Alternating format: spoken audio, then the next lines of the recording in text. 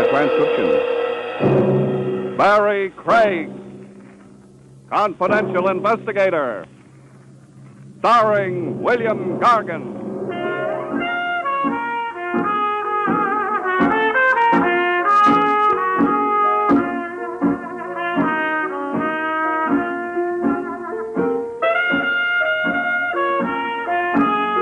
Barrie Craig speaking. Detectives come in three sizes.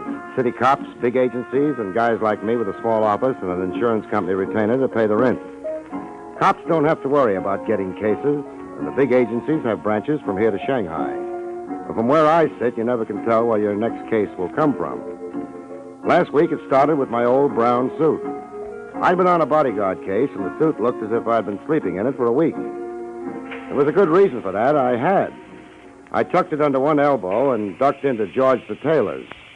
George had a king-size shoebox in the basement of my office building. Morning, Mr. Craig. Hi, George. What can you do with this suit? If you like herringbone handkerchiefs, I could maybe salvage enough goods. All right, so I'm not Adolphe Monju. How about it? Tuesday? With the spots out, Thursday. Okay, Thursday. Say, Mr. Craig, I wanted to ask you, I've got a problem. Well, what is it, George? Got a pair of plaid slacks with no coat to match? No, I'm serious. My wife says, George, you go to the police. But she wasn't here when that man came. What man? What's the pitch, George? The man said I need protection. Shakedown, huh? The man said I've got to pay $50 a week to stay open. He says, George, you wouldn't want trouble. Maybe a bottle of acid spilled on your racks. Did you pay him? Well, I didn't have $50. I told him to get out. Now I'm scared, Mr. Craig. Look, you're a detective. I want to hire you. You protect me. That won't work, George. Stopping a protection racket is a big operation. You need 24-hour guards, a whole setup to protect all the shop owners. Well, I could pay in installments. You've already paid for protection, George, your taxes. You better call in the cops. They're the only ones who can swing it. Oh, no. He said they'd beat me up. Maybe kill me. Look, George, I'll tell you what I'll do. I'll drop in at headquarters tomorrow and bend the lieutenant's ear. He'll give orders for a cop from the precinct to look after you. And start the ball rolling to find out who's behind this racket. Will you really do that for me, Mr. Craig? Sure. After all, I wouldn't want anything to happen to my brown suit. George disappeared in a spritz of steam, and I headed home. I put in a call to Lieutenant Edwards. He was out, so I left a message that I'd call in the morning. I was propped up in bed eating pretzels, reading a medium hard-boiled private eye opus, wondering where he found all the beautiful blondes with the low-cut problems when the phone rang. I left the intrepid sleuth under a falling blackjack and stretched for the receiver. Craig speaking. Mr. Craig, you've got to come quick. George? You've got to come down right away, Mr. Craig, please. Please. What's up? Somebody there? Hello, George. George! Hello, George! I slid into my shoes and took off across town. When I hit the pavement outside of George's shop, I had company. A hook and ladder, 2 pump engines, and a crowd of fire buffs who traveled to Denver to see a lit can of Sterno. The smoke was pouring out of the cellar as I muscled my way through the police lines and ran into Lieutenant Edwards. What do you want to be when you grow up, Craig? A cop or a fireman? I'll take a rain check on the laugh, Lieutenant. What are you doing here? Just holding back the crowd. If you ask me, all these fire buffs are nuts.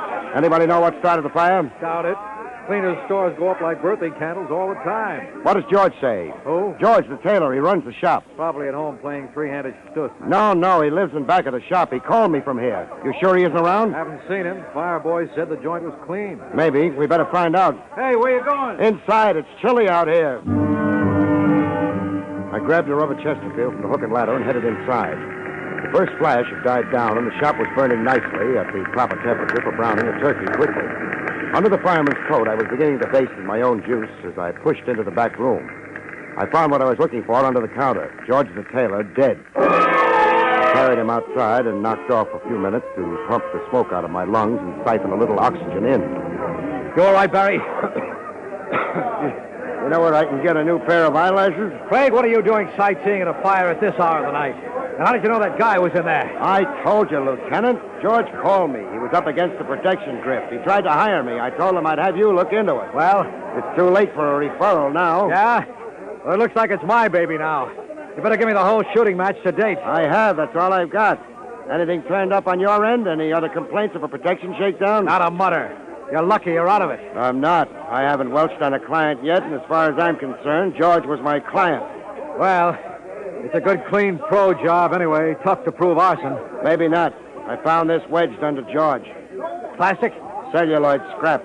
Comes in real handy. Stick a plumber's candle in a pile of it, and by the time it blazes up, the mechanic is clear to Nutley, New Jersey to establish his alibi. Celluloid, huh? Well, then I'd better make my call in. Arson. Yeah, and while you've got the precinct on the wire, just casually mention murder. The bus from Bellevue rolled up, and they loaded George's body in the back. I watched it pull away.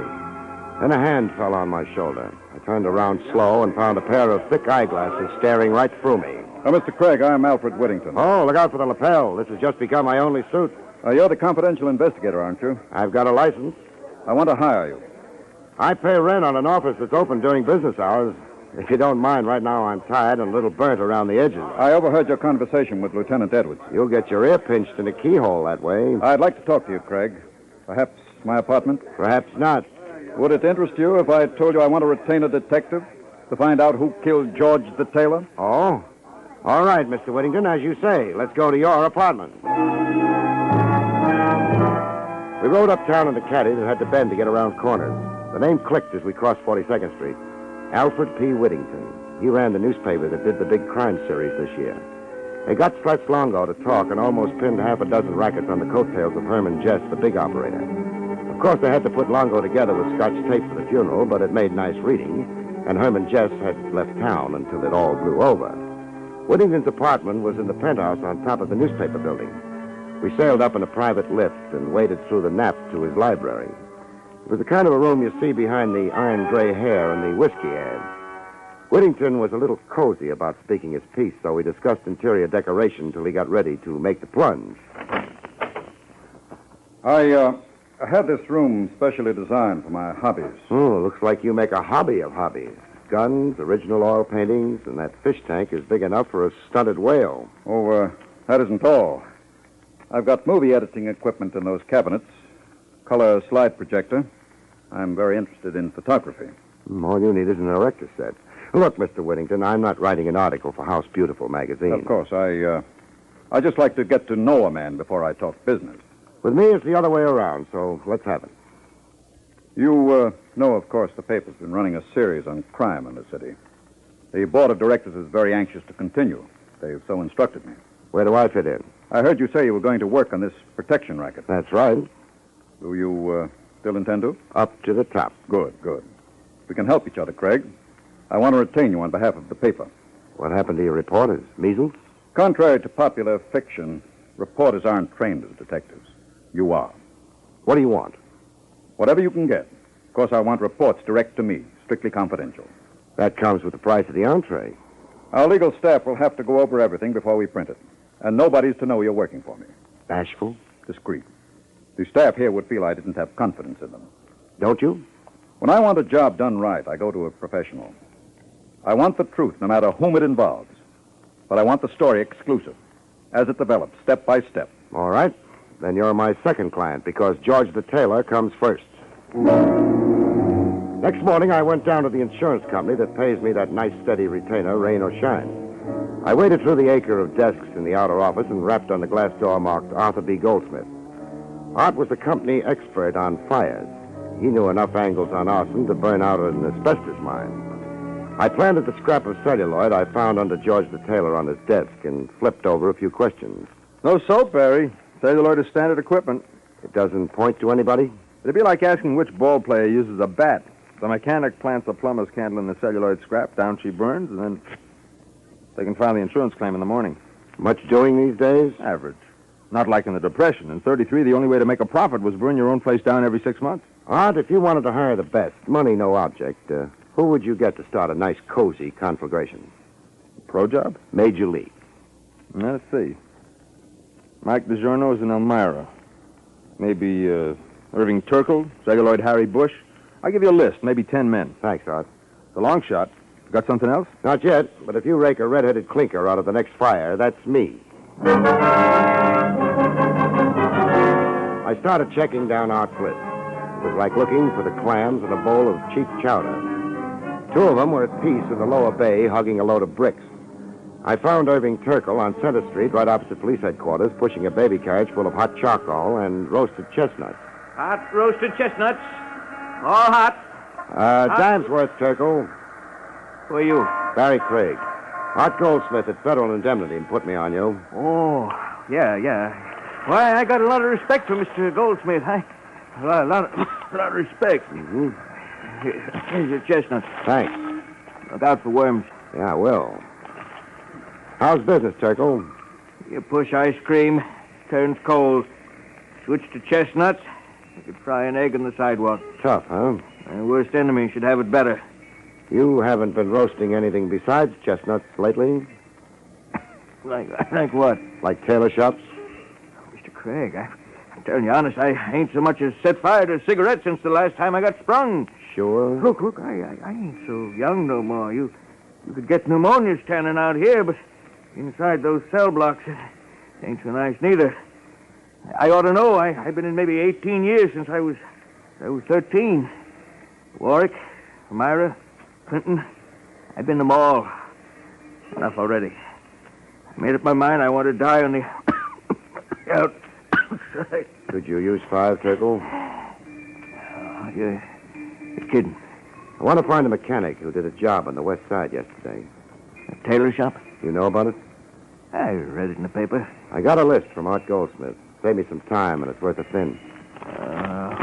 Mr. Goldsmith, shouldn't ought to put me on the list. I retired. I wouldn't... How about the rest of them? Well, I heard somebody the other day saying Harry Bush made a good connection. Where can I find him?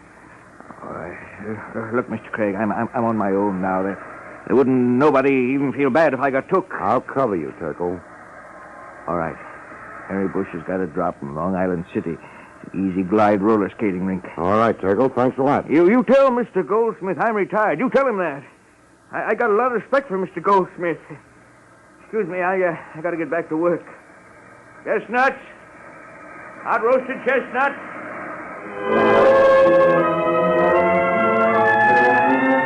The Easy Glide roller skating rink was in a factory district across the river in Queens. It was an oversized barn with high school kids on wheels where the cows should be. I managed to collide with a redhead in a turtleneck sweater and one of those velvet skating skirts that looked like the paper panties on a lamb chop. And she told me where to look for Harry Bush. There was a sign on the door that said, "Manager, keep out," but I decided to overlook it. Who's that? Hello, Harry. If you want to rent skates, you're in the wrong pew. Mind if I smoke? Who are you? We got a light, a match, maybe a plumber's candle? What are you, cop? Private license, Barrie Craig. It's a nice drop you've got here, Harry. What are you talking about? I'm the manager of this Been joint. to any good fires lately? What would I be doing at a fire? Lighting it. They say around town, celluloid Harry Bush is working again. You're in the protection racket up to your pointy ears. You're crazy, Craig. I haven't been near a tailor shop. Yeah? I didn't mention any names, Harry. I just said protection. How did you happen to think of tailor shops? I read about it in this morning's paper. They're still burning people for murder in this state, Harry. But then you won't mind. You like fires. I wouldn't even get booked. Listen, Craig, I don't care what you think. It ain't going to do you no good. Somebody covering for you, Harry? What do you think? Who is it? Why don't you find out? Maybe I will. So long, Firefly. Outside, I parked my shoulders against the wall just around the corner and went into a trance. I didn't have long to wait. Celluloid Harry came bouncing out in less than 5 minutes and headed for town. I stuck with him like bubblegum till he ducked into a doorway in the East 60s. I gave him a running start, then I waltzed in time to see the indicator on the elevator hit 5. I ran a finger down the directory. There were only 2 offices on file. A Dr. Martin Produlik, DDS, and an outfit named Star Enterprises that could stand for anything. I grabbed the elevator on the next bounce and punched the button marked 5. I put my shoulder to the door marked Star Enterprises and heaved. What? What's the idea? Well, Herman Jess, I presume. I didn't know you were back. Who the devil are you? Where's Celluloid Harry? Who? The little spark plug. He came up here. I have enough trouble without guessing games. Who are you? Barrie Craig. You're not police. Private. Now, you can't break in here like this. I'm not a well man. I should be in Florida right now. What's keeping you? Well, that's my business. Yeah, I know about your business. You're really a public benefactor, Herman. Where would a kid get a reefer without you, huh? Yes, now look, the doctor said I shouldn't get excited now. That must be a handicap in running your racket. I'm not in rackets anymore. I'm retired. What makes you think I'm going to believe that? Now, does it look like I'm running a business here? Well, no, but... I've got no desk, no files, not even a telephone. Now, the doctor says I've got to have absolute quiet. All right, then. Just tell me where Celluloid Harry is, and I'll stop disturbing the peace. Now, look, Craig, you want somebody named Harry. I haven't got him. There's only one door here, and you came through it. Now, take a quick look in the closet and walk out of here. My heart can take just so much. I'll take you up on that, Jess. Not even a bone. Now, kindly leave. Okay, Jess. But if you haven't quit the rackets, I'm warning you now. I'm after the mechanic that burned George the tailor and the man who bought him. Clear up to the top. Put that in your blood pressure and smoke it. I started for the door with a sinking feeling that I was a sucker in a new-style shell game. Celluloid Harry had to be in Jess's office. Unless he was under the rug, I couldn't see him. The elevator door was just sliding closed as I reached it. I got a quick shot of a pretty picture. Celluloid Harry with his finger on the first-floor button. The door slammed, and I stared at the arrow as it swung around. It didn't add up. It wasn't in Jess's office. The only other room on the floor was the dentist. I decided to develop a toothache. Can I help you? It's my tooth. This one, see? Hurts something awful. Oh. Dr. Weiss is on the first floor, and Dr. Carey on the third. What's the matter with Dr. Padulik? I'm sorry, he isn't in today. How about the fellow just came out? There's been nobody here. Then I guess I made a mistake. By the way, you like roller skating? I beg your pardon? Nothing. A book of matches on your desk says Easy Glide Roller Rink. I thought maybe you liked to skate.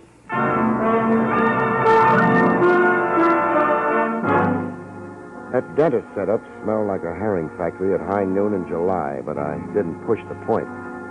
I left and found a phone booth in the lobby of the building and poured my story into Whittington's shell-like ears. There might be any number of reasons for that girl lying to you, Craig. Harry might be a boyfriend. She doesn't like to skate, and Herman Jess is right next door. I think the dentist's office is a blind. You think he's fronting for Jess? I'd lay the odds. When the crowd thins out, I'm going up there to check. Well, what do you expect to find? I figure with the rackets Jess is running, he's got to have complete records handy, or he couldn't keep track of the take. I want to find those records. All right. If you come across anything, bring it straight to me. The receptionist had left for lunch, so I rang a few peals on the bell to see if Dr. Padulik was at home. He wasn't, so I let myself in with a bobby pin and went to work on the desk in the inner room. I pulled out a stack of records. That latest date was 3 months ago. The appointment book past that date was blank. The bills checked. Nothing later than 3 months ago, except the last one. A bill from the Conmont Memorial Home for $700.84 for the funeral of Martin Padulik. What are you doing in here? Huh? Who are you? Who do you think I am? Dr. Martin Padulik. He was a rabbity gray little man. Looked pretty good for a 3-month corpse. There was a vein in his forehead, jumping like a kid on a pogo stick. But his hand was steady as a rock, because it was wrapped around a .38 revolver. You stay where you are. What do you think you're going to do? You broke into my office. I'm going to call the police. Fine. You go ahead. Maybe you can explain to them how you happened to be buried 3 months ago. What? You're no dentist. You're fronting for Herman Jess. Well, then, you're crazy. Am I? I'll save you time. I'll call the police. Give me that phone. And you give me that gun. There. Fair trade. Now, settle down, friend, while I jam a chair under the doorknob. I'm going to look for Herman Jess's record. I was in a tough spot, and I knew it. The License Commission doesn't look kindly on breaking and entering, and if that office was clean, I was in for trouble. I knew I couldn't search that room for anything smaller than an elephant in the few minutes before somebody drifted in, so I kept one eye on my buddy and played it cozy. I yanked the desk drawers out and threw the papers around like a picnic. I pulled the medical books down off the shelves to make sure that there weren't any false fronts. I wasn't getting any take from the phony dentist, so I headed for the other room. I dumped the instrument trays, and he couldn't have cared less. And when I headed for the file cabinet in the corner, the vein in his forehead beat like a ragtime drummer on bathtub gin. You can't get away with this. I'll have you in jail. Yeah. I slid open the file drawers. Nothing but dental records. I slammed them shut, and my playmate relaxed like a hangover in a Turkish bath. I couldn't figure it. Those records ought to be near that file cabinet. Maybe a secret panel. I couldn't be sure without an X-ray, and then I got it. What are you doing? Taking a look in this box on top of the file. Those are valuable X-rays. Don't get them out of order. I won't. I'm taking them with me. This first batch are teeth, all right. But from here on, these pictures didn't come from anybody's mouth. Not unless his molars kept double-entry books. Oh, company. Let me in. I know you're in there, Craig. Not for long. Which way is the nearest fire escape? Hurry! I got him! In the pig's eye, friend! Craig, stand still or I shoot. The window was locked, so I tossed a wastepaper basket through it. I was 2 floors down the fire escape when Jess showed up in the window. Clubs were slamming around like a pinball game with body English. I hit the ground and sprinted for the curb. Then I jumped into a waiting hack. As pulled away, I saw Celluloid Harry bounce out of the building and into another cab. Hey, mister, I wouldn't want to make you nervous, but you're being followed. No, I'm very popular. Can you lose them? No. My life insurance lapsed last week. Would $50 change your mind? What good is insurance after I'm dead? 50 I can spend now. Hold on to your plate. We weaseled through Manhattan. The cab behind us stuck like a mustard plaster. We got into a jam and a transverse across Central Park. Hang on, mister. I'm going to cut inside that bus on the sidewalk. You got caught by the lights. Shot straight up to Whittington's mink-lined sewer. He was showing himself color shots with his Cocker Spaniel on a slide projector when I waltzed in. Craig, you didn't ring? Doorbells are for process service. I've got Herman, Jess, and the protection racket in my pocket. Here. What are these? Dental X-ray films. Only there isn't an inlay in the bunch. These are Jess's records, microfilm to match the teeth X-rays. Are you sure? You can't read them without a magnifying widget. But I'll bet there's enough in that envelope to send Jess up the river like salmon. Shall I call the cops? I'll take care of that, Craig. Wait. You expecting anybody up here tonight? No, I left orders not to be disturbed. In that case, we'd better get ready to receive company. Somebody's coming up the stairs. I thought I lost Harry, but I guess he's stuck. Chuck that envelope in the fish tank. What's up? Go ahead. It won't hurt the film. Now, try to look innocent. All right, Craig. Get them up. We were just talking about you, Jess. Was your nose itching? You hoist them, too, Whittingham. You can't get away with this, Jess. I'll have you... You won't do anything. You're pretty brave in those crusading editorials. Wrecked my health.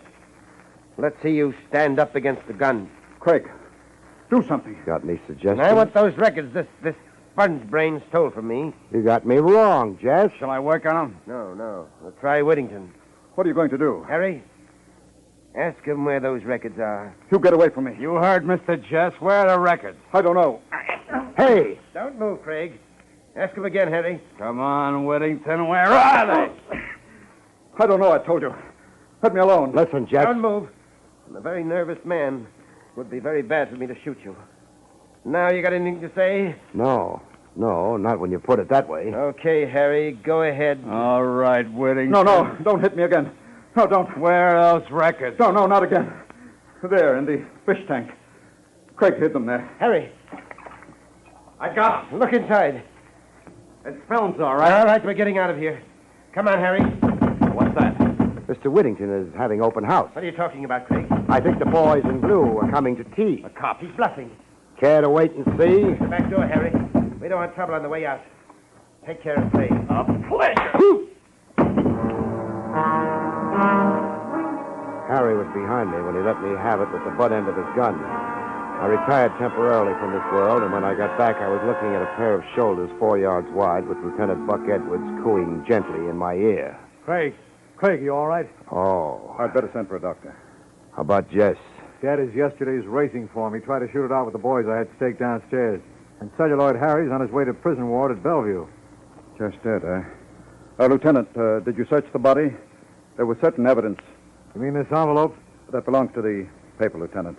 Part of a confidential report. I don't know, Mr. Whittington. I'll take complete responsibility. We rate a break on this story. Craig was retained by us. Go ahead, Buck. Give it to him. Excellent. I'll put it in my safe. Better look at it first. What do you mean?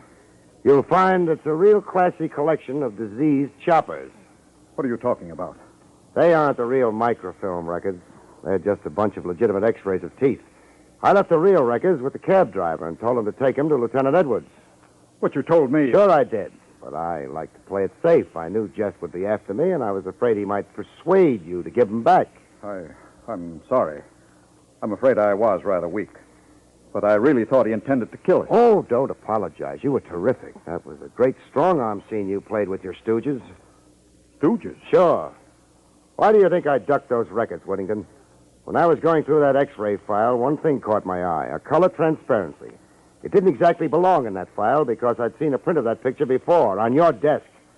A very flattering portrait of your wife. My wife? Yes, you made a slight mistake. You must have got it mixed up with your microfilm records when you shipped them back to your boy, Herman Jess. Oh, see here. Are you trying to insinuate that I mean, you're the real boss behind this racket, not Harry Jess. Why, well, that's absurd. If that were true, then why would I have hired you? Self-protection. Your board of directors was pushing you to deliver that crime series, but you figured that if I turned anything up, it'd be easy to take care of me this way. Craig, you're out of your mind. You can't prove a thing. Oh, yes, we can. We checked those microfilms, Mr. Whittington. There's a payoff to you listed on every page. You've been under arrest for the last 5 minutes. Well, Whittington, I guess this squares accounts for George the tailor, but you still owe me for one brown suit. I'll put it on the bill for services rendered. Take him away, boys. Coming, Barrie. Coming, Lieutenant. So long, folks. See you next week.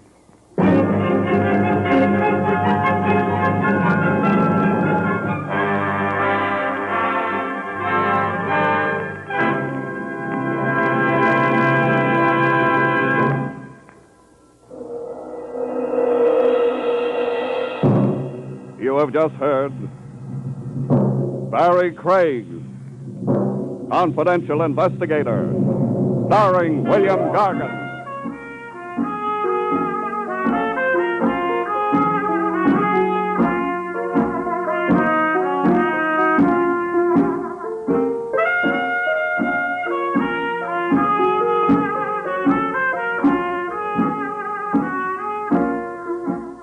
Next week, another exciting transcribed story starring America's #1 detective, William Gargan, as Barrie Craig, Confidential Investigator. Tonight's story was written by Ernest Kenoy and featured Santos Ortega in the role of Alfred Whittington. Your announcer is Don Pardo. All persons and places mentioned in this program were fictitious, and any resemblance to actual persons living or dead is purely coincidental.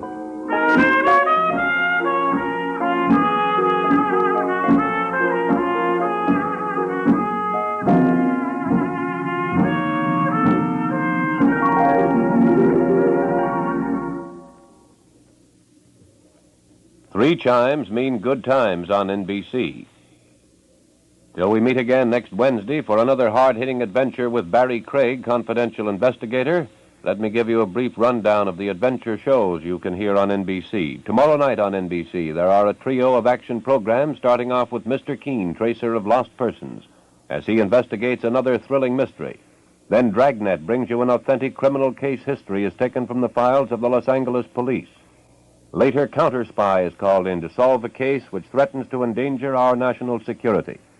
Then on Saturday, screen actor Brian Dunleavy takes you down the shadow-filled corridors of mystery on another dangerous assignment. On Sunday, NBC's adventure shows include a spine-tingling visit with Martin Caine, Private Eye, followed by the exciting story of The Whisperer. Later, Douglas Fairbanks is featured in The Silent Men with authentic action stories about your government security agents.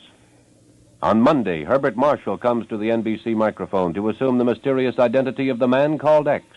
Then Tuesday night, hear Big Town, and another pulse-quickening story is told by editor Steve Wilson of the Illustrated Press. Well, there you have a complete roundup of the top mystery shows you can hear on NBC. Next Wednesday night, we hope you'll be back with us for another adventure with William Gargan as Barrie Craig, Confidential Investigator.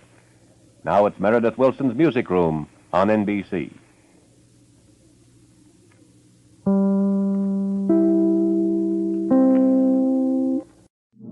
One thing about marriage, folks. Many are made in heaven, but there are others that are unmade by the fourth application of the vow, unto death do us part.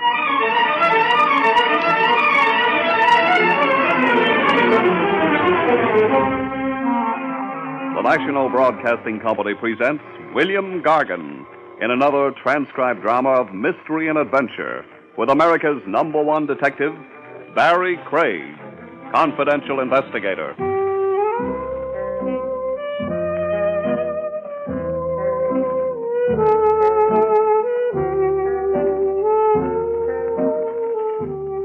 Barrie Craig speaking. That's the name, Barrie Craig. You rent an office on the 3rd floor of the old Mercantile building. You've got a city license which says you're a confidential investigator. So, most of your life, you sit around and wait. Some of the guys in the business hire blondes and call them secretaries. Others confide in cab drivers, bend bartenders' ears, even buy dictating machines. Maybe it helps them forget that they're the loneliest guys in the world, because nobody really talks to you. The suspicious wives, the frightened parents, the desperate kids who walk into your office never even see you. To them, you're a license, a pair of ears, and sometimes a gun. Nothing human. And after a while, maybe you're not. It's open. How do you lock this door? There's a thing underneath the doorknob there. You slide it over. Oh, yeah. You're Barrie Craig. Yeah. You're not doing very well, are you? I could write my name on the dust on your desk. What name would that be? Wilma Lord. How do you do, Miss Lord? Mr. Craig, have you ever killed anyone? Not for a fee. Will you answer a question about the weather? I don't know much about the weather. Well, why'd you lock the door behind you, Miss Lord? I can't have anybody see me here. There's a woman comes around a couple of times a week. I'll speak to her about the dust. Oh, that's not...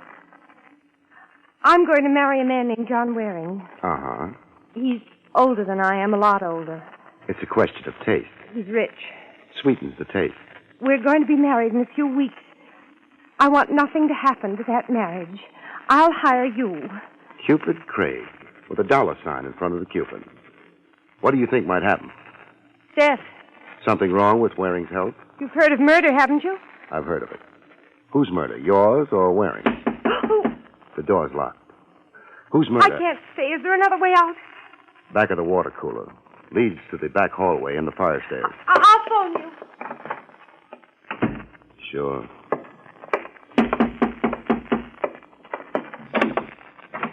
Yeah? Get out of my way. That gun a little heavy for you? I said... Okay.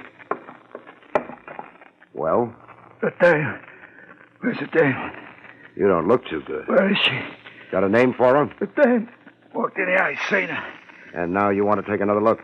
Want to give her back a knife. Knife?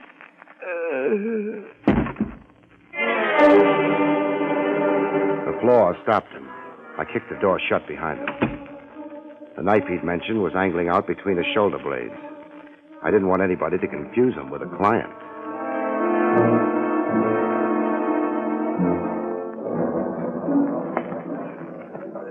The homicide squad arrived and went to work.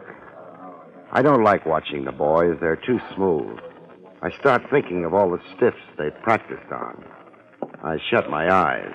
Are we boring you, Craig? Lieutenant Rogers, I've seen it all before. Too bad. If only we could work out an entirely new approach. Then perhaps you'd watch us, Stop being so tough, Trav. Everybody's forgiven you for having gone to college. Thanks. You're welcome. Craig, the story's no good. The only one I've got on hand. I'll tell you why it's no good. The punk there with the knife in his back was on the Harry Otis payroll. Oh? Wilma Lord is on the Otis payroll. Must be a large payroll. Among his varied and largely illegal activities, Otis also runs a supper club over on the east side. The Gilded Lily. Mm-hmm. You can have Wilma Lord for supper there 6 nights a week and twice on Sundays. It's too early for supper. The last couple of months, Otis has been very busy. Covering up. The Crime Commission? The Crime Commission. Mr. Otis is a very large target for them. He's been doing his best to shrink recently. Woman Lord could have come to you because she planned to concertize with the commission and wanted protection. Why me? You're big. You're good-natured. And, well... I'm stupid? No. But you like to believe people when they give you a chance to. What about the Waring angle? Did she pick him out of the phone book? There is no Waring angle. John Waring happens to be a distinguished philanthropist. That means a guy with so much money he can give some of it away. Thanks for the translation. I still believe Wilma Lord's story. Why? Because she's young, beautiful? Because she looked you straight in the eye when she told you all? No, Trav. Because she was nasty.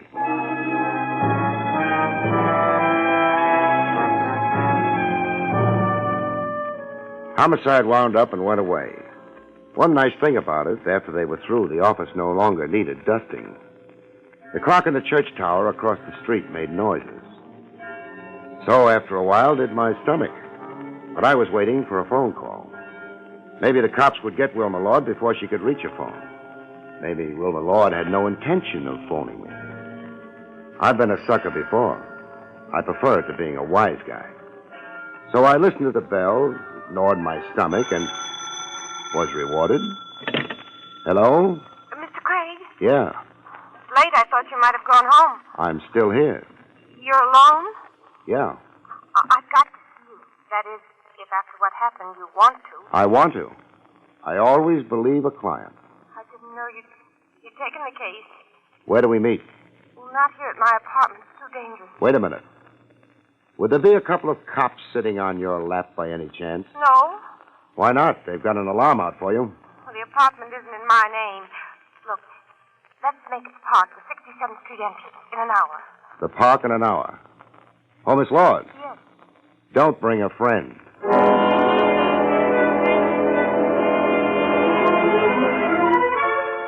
I locked the office door. Nothing in the office worth stealing, but this way, maybe I could tempt a burglar. I felt underprivileged. I'd never been burgled.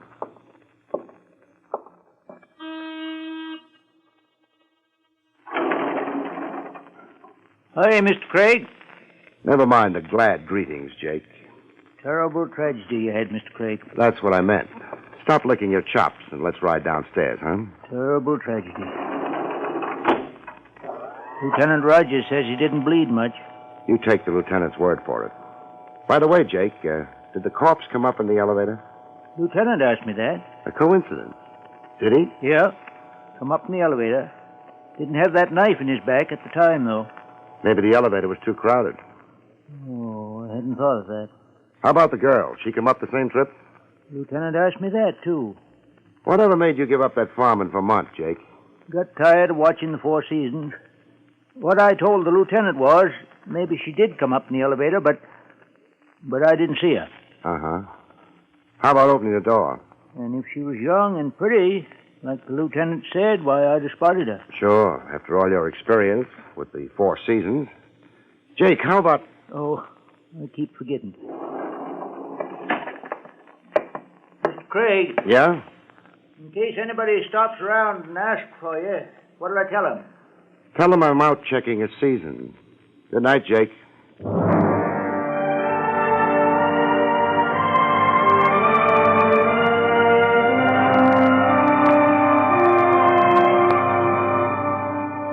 The park was close enough so I could take a couple of hamburgers aboard at Willie's wagon. A couple of hamburgers and a cup of the stuff Willie calls coffee. Willie keeps his coffee urn shined. I was facing it. What I saw in the urn looked like what you see in the distorting mirrors in the Coney Island Funhouse, except not so funny. Willie! You got a complaint? Take it up with the mayor. Take a look over my left shoulder, Willie. Oh, it's gorgeous. You want I should pin a gardenia on it? Somebody looking into the wagon had his face plastered against the window. I don't want to turn and tip him off. Huh? You hitting the pipe again? No face? I bet you inhaled, too. Oh, forget it, Willie. You must have ducked. Here. Take that up with the Bureau of Internal Revenue. Boy, you throwing dough around. What's the matter? You had a horse in the fifth? No. I had a corpse in the third.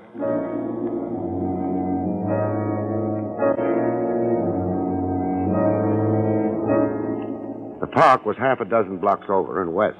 I couldn't spot a tail on me, which didn't mean a thing.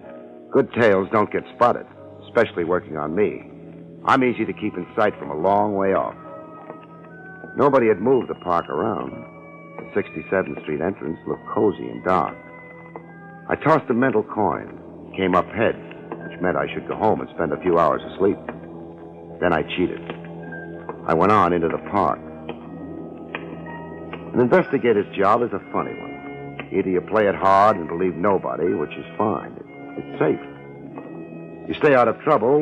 Maybe after 10 years, you're growing ulcers because nobody likes you, but an ulcer never killed anyone yet. Or else you believe people. Then you've got trouble.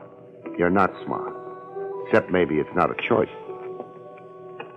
Kept getting darker. Not a choice because it depends on the way you're built. The way I'm built, you stick your neck out. I did. Only warning was a slide of feet on the gravel path.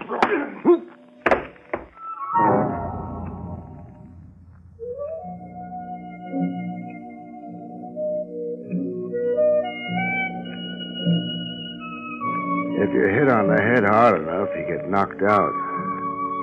All you remember afterwards is getting up. It's a memory you're willing to trade cheap. The guy looks like he is returning to us, Mr. Otis. He might have fractured his skull, Beeper. Private eyes have got very thick skulls. All I know is I read about them all the time. Private eyes are always getting bopped on the skull. It don't bother him. It bothers me. Beeper, help the gentleman. Never mind. Mr. Craig. I've got a headache. I'm sorry. Beeper is so enthusiastic. Send him over a little closer to me. I'll calm him down. I'm afraid not, Mr. Craig. Beeper is armed. He was acting on instructions from me. Was he supposed to bring me in alive? I'm not that funny. How did he find me in the park? He trailed you there from your office. Uh-huh. Rather a cold, unpleasant night, Mr. Craig. You often walk in the park. I managed to get there from time to time. You wouldn't have been meeting anyone there? I could use a couple of aspirins. Beeper was perhaps a little impatient. How was I supposed to know he had an appointment? Beeper. I beg your pardon, Mr. Otis. Well, Craig? I could still use those aspirins. I see. Well, perhaps it isn't very important. What's more to the point, Mr. Craig, you had a visitor this afternoon. I had lots of visitors, most of them in uniform. I'm referring to the gentleman who preceded the police. The gentleman whose untimely death was responsible for the visit. You didn't happen to kill him by any chance? The cops didn't think so. They might be prejudiced. Also, you may have pleaded self-defense. Otis, you know better than that. A man like you has pipelines to the department. Very well. A question, then. What was the gentleman... You mean the punk with the knife in his back? ...doing in your office? He was dying there. Hey, I'm hearing music. A ringing in my ears? A rather good little orchestra. They'd be insulted by your description. Don't tell them about it. This wouldn't happen to be the Gilded Lily, would it? You know the place? Sure. Some of my best friends have had supper in it. What was Jimmy doing in your office? A punk? He might have been looking for a confidential investigator. Oh? For what purpose? To help him find his lost innocence, maybe. Beeper. I'm not joking. What job was he doing for you? What makes you think he was doing anything at all for me? He was on your payroll? Indeed. The cops told me. They're blabbermouths. Pity about the civil service. Things would be so much easier otherwise. You could buy more for less, huh? You're not going to tell me why Jimmy came into your office? I didn't say that. I'll tell you why. He was looking for the owner of the knife in his back. Oh? He never got around to telling me who it was. Would you like some information? Very much. At what price? We'll discuss that later. The information goes like this. Your boy came up in the elevator. He didn't have the knife in him then. He did have when he got to my office.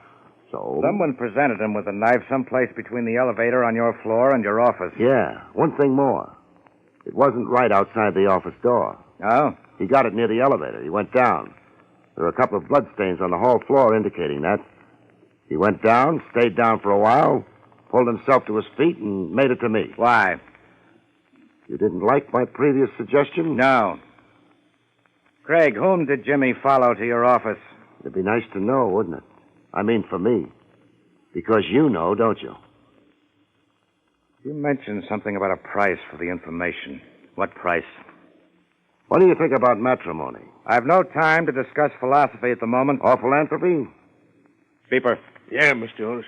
A Until this moment, I've been considering Mr. Craig an honest, if somewhat stupid man. Now I'm not so sure. Yeah? Either of his honesty or of his stupidity. I can get you references on both counts. I would like to be sure, Beeper. I take him apart? Unless Mr. Craig would like to tell us another story. I'm out of stories. You're in trouble, however. Beeper, we want Mr. Craig to explain his remarks about matrimony and philanthropy. Yeah, hold it, Craig. I wouldn't mind plugging you in a leg, say. Give me excuse. You gonna stand and take it nice? Okay. Take it. I hope the gun barrel don't scare you permanent. How about putting your arms behind your back, huh? Gonna start getting painful soon. Thanks. Now, hey, who? Opportunity knocks. No, Otis. I've just inherited a gun. Beepers. You weren't expecting company. Mr. Otis, I've been knocked unconscious. I've been pistol whipped. Maybe I'm sore. I wasn't expecting company. Yeah, that's the reason Beeper was startled. All right, open the door. Let's see who it is. Hello, Mr. Otis. The Marine. Hello, Trav. Hi, Craig. Mind if I come in? The office belongs to Otis. You're holding the gun. That belongs to Beeper. Beeper? He's lying down. Tired? He ran into a doorknob. Have a gun on him. Thanks. Who knows? Maybe he has a license for it. We'll see. Exactly what do you want here, Lieutenant? We've had the place staked out. Nobody we were interested in showed up. I got the report that a big man was carried in. Turns out it was Mr. Craig. That's how it turns out. The place staked out? And you're looking for... If nobody minds, I'll get out. In a hurry, Barry? I'm late. For what? A date. Now, wait a minute. Way it looks, you were slugged and brought here. I guess it does look that way. You could prefer charges. It was all in fun. That welt across your face doesn't look funny. One of the reasons I'm in a hurry. What? I want to have the nasty little bruise kissed away.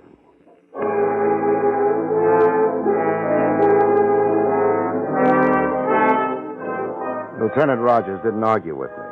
He wanted conversation with Otis and Beeper. Nobody had mentioned Wilma Lord yet. Not Otis, not Trav. But they were thinking of her. So was I. I tried the park. A couple of hours had died since the appointment, but I had to make sure. I made sure. Maybe Wilma Lord had been waiting for me. Maybe not. Either way, she wasn't waiting anymore.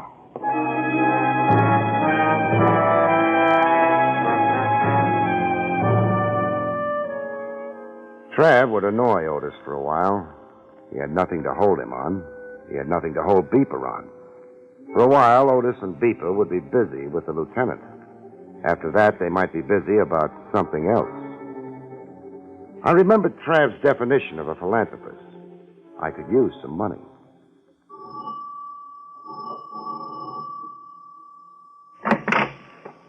My name is Barrie Craig. Yes? You're John Waring? I am. Mind if I come in? It's rather late. So late you sent the butler to bed, huh? Well, that is hardly... Who did you say you were? Barrie Craig. Should I know you? Yes. Why? Because you're a philanthropist. Good night. I didn't finish. Because you're a philanthropist about to get married. Come in. Thanks. In here, if you please.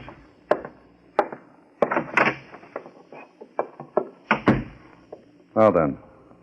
Your name is Barrie Craig. You're a reporter, perhaps? Not exactly. Then why your interest in my... Marriage? I've been hired to make sure it goes through on schedule. Hired? By whom? Your fiancée. Didn't I use the right word? You mean Miss Lord? How many girls were you planning to marry? Mr. Craig, I permitted you to enter my home because you seem to know about my marriage. I didn't expect you to insult me. I'm sorry.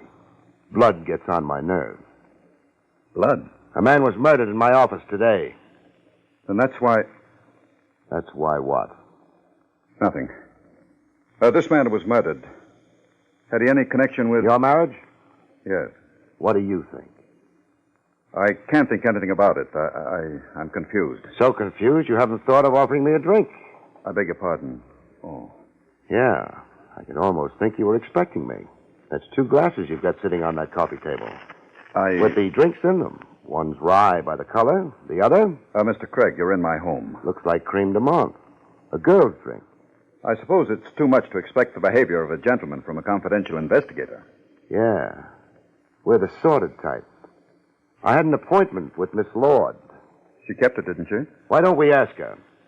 Ask? Nice drapes you've got. Pity they don't quite reach the floor. Now, look here, young man. Never mind, John. Hello, Miss Lord. Hello. Did you decide the park was too cold at this time of the year? What made you come here? You wouldn't be holding up in your apartment, listed in your name or not. The cops are bright nowadays. Well, where else would you duck for cover? It was simple. Lucky for me, it was simple. I get confused easy. What do you want? You hired me to do a job. I believe you. I always believe my clients. Sometimes I'm suckered, sometimes not, because sometimes clients don't expect to be believed. I resent all this. Don't be in too big a hurry, Mr. Waring. Miss Lord was afraid that the marriage was going to be interrupted by murder. Murder? She didn't get around to telling me whose murder, yours or hers.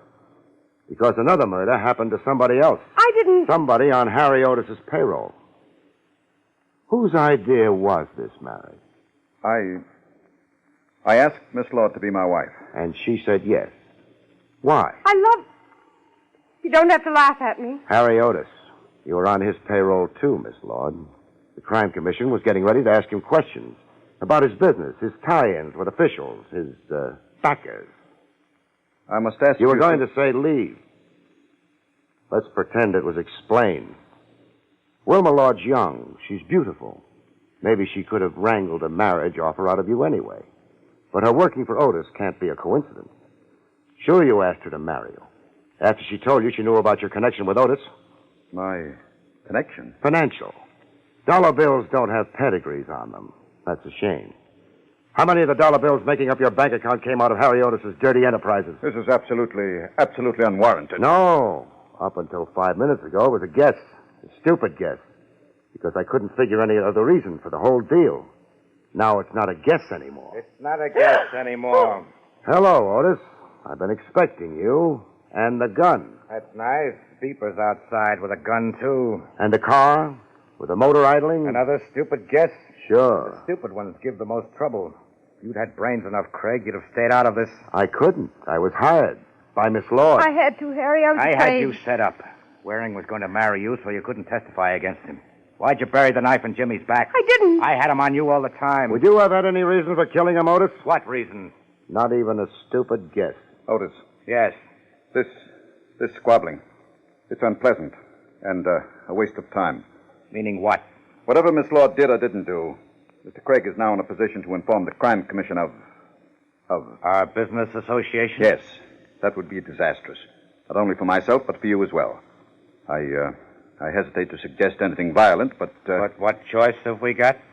Precisely. No, there's been... Shut up, Wilma.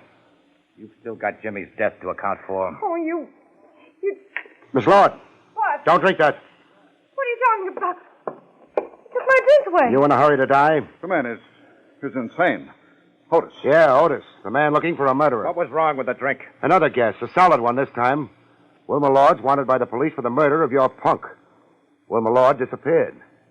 Suppose she died in this house. Waring would have the body what? Buried? Burned? Either way, no more Wilma Lord. The cops would spend the next century looking for her. The case would be closed. Oh, no. Also, John Waring wouldn't have to marry her. He'd be rid of a witness against him. What he had in mind for you, Otis, I wouldn't know. But he had something in mind. Then he'd be free. He could go on being philanthropic. It's childish melodrama. Murder's melodrama, only it's not childish. Mr. Waring, when I walked in here, you asked me if I was a reporter. The gag being you'd never seen me, heard of me before. But a little later on, you said something about a confidential investigator not being a gentleman. He must have followed me, too. You said Wilma Lord had kept her appointment with me. How did you know? If she told you, you wouldn't have confused me with a reporter. If she didn't... Wait a minute. He was checking on her because he was planning to get rid of her. But your boy Jimmy spotted him on the 3rd floor where my office is. Nobody else would have had any motive for killing him. Waring had to because it tipped his hand about his plan for the girl. Nonsense. Absolute nonsense. Then suppose you drink this, huh? I detest creme de menthe. Drink it, Waring. I shall leave now. I find this highly I said drink it. You're being a fool. A fool. Had to be done. Done. The reason I knew the drink was poisoned. Take a sniff at it, Otis. Don't bother. A deep sniff. So sorry. Got it in your eyes. Thanks for the gun. You... Mustn't lose your temper. Waring killed Jimmy. Sure. But you had to kill Waring, didn't you? If you turned him over to the cops, he'd have blabbed. The crime commission. Beeper! Beeper? You know something, Otis? You must be a sinking ship.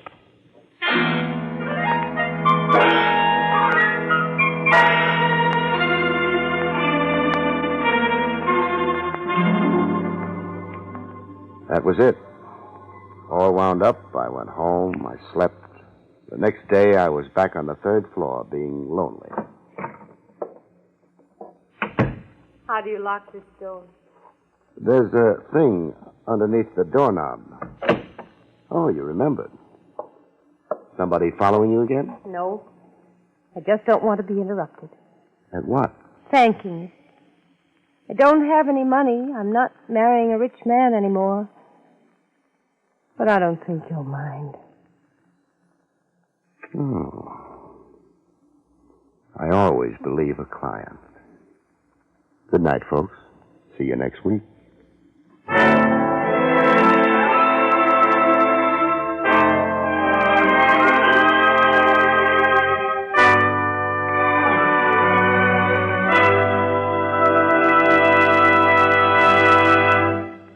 You have been listening to William Gargan in another exciting transcribed mystery drama from the adventures of Barrie Craig, confidential investigator. Tonight's story, The Case of the Borrowed Knife, was written by Lou Vitez. Next week, it's an exciting story titled Dead on Arrival, about which Barrie Craig has this to say.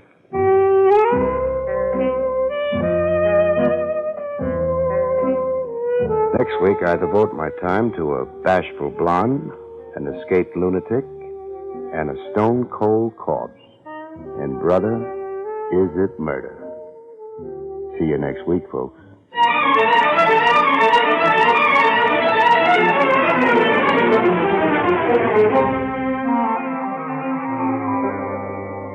Featured in the role of Wilma was Elspeth Eric. Barrie Craig, starring William Gargan, is under the direction of Hyman Brown.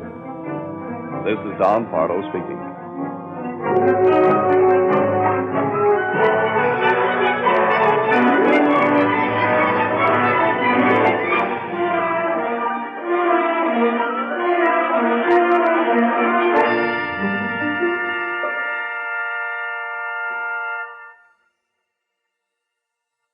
It's the Silver Jubilee on NBC. This Sunday night, be sure to hear The Big Show with a full 90 minutes of outstanding entertainment. This Sunday, The Big Show will present such stars as Sophie Tucker, Morton Downey, Ann Sheridan, Jerry Lester, and your glamorous, unpredictable hostess, Tallulah Bankhead. The Big Show brings you a sparkling program presenting drama, comedy, music, everything to provide you with the biggest show in radio. Yes, for people in the know, Sunday means The Big Show on NBC. Then later Sunday night, Theater Guild on the Air presents Age of Innocence by Edith Wharton, starring lovely Claudette Colbert and MacDonald Carey. Yes, there's 60 minutes of top-flight drama coming your way this Sunday as Theater Guild on the Air brings you Age of Innocence. And for photos as well as feature articles on your favorite NBC stars, be sure to buy the current NBC Silver Jubilee issue of Radio TV Mirror magazine. This Sunday, hear the best, hear The Big Show, and Theater Guild on the Air, both on this, your NBC station.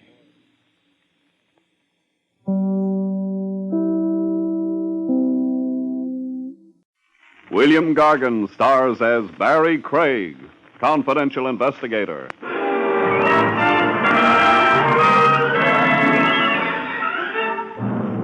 The old saying, early to rise, folks, can't possibly mean a thing to a corpse.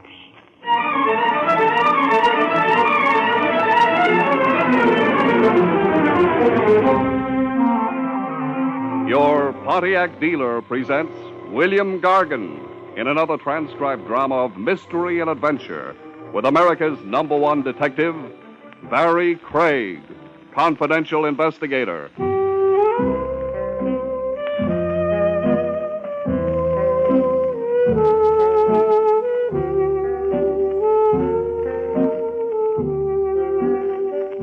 Barrie Craig speaking.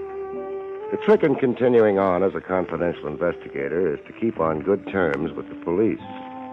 Comes time for your license renewal, and a department sorehead can louse it up for you. Play footsie with a corpse, conceal evidence, rack up as many black marks as you must, but be sure you've got a friend somewhere in the higher echelons. High, say, like a lieutenant, willing to countersign your renewal application, where it reads character references. Ah, the fool that I am, Craig, endorsing your application. Your signature goes down here, Trav. No blotting now. Right neat. Certifying you as a man of good character. However will I atone for the perjury? The guilt get too much for you. I can refer you to a high bridge. Okay, I've signed.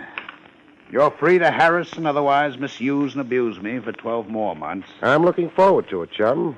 I'd start in right away if I had a case.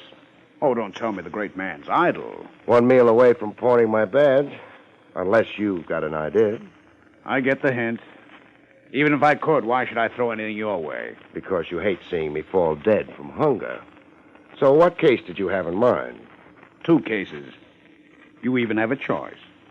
Both of them prefer a confidential operative to official police methods, official notoriety. I was asked to recommend someone. I'm all ears. Case 1. A Mrs. Cora Talbot wants help in finding her husband, Stanley Talbot. Talbot's been missing more than 6 years. What's her motive in looking for him now? Oh, a last-ditch search. She's about lost hope that he'll ever return. She wants to petition to have him declared legally dead so she can remarry. Interested? How big a fee? $20 a day and expenses. Kind of anemic. It's all the lady can afford. Is it no? What's my alternative? A publisher named Hilary Grayson. He ran a best first novel contest, $50,000 to the winner. And? The prize-winning manuscript was stolen, very mysteriously. What's it worth to Grayson to get the manuscript back? A flat $2,000. So, which of the two has you seething with a desire to see justice done? Well, I don't want to be mercenary. Then you'll accept Mrs. Cora Talbot. I'll call and tell her. Call and tell publisher Grayson. It's not on account of the higher tab. The fact is, I've been a long time wanting to raise my cultural level.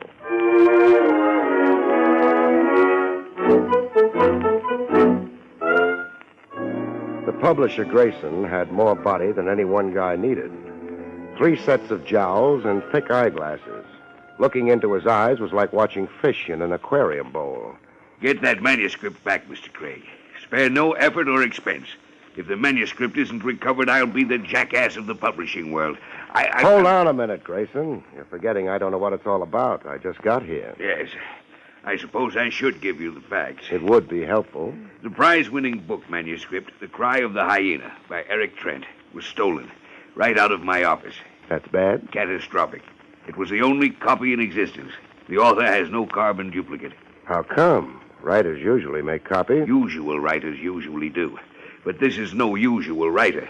This is Eric Trent. Here's his photograph. I get what you mean by this one not being usual. Does he always wear chin whiskers? Yes. Trent's a brilliant eccentric. A man who's roamed every corner of the world. A wanderer who wrote one page here, another page there.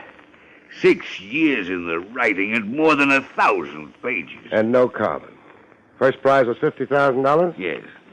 Were there other awards? One other. $5,000, a second prize. Won by? Oscar Sachs for his novel, 4 Devils and a Midget. Oh, this is a photograph of Oscar Sachs. Well, this one's clean-shaven. Can I talk out of turn, or are you the sensitive type? Ask me whatever you like. $55,000 in prize money.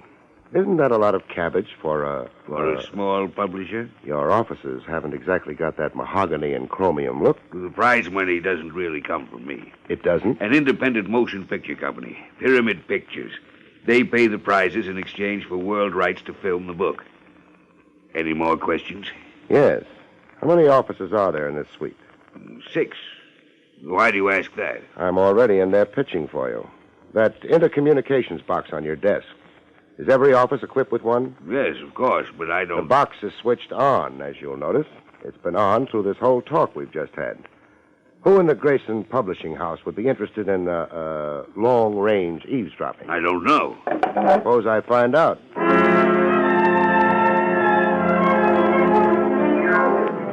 But I didn't find out.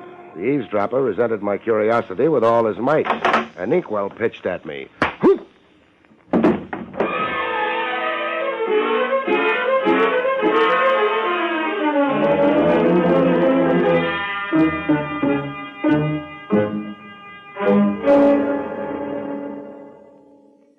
Ladies and gentlemen, have you driven a great new 1952 Pontiac? Until you do, you cannot possibly appreciate what Pontiac's dual-range performance really means. Only with your own hands on the wheel, your own foot on the accelerator of a Pontiac, can you know what it means to select with a flick of a finger exactly the power you want. Tremendous get-up-and-go in traffic, or smooth, easygoing, gas-saving cruising on the open road. The great new Pontiac gives you this kind of performance because Pontiac has, for the first time, combined the 3 essentials of top-flight performance in one great car. First, a terrific high-compression Pontiac engine. Second, the wonderful new General Motors dual-range hydromatic drive. Third, Pontiac's new high-performance economy axle. It's this great powertrain which makes dual-range performance, giving you exactly the power you want, when you want it, where you want it. Remember, only the new Pontiac has dual-range performance. Only your Pontiac dealer can show you this engineering masterpiece. Before you consider any new car, be sure you visit your nearest Pontiac dealer. See the new Pontiac. Drive it yourself. You won't be very many miles down the road before you heartily agree that dollar for dollar, you can't beat a Pontiac.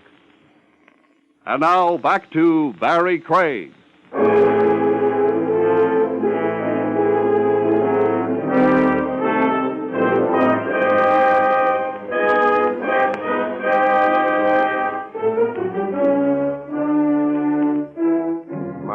Opened on Grayson, sprinkling water on me with a sponge. You're all right. Quit watering me. I'm not a petunia bed. But you were unconscious. I'm conscious now, and you're ruining my suit. It's ruined anyhow, the ink from the inkwell.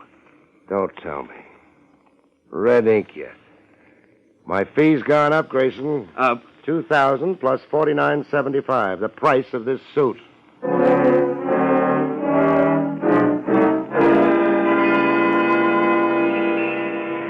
A while later, on the street outside the Grayson offices, a motorist tooted me over. A long-hair driving a sky-blue-pink jalopy. I let him pick me up. You paging me, friend? Yes, I'd like to talk to you. What about? If you'll get in, we can go somewhere. I'll buy you a drink. Oh, buttermilk. There's a buttermilk bar over on 8th Avenue.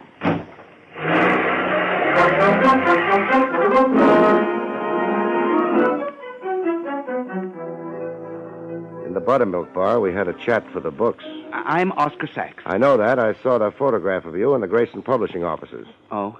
Well, there's some facts about the book contest I think you should know. Why? Why? You've been engaged by Mr. Grayson to locate Trent's missing manuscript.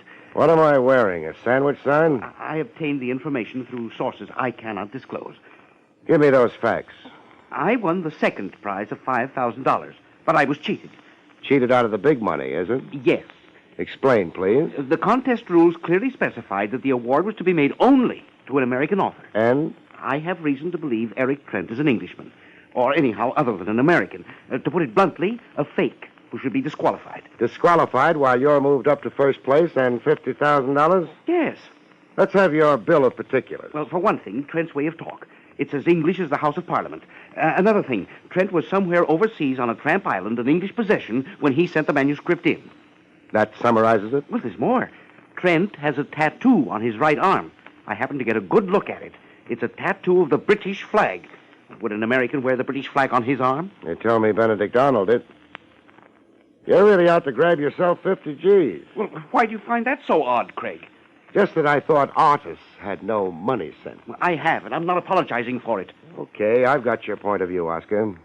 Oh, yes, one little thing remains. Hold out your hands. Hold out Do my... what Papa asks. Red ink smudges on your right thumb. You've been playing with inkwells, Sonny. Well, Craig, I didn't mean... Don't apologize. Fun's fun. And I like to play myself. My interest runs to sugar bowls. Craig, no! No!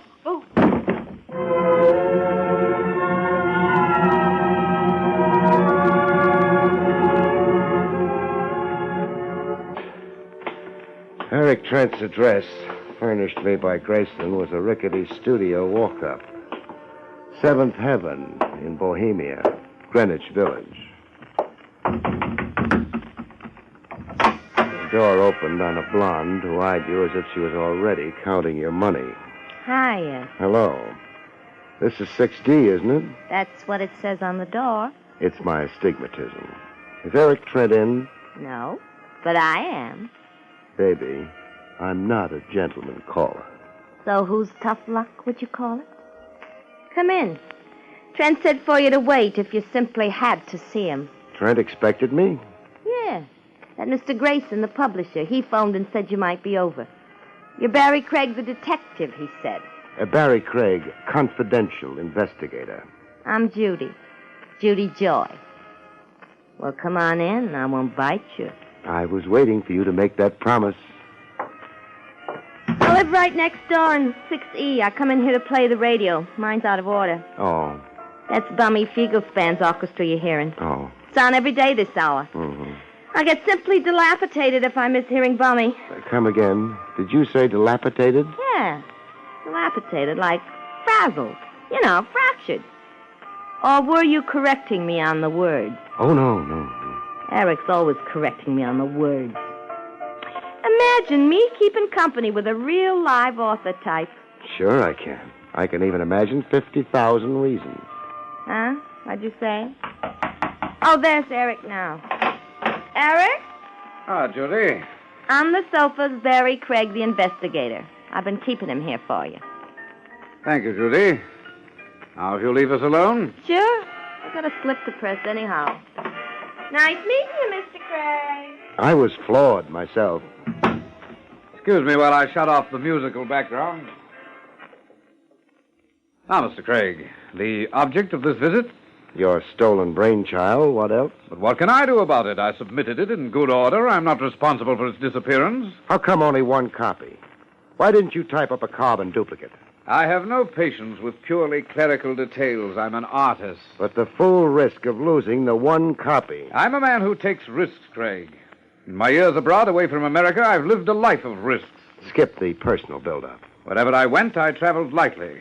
Suit on my back, pipe tobacco, and a pencil. It was enough of a nuisance carting one copy of 1,000 pages around. And how was I to know my confounded book would ever get to a publisher, much less win a prize? Okay for that. What's your guess on the missing manuscript? Grayson. What motive? A stunt.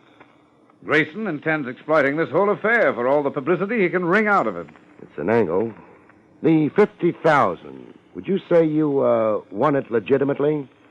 Legitimately? I mean, what if you were to be disqualified as the first prize winner, say on a technicality?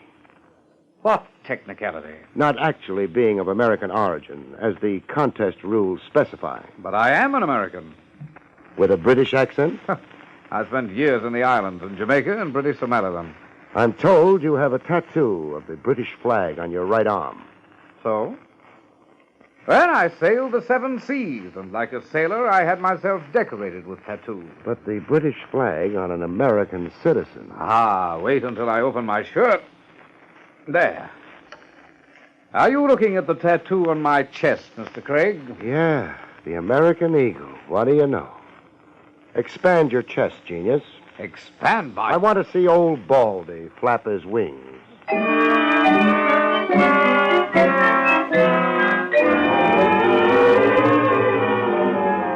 The first break in the case developed over the phone. I was in my office, soaking my feet. Barrie Craig speaking. Craig, this is Grayson. What gives? It's about the stolen manuscript. Listen carefully. Shoot. A hoodlum named Mike Kelsey got in touch with me. He admitted to stealing the manuscript. Why did he? A mistake, he says. He was under the impression that it was valuable. A rare manuscript. Believe that. He wants to return it now and no questions asked. How much loot is he after? $1,000. It's paying ransom, compounding a felony. I must have the manuscript back, Craig. I told him to negotiate the transfer through you. You're representing me in the matter. Where's the 1,000? I'm sending the money over to you with cash by messenger. You're to meet this Mike Kelsey in a tavern. The Flying Horse. Craig, be discreet. Sure, I'll be discreet.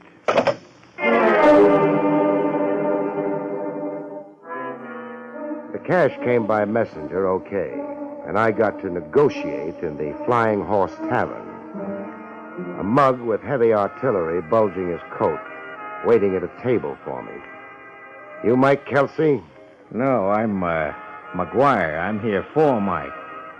Hey, you're negotiating for Grayson, so I'm here negotiating for Mike Kelsey. Now, let's negotiate without any monkey business, Craig.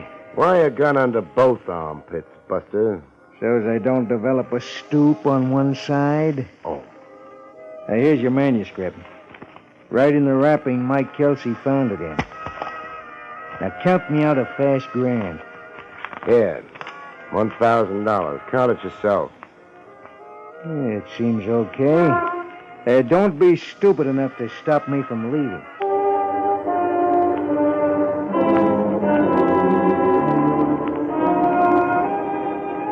The publisher, Grayson, was out. Would I please call later, a secretary told me. I'd gone back to my office to cool my heels for a while when the phone rang. Barrie Craig speaking. Craig, this is Oscar Sachs. Now what's your beef? Craig, I've discovered something I think you'll want to know. Something that will promote you into the 50 Gs? Something that won't help Barrie Trent any. Craig, the man's a fraud. You're playing a cracked record, Junior. Am I? Come hear me out and then tell me that. All right, I'll come hear you out. As soon as I dry my feet and rustle up a change of socks.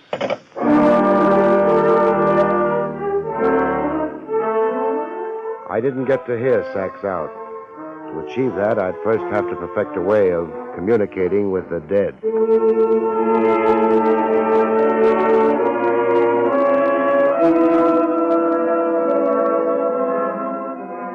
I left Oscar Sachs as I found him, sprawled backwards over a writer's desk, a knife standing vertically in his Adam's apple. I left him as is, so Lieutenant Trav Rogers wouldn't howl to heaven and the DA that I'd once more tampered with a corpse.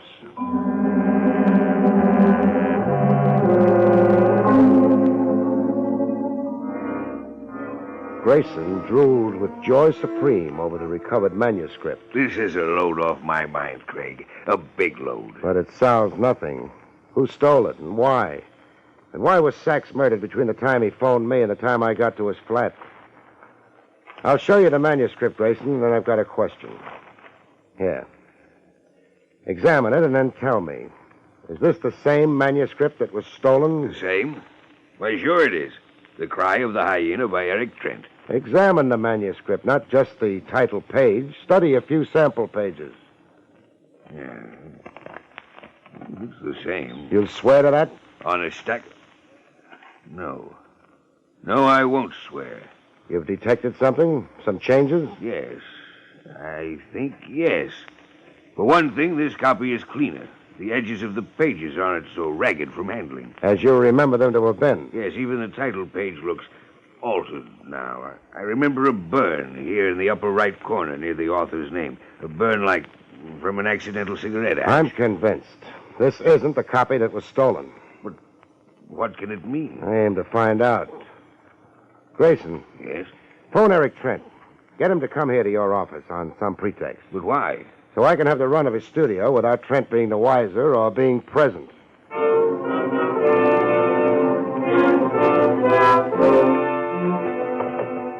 Eric Trent had all the accumulated junk of a guy with a passion for changing climates. Souvenirs from Bombay, the Dutch Indies, Labrador.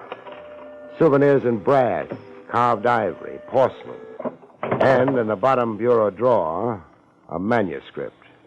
The Cry of the Hyena with a cigarette burn on the title page. Eric Trent had stolen his own manuscript. I had the evidence in hand, but keeping it wasn't going to be so simple. A lady was against it. A lady healed with a gun twice the size of her dainty lotioned hand. Miss Judy Joy. Yes, Mr. Craig. It's Judy Joy. Through the convenient connecting door? I heard noises in here, and I made it just in time to catch a burglar. Drop that manuscript. You charm me into it. Want a word of advice, beautiful? No. I thought you would. Ring off Eric Trent as fast as you can flick your glamorous eyebrows. You're crazy. Being true to Trent's an awful waste of war paint. Now, What are you trying to tell me? that Trent's value on the hoof has just been slashed by about $50,000. He won't get the money? Neither will you get the money. You're a liar. The Dutch uncle. I'd hate to see you dragging your gorgeous chassis up the river Sundays, visiting ye author in the big house. Pour me a drink. Still making with the gun? Aimed at your head while we wait for Eric. The stuff's on that coffee table there. The soda bottle's right alongside it. Okay, I'll play bartender. Say when? When? How much soda? Just a squirt. That's enough. Spot more, huh? Just enough to dampen your spirits? Had enough? She's no good. Roll down.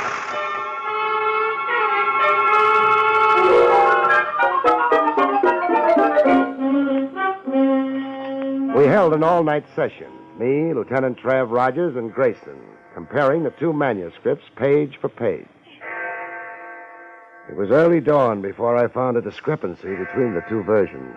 You found something, Craig? Yes, Trav. Cora Lane's disappeared from the substituted version.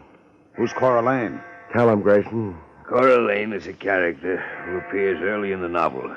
A woman the hero meets and falls in love with. She's in version 1. She's out of version 2.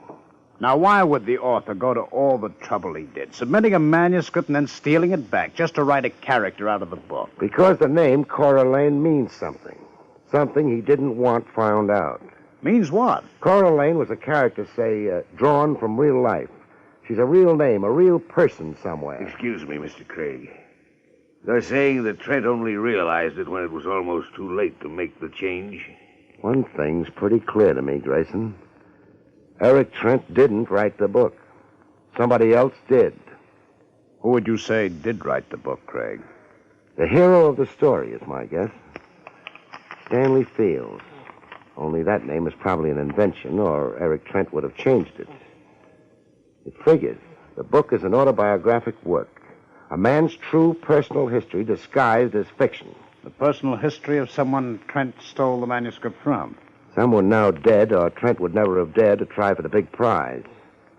Trav? Yes. Arrest Eric Trent. Book him for the murder of Oscar Sachs.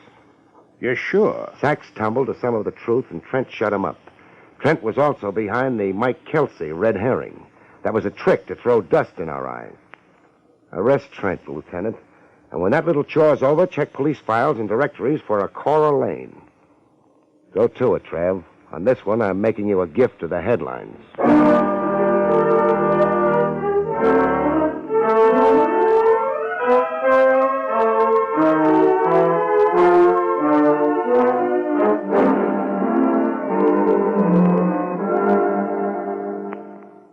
Ladies and gentlemen, when a great reporter wants to get the inside story of a great new car, he gives it a thorough test run. That's exactly what John Daly did with the new Pontiac. Here he is to tell you some of the outstanding facts of the new 1952 Pontiac and its spectacular dual-range performance. This is John Daly to tell you about a great advancement in automobile performance. The great new 1952 Pontiac with spectacular new dual-range performance. A number of factors contribute to this sensational new kind of driving. Pontiac has combined a powerful high-compression engine, new dual-range hydromatic drive, and high-performance economy axle into an amazing powertrain that gives you tailor-made performance. At the touch of a finger, you can have tremendous acceleration and get up and go for any occasion. With equal ease, you can choose a different type of performance. Quiet, economical cruising for the open road. Drive the new 1952 Pontiac with dual range performance on display at your Pontiac dealer now. It's spectacular new proof that dollar for dollar you can't beat a Pontiac. The great new 1952 Pontiac with dual range performance is on display now at your nearest Pontiac dealer. See it, drive it as soon as you can. And now back to Barrie Craig.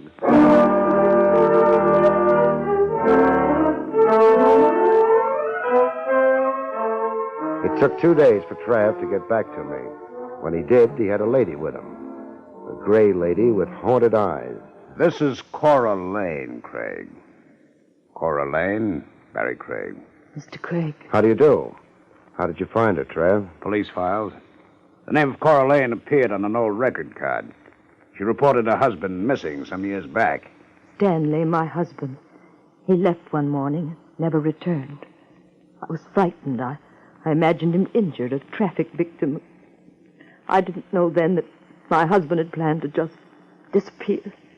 That he couldn't live in my world, that he had so much wanderlust. Her husband was the Stanley in the book.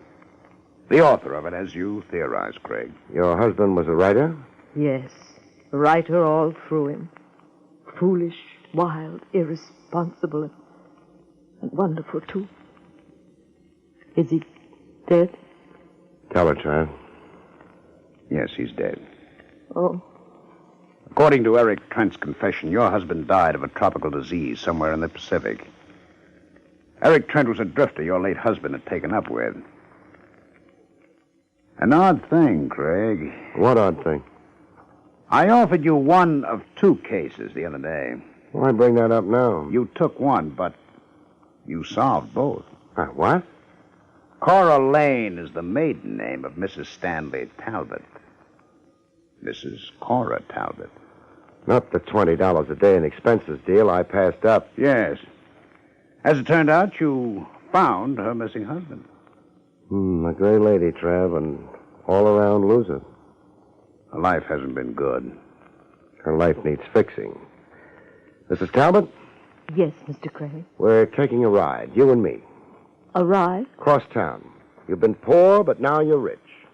That book of your husband's, The Cry of the Hyena, there's $50,000 coming to you.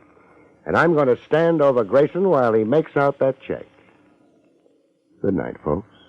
See you next week.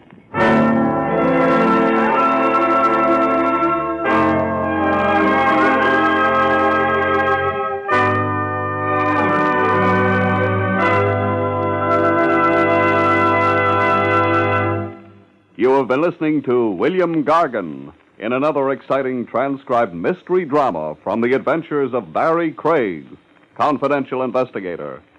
Tonight's story, The Paper Bullets, was written by John Robert. Next week, it's the strange story of Death and the Purple Cow, about which Barrie Craig has this to say. Next week, I lose a client before I get him. A man dies in a hamburger joint, and a purple cow turns out to be neither a cow nor purple. See you next week, folks.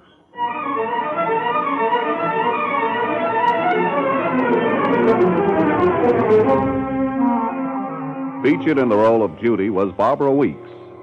Barrie Craig, starring William Gargan, was under the direction of Hyman Brown. This is Don Pardo speaking. Now enjoy Meredith Wilson's Music Room on NBC.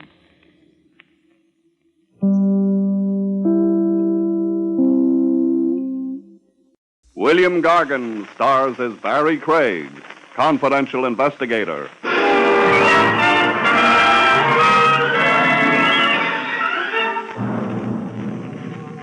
Murderers rarely have many friends.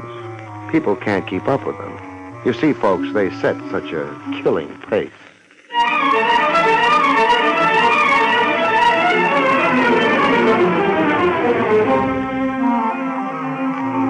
The National Broadcasting Company presents William Gargan in another transcribed drama of mystery and adventure with America's #1 detective, Barrie Craig, confidential investigator.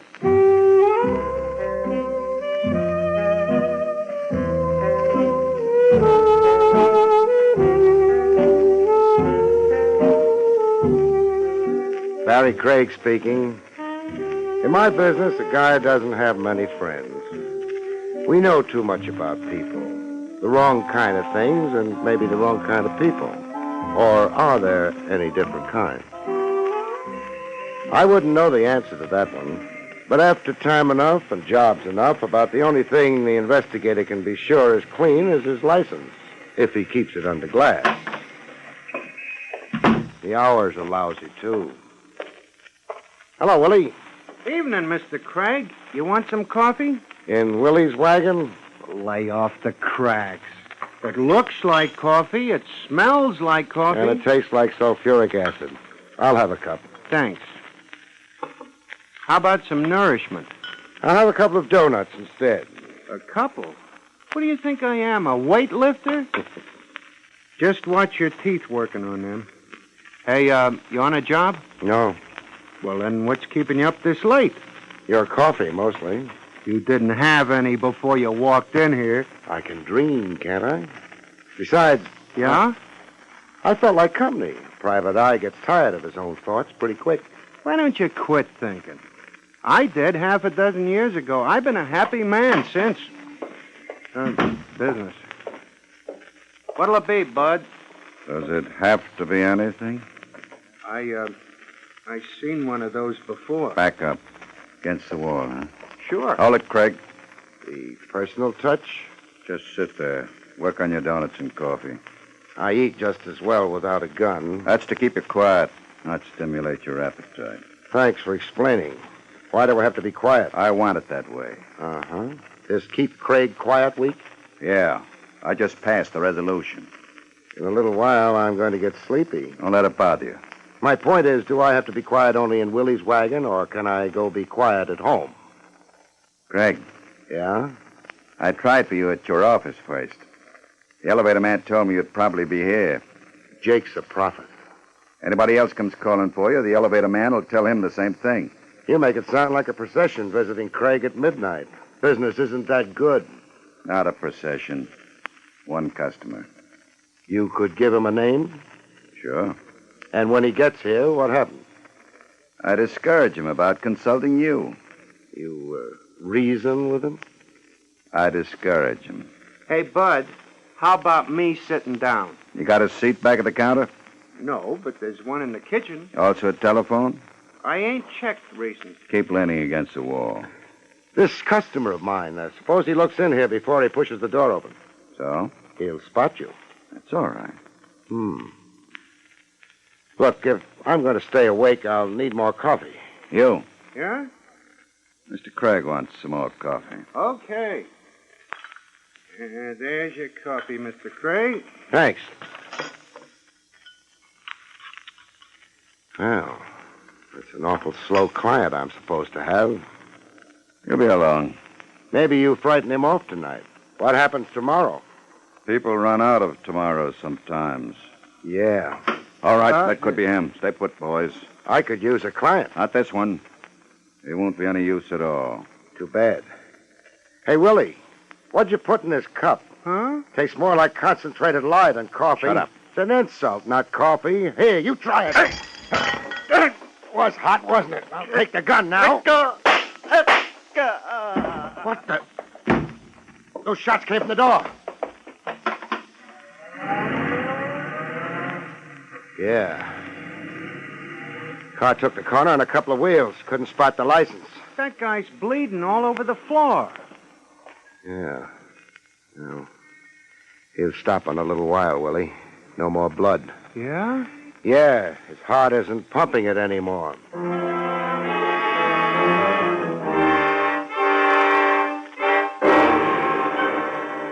The coffee I'd spilled in his face caked before the cops got to Willie's. It made him look very untidy. The deceased's name was John Largo, Mr. Craig. Thanks for telling me, Lieutenant Rogers. It would appear he was an executive from St. Louis. You mean executioner? A little early for indulging in theory, Barry. Not theory. The guy announced his job. The announcement was perhaps ambiguous. Largo was versatile. The numbers, jewels, slot machine. Okay, Trav. I know about a police officer's keeping his mind open. Must be drafty, though. Barry. Yeah? According to your report, Largo intended to discourage a client of yours. That's right. Which client? A client who hadn't hired me yet. But who had indicated he might. Trav, all these questions will maybe look good on a report, but I've told you all I know. I'm not happy about it. Well, maybe if I'd gone to college like you, I'd know more. The way it is... Now, you mustn't hold that college degree against me, Barry. I forgive you. Any psychiatrist will tell you it was my mother's fault. But I've got to bring something in for the captain. Isn't a fresh corpse enough?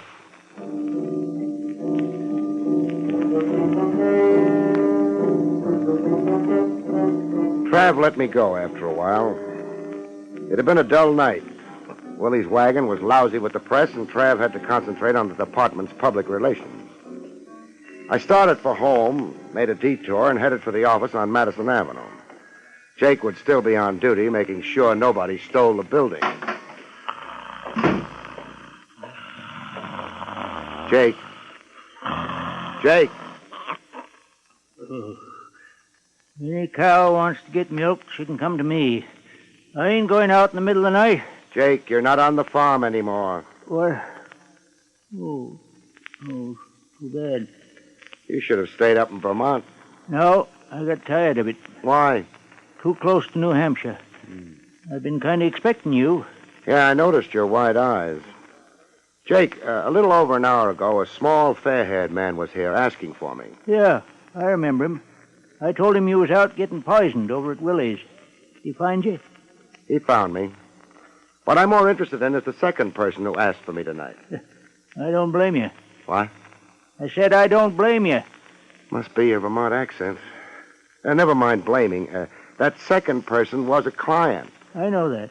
That client of mine, from the looks of things, committed murder a half hour ago. Your office must be getting pretty crowded. My office? Jake, didn't you tell my client where I was? Client didn't ask. Preferred to wait in your office. In my... Oh, that's what you meant about it getting crowded. Yeah. But the murder didn't take place in my office. Not the one I'm talking about, anyway. That's nice. Makes less work for the cleaning women. But in that case... Never mind. Take me upstairs. Yep. Going up?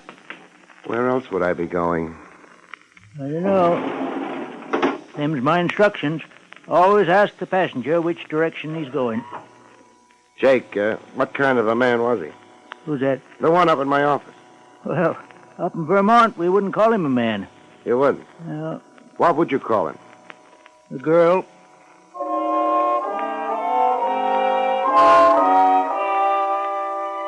This wasn't my night for appearing smart. I stared at Jake with my mouth open until we reached the third floor. By that time, I managed to get it shut. Jake went back downstairs. I went down the hall to my office and went in.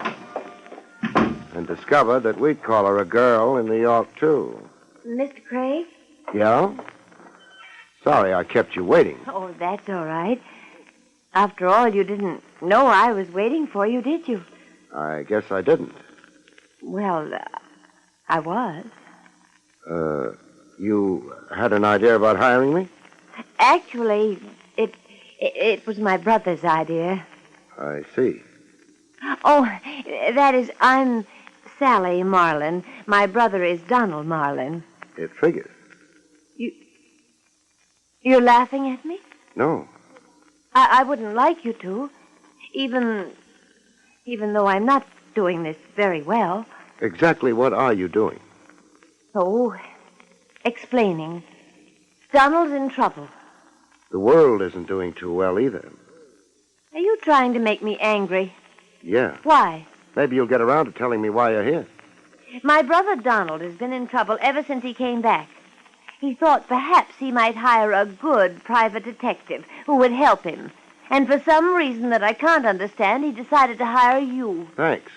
Then why didn't he come here? He was afraid to leave the house. He sent you instead? Yes. What kind of trouble is he in? Well, the kind of trouble where he might get murdered. Usually a man in that kind of trouble goes to the cops. Donald can't. Why not? Well, he doesn't want to get into the papers. Things like that. He's shy? Mm-hmm. Good night, Miss Marlin. Well, What do you... When it comes to protection, a private eye can't come within a couple of light years of the cops. Nobody afraid of being killed was ever that shy. Well, I'm sorry. It's because of the purple cow. The one nobody's ever seen? Oh, no. No, this one is a little statue of a cow made out of purple glass. How much is it worth? Well, it's kind of an antique, and... Your brother has it, but neglected to get legal title to it? Something like that. That's why he can't go to the police. I'll have to see him. Oh, of course. We live at 39 Barchester. 39 Barchester. Mm-hmm. Donald gave me some money to... Well, I guess it's called a retainer. Uh-huh. $200. We'll consider it a retainer. I guess it's too late tonight for you to see Donald, but the first thing in the morning, Mr. Craig? The first thing in the morning. Then, good night. Good night. Miss Marlin. Yes? You said your brother had been in trouble ever since he came back. Uh-huh. Ever since he came back from where? Why, St. Louis, Mr. Craig. St. Louis.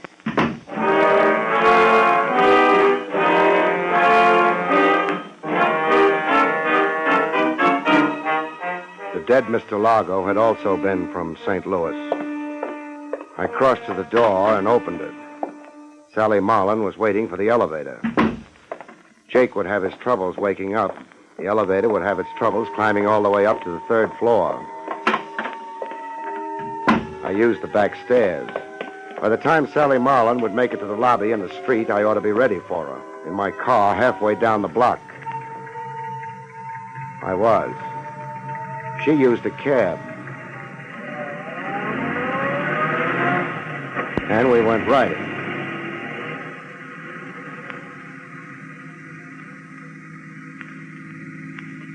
It wasn't a long ride. Her cab slowed down and stopped. I stopped. She paid the cabbie off and went inside. The cab scrammed. I started up. I drove past the place she'd gone into and memorized the address. It was not 39 Barchester.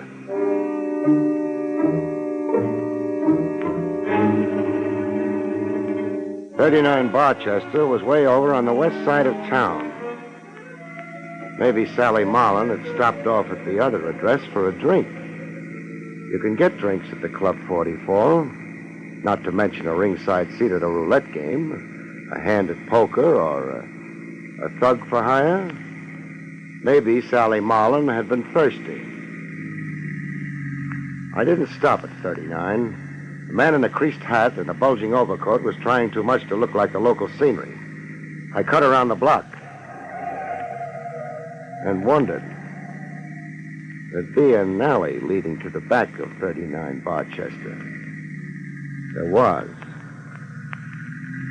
There was a man there, too, making like an ash can. I parked on the next block and took a walk. I was going to have trouble visiting my client. I decided to have trouble in the alley. More privacy than out front. Hey, Bud. Huh? You got a match? Sure. Thanks. Forget it. How's life among the ash cans? Huh? Kind of cold, isn't it? It ain't warm. You'll be glad to get back to the club. You ain't kidding. Well, what are you waiting for? Cochran sent you? What do you think? Yeah, but he didn't say nothing about pulling me out of here. Hey, wait a minute. I seen you before. Is that supposed to be a big surprise? I seen you before. Your name's Craig. Word gets around. You're a dick, a private dick. Says confidential investigator on my door. You don't need a gun. Keep your hand away from... Wise guy, Not tonight, you won't.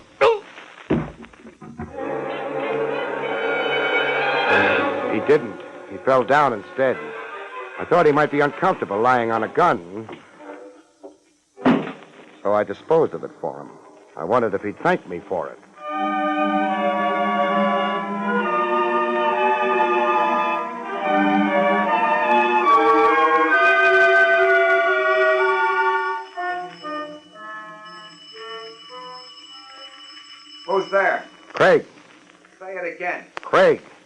Want me to wake the neighbors? Listen. I'm going to open the door slow. I want your hands in front of you and clean when I do.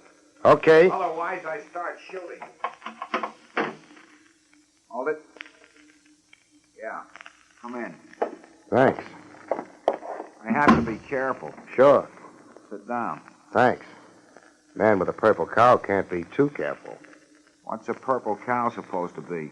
Something you find in St. Louis, the way I heard it. Just making sure Sally got to you. She got to me. She's a good kid. Uh-huh. Marlin. Yeah? I could stand a little more information. For example, how did you get the purple cow in the first place? A friend of mine handed it to me. He ran an antique shop in St. Louis. Just gave it to you? Sure. The thing isn't worth more than a couple of bucks. And that's when all your trouble started? That's when it started. You could have yelled for the cops. Sure I could have, but look, first of all, there were no witnesses around when I got that cow. Second, I didn't know what importance it had. Not until after I left St. Louis.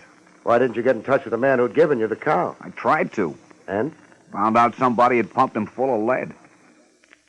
This friend of yours had a record? Yeah, and that was another reason I wanted to stay clear of the police.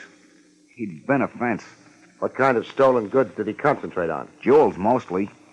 Is that the cow up on the mantelpiece? That's the cow, all right. I know what you're wondering, but no dice. It's made out of glass. I had it appraised. Maybe it's hollow. It's hollow. Nothing in it, either. You know a man named Largo? Largo? Small, fair-haired man. Comes from St. Louis. No, I don't. Why? Oh, nothing important. You figuring on going out tonight? No. That's good. You'd have company if you did. What kind of company? A couple of hoods. Front and rear of the house. Hoods. That's the kind of thing I mean. Why are they after me? On account of a hunk of worthless glass? I don't know yet. Maybe I'll go ask some questions.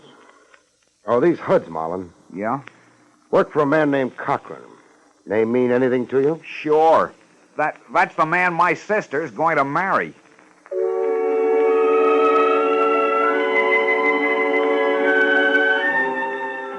I used the front door.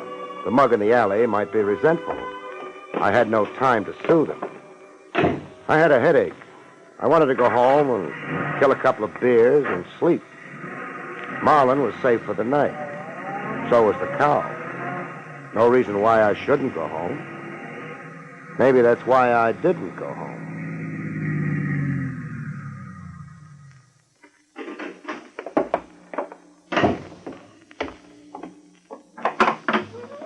Good evening, sir. Welcome to Club 44. Oh, I'm not a customer. Cochran, huh? Mr. Cochran? All right. Let's be formal. Mr. Cochran. Mr. Cochran's not in, sir. Okay. Take me to where he isn't in. Harder. Listen, you. No, I'm too tired. Stop crowding. You're all alone compared to what I could do to... Tough? Big. You could be cut down. Let Cochran try it. Come on. Okay, take your hands off me. Just a sample. Let's go. Mr. Cochran isn't going to like this. Maybe I won't like Mr. Cochran. A gentleman to see you, Mr. Cochran. Gee, thanks. Mr. Craig. Frank. Hello, Miss Marlin. Hello, Cochran. I couldn't start nothing out in the club, Mr. Cochran. Don't be silly, sir. Mr. Craig is always welcome. Run along, huh? Yes. What are you doing here, Mr. Craig? I confused it with 39 Barchester, maybe. The same way you did. Nice to meet you, Mr. Craig. Uh-huh. Of course, I'm curious about why. Sally Marlin hired me for her brother. She was worried about him, so she left my office and promptly headed here. She, didn't want to worry alone. Exactly what I was thinking. So I went on to 39 Barchester. Oh? The man watching the alley may have a little trouble with solid food for a while. I see. Marlin and I had a nice visit. Then you know about Sally and myself. Sure. I also know you put those men on Marlin. To protect him. Then why'd he want me? I didn't know that Mr. Cochran would be able to help my brother. You did say help? We've had a lovely conversation. I think it's over now. I think it isn't. You must have a reason. I was hired to do something about the trouble Marlin's in. And you're doing it here? Let's say I'm trying to. I hardly appreciate your sweaty efforts. But you're the one who's sweating. Know a man named Largo, Cochran? Yes, Never mind. He's dead. Surprised? Wonderful thing. The radio. Uh-huh. Largo made a nice haul in St. Louis. Jewels.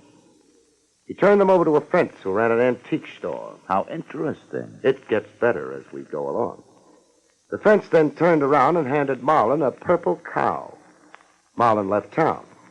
Largo left town right after him, to wind up dead on the floor of a hamburger joint. What a distressing place to die. I don't think Largo was bothered about the decor. He killed the antique boy when he found out his jewels were gone. He was therefore after Marlin, presumably? Presumably. In that case... I was in the hamburger joint when Largo was killed. If you will eat such dreadful stuff. You knew Largo. You knew all about Marlin and the purple cow through Sally here. You have a couple of boys sitting on Marlin's tail. Mr. Cochran, how much of a chance do you think you'd have in front of a jury? Well, you agree with me. Not much of a chance. Bill, that gun. Shut up. What Mr. Craig has forgotten is that he's the only one outside of ourselves who knows all these things. So?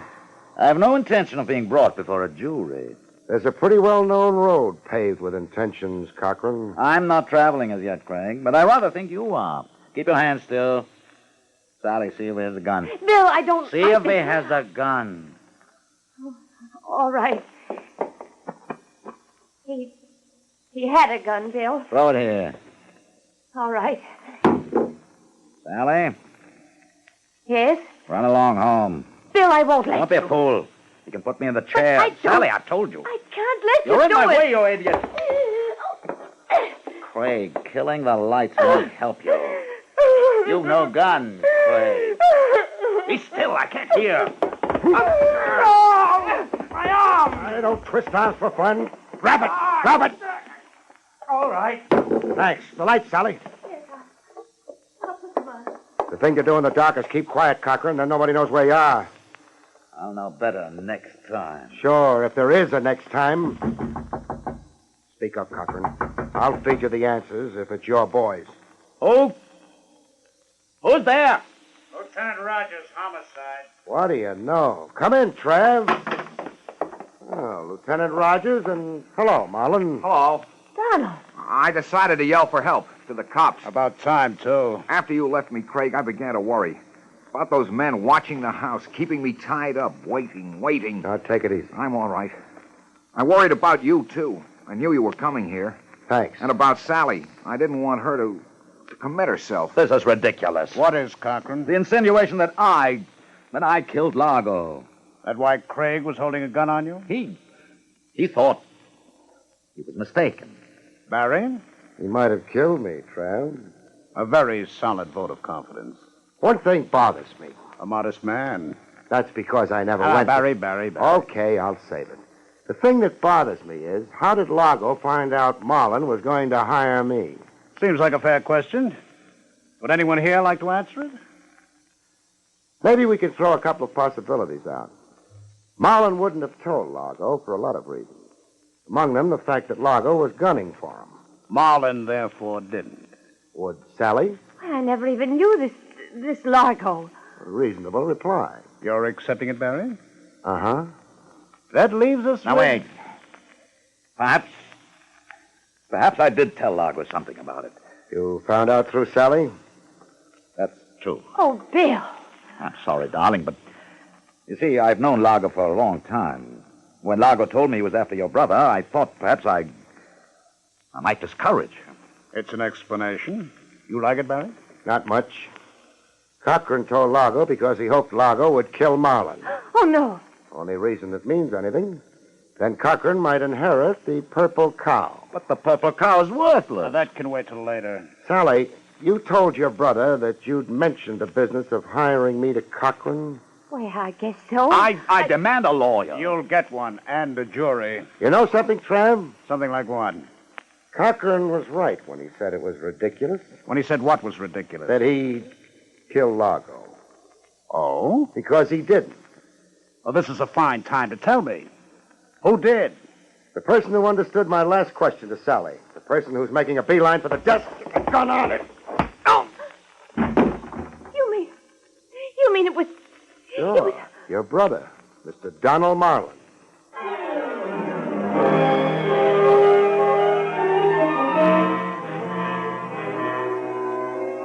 Mr. Marlin was very silent after that. It didn't take long to book him.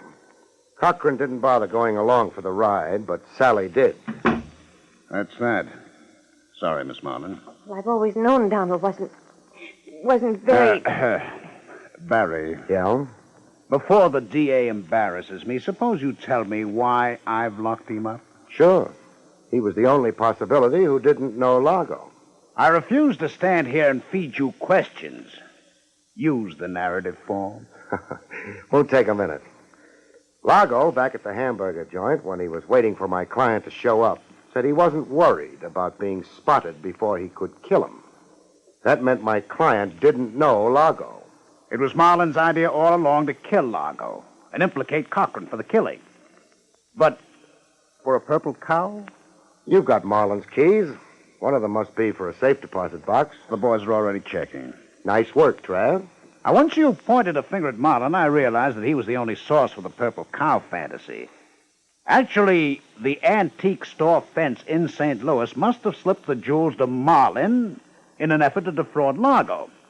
So Marlin invented the purple cow as a red herring? We're getting our colors mixed, but that had to be the idea. Yes. Good night, Mr. Craig. Good night, Miss Marlin. I can't think of a last line. Well, I can't either, but... Oh, you've been sweet, Mr. Craig. You never suspected me. Does there have to be a last line? No. Good night, folks. See you next week.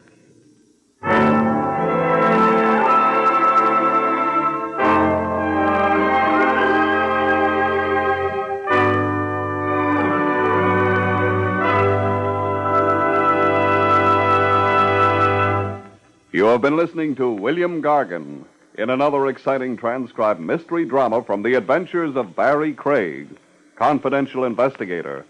Tonight's story, Death and the Purple Cow, was written by Lou Vittis. Next week, it's a strange story titled Ghost of a Chance, about which Barrie Craig has this to say. In next week's story, a man comes back from the dead to haunt a wife who's been dead almost as long as he has, in an insurance scheme that almost, but not quite, cancels out yours truly. See you next week, folks.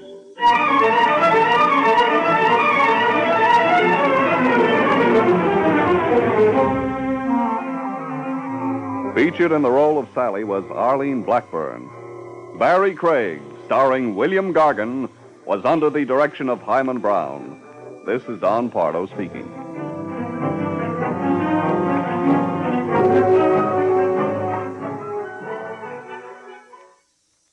Now enjoy Meredith Wilson's Music Room on NBC.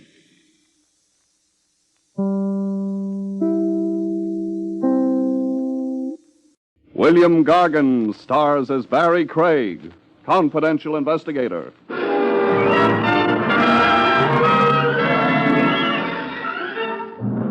Did you ever wonder, folks, how a certain species of blonde can breathe in spite of a heart of stone?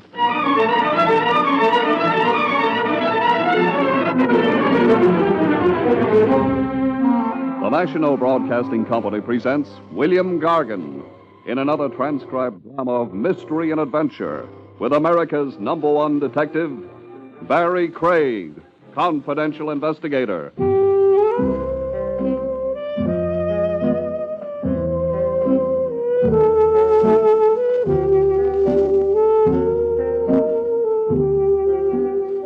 Barrie Craig speaking. A confidential investigator occupies a kind of strategic position in law enforcement. He can mix with an element a regular department cop is obliged to scorn, if not arrest on sight. Like a cop, the confidential operator is on the side of the angels, but he can work for the devil, like I did, not too voluntarily once upon a crime. The case came at me in broad daylight at the foot of Father Duffy's statue on Broadway.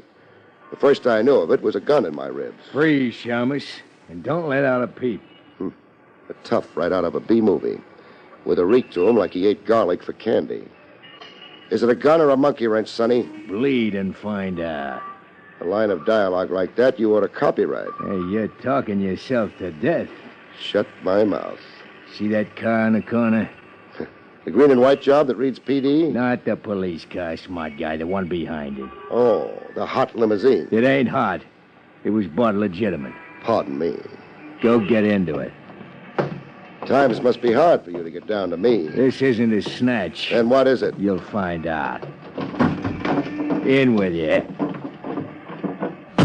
Give her the gun, Needles. And off the big street, first turn you can make.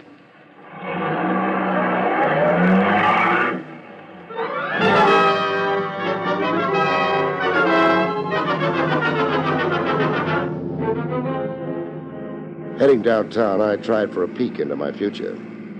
Who was it? Who was who? Hired you to work over me.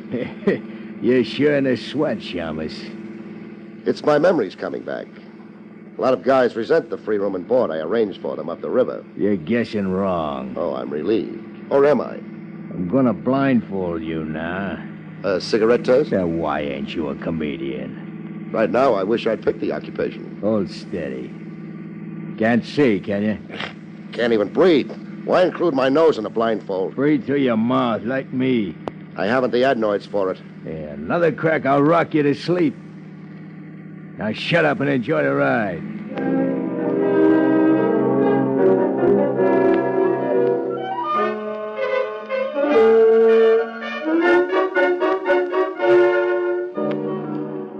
I could guess our general destination by the odor.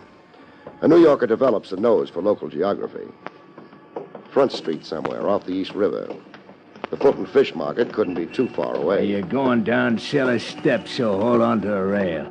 I've got the rail.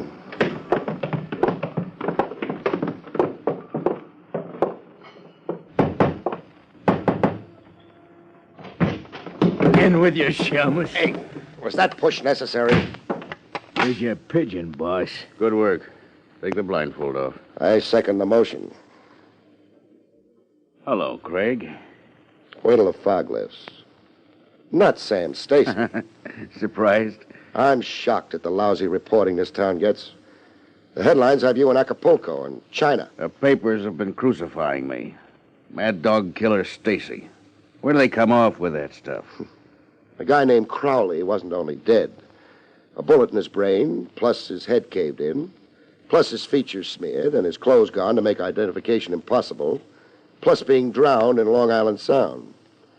You put your heart in your work, Stacy. I didn't kill Crowley. Nobody will believe you. Sure. I'm a dog with a bad name. Grab Stacy, hang the frame on him. Okay. Start lying at me. Lying? Isn't that why I'm down here with the smell of fish and rats? Why, you... Maxine, lay off. Maxie insults easy. Stop baiting him, Craig. He's a hothead. I must remember to cool him off someday. I'm waiting to hear the lie. There was bad blood between me and Crowley, sure. I never made a secret of it. Crowley began taking horse bets on my side of the street. Like a chump, I shot off my mouth publicly where stoolies could pipe my remarks to the cops. Shut off your mouth about what you were going to do to Crowley. That's right. But you didn't. I didn't get a chance to. You tried to, however. Yeah. I'll give you the truth with nothing held back. At your own risk.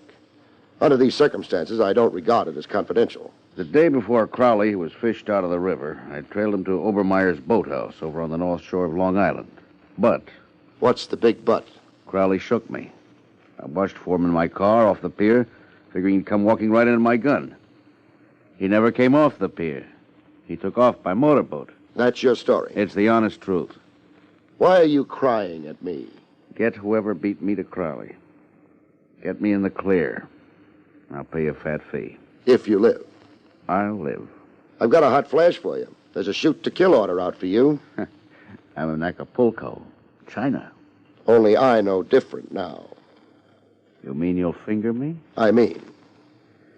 It's a chance I'll have to take. The way it stacks, you're my only chance. Why not let me surrender you alive? No good. I'd hate myself in the hot seat. Maxie. Yeah, boss? Dump Craig somewhere. Crease him a little? A little. I can't risk you being able to pinpoint my hideout, Craig, if you decide against me. I've been hit on the head before. I don't want Craig injured, Maxie. Just like you say. A big break for you, Summers.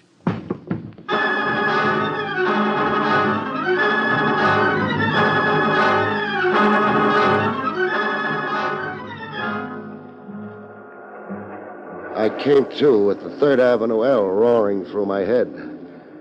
I was on a stoop front, tilted at an angle, my hat down over my eyes, and an empty pint bottle at my feet, like a bum sleeping off a bottle of paint remover.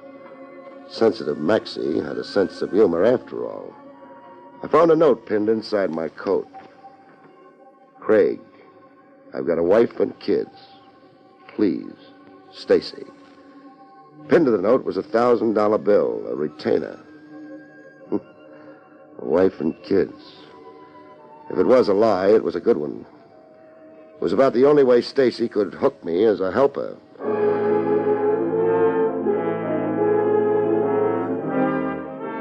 Looking to hail a cruising cab, I got a first-hand view of Metropolitan Police efficiency. A familiar flavor that breezed so close it flicked lint off my trousers. Barrie Craig. Lieutenant Trav Rogers. Climb in. Must I? It's an order. Where are we going? To make a police entry that you've been recovered safe and sound. What's the gag? You tell me. You were reported as kidnapped 2 hours ago. Joke. I'm not in the habit of wasting official time on practical jokes. A Broadway news vendor with a stand across from Father Duffy's statue phoned in a report that a gunman picked you off the sidewalk and took you for a ride. Nice to know our great big city is on its toes. I anticipated the worst. I have my men checking hospitals, ditches, cellars, and the morgue. Tell them they can go back to playing pinochle. Craig, what was it about? About? The snatch. Oh. Trav, I wish I could tell you, only... Only? I got hit on the head. Here, feel a lump. So? So I don't know anything. I got a touch of amnesia from the blow. Craig? Let me out at the corner, huh? Like a sweetheart. I got an important engagement with a boathouse.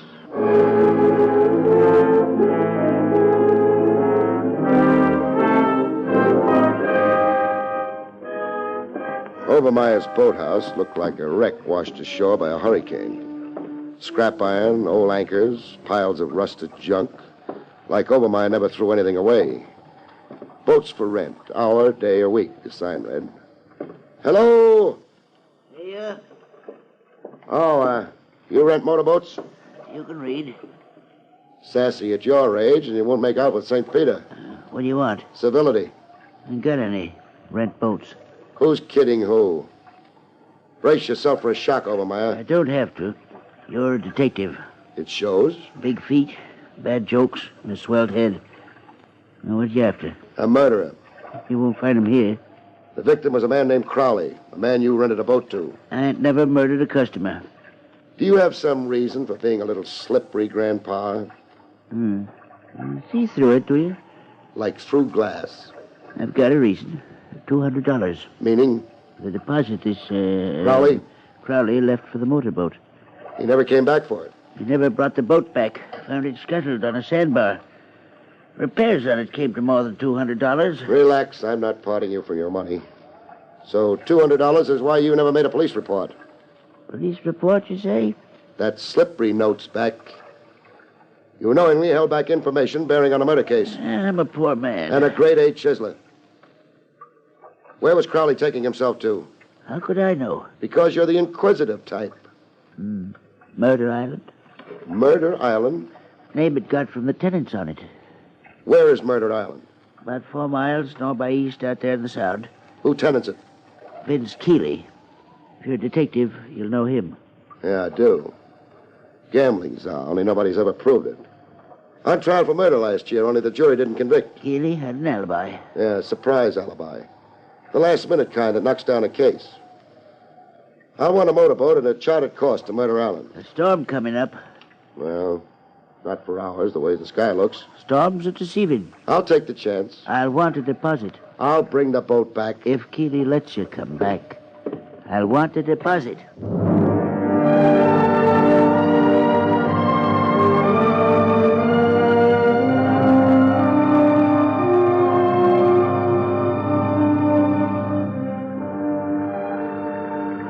Storms were deceiving. The storm had come at me. Like Obermeyer had push-button control over storms and was having this laugh at me. Rain in buckets from overhead and the river splashing over me below. Faster than I could bail water. It was only minutes before I had to swim for it. What flashes through your head when you see death working you over? One measly thought playing over and over like a record stuck in a groove. Why did this have to happen to me? When there was no doubt about Obermeyer losing a boat to Davy Jones, I started the long swim.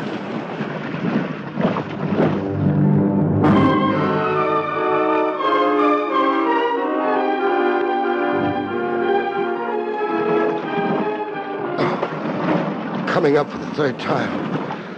With water running out of your nose and ears. You get hallucinations. Pleasant ones.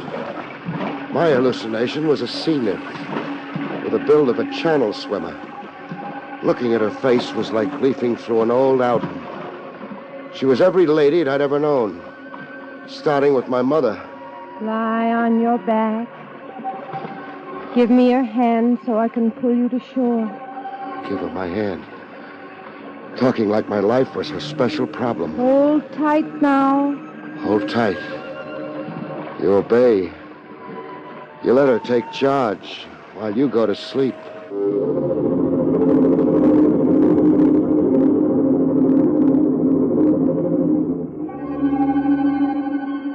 I knew I was still alive by the sandflies making a playground of my chest. I was on a beach littered with fish skeletons. Hello. And a girl flopping beside me like a come-to-Bermuda poster of honeymooners. A girl with none of the faces in the old album. Flash storm capsized your boat. Yeah, Obermeyer worked that trick with push buttons. What'd you say? Never mind.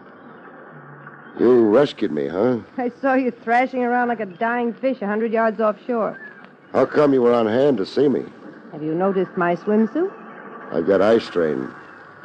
Are you always swimming in a flash storm? Are you? I'm Barrie Craig. The detective? Oh, I can't believe I'm that famous. You are along 52nd Street. 21 and Nightclub Row? I'm Rose Renee. The queen of burlesque? Oh, I can't believe I'm that famous. You are among connoisseurs. Exactly where are we? On Murder Island. Oh, you belong to it? I'm married to it. Married? Let me try to guess. Mrs. Vince Keeley. Play Hearts and Flowers, Maestro. It's as bad as that? It's a jail sentence. I'm a prisoner of love. Vince bought me, only he welched on the payment. He welched after I said I do. Why the frank talk? Well, I feel I broadcast. That's my nature. I'm cooped up on this crummy island so Vince won't have to fight off the boys giving me the eye. The only glad rags I get to wear is a swimsuit. So pick up and go. I'm allergic to morgues. Yeah. Murder is Vince's business, they say. That's no joke. Vince connived his way out of one murder rap last year with a phony alibi. Yeah, I remember the trial. Who was it again Vince was charged with knocking off? Dixie Dugan, his business partner. Oh, Slot machines, dice houses, stolen liquor. Dugan was fed up, about to confess all to the DA when he suddenly turned up dead. Vince served champagne that night to celebrate. Why are you telling me all this? On the hunch that it's case reopened. That you're here after Vince. You really want a divorce? Oh, any old way. Then tell me about a fellow named Crowley. Crowley was Vince's star witness last year. Crowley's alibi for Vince got Vince acquitted. Sister, your divorce is practically on the horizon if you come through with this next one. Did Crowley come here to Murder Island lately? Crowley was always coming to the island. He and Vince were squabbling all the time. What about? Hush money. I passed the time getting an earful of things. Crowley was putting the bite on Vince. Blackmail for his perjured testimony? I asked you. How about Sam Stacy? Never heard of him. Stacy's being accused of murdering Crowley. News to me. I'm shut off from the outside world. Look, I gotta go now before Vince sends out a searching party. Don't let on to Vince we met. Am I the dope to kill the golden goose?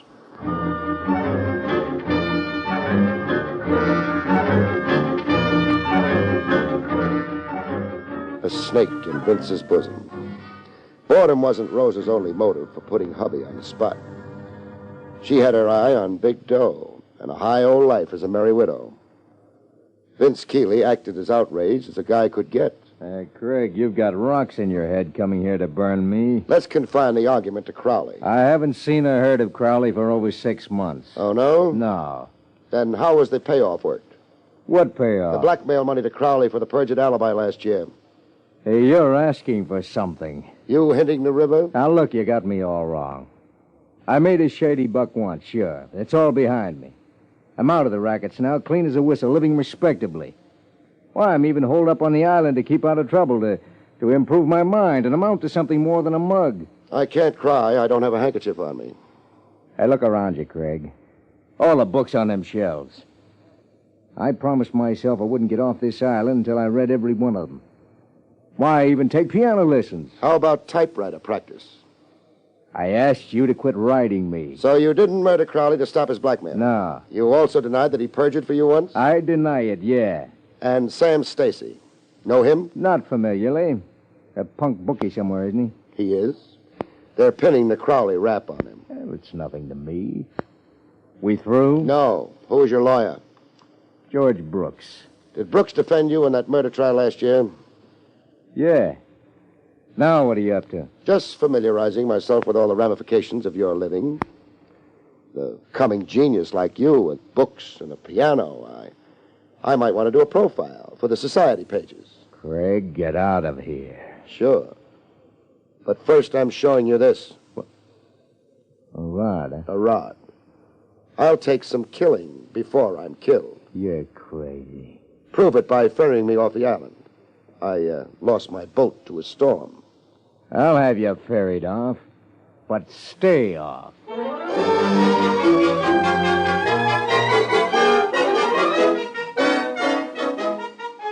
Back in town, George Brooks, the mouthpiece, was twice as outraged as Vince Keeley'd managed to be. Craig, you've no right to persecute Vince Keeley. I haven't, huh? The man's turned over a new leaf. He's reformed. He's cut off every association he had with his former life. Let's boil it down to murder. Accusing Vince of murdering this Crowley is fantastic. How about accusing Vince of winning acquittal in a murder trial through the late Crowley's perjured testimony? That's a cheap, contemptible lie. I defended that case. I know.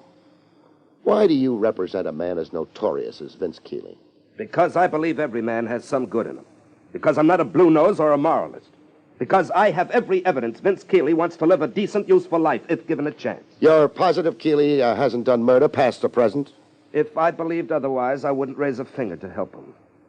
Whoever murdered Crowley, it wasn't Keeley. And now, if you don't mind, I've a busy schedule. Okay if I use your phone for a minute? If you must.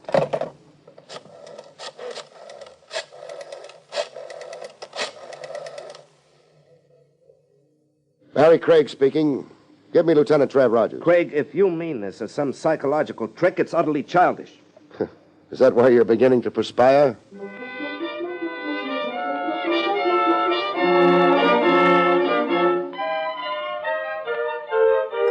Over coffee and sinkers, I got the benefit of Trav Rogers' power of analysis. Putting one and one together from what you told me, one notion keeps standing up in my head, Craig. Said notion being? That you might end up where you began, with your client. Stacy murdered Crowley like the police bulletins insist, huh? Yes. Stacy hired you as a smokescreen. He heard Crowley had business with the Czar of Murder Island, and... And hoped I'd create a competing suspect in Vince Keeley. And take the heat off Stacy. The notion makes sense, but... You don't buy it. Not until I have another look at Murder Island. Looking for what? The Queen of Clubs. Rose Renee. And at the terrain, the rocks, shrubbery. I'm curious about Crowley's missing clothes, his personal effects. Crowley's clothes? He wasn't wearing any when he came out of the river. You've got a point. Find any article of Crowley's on Murder Island, and you've made a liar out of Vince Keeley. Crowley hadn't been around in over 6 months, Vince swears. Let's go. Oh, just a minute. You including yourself in? It's suicide to buck Keeley and his crowd alone. I'm the suicidal type. Morbid depths to my personality, my horoscope says. Craig, don't be stubborn or vain. The case is too big, too important for a confidential operative to lone wolf it. I've done okay so far, without company. Then I'll have to throw the book at you. You're representing a fugitive from justice, a man we've issued orders to shoot on sight. The regulations governing your license... Cut. Nice speech, but I'm only half convinced. Now, give me the other half. I don't want to see you dead. Your repulsive kisser is an eyesore I've gotten used to. Like poison ivy in July. Lieutenant, you are cordially invited on an excursion to Murder Island.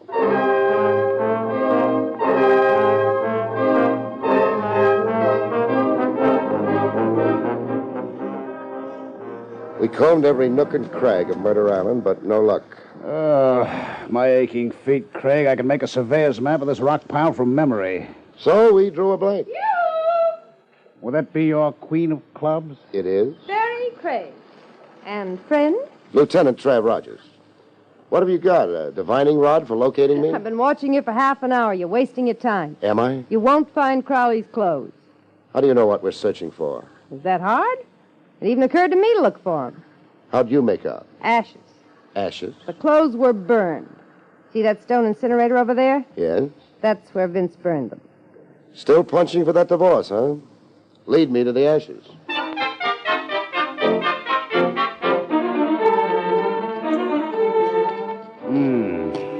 These are the ashes of fabric. You're sure? I did time in police lab. Fabric burns in its own special way. The ash has a consistency. Hey, I've got something that practically converts the ash back to a suit of clothes. What is it, Craig? What does this look like to you? Cufflink. What's left of it? Any initials? C. C for Crowley. That settles Vince's hash. Oh, freedom, it's wonderful. Postpone that freedom, Jag, sister. Hubby's still a long way from the disaster you wish on him. A last mile away. Vince knows your investigation's going to blow hot any minute. That's why he's got his mouthpiece here now. George Brooks is here? Yes, Vince couldn't get his lawyer here fast enough after you came calling. It's murder, and this time no phony alibi. I can go back to sleeping nights. I can breathe. I can live. You're putting on quite a show, Miss Renee. I don't make a mystery of my feelings. Lieutenant, I'm glad and I acted. Go rub that ash in Vince's face. Tell him what a homicidal maniac he is and put the handcuffs on him. Well, why don't you go?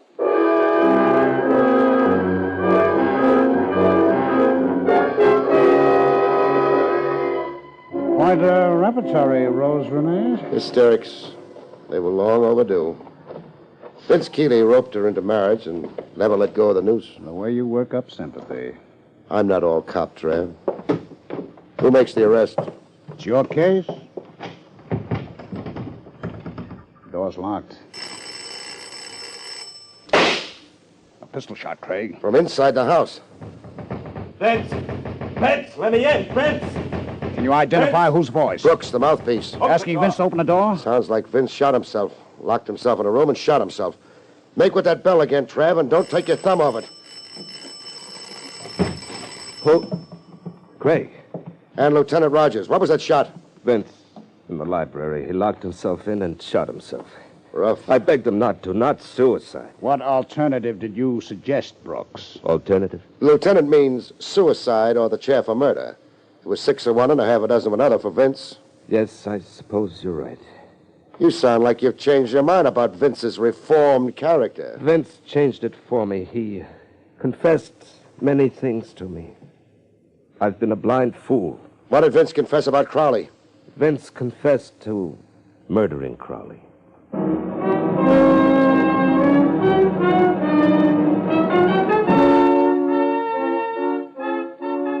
In the library, Vince Keeley lay in peace with a look on his face that said he wasn't sorry to go.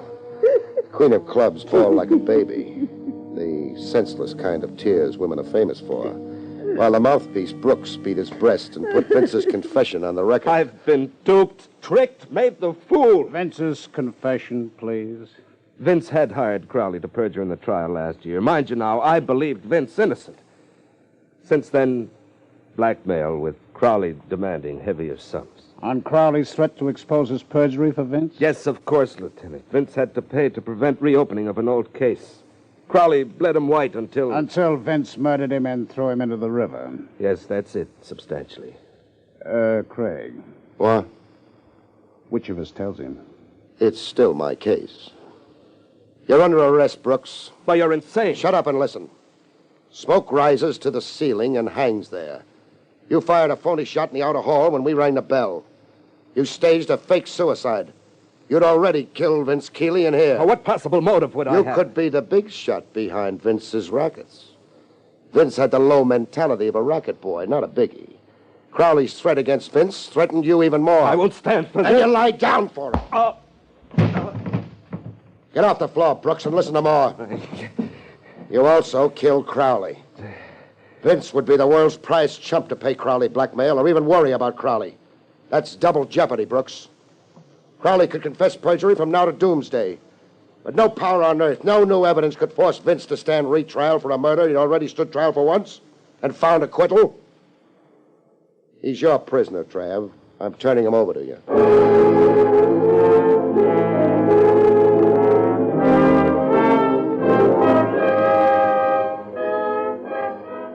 A week later, Stacy looked me up to thank me in a midtown Hofbrau where the Wiener Schnitzel made you hungry for ham and eggs. You took the curse off me, Craig. I'll never forget it. Mad dog killer. Those headlines gave me the willies. You're grateful, huh? I'm on bended knees. You can't reach for your wallet like that. Reach for my wallet? There was talk of a fat fee. Oh. I hate to do this to you, Craig. But the fact is... The fact is? I'm broke. Government's new bookie tax. I folded my tent. No bets, no horses. I'm down to driving a beer truck. For the wife and kids? That's another thing, Craig, I want to tell you about. No kids? No wife, even. I'm not married. Good night, folks. See you next week.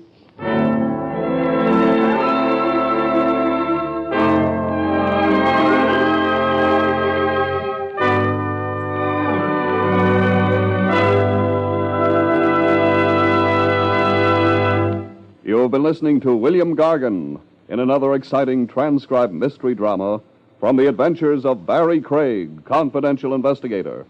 Tonight's story, Murder Island, was written by John Robert. Next week, it's the strange story titled Fatal Appointment, about which Barrie Craig has this to say.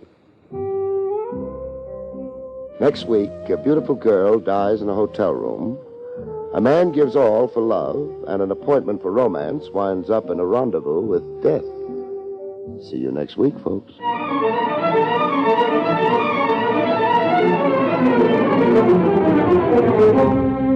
Featured in the role of Rose was Elspeth Eric.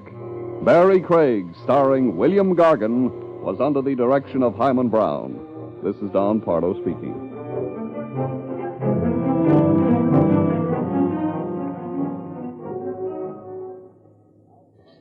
Now enjoy Meredith Wilson's Music Room on NBC.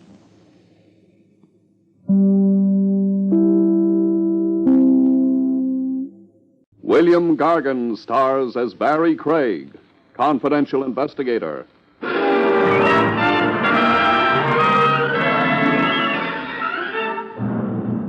Spotting a murderer isn't easy. They don't help. They can be anyone, any age, either sex, rich, poor, or in between. They've got one difference, though. They kill people.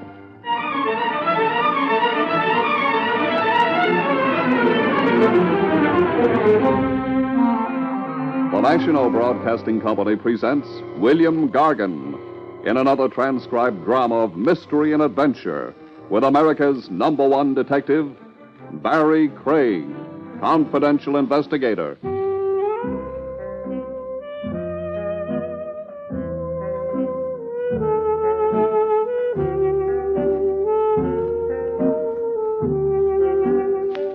Barrie Craig speaking. Lots of people shy away from going to a privatized office. I guess they figure it isn't respectable. I guess when you spend a couple of minutes thinking about it, they're right. It isn't respectable. Because it's a confession that something's wrong with their lives. And what's wrong is rarely a bookkeeping error or a mistake in spelling. You don't care for the hamburger, Craig? Huh? Oh, the hamburger's fine, Willie. Then stop looking at it like it was still alive. I wouldn't worry about it. No? No. Even if it was still struggling, your coffee would kill it. What's the matter with the coffee you get at Willie's Wagon? Nothing. I'm sure you use only the finest grade of sulfuric acid in it. You got a tender stomach? I doubt it. I'm still alive. Yeah, fine type of customer I get here. Wise guys. Wise guys? Stick to your hamburger. She ain't in your price class.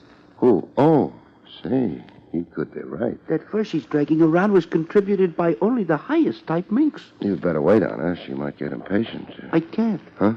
I ain't had a manicure in weeks. You are Mr. Craig. I am? I waited outside the building in which you have your office until you left. I followed you here. You're allergic to officers? Well, I couldn't... do you mind talking business here? Would you like something to eat or drink? No. Willie, go polish your coffee iron. Huh?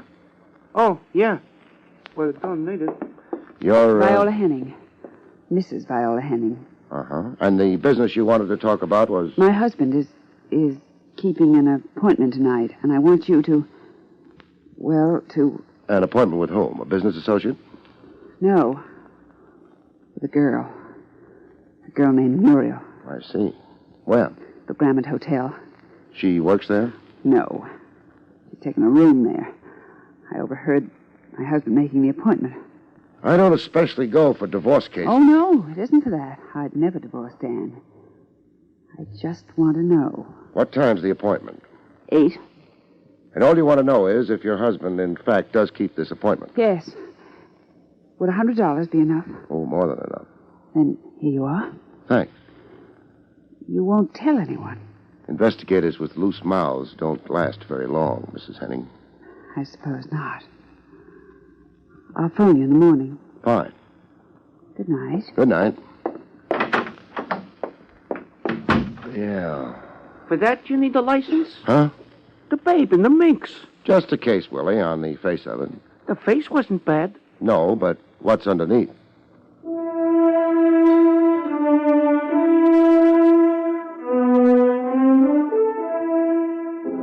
I killed some time with Willie. His feeling is he's a very good gin player. I won enough hamburger for half a dozen cases of acute indigestion and then went on to the Hotel Grammont. I let the clerk in on my little secret. I told him I was looking for a maiden aunt. For $5, he believed me. I found a Muriel who'd booked a room at 8 o'clock. The full name was Muriel Jones. Jones.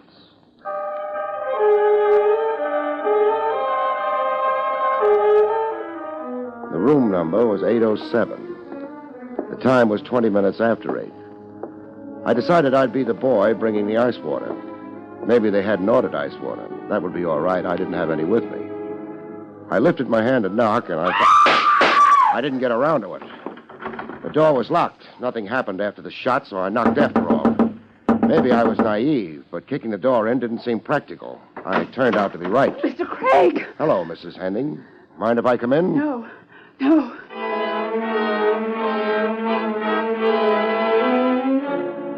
There was a girl lying on the floor.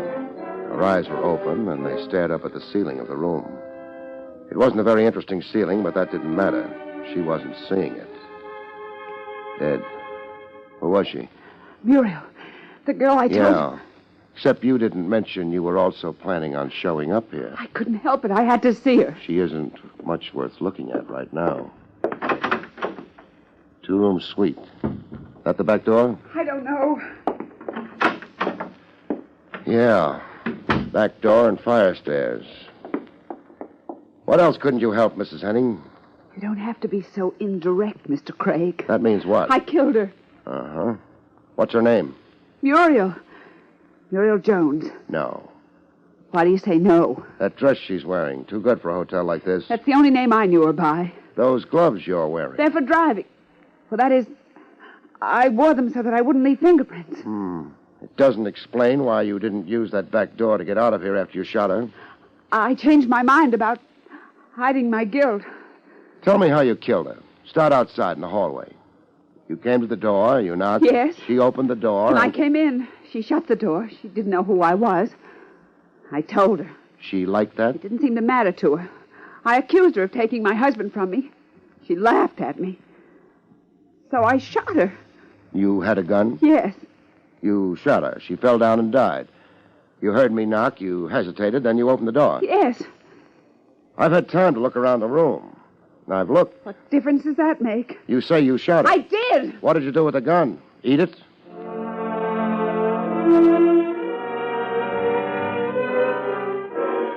Mrs. Henning didn't have any answers. I found a phone and let her notify Homicide that she'd been out hunting. I left her in that hotel room with the dead girl. Both of them would wait.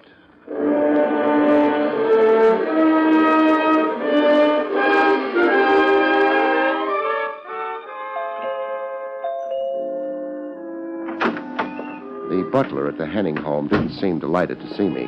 I think it was my tie bothered him most. I figured if I ever wanted to visit again, I'd get it hand-painted. Johns tells me your name is Craig. Johns tells you the truth, Mr. Henning. Yes. Well, what... I'm a confidential investigator. I could show you credentials. Oh, there's no reason to waste them on me. What can I do for you? Is your wife in? My wife? Why, yes, she's upstairs asleep. Asleep? It's a little early for that, isn't it?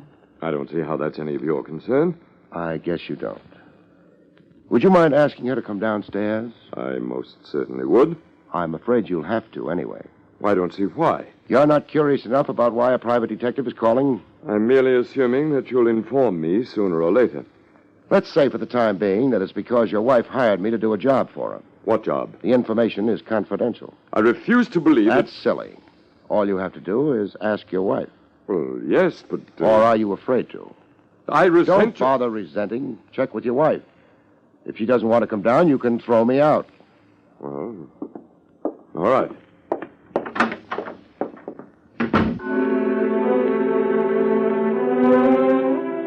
I didn't know exactly what made him go through with it. Maybe it was because his tie was already hand-painted. Mr. Craig? Yeah? My wife isn't feeling very well. She can't come down. Uh-huh. When did you see Muriel Jones last? Jones? Let's just leave it at Muriel. We'll discuss last names some other time. We won't discuss it at all. You're not very big. I could push you aside and go upstairs. You wouldn't do that. Oh, you're not sure of that. So when did you see Muriel last? Well, why not ask the lady? Oh, there's a technical difficulty. She's dead. She's what? Dead. You're quite serious? It's not a good subject to joke about. Well, how did she... She was murdered. Oh. Well, who would want to kill her? That might depend on who she really was. Her name was Muriel Carter. She sang at the Bright Star. Her voice was very beautiful. She's still dead. I find that hard to believe. She had such a rare quality. It didn't stop the murderer. She was, in her way and in our time, a lovely princess. I've heard of the Bright Star. It's run by a man named Thompson. He's short, fat, and greedy. As far as I know, he doesn't hire princesses. Now, what do you mean by that? She sang for Thompson, that's all. And what did she do for you? I think you'd better get out. I'd like to, except I've got a client. I'm in the middle, whether I like it or not. I could say I don't like it, but what good would that do? Did you keep your appointment at the Grammont Hotel tonight? That's none of your... I had no appointment tonight. It might pay you to keep in touch with your wife. Good night, Henning.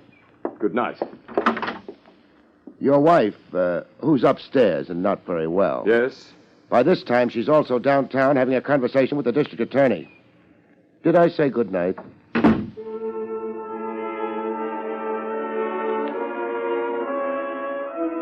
Mr. Henning's face over the hand-painted tie wasn't very nice to look at. I stopped looking at it, climbed into my car, and got away from there. It took me a while to notice the black coupe on my tail. When I did, I decided I didn't like it.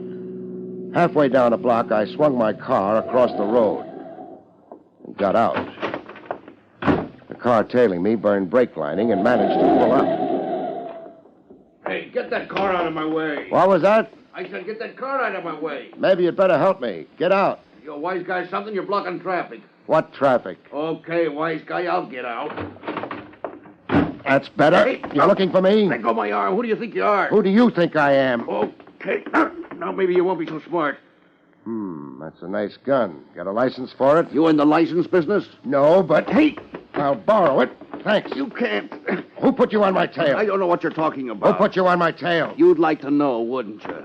Hey, you can't get away with beating me up. Am I going to beat you up? Then let go. Actually, I don't know. I could. Look, it won't get you no place. I'm not going any place. I've got lots of time for you. Let go of me, will you? How can I? I'm trying to decide. Decide what? Whether to beat you up or not. You got my gun. You're bigger than I am. That's right, so maybe you better tell me. Who put you on me? Mac Thompson. Thompson? Gentleman who runs the Bright Star, huh? Pull your car over to the curb. We ride in mine. I kind of need a star in my life, especially a bright star. His name was Lester. He wasn't very brave without a gun. Gunmen rarely are. He pulled his car over to the curb, got into mine, and we went to the Bright Star. We didn't disturb the customers. We used a back entrance, the kind of entrance I was accustomed to. Private investigators don't rate socially. This here's Mr. Thompson's office. Don't knock. Mr. Thompson. Lester, what are you doing here? He's trailing me. He trailed me right into your office, Thompson. I had a little trouble with him. He's got my gun. Indeed. And you'd be, Craig. Barrie Craig. Oh, a boy with a license. I might mention that Lester has a license for that gun of his, too. Makes it nice for the city taxes. You, could get into trouble taking his gun, Craig. He could get into worse trouble pointing it at people. Well, he threw his weight around, Mr. Thompson. All right, get out, Lester. Okay, only you ain't sore at me, Mr. Thompson. I couldn't help it. Get out. Yeah, Mr. Thompson. Yeah. Lester isn't a very strong character. I wasn't a character analysis of Lester that brought you here, Craig. No. Now, I don't want any trouble with you. I don't think you want any with me. I have a friend or two in the department. That's nice. That license you own has to be renewed every year. Now you're frightening me. I have no intention to, merely making things clear. Thanks. Now, would you make it clear why you put Lester on my tail? I didn't. He misunderstood his instructions. Uh-huh. How was Muriel's act tonight? Muriel? Muriel Carter. She didn't appear tonight. Why not? Well, you know how these things are. I don't. Thompson, where were you around 8:15 tonight? Here, reading a good book. How many witnesses? 4, 8. How many would you like? You've got a large payroll. Thank you. Now that you've stopped imitating a detective, what happened at 8:15 tonight? Muriel Carter quit the Bright Star. You practicing to be a theatrical agent? 2 bullets hit her. Oh? How sordid. Not to mention fatal.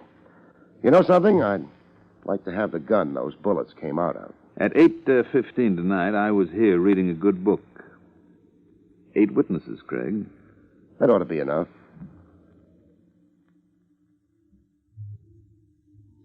Thompson. Yes? I don't believe the performance. I beg your pardon? You're playing it too tough, too straight. Which means? I think you went for her. That may be true. It's a habit of mine. I've seen her. More than habit, Thompson. She was worth a gross of your ordinary stock. Possibly. So I'm all broken up inside by the news. It wasn't news. Why was Lester staked out at the Henning home? Good night, Mr. Craig. I'm still looking for that gun. Good night. The hallway outside Thompson's office had run out of lights. It was dark, and I headed for the floor quick, but halfway down I found out it wasn't entirely my own idea.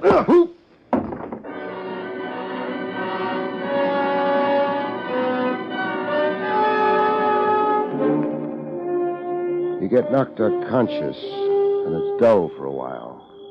Because you're unconscious. But after a while, things change. Something began to pound. It must have taken me 20 minutes to discover it was my own head. I lifted it off the ground, and the air smelled good, which meant I'd traveled. There were trees around and a sky, from which handful of facts I deduced I was out in the country. The gun someone had been careful to put in my hand was still warm. I got to my feet and crossed over to him. He was lying a dozen feet away. Dying hadn't improved his looks any. Lester was very dead. It wasn't a frame-up especially. It wouldn't stick. But it did help use up time. Time? For what?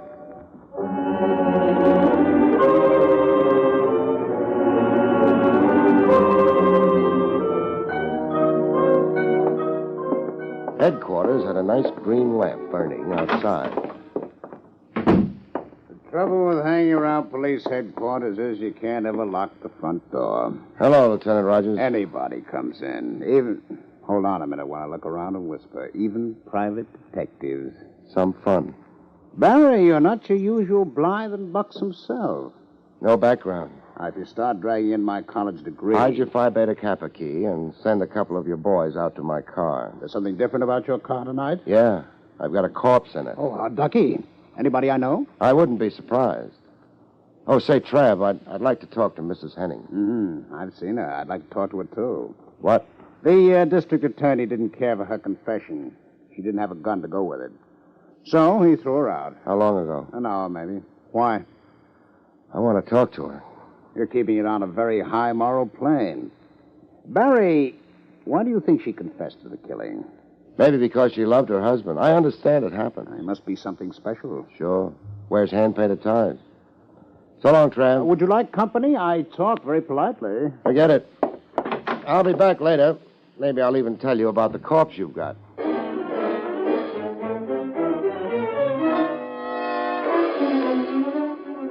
My head didn't feel too good. Maybe I was wrong. I'd find out. The Henning house was dark when I got to it. I didn't worry about the butler much. It turned out that I didn't have to. The front door was open. The skating rink they used for a foyer was dark, but a line of light under the door down the hall told me where I wanted to go. No! Nobody noticed my low bow as I went through the door. Oh, Mr. Craig! Which way? The window. Caught a tail light going around the corner outside. There's nothing special about a tail light. I was late. Mrs. Henning.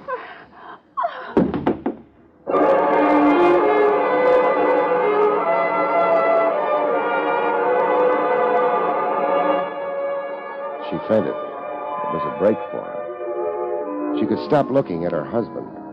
As for him, maybe he was looking at something, but it wasn't anything a pair of living eyes could see.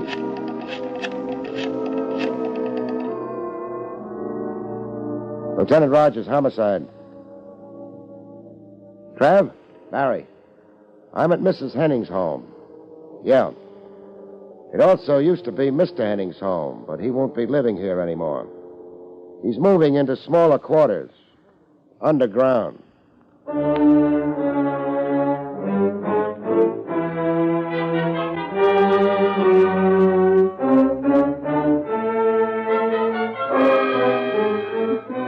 Take it easy, Mrs. Henning. You've got lots of time to settle down with your husband's death. It isn't possible. It's possible. It happens all the time. But who could have done... That's for later. You wouldn't want to confess to this murder, too, would you? How can you say things like that? Practice. I need a little information, quick. The truth, maybe. What happened at the Grammont Hotel? For real? The hotel? I got there after Dan did. From the hallway, I could hear him and that girl quarreling. And then the shots. I wanted to run, but I went in. Dan wasn't there, but... Oh, I can't go on with this. You don't have to. Just hang around and greet the cops, huh?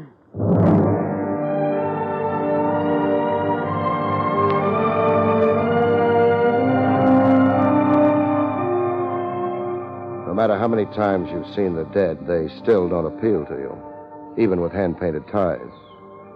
I concentrated on the furnishings. They were nice. They weren't the kind of stuff you buy if you're a private investigator. I stopped being morbid and just waited for the cops. They came. I brought a few friends along, Barry. Do you mind? I don't mind, Tran. I was worried. Where's the object of our affections? Over near the window. I hope he hasn't left. He hasn't left. Boys, make with the routine, huh? Wouldn't he cash a check for you? I'm not killing people this week. Mrs. Henning? No. Henning was shot from outside the window. Mrs. Henning was in the room when I arrived and heard the shots. That's nice. Maybe it's the perfect crime. Maybe. Mrs. Henning's in her bedroom. I imagine she'll wake up if you knock.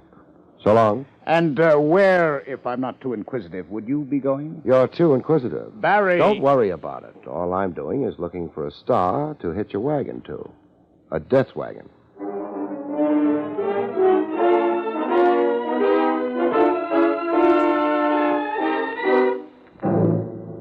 I figured Mr. Thompson wouldn't be expecting action very quick. I'd been lucky, or maybe it was just because my head was so hard. I'd come to after the sapping in a hurry. I'd been in a hurry since then. I was still in a hurry. Who is it? You didn't build that door very strong. Craig. Craig. Hello, Thompson. You wrecked that door. I'm too stupid to knock. Hold it where you are. What a nice big gun you've got, Grandma. I said stop. Okay. I'm up against your desk anyway. Nice hunk of mahogany. What do you want? You. Look, I'm in no mood. This isn't comedy. I want you for murder, Thompson. Why don't you come and get me? I will if I have to. You under the impression you're bulletproof? I'm glad you reminded me. Very nice hunk of mahogany. Pity it got in your way.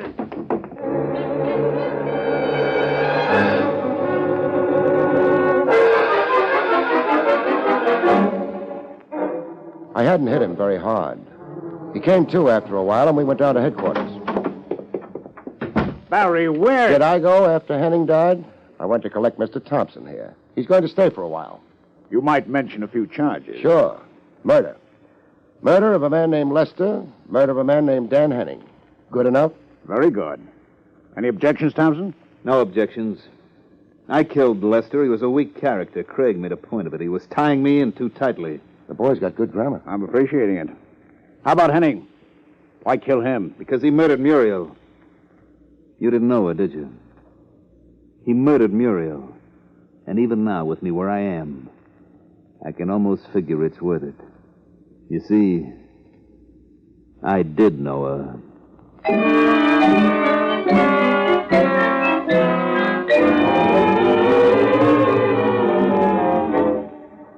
I left Thompson with Lieutenant Rogers. Maybe, according to his own bookkeeping, he'd been right. I'd seen Muriel Carter and was willing to give him an outside doubt. My job wasn't finished, though. I had a final report to make to my client.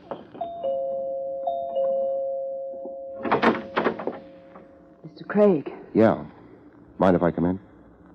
I don't think I'll ever mind anything anymore. Come in. Thank you. The police are gone. They took Dan. You better sit down. Yes, hadn't I? You hired me. I've got to finish things up. Things? What things? I didn't know there was anything left. Oh, nothing important, but... Mrs. Henning, did your husband ever wear driving gloves? No. Or any other kind? No, he didn't. Thompson's been arrested. Thompson's the man who killed your husband. Oh? Well, that won't help Dan, will it? No. Thompson was in love with Muriel Carter. He had company. The only thing is, Thompson wasn't the one who killed Muriel. I know. What does it matter? That confession you handed me at the hotel didn't make very much sense without the gun. That's what the district attorney said. The cops found the gun. Did they? It belonged to your husband. They found his prints on it. Very clear prints. Why bother? Too clear.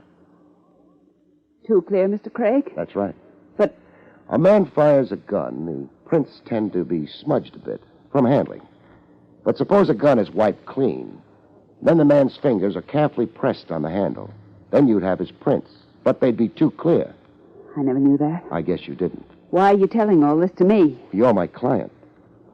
Your husband didn't wear gloves. The police give a murder suspect the paraffin test. Matter of routine. You see, when a man fires a gun, small powder particles are embedded in the skin. Oh? Your husband hadn't fired a gun recently. Well, but... Look, I'm tired. I'm not sure what you're trying to say. With Dan dead, they've got his murderer. Why did they make all these tests? Well, I suggested it. Because Muriel Carter was registered at the Grammont Hotel as Muriel Jones. She was ashamed. A club singer? Working for a man like Thompson? She was going to meet Dan. No. She didn't take that room for romance. She took it for a meeting with you. This is so confusing. You were jealous. You hated Muriel Carter. You arranged that meeting at the Grammont Hotel. You suggested she register under an assumed name. It would look shadier that way. Shadier? To whom? Me, the private detective you hired in good faith. Oh. You let your husband know about the meeting. That's why he was there. That's why he took the gun away with him. That's why he lied to me later, said you were upstairs sleeping. That isn't why Excuse me, I should have said how. The why was because he may have loved you once. You made your confession, nobody believed. Thompson figured your husband for the killer and killed him in turn. But there was something wrong. The paraffin test showed your husband hadn't killed Muriel Carter. Then who did? I'm a funny kind of investigator, Mrs. Henning. Most guys in my business get cynical. They wouldn't believe you if you told them the time, unless you had 39 witnesses and a testimonial from your neighborhood church. And you? Oh, I'm different. I always believe a client. That's why we better get started, Mrs. Henning. We're going downtown, headquarters, where they'll put you under arrest for murder. One way and another, the evidence is all there. You see, when you made that confession in the hotel room, I believed you. Good night, folks. See you next week.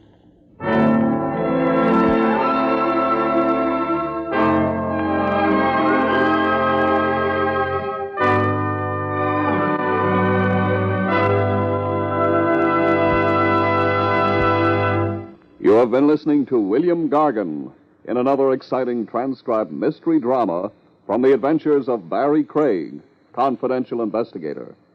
Tonight's story, Fatal Appointment, was written by Lou Vittis. Next week, it's the strange story titled The Deadly Fight, about which Barrie Craig has this to say. Next week, I meet a widow who can't find tears, an obituary notice in search of a corpse, and a boxing champ whose biggest win is a fight strictly off the record. See you next week, folks.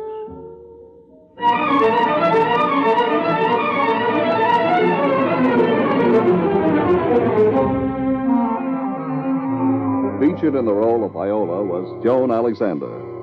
Barrie Craig, starring William Gargan, was under the direction of Hyman Brown. This is Don Pardo speaking.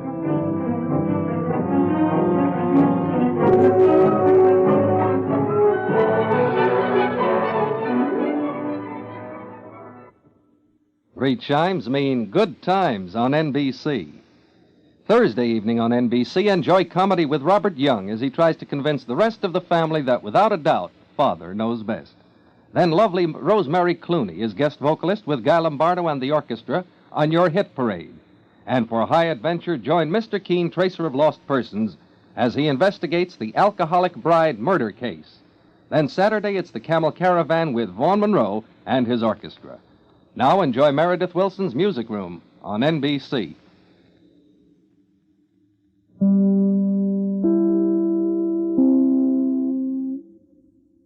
William Gargan stars as Barrie Craig, confidential investigator.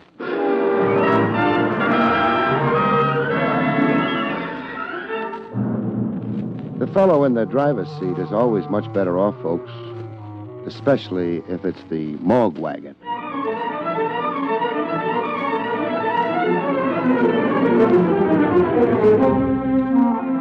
The National Broadcasting Company presents William Gargan in another transcribed drama of mystery and adventure with America's #1 detective, Barrie Craig, confidential investigator.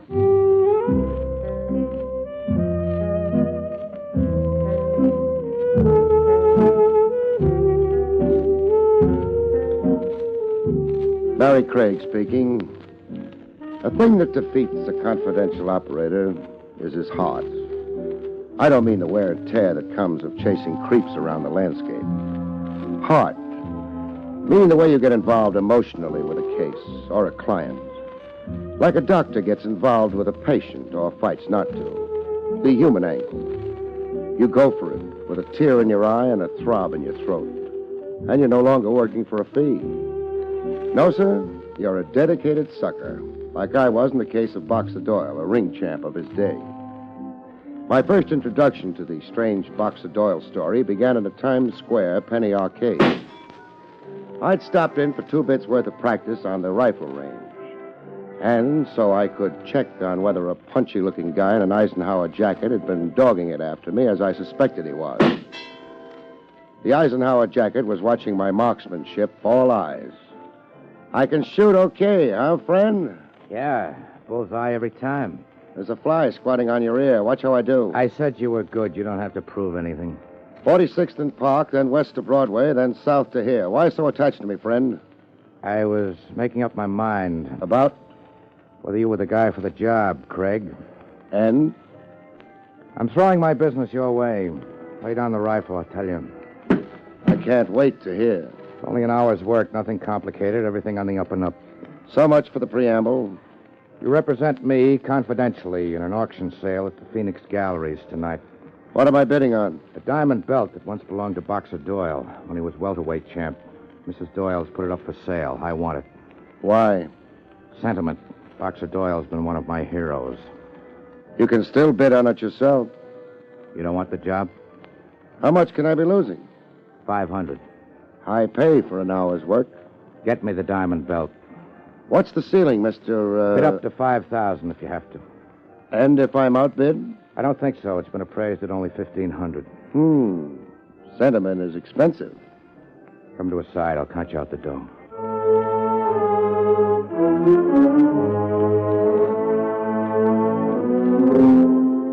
Sentiment wearing a fancy price tag. I sat in at the Phoenix Galleries. There wasn't too much bidding competition. I bid $2,000, ladies and gentlemen, for the diamond belt. $2,000. Going once, going twice. 2,500. 2,500. I bid 2,500. Bid lively, please. 2,500. Going once, going twice. Are there any more bids? Fair warning. Sold to Craig. Barrie Craig.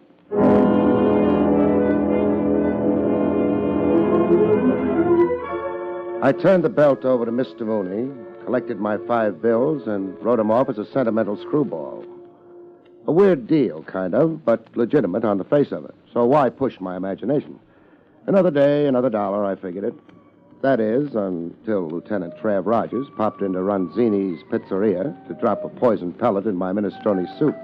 How's the soup, Craig? 9 parts water, 1 part can, as usual. A bowl of minestrone, Tony. Mind company, Craig? The eats are public. Just don't jostle my elbow. I never do when a man's eating soup. Police protocol? Emily Post. Oh. I came across an interesting item in the morning paper. There are Iranians in Iran. Back page, where they put the fellas and oddities. I'm reading. Diamond belt, once presented to Boxer Doyle by the Sports Writers Award Committee, was sold by the Phoenix Auction Galleries by order of Mrs. Boxer Doyle. The belt was purchased by Barrie Craig, whose successful bid was $2,500. You spend money, Craig. What's money for? Same morning paper. An inside page now. A muckraking column titled Sports Topics. I'm reading. Memo to the police. The auctioning of Boxer Doyle's diamond belt at the Phoenix Galleries last night prompts an old question. What did happen to Doyle? And who's covering up why? Who'd you buy that belt for, Craig? Why such a guess? You're not rich enough. Or sentimental enough. It's confidential, sorry. Think again. And eat soup? Boxer Doyle disappeared years ago. Dropped out of sight, dropped out of the world. The police handled it as a missing persons case. We got nowhere. Now, this business of the belt might be the first significant development in the sticker we've long given up on. You can hope. I want to ask your client about his expensive interest in the Boxer Doyle diamond belt, just on the chance. I'll ask him. Now, Craig. I owe him that much discretion, Trav. I'll ask him, then you ask him.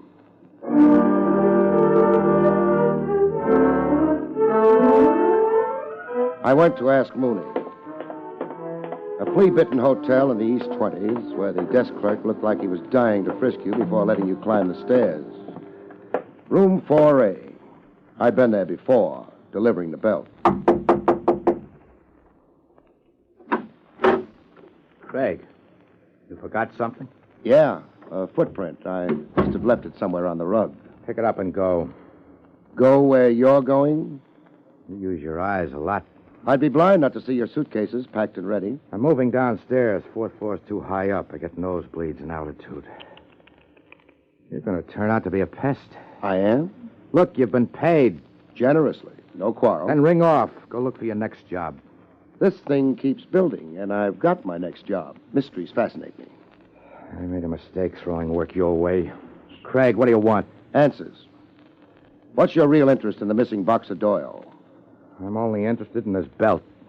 Standing pat on your story, huh? People collect General Grant's platoons and John L. Sullivan's gloves. You've got a personal hero. And you're crazy sentimental. Okay, then. Let's go.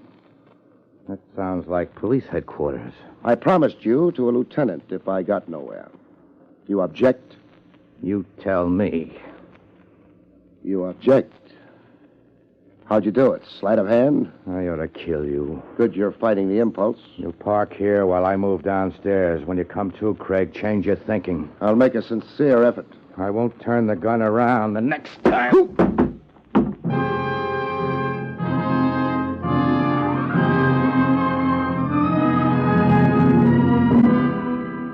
There was no use trying to change my thinking. When I came to, the only thought in my head was how to get out of a locked closet. Get out before I died of suffocation.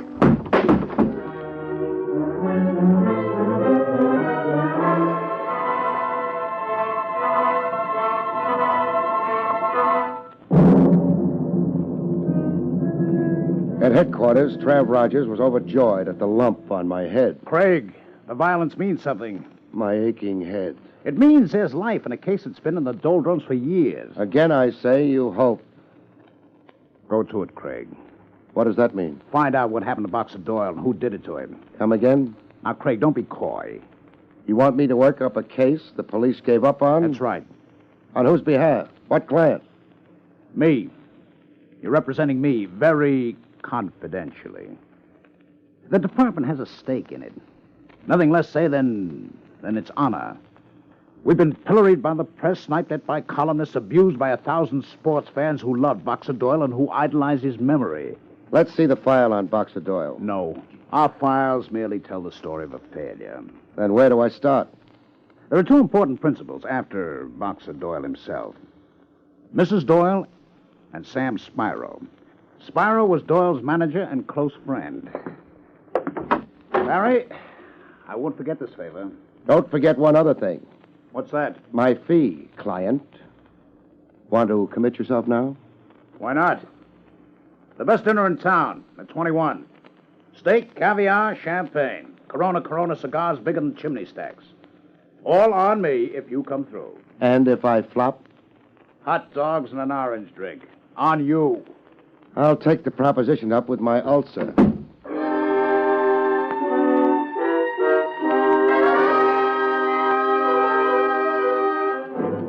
Mrs. Boxer Doyle, Wilma Doyle, had a henna bleach and the telltale look of an ex-showgirl a little too old and frayed around the edges for the chorus line.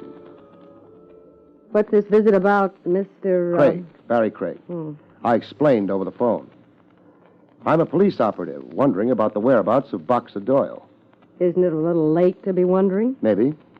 I'll concede that when I say hello to his corpse. But you talk to me. I've done nothing but talk to the police for years. But never to me. I'm fed up talking.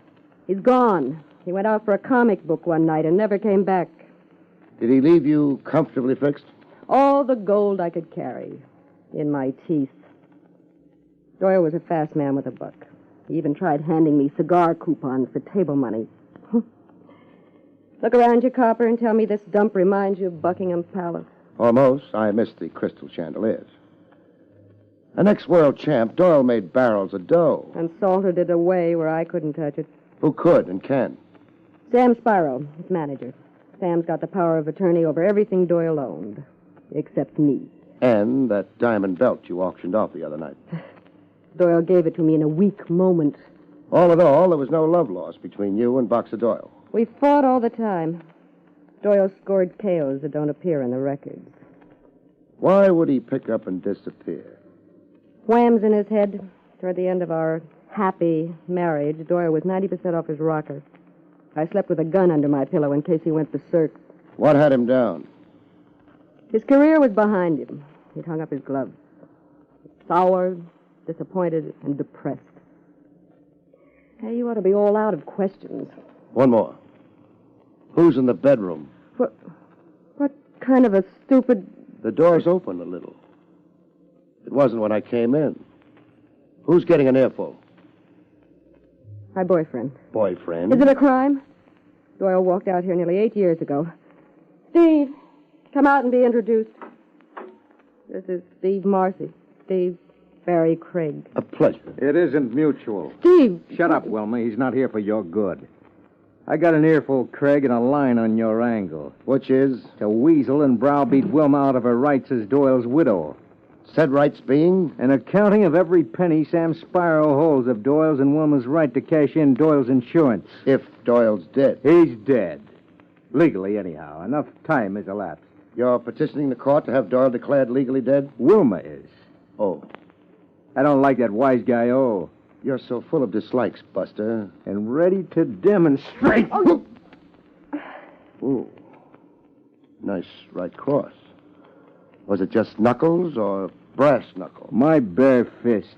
You're a boxer? I'm a boxer. The lady's preferences run on a single track. Get out, Craig. Sure, but not the way I am. I don't mind nursing my jaw, but not my pride. When the contender comes to, tell him he's a sucker for an uppercut. I'm sorry, Mr. Craig. Skip it. I'm out to weasel you, he said. That's both true and false, Wilma, depending on how the facts develop. A guy drops out of the world, and his deserted wife turns out to have a profit motive, and an eager boyfriend with an itching palm.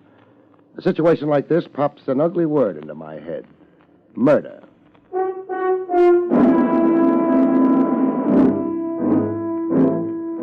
On the street, a few doors down from Wilma's tenement palace, somebody blew over to me with the evening mists. Mind company, Craig? No, provided you don't say goodbye to me in locked closets. Keep walking. I sense a gun, but I don't see it. You've seen me draw. Yeah, regular sleight of hand. Jumping me would be a mistake. I never want that spelled on my tombstone. How much, Craig? How much for what? For you to hop a plane to Tijuana. What's there? High lie. Never played it. You're bright. You'll learn. Is it expensive? Only if you lose. What's the maximum I can lose? $5,000. When I go, I go. 8. You'd blow me to an $8,000 vacation? You got rings under your eyes. Keep getting hit on the head, you'll lose your mind. That's no joke. You need to knock off. Rest up. Stick your hand out for the dough. You really want me to forget about Boxer Doyle? No changing the subject. We were talking about $8,000. But what if I'm busting with curiosity about Boxer Doyle? Craig, don't be funny. No fooling. I'm still kid enough to be glory-struck over famous sports figures. Enough to be sentimental, like you're sentimental. You don't want the dough? What good's my sitting in Tijuana with my mind on something else? I want to know what happened to Doyle. Where did he go? And if murdered, who killed him? And where is the corpus delicti? Walk ahead of me. Keep walking. I'm going to get shot in the back? Maybe. Or maybe not. Maybe today. Maybe tomorrow. Walk.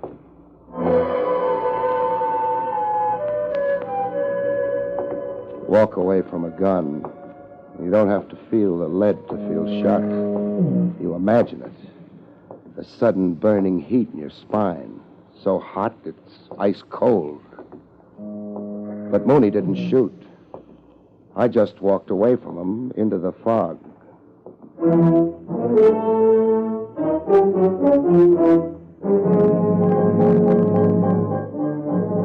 I finally located Sam Spyro in Kelleher's gymnasium.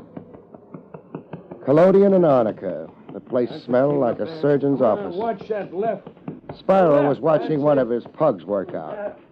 Sam Spyro! Whatever it is, saving. I'm busy. Your boy will keep while we talk. Look, I told you. Hey, who are you? Barrie Craig. Process server? Confidential investigator. Is that the same as a cop? It is. And say what you mean. If you'll transfer your interest from your meal ticket a minute, I will. Hey, I'm not under arrest. Depends on what's on your conscience. Come on. Watching the kid will only aggravate you. You think he's that bad? His arms are too short. Come over where we can talk. Make it snappy. Okay. Where's the body buried? Whose body? Boxer Doyle. What makes you think Doyle's dead? I think you killed him so you could keep the dough he let you hold for him. Or you blew the dough in. The stock market, the horses. So you knocked off Doyle to avoid an accounting and prosecution. When you stop hiding behind a counterfeit laugh... Doyle's as alive as you. Flattery won't help you. What makes you so sure he's dead? 8 years. Where does a celebrity keep himself 8 years? On an island. What island? Samoa. Doing what? Painting. He got fed up with people. He bought a paint box and a roll of canvas and swam to an island. Where else does he keep himself? On a mountaintop. He grew a beard and he's writing the story of his life. He's in touch with you? All the time. We're like Corsican brothers, Doyle and me. We communicate all the time. Give me the word I can't think of. Telepathy. That's it, telepathy. Every night, promptly 11 p.m., there's a message on my wavelength. What does it say? It says, Sam, why can't people mind their own business? Signed, Boxer. How much loot of Doyle's are you holding? I'll remember to count it sometime. When's Doyle reappearing from wherever he is? That message I ain't received yet. Now I gotta get back to my boy. Yeah. Better go wipe his nose or he'll begin bawling for his mama.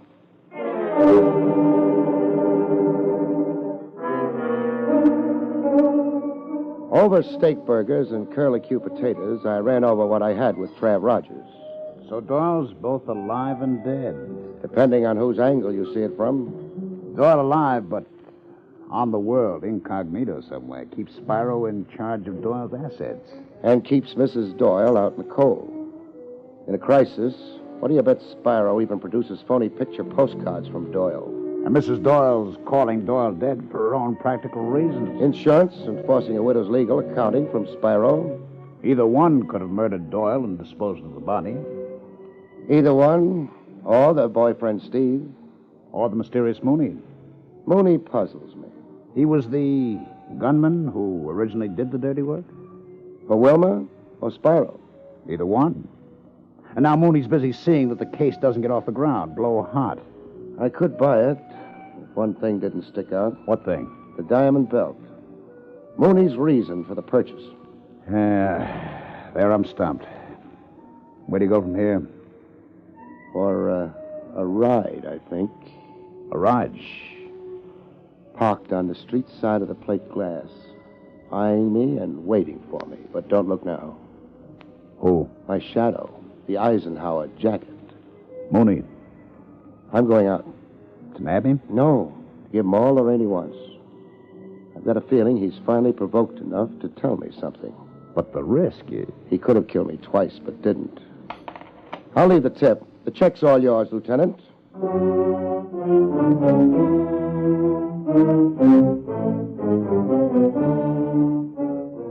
I didn't wait to be coaxed to take a ride. I guessed you were waiting to chauffeur me, Mooney. You've got nerve, Craig. You've noticed, huh? And gall. You sure made a study of me. I won't even bother asking our destination. I'll trust you.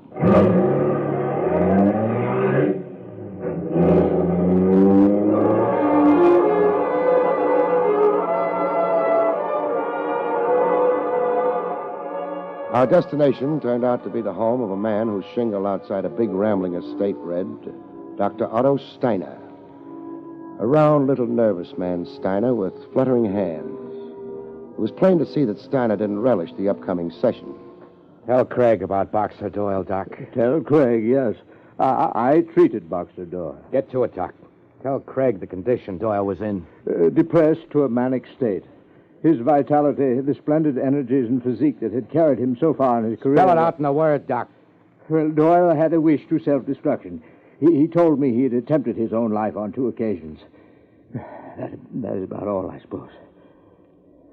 That wraps it up. Not so fast, Mooney. Doc, Doyle was in treatment when he disappeared? Yes. How long had you known Boxer Doyle? Oh, a very long time, Mr. Craig. I was his personal physician and friend for a long time before his breakdown. Let's get out of here, Craig. Kind of a fast shuffle, Mooney. Is it deliberate? I said let's get out of here.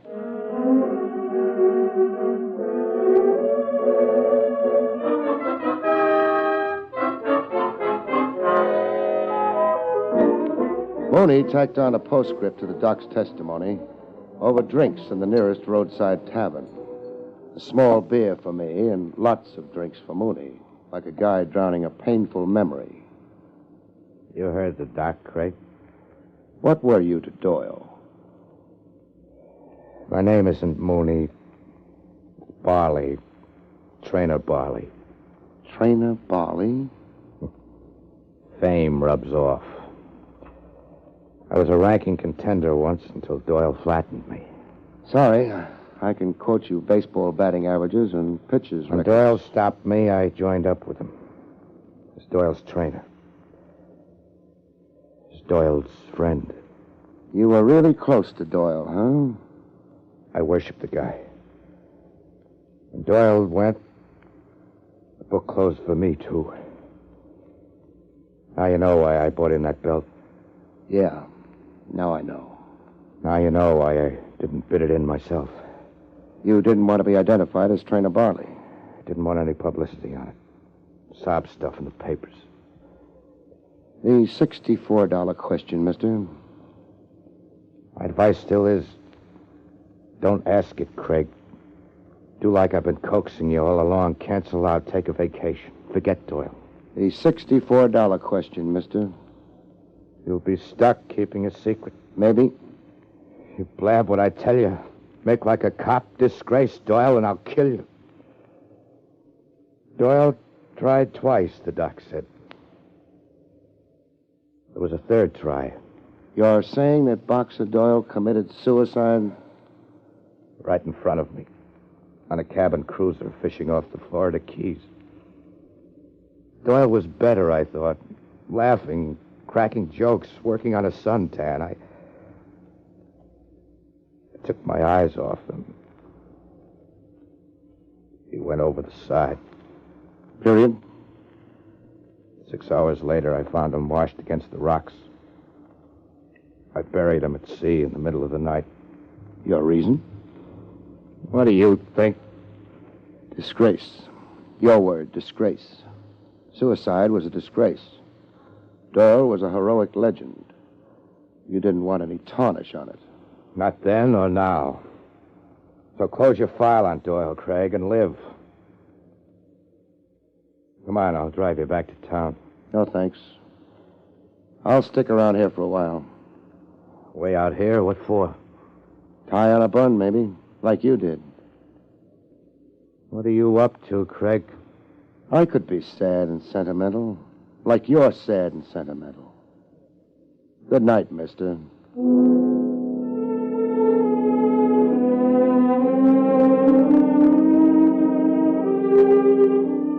When Trainer Barley tore himself away, I got on the phone.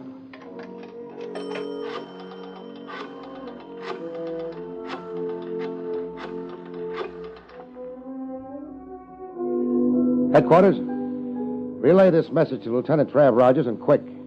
He's to meet Barrie Craig at Dr. Otto Steiner's in Wentmore, out in Nassau County, as fast as he can make it.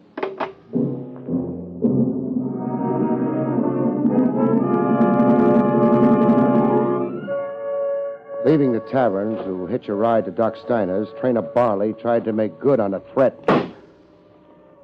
Barley shooting from the concealment of roadside bushes. I'd need surgery and electric therapy to recover the use of my left hand. I found my own bush. I warned you the secret would be hard to keep, Craig. Call a lie by its right name, mister. I saw you go to the phone. Now come and get the rest of my gun. I order you to surrender, Barley. You're not in the penny arcade now, Craig. No shooting at sitting ducks. Barley, it's a lost cause. The legend's not half the size of your crazy sentimental fanaticism. Give up, Barley.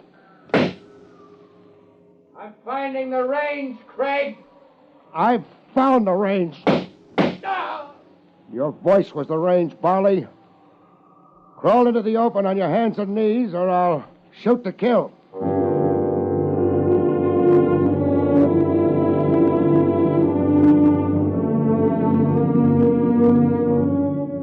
Later, after patching up Barley's leg wounds in a private hospital behind Otto Steiner's residence, Trav Rogers and I got to meet Boxer Doyle in the flesh. Gentlemen, this is Boxer Doyle. A shrunken man, half as big as the sports world remembered him. He sat in a chair facing a window, vacant to his surroundings, deaf to our voices.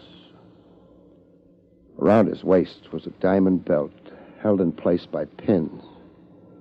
This was the secret Trainer Barley risked his life to keep? And Sam Sparrow. Only his wife knew nothing. A rare disease of the spine. Malignant. Doyle fell away bit by bit to what you see. How long, Doctor? Not long. He has nothing left. Only his magnificent fighting heart. Trav. Yes, Craig. When the story gets out, I'm taking over. As crazy fanatic as Trainer Barley. Any tarnish on the legend of a great champ, I'll break heads. Good night, folks. See you next week.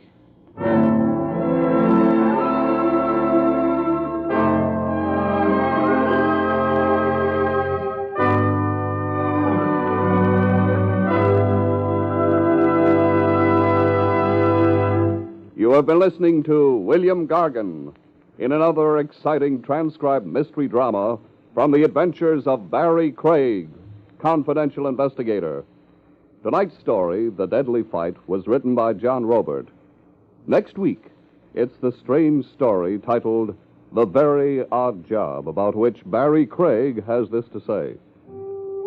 Next week, I'm hired to deliver a puppet, watch a girl faint, discover a vintage murder, and realize that the only thing that's black as it's painted is a coffin.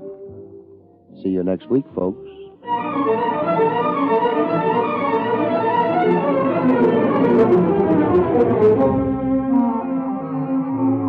Featured in the role of Mrs. Doyle was Fran Carlin.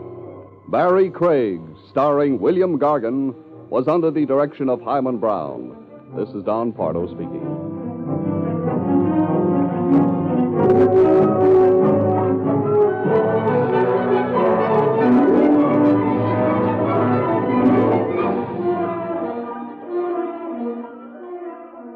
Now, Robert Montgomery presents something different in news analysis on NBC. William Gargan stars as Barrie Craig, confidential investigator.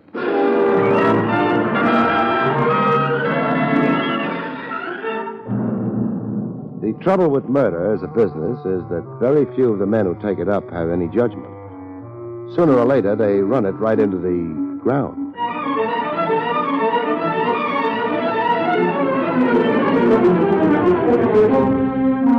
The National Broadcasting Company presents William Gargan in another transcribed drama of mystery and adventure with America's #1 detective, Barrie Craig, confidential investigator.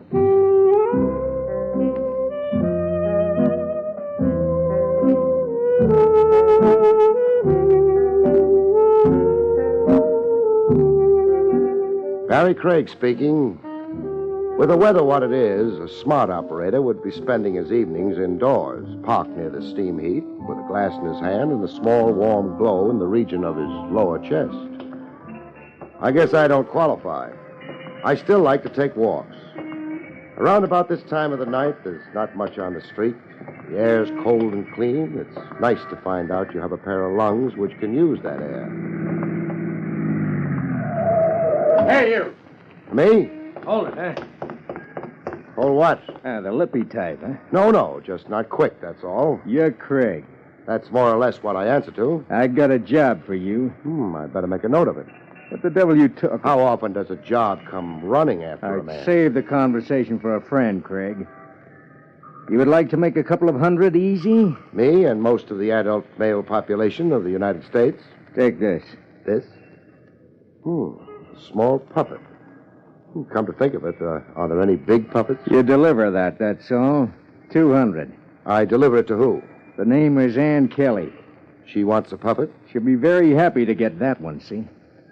Not exactly, but there are lots of Kellys in the phone book. And this time of night she'll be at Easy's open house. It's a clip joint over in the East 80s. She helps Easy keep the house open? She helps him keep it filled. What does she use, a hook? You catch her routine, you'll be able to add it up for yourself. That's in addition to the 200? Yeah. I don't see the 200 yet. It's on your office desk. It's going to get awful dusty. You know, the last time I looked, I didn't notice any money on that desk. It's there now. But don't try to collect it, see? Not till after you deliver the puppet. Makes a kind of sense. Do I give Miss Kelly your regards along with the puppet? Do you know whose regards to give her? No. Well, then you better skip it. Now, you can make the joint in maybe 15 minutes. I wouldn't be happy about you dragging it out. Craig always keeps his clients happy. I'll get it to her in 15 minutes. So long. I wouldn't bother remembering the license plates. You wouldn't? No, they don't belong to the car. Well, that's so. Even more than that. Yeah? The car don't belong to me. I didn't bother about the license plates. I always believe a client, even if he happens to be a mug. This one was.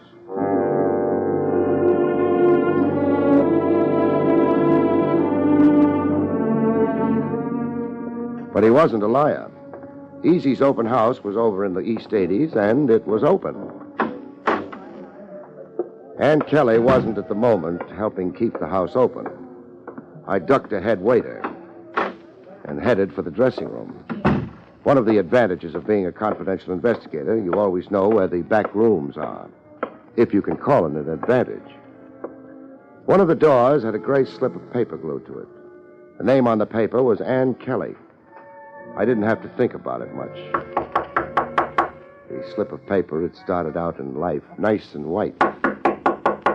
Practicing how to be a drummer, boy? That, I decided, was an invitation to come in. Ann Kelly had started out in life nice and clean. We all do.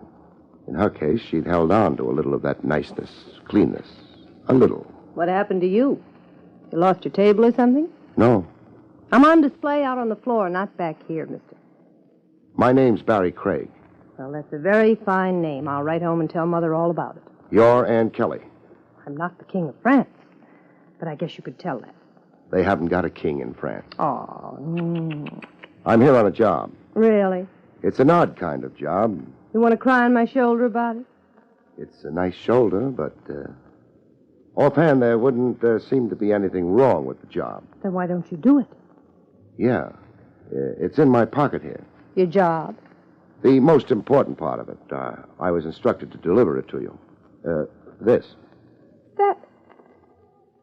A puppet. Here. Oh, no. No. Miss Kelly.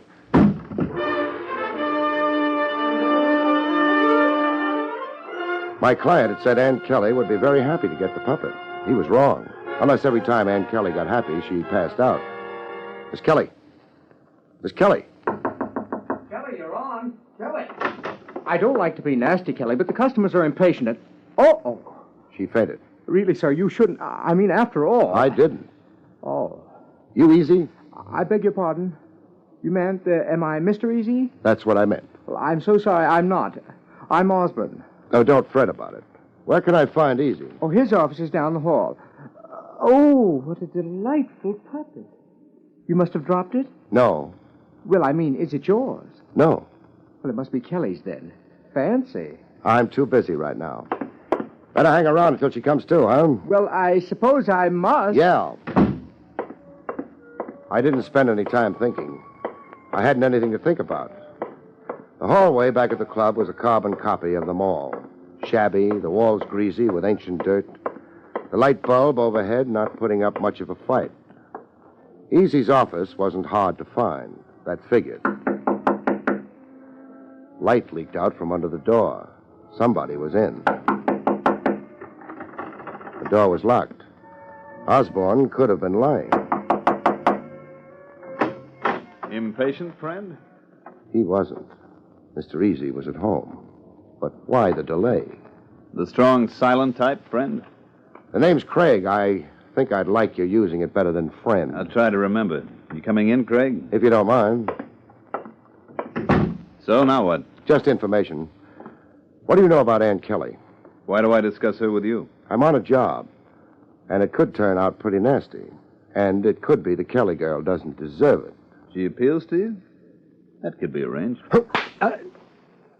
You got a heavy hand, friend. Lay off the friend, huh? Going around protecting virtue, you're a little late with Kelly. I asked you a question. So you did. No. The desk drawer stays shut. I don't want to admire your gun. About the girl. She works here. The customers like her. I pay her $125 a week, period. How'd you come to hire her? She dropped in, asked for an audition, and she got it, so she got the job. Nice and neat. Don't try to make a thing of a girl passing out, Craig. Kelly happens to pass out easy. How'd you know she fainted? You stalled me outside the door. Come on. I like it here. I said come on. All right, take your hands off. I'm coming. Thanks. Stall me outside your door. Stall me in your office. You knew about her fainting. The pretty boy must have phoned from her dressing room. This one. What's the idea of busting in here? You're not Ann Kelly. Of course she isn't, Craig. I could have told you that before you half knocked the door down. Hold on. Yeah. The same room. A hunk of paper with her name on it was torn off the door. Look, Craig, the little lady here's dressing for her act. We're in her way. This was Ann Kelly's dressing room up until a couple of minutes ago. You're crazy. I'm beginning to think you never even seen her. Where is she, Easy? She finished her last show for the night, probably on her way home. No. Now, the little lady could start screaming. That would bring us lots of company. Yeah. So it's going to be this way. I never saw Ann Kelly. She wasn't here. I never handed her a... Wait a minute. What's this? That? Looks like a puppet to me. Whose puppet? How would I know? Maybe it belongs to Susie. Does it, Susie? Sure. There you are, Craig. Well? A nice snooker play. Shut Craig off in a corner, get Kelly out of the place, and... Okay. Excuse me, little lady. Craig. Yeah? I don't want any trouble. I don't know what you think you saw. Make it short. But if you want to look through the place, it's okay with me. Thanks. I'm not much good at closing stable doors, though. So long, Easy.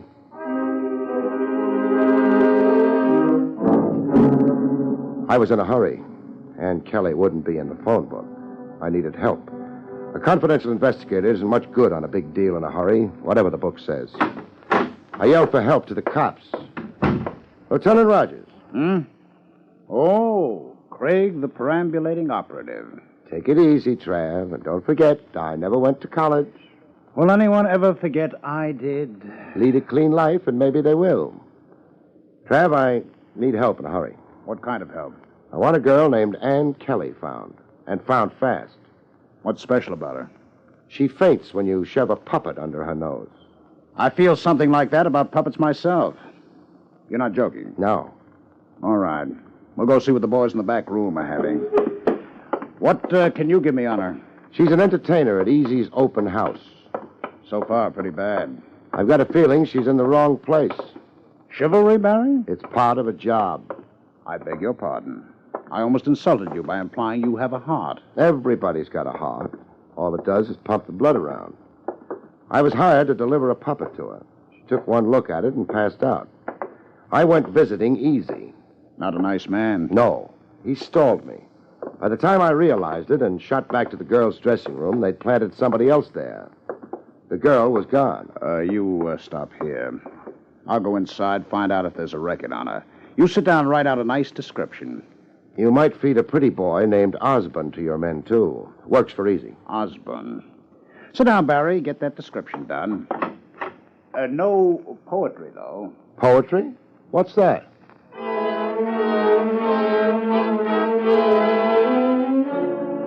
Trav didn't need a written description. He just thought it might be a good idea if I had something to do while I was waiting. I guess it showed pretty plainly. I didn't bother with the description. I just waited. Barry? Yeah? Nothing on Kelly. No record. You got that description done? She's blonde, blue-eyed, medium height, in her 20s. What good would it do you? No good. Come on. Come on where? Osborne's in the books. I've got an address for him. All right.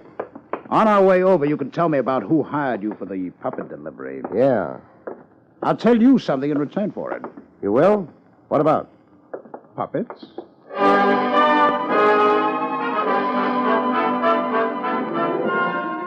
We climbed into Lieutenant Rogers' car and went away from headquarters. My story didn't take up very much time. You never got a good look at your client, then? No, I'd recognize him, but... Maybe it'll come out in the wash. Or perhaps we can correlate a couple of stories. You're speaking to somebody who had his troubles with the 8th grade. Mm-hmm. I imagine the 8th grade had more trouble with you.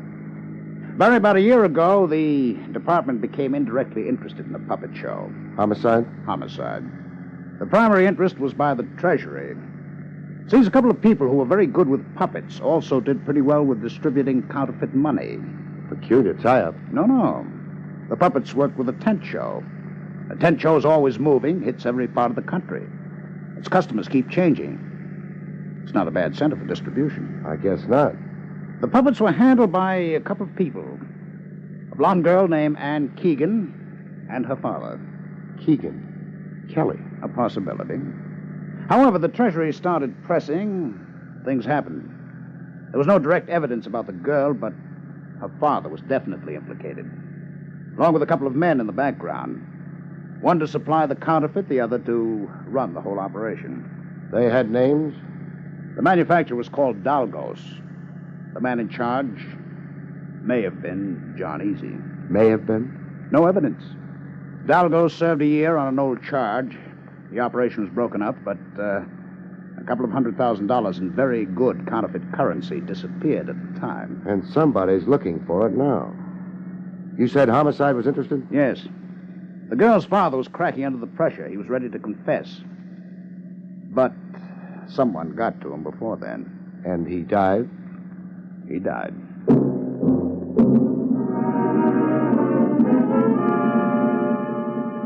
Jigsaw puzzles are fun working out. You keep looking at the pieces, and after a while you begin putting them together. You have your problems, but pretty soon you lick them. And then you're finished. But suppose you don't like the picture you wind up with. Osborne's got an apartment in that house. He tie in with the tent show deal? No evidence. Osborne, yes. Apartment 1C. Would be on the ground floor. Convenient. You probably think you're being cynical, but you're right. For a criminal, the ground floor is definitely convenient. I'm bright without knowing it, huh? About the only way I'm bright. Your modesty is becoming. How accurate it is. No knock? No knock. This one ought to do it. We won't loiter until invited. Yes. Yes, what? The room's empty. But the lights are on. Door on the opposite wall. Shut. However. Bedroom. And... Not empty. That's your friend, Osborne? He's not nearly so pretty anymore. The girl. No sign of her in here. Nor in the living room. The bathroom. No. Well, the body's still warm. Window open. Alley. Anything besides the garbage cans? Sure. Ash cans. Phone? No. Back in the living room. Nice apartment. A Modigliani on the wall. Modern furniture. With thick walls. The shots weren't hurt. A what on the wall? That painting. Looks more French than Italian. Mm-hmm. You knew who Modigliani was all along. Oh, well. We'll have company in a few minutes. The girl must have decided she didn't care for Osborne's hospitality. Barry! Barry, come back here. I don't want you sticking that thick neck of yours out. Barry!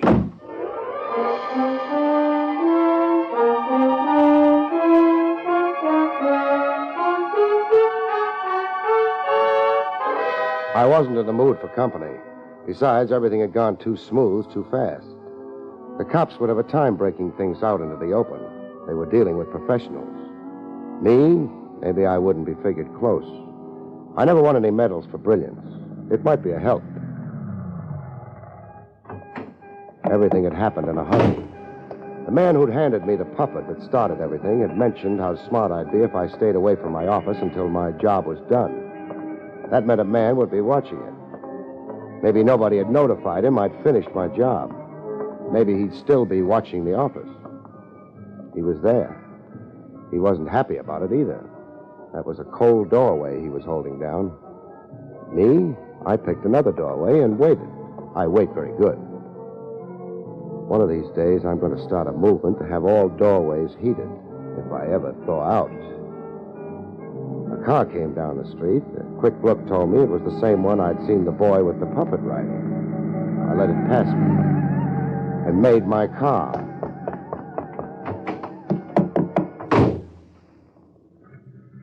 And watched the car up ahead stop for the mug on sentry duty. He climbed in.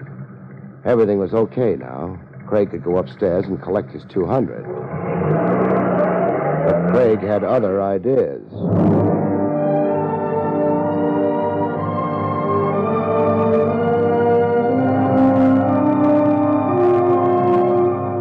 They weren't expecting company. They weren't very careful. They let a straight run downtown and over towards the harbor. They pulled the car up into an alley, left it there, and used their feet. It wasn't a long walk. They used a stoop, went into a house that was young and fresh, maybe when the last century died, and shut the door behind them. Force of habit got me to the back door. There wasn't a cop in sight. I leaned on the door. It opened. They were pretty sure of themselves.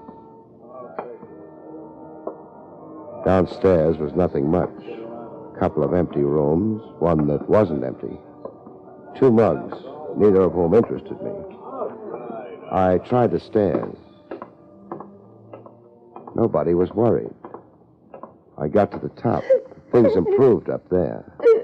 If you could call it an improvement. The waterworks don't make much of an impression on me, kid. I don't know what you want. In a pig's eye, you... I've already told you. Sure, and I already didn't believe you. I can't. Oh.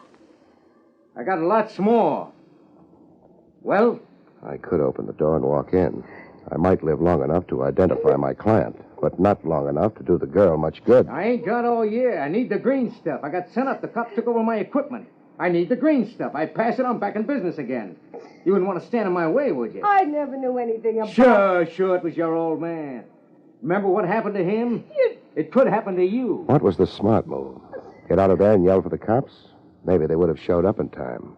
But who's smart?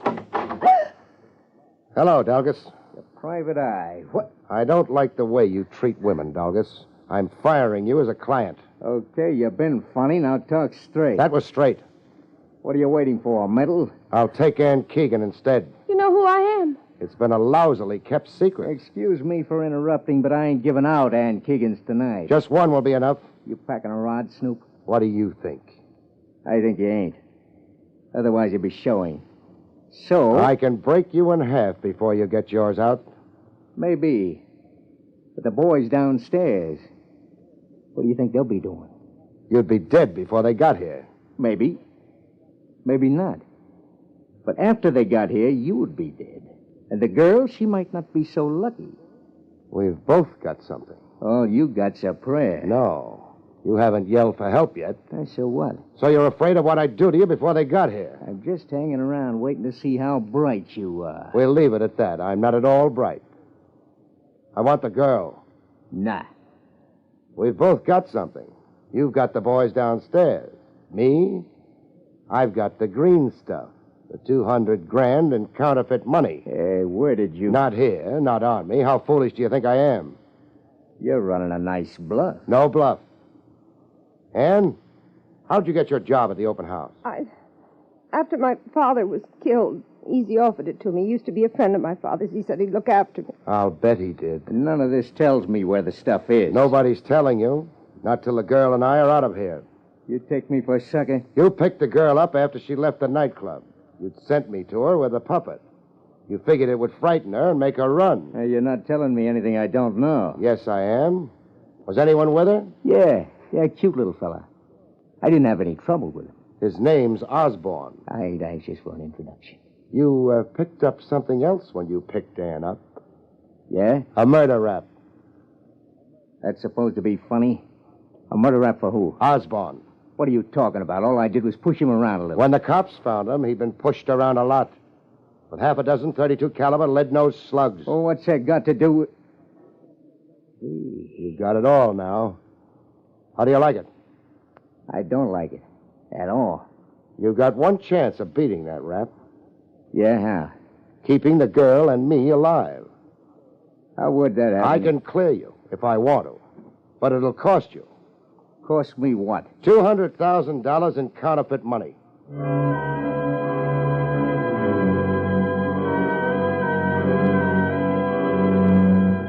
It took him a little time to decide.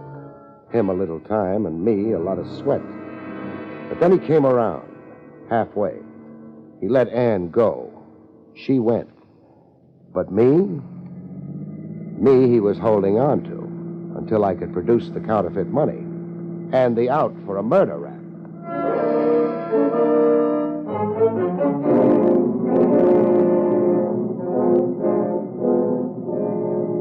I got a gun on you, and I keep it on you. The boys cover the open house front and back. Any funny business? I know. Yeah, but you ain't sure. You can be sure. With that rap riding my shoulders, what have I got to lose? What do you want me to do? Turn green with fright? Well, we've arrived. What do you know? Hey, Sam, get out first. Cover a big boy from the outside, huh? You go out, Craig. Thanks. Me with you. We walk nice and close together. The gun right under your ribs. You wouldn't think of a quick wrestle. Trigger's shaved, goes off if I breathe too hard. It's all built up. Let's go, huh? Sam, you take the back. Big boy walks out without me. He gets it hard. You stay out here, Beef. Same orders for you. Come on, Craig. That joint ain't open. Not for business. There's a back office. Yeah. That's where we do business? Right. We go in. It don't smell good in here. You ever been in a place that did? You watch it. I insult Easy. Easy reminds me. Ever know a man named Easy? Nah. You're going to. Come on. Light through that door. It's the one we want. I don't think we knock. Hello, Easy. Craig. And... Hey, what did you call him? Easy. John Easy. Any objections? Well, the name's Marlowe. Ain't it, Marlowe? Hello, Doggos. Long time no see. Not such a long time, a 1 year stretch. And that's over. I'm pleased for you. Though I can't say I approve of the company you're keeping. Never mind that. I got a gun on him. But what about... He's the man worked with you and Keegan before you were sent up, Dalgas? Sure. He's the man gave Ann Keegan a job here because he used to be a friend of her father's. Nothing wrong with that. Except, who killed Ann Keegan's father, Dalgas? I don't know. Did you? You're fishing for what? The truth. I don't think you killed him, Dalgas. Thanks for nothing. But who did? Who does it have to be? Dalgos, why my office? I mean, if you enjoy playing games with this thick-headed idiot... I don't think you killed Osborne either, Dalgas. But look when Osborne dies. Immediately after your release from jail. And under what circumstances? When he was supposedly hiding Ann Keegan out. What does that add up to? Your conviction, because you wound up with Ann Keegan. Well, that much I know. What you're handing me now John is... Easy, alias Marlowe. He had the motive. He'd latched onto the $200,000. He knew you'd be after Ann as soon as you got out. That's why he hired her. So he could use her for a bait for a trap in which he could break your neck. It could be that way. Dalgos. Yeah? You got your gun on, Craig? Yeah. Then you won't be able to do very much about this, will you? What? Yeah, my gun pointing at you. As far as yours is concerned, shoot Craig or not as you please. Why, you dirty... You're using that gun on Craig? No? Then suppose you drop it. Okay. Mr. Craig is unfortunately right. Too bad you had to get him involved in this, Dalgos. Otherwise, you'd have a little longer to live. Not much, but every hour counts, doesn't it? You've got the dough. Of course I have, and I'll have fun spending it. With caution. I'll think of you often, Dalgos. You can't afford it. Sure I can. Craig tracked you down. You and he had a gunfight. You both got killed. Who knows? Craig might even get a medal. It'll work, Dalgos. I don't think so. What? Drop it. I said... What? Hi, Barry. Hello and welcome, Trav. Mr. Easy, or I guess I should say Marlowe, will live long enough. The counterfeit money? In his safe, I guess. Oh, we'll find out. Are you waiting for anything, Delgos? Huh? No. I've got a few policemen outside. They've collected his associates. I think they'll be pleased to pick him up. He's managed to acquire a few brand new charges in a very short time. Thanks for showing up on time. I was beginning to wonder if you ever would. You were gambling on the girl, weren't you? Uh-huh. But she was honest that she'd come straight to us, and... Paid off, didn't it? She's waiting for you at headquarters. She wants to see you. Barry, when you get to her, I think you'll first realize just how well it paid off. Good night, folks. See you next week.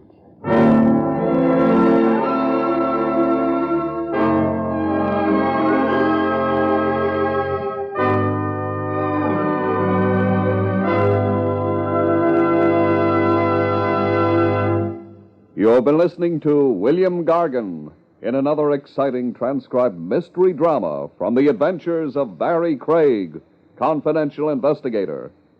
Tonight's story, A Very Odd Job, was written by Lou Vittis. Next week, it's the strange story titled Diary of Death, about which Barrie Craig has this to say. Next week, murder counts to a bloody 3.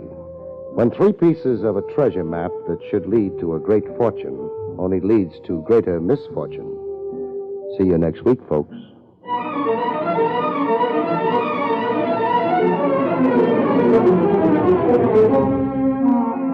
Featured in the role of Anne was Elspeth Eric. Barrie Craig, starring William Gargan, was under the direction of Hyman Brown. This is Don Pardo speaking.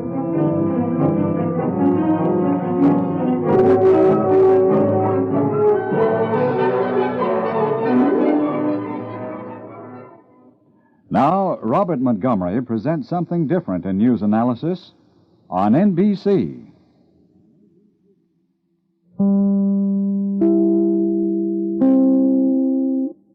William Gargan stars as Barrie Craig, confidential investigator.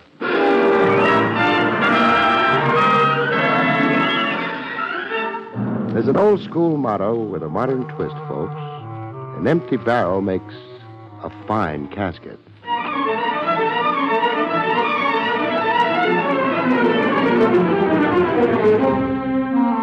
The National Broadcasting Company presents William Gargan in another transcribed drama of mystery and adventure with America's #1 detective, Barrie Craig, confidential investigator.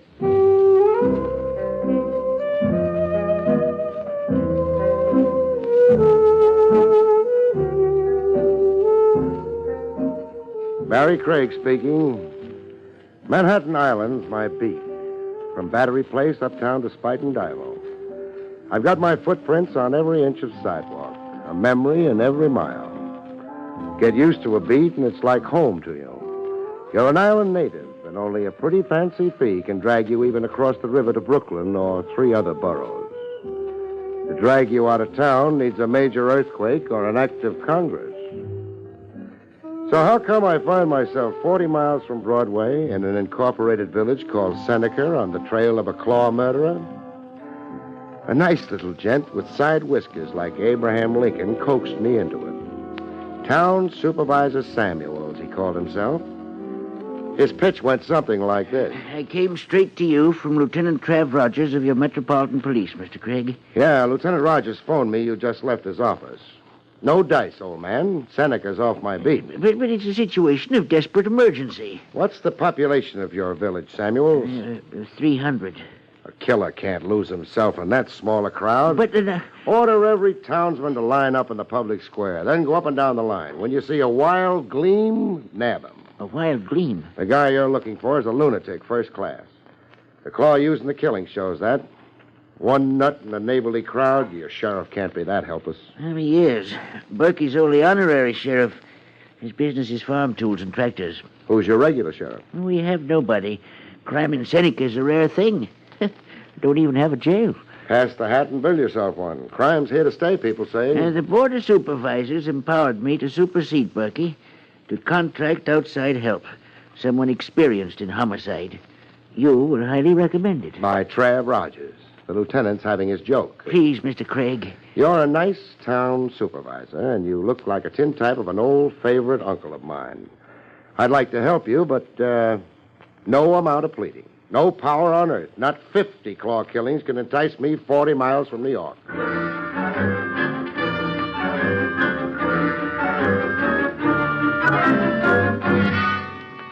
In Seneca, flanked by Samuels and the sometime sheriff, I got a look at the corpse. The morgue was the back room of a taxpayer divided into a grain, oats, and seed shop and mortuary parlor. This was Dr. Tyler, Mr. Craig. A doctor, huh? Horse doctor. Oh, sad day for Dobbin. Pretty thorough job of annihilation. Shocking crime. The claw marks on the skull were made by a garden tool, looks like. Yeah. Did Doc Tyler have any enemies? Or let the sheriff answer, Samuels. Why, no. Not to my knowledge, he didn't. Doc Tyler was a pillar in the community, a fine, respected Save man. the eulogy for the funeral services, huh? Theft, then. Was anything stolen? No, I'll have to say no to that. All Tyler had was accounts receivable. Bills owing him for his doctoring work. You went over his property, then? I did. The robbery was my notion, too, at first. I ordered an inventory of everything Tyler owned, right down to the horse pails. And nothing was missing? Nothing of any account, no. Except for old Baldy, everything was right where it belonged. Except for old Baldy, you say? Huh? Oh, yeah. Old Baldy's an old iron paperweight, the American Eagle. Doc Tyler always had it on his desk on top of a pile of papers. And old Baldy was missing? Yes, we couldn't find hide nor hair of it. Well, either somebody borrowed it and planned to keep it now that Tyler's gone, or Tyler threw it out. Or the murderer clawed Tyler to get it. Oh, now, why would anybody want to commit murder for a worthless old paperweight? Can't say, but that's why I'm in this whistle stop, to find out why. And that brings us down to cases. You and me. Come again? Your being here. Samuels brought you out against me. Against you? No, Sheriff. Shut up, Samuels. This is between me and Craig. Against me, I said, Craig. Oh, I get it. Your pride's hurt, huh, Sheriff? When you've jackassed around a while and Samuels admits to being the finicky fool he is, I'm marching you to the railroad station. With a brass band and local school mom doubling as drum majorette. A big goodbye to a conquering hero, Sheriff, because my parting gift to Seneca is your claw murderer in person. Want to bet?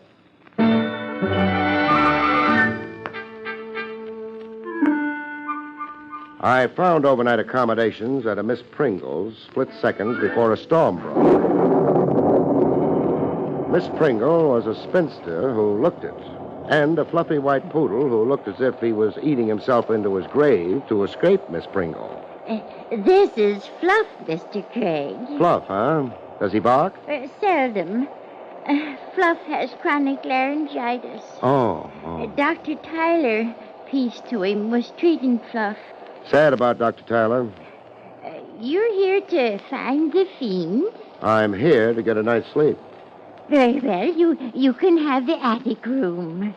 Why so high a climb? But I'm not accustomed to taking male lodgers. Enough said.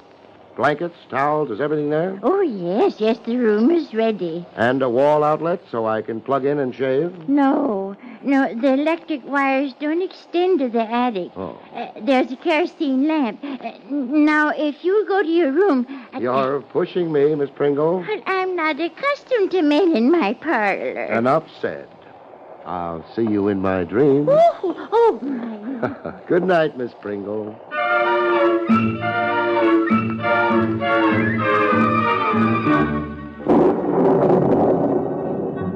There were things I wasn't accustomed to, like attics, like figuring out how to light kerosene lamps, or like having the roof suddenly cave in on my head.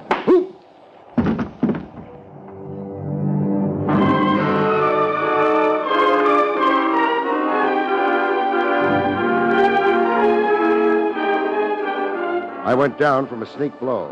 A club, the weapon felt like. I went down, but not out. I could see through a red haze like a film of blood, and I could hear glass breaking somewhere in the room. I rolled on the floor, not to be a sitting duck for a second blow. But no second blow came. Just quiet and the rain outside. The rain blowing in from an open window. The window my sneak opponent had used getting in and out. I went out the window after him.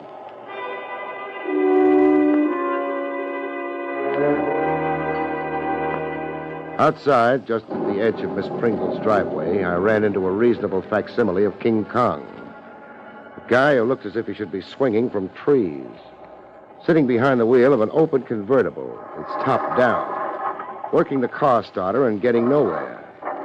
Having trouble, friend?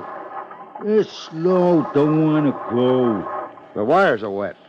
I'm driving good and then it stops. Your wires are wet. I'm driving good and then it stops and then it won't go. You're getting all tangled up in your IQ, friend.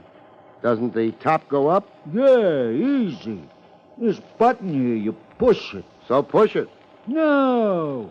You got a medium-sized lake around you. Floodwaters rising from the floorboard. I'm not pushing no button. I like it like this. How did you happen to stall here? I told you I'm driving good. Then it stops and then it won't go. You making fun of me? No. Did we meet a while ago? Huh? Where? In Miss Pringle's attic. No. I'm driving, so how could it be? How could it be? Parked here the last 5 minutes. Did you see anybody in a hurry to quit the general neighborhood of Miss Pringle's? No. I seen nobody. You're sure? Are you trying to mix me up? Nature got to you first. Just for future reference, what name do you answer to? Harmony. Harmony? Yeah. You like it?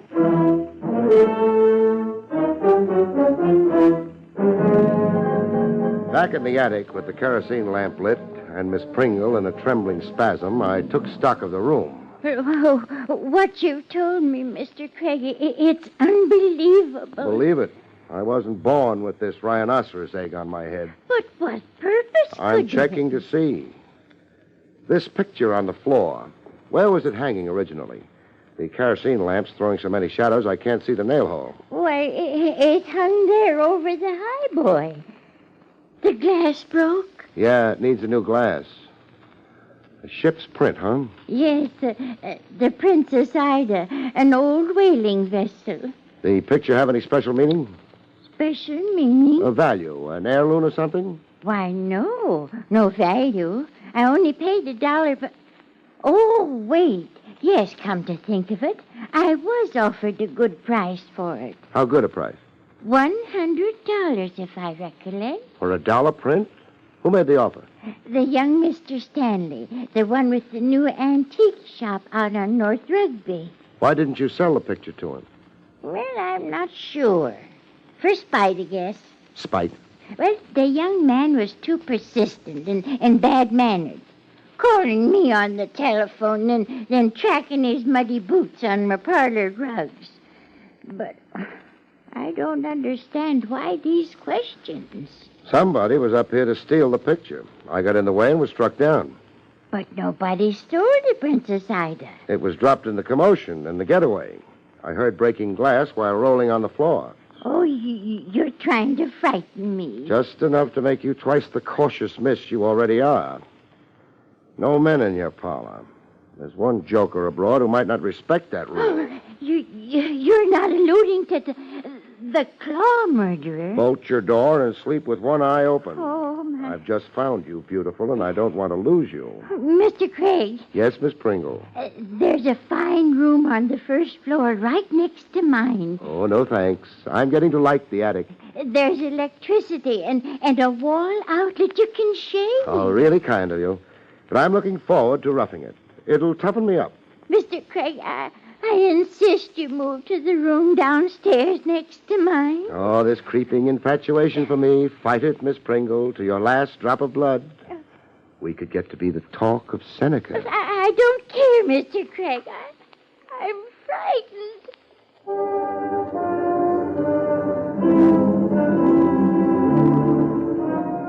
In the morning, I took breakfast with Town Supervisor Samuels. Breakfast and information. I'm sorry, Sheriff Berkey made you unwelcome. Berkey's sensitive to competition. I'm sorry about your injury. My injury? You were attacked and beaten last night. How could you know? Miss Pringle had me on the telephone in the middle of the night. Oh. I want to know about a couple of your townspeople. Eh? First, a bright chap who calls himself Harmony. Harmony? Now, what reason could you... Never mind. I'm asking the questions. Tell me about him. Harmony's Big Toby Keller. Hires out for odd jobs. Spring plowing, window washing, garage work. How about dirty work? No. Craig, you're wrong about Harmony. I'd take an oath. His mind isn't the best. But we know him to be good-natured, honest. Mm-hmm. What about a young Mr. Stanley? Fred Stanley? He's a newcomer to Seneca. What brought him here? A lawyer got him to come in the first place. From Chicago, I think. Chicago. Fred Stanley came thinking he was a missing heir. Claim his grandfather's fortune. But there was no fortune. Only an old house just this side of the Seneca line. Not worth the taxes on it. Why was there any idea of a fortune at all? And the grandfather, old Mitchell Stanley, was said to be a rich miser who put no trust in banks. When Mitch Stanley died, there wasn't a penny. They had to auction off his furniture to pay for his funeral. But young Stanley stayed on in Seneca. Yeah? Opened an antique shop at the old Stanley house. Can he make out in a one-horse town like this? He has business signs posted on the highways, hoping to get the tourist trade. What's your interest in Fred Stanley? He tried to buy a ship's print, the Princess Ida, from a girlfriend of mine, Miss Pringle. Stanley offered $100 for a picture worth $1. A liberal offer like that is... Craig! No, don't blow your gasket. It's only a parcel delivery through your closed window. Did you order this? What is it? A claw. A garden tool like the one used on Doc Tyler. And a note with it. It's addressed to me, Barrie Craig. Get out of Seneca by 10 this morning or never. Get out of Seneca by 10? 9. I've got an hour of grace. Or never. Craig, it's a threat against your life. I'll be planted in the country. A city fellow like me. The handwriting. No handwriting. The note was put together with newsprint. Can I borrow your car? Yeah, of course. Stanley's antique shop is on North Rugby Road, just this side of the Seneca line, you said. It's a 3-mile drive, up the incline to Widow's Ridge, then left a quarter-mile... Craig, be careful. Please, I don't want your murder on my conscience. Okay, I'll stay alive, but only for your sake, mind you. Staying alive is a deal that sometimes needs the cooperation of unknown parties, in my racket anyhow. Climbing the steep incline to Widow's Ridge. Climbing maybe 300 feet into morning mists as thick as pea soup. I knew I wasn't going to get that kind of cooperation. A rifle shot that blew a tire into confetti. Crash off the incline had to come.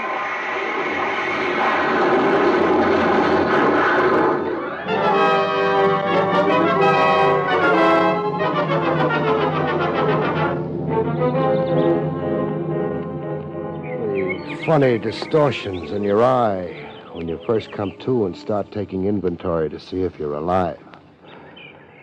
A half-frozen robin who didn't have the sense to fly south for the winter. He sat on the side of the hill 10 feet from where I lay, staring solemnly at me and chirping prayers for my safety. Oh, when I started getting to my feet, the robin flew away. The inventory added up. I was all there in one piece, with a few dents that couldn't hurt forever. Samuel's car was down at the foot of the incline, topsy-turvy, like it was playing dead dog. I'd been thrown clear of the wreck. Half my fee into the poor box. I took an oath on that as I started for Rugby Road on foot.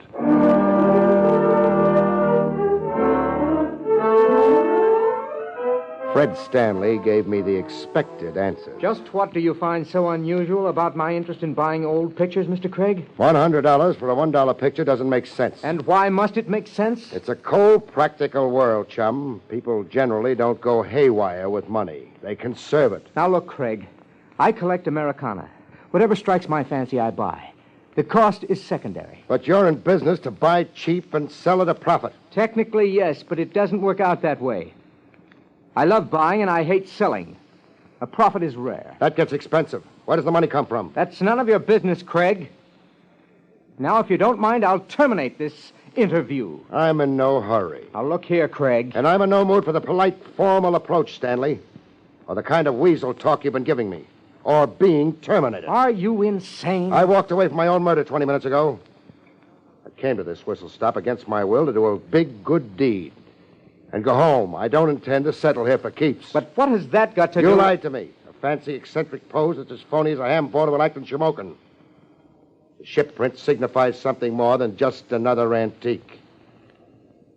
No polite, formal approach, Stanley. I'm going to pound the truth out of you. Crazy, let me go. Tell me about the Princess Ida ship print. Let go. Harmony, help. Harmony, huh? Now we're making headway. So King Kong's hired out to you. Harmony, help. I want you to let Stanley go.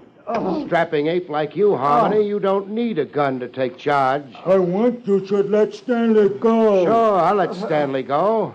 I was only fixing his tie. Oh, Craig, you had no right to manhandle me, no right. It paid off. I got to find out who was providing Harmony with his raw meat. Harmony's with me on day hire to do general cleaning and polishing, scrape down old furniture. Plus prowl in attics, plus distribute garden tools shaped like claws all over town, plus take rival shots at passing cars. You're out of your mind. You assaulted me and Harmony rescued me. Now get out of here. Sure. But I'll be back. I'll be back, Stanley. The minute I tumble to your motive.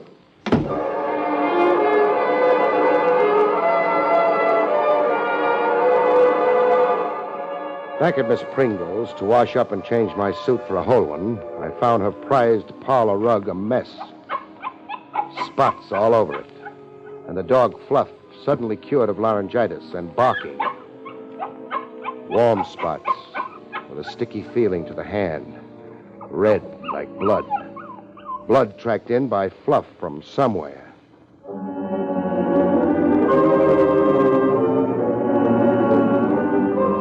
I followed the tracks to Miss Pringle's bedroom. The blood was Miss Pringle's goodbye to spinsterhood. The garden tool shaped like a claw lay beside her on the floor like a third hand.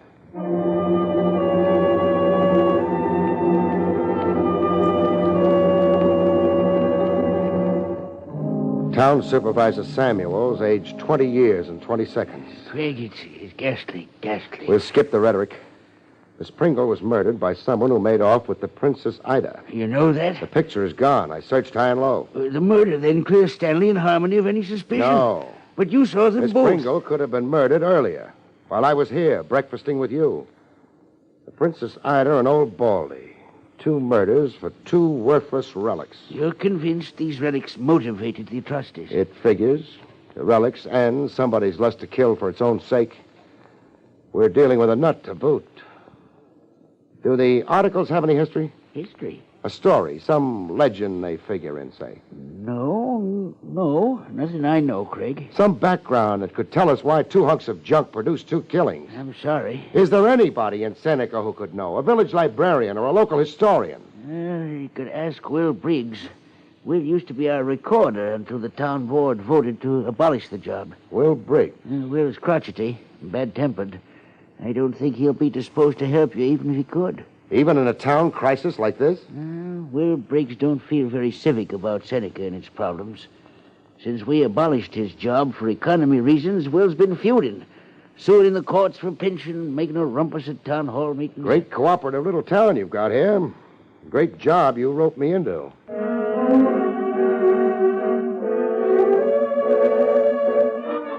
But Will Briggs pulled a switch on Samuel's characterization of him. Briggs fell all over himself cooperating. For $20, Mr. Craig. I am a man without funds. $20, okay. You'll get it. Black-hearted board of supervisors. Did you dirt? Old Baldy and the Princess Ida. Scratch your memory. Old Baldy and the Princess Ida. Funny now, you should be asking about them. Why is it funny? You're the second party that's come to me asking. Who came first? Old Mitchell Stanley's grandson. The one who settled himself into a shop here a spell ago. Young Fred Stanley. What did you tell him? What I'll tell you. If you wait. I have the record here. Yes, here it is. The sales sheet, my own writing, for that auction they held at Mitchell Stanley's once, to raise money for burying him. I was craking for the auctioneer that day. Get to it, please. In my time. See? It says here we sold beds and tables and floor coverings. Down here it says Old Baldy. 50 cents. Sold to Dr. Tyler. Princess Ida. $1. Sold to Miss Pringle. And the snowman sold for 75 cents. What's the snowman? The design on a patchwork quilt it's named for. Who bought it? Let me see. Sold to Adam Samuels, it says. That's the town supervisor himself. Where's your telephone, Briggs? Telephone? He ain't never invented it from its use to me. Keeping body and soul together as it is. Briggs, don't bend my ears. What's got your back up? Samuels, your town supervisor's number 3 on the Claw murderers list. If it's so, I say good riddance to the black-hearted...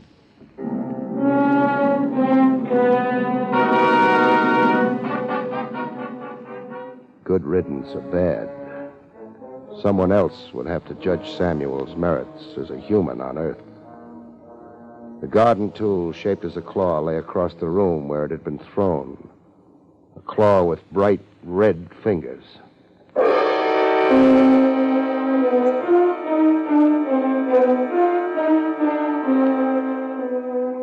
Fred Stanley resisted arrest to the last gasp. Harmony's last gasp, that is. Craig, get out of here. You're under arrest, Stanley. You have no authority. I've got a gun. Harmony. That 8th man comes through the door and he's dead. Harmony. You're asking your moronic stooge to commit suicide? We'll see. Harmony. One down, and Seneca's a better place for it. You killed him. He's only wounded. Where do you want it, Stanley? I'll go with you.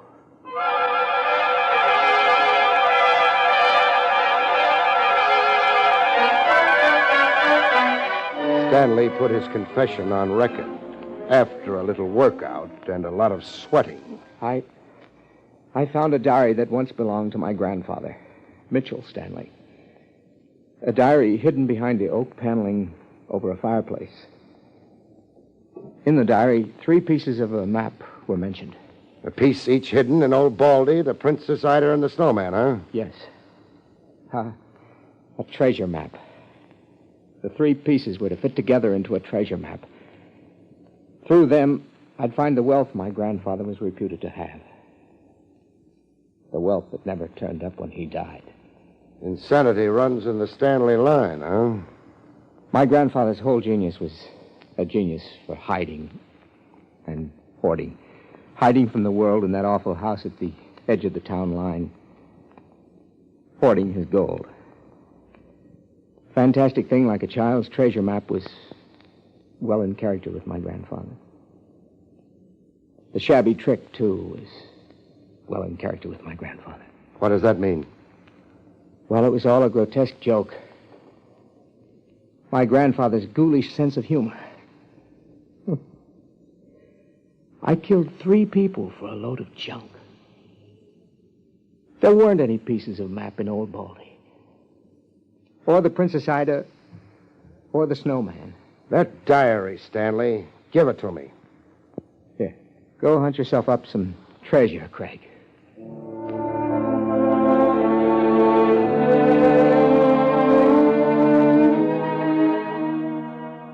There was an anticlimax to the Stanley story. In a village beanery, with the sometime Sheriff Berkey trying to act apologetic and yet keep his dignity. I suppose you'll be leaving now, Craig, eh? Yeah, I can't wait to stand on Broadway and flip a cigarette into the gutter. Well, I've been a jealous fool. So would I be, in your shoes. Oh, thanks.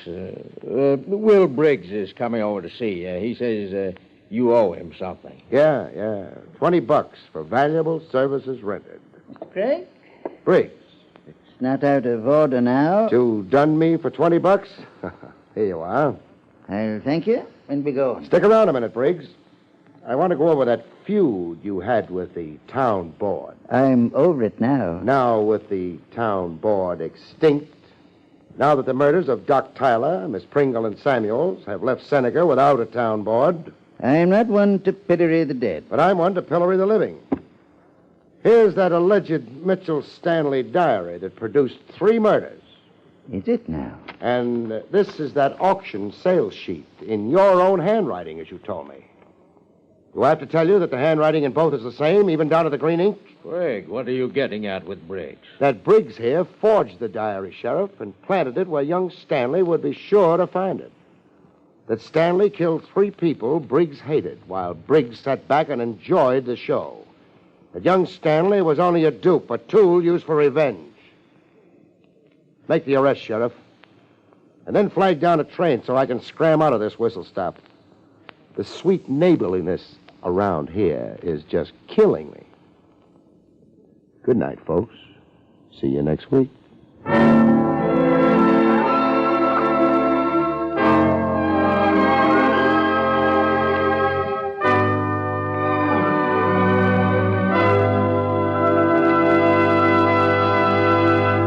You have been listening to William Gargan in another exciting transcribed mystery drama from the adventures of Barrie Craig, confidential investigator. Tonight's story, Diary of Death, was written by John Robert. Next week, it's the strange story titled A Time to Kill, about which Barrie Craig has this to say. Next week, I have a wow of a time in the kindergarten when a whimsical corpse insists on playing hide and go seek. See you next week, folks.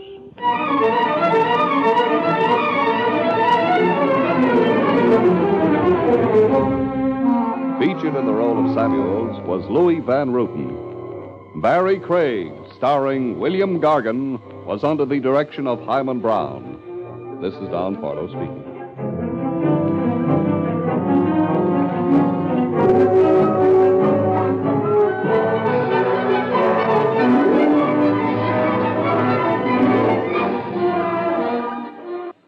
Next, Robert Montgomery presents something different in news analysis on NBC.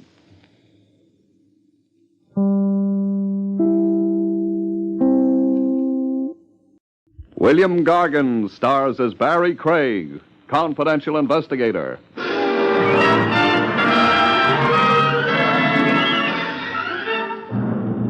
To ensure a longer life, folks, a gun in hand is worth 2 in the bush.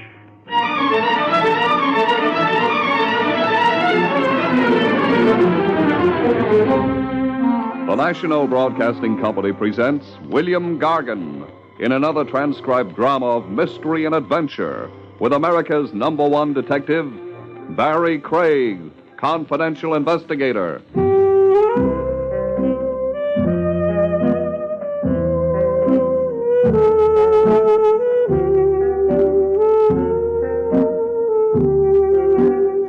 Barrie Craig speaking. There's a popular notion people have about confidential operatives. Stop any guy on the street and ask him. The notion? Steam-heated love, or, as the French say, amour. My classification of workers always got a blonde on one arm, another blonde in his lap, and a third blonde in his eye, so people think. The truth, as a matter of fact, is people are so right. Textbook biology aside, the true reason for our howling success with the ladies is our fatherly appeal. It's women looking for the male protection they missed since the carefree days of the cradle. It's the unladylike search for the strong, dominating male who knows all the answers. It's also the classic feminine urge to pin horns on the masculine cranium. I won my horns by parking overtime outside Grand Central Station. I'd gone in to see if the mayor was making good on his promise to keep the trains running on time. I came out to find a summons tied to my windshield wiper. A green ticket. The $15 variety. Ouch. In my car, I found something more had been added to liven up my humdrum existence. A Cupid doll. Painted a rainbow pink with saucer eyes, and blowing so many scents over me, I got an immediate perfume jag. Isn't there some mistake? No. You, didn't mistake this for public hack? No. Then, I'm in the wrong car? Are you? I'll check. Well, keys fit the ignition. The car belongs to me. Oh, how wonderful. But you don't. How sad. Funny. Funny? I always wonder just how the future Mrs. Barrie Craig would happen along. Run into me turning a corner?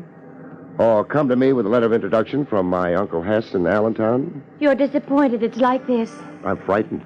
Frightened? My blood pressure. 10 more points, and I'm flying with the angels. Oh, then you like me. We'll get married and have 6 kids. 7. 7's a lot of laundry. We'll live in the country. I'm allergic to marigolds. A picture wall looking out on green fields.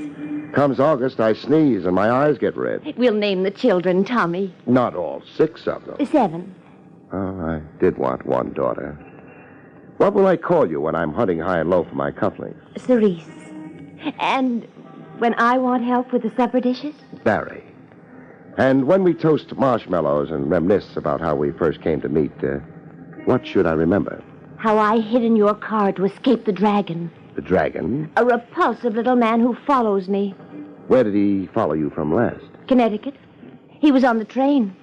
From Connecticut to my car? Yes. I see. Where is Mr. Repulsive right now? Behind us. Behind us? In the gray coupe. He's waiting to follow us when you pull away. I'll fix that. Oh, no. I'm Samson. I break heads like matchsticks. Please, no. No violence. Nothing to spoil the fun we're having. Oh, I feel so good. Oh, I haven't felt good for such a long time. So what do I do? Just take me away. With a chaperone on our tail? You're capable and clever. Huh. I shake guys like salt out of a shaker. I knew you were equal to the dragon. For every block he hangs on over 10, you can paint a zebra stripe on me.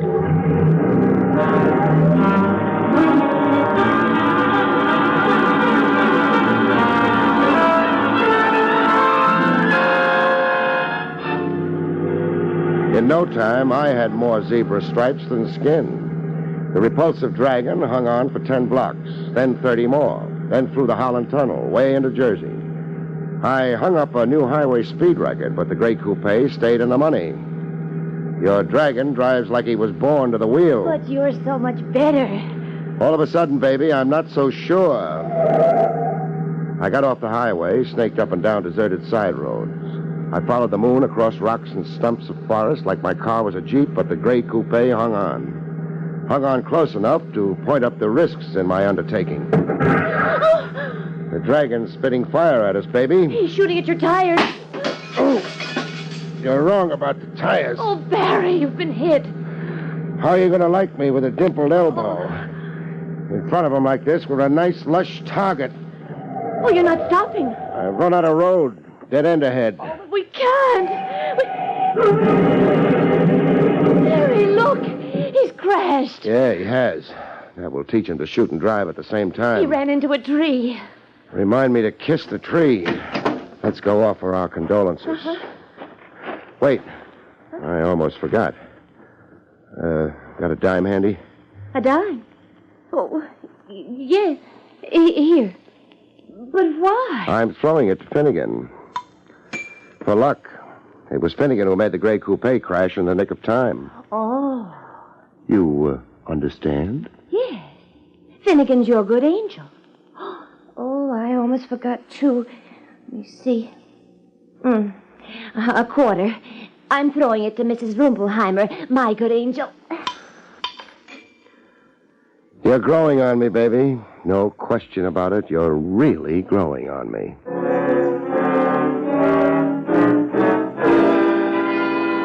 The gray coupe was telescoped like an accordion. Getting the unconscious dragon out of the wreck was like breaking into a sardine can with your fingernails. An owl kept applauding the show. A Vest pocket dragon, small hands and dainty feet, and the emaciated look of a guy who went hungry Mondays, Wednesdays, and Fridays. How badly hurt is he? He could be worse. He could be dead. Contusions. When he comes to, he's going to hate that word. Your elbow. Only a nick that can wait. Buster here is really emergency.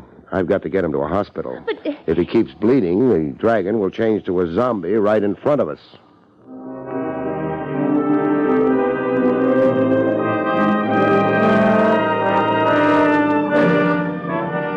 Contusions weren't half the medical jargon. The patient's in an oxygen tent, Mr. Craig. What's the diagnosis? Multiple injuries to the head. Conditional paralysis of the reflexes due to severe concussion. Oh. He'll recover? Pathologically, yes. What does that mean? As an aftermath of trauma, there may be psychiatric complications. Meaning? A memory lapse, an amnesia. Rough. Or maybe not. Maybe it's a blessing. Maybe Buster has more he'd like to forget than remember.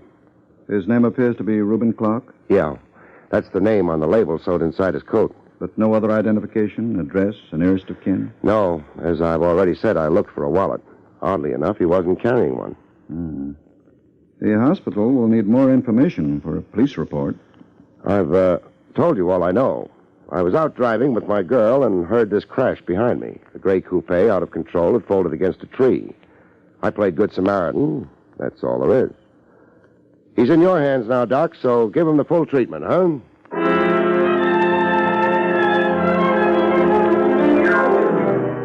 Get a perfume jag on and your brain takes to the hills.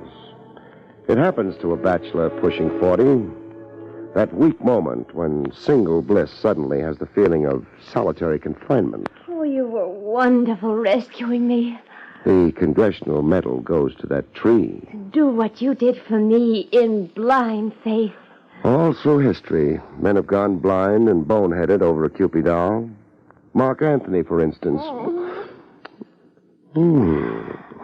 Baby, you kiss like you took a graduate course. No man has ever risked himself for me before. The men in your past must have been 80 and over. I've never before had a champion. Tie a blue ribbon around my neck and fit the dunce cap at a rakish angle. The dunce cap? Blind faith, you said. I could be promoting a horse laugh at myself. Oh, no. Then fill in a few reassuring facts. Facts? The delirious dragon I palmed off in a hospital, Reuben Clark, who is he? I'm not sure. Who do you think he is? I think a man in the hire of my guardian. And what's the problem with your guardian? I don't think I want to talk about it. It's too late for reluctance, baby. I've taken too big a bite of your life. He's mistreated me, hurt me, kept me prisoner, confined me to my room, always under watch. Why? He wants to marry me. There was money, many valuable things left to both of us when my parents died. And guardian wants all of it through marriage to you? Yes. But why run? Why not stand up to him, get to a lawyer, go to the police? I can't. He's clever, my guardian, devilishly clever and determined. You're in the land of the free. We pay judges to step on worms. He's threatened to have me put away if I oppose him, if I keep refusing to marry him. What do you mean, put away? In a sanitarium. He's bribed people, old servants, even old friends to swear that I'm mentally irresponsible. Nice guy, your guardian. Well, I have no way of fighting him fairly. You've got me. Oh, thank you so much, but I don't want to fight him. Procrastination, baby. I just want to hide and rest. Not think today and tomorrow. Just not think. I've been trapped in a nightmare, in a hideous nightmare. Sure you have. It's up to your ears. You want a breather. Nothing to fret over. Just pass the time. And have fun. Like the fun we were having. 6 kids. 7. During this breather, where do you want to be? Anywhere. Where only you can find me. Okay. I know a country shack owned by a friend of mine over at Scotch Plains. It won't be in use until May 1st, and I know where the key is. Oh, you're wonderful. You'll be the guest of a certain Lieutenant Trav Rogers, only he won't know it. It's Rogers' shack. I'll stock you up with groceries and look in now and then. I'll take you over to it. Just one more fact to file away. Who and where is your guardian?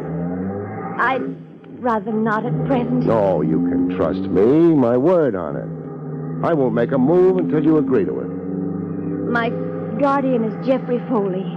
We live in Tuxedo Grove Heights, Connecticut.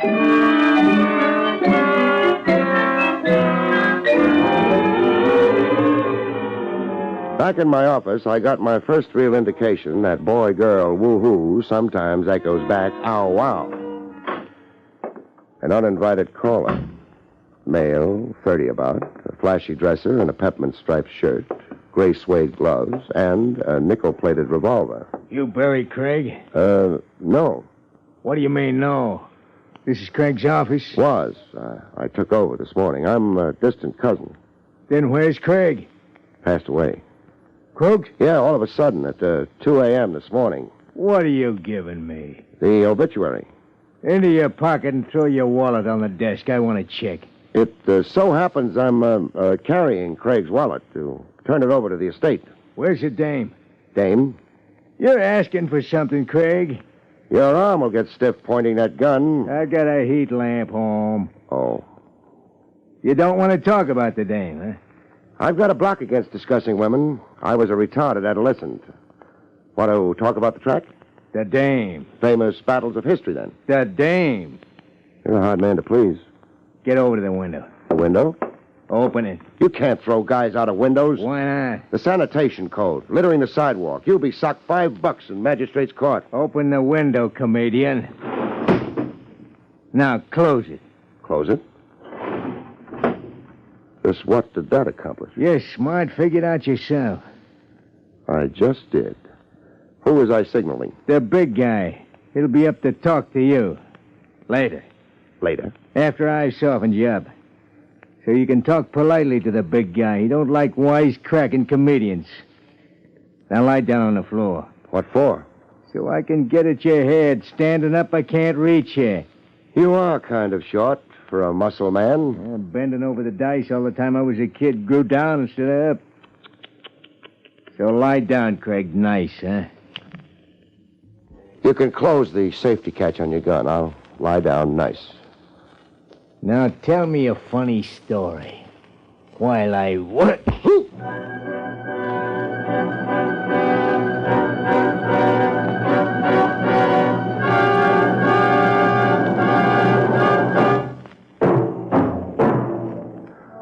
I awoke in a fog. A cigar fog. Clouds of strong tobacco blowing in my face. I found a face behind the cigar after a while. A moon face with a contented smile. Like men smile after dealing themselves a royal flush in spades. Hey, keep that stinkweed in my face and I'll be gassed to death. It's fine Cuban tobacco. But I'm no Cuban. Let's talk, Craig. Let's talk about the beating I survived. My deepest apologies. The dude is a continual embarrassment to me. The dude, huh? I've tried to teach him moderation and restraint. Turn him over to my teaching for 10 minutes. All right, I will. Joke. I don't know where I fit into your game. I'll tell you. Automobile license number BC 100, New York. Honorary plates issued to Barrie Craig. So? Your automobile. I saw a certain young lady get into it yesterday. It pulled away, unfortunately, before I could formulate strategy. In pursuit, I lost the car in traffic. So? This morning, I identified you as the owner of the car. Where's the girl, Craig? I don't know. She thanked me for the lift and got off at Battery Place. I don't think so. You'll have to take my word on it. Temporarily, perhaps.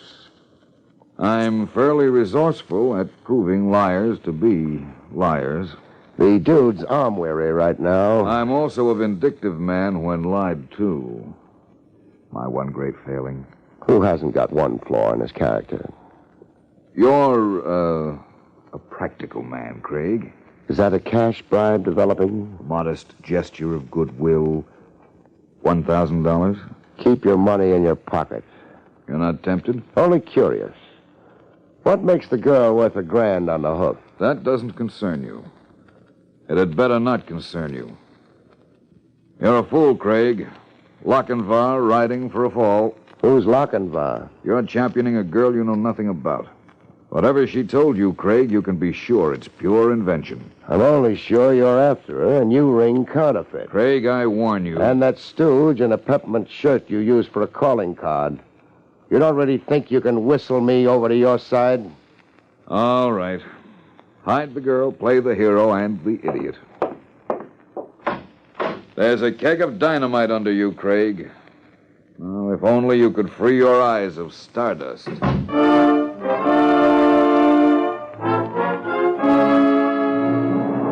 Keg of dynamite. The phrase kept repeating in my head until it gave me the willies. How much of the truth had Cupid told me? I began to wonder.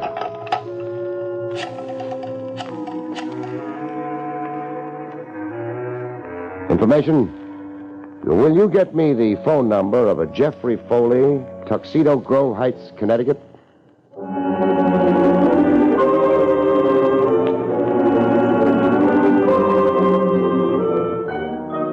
Later in the afternoon, I went calling on Love.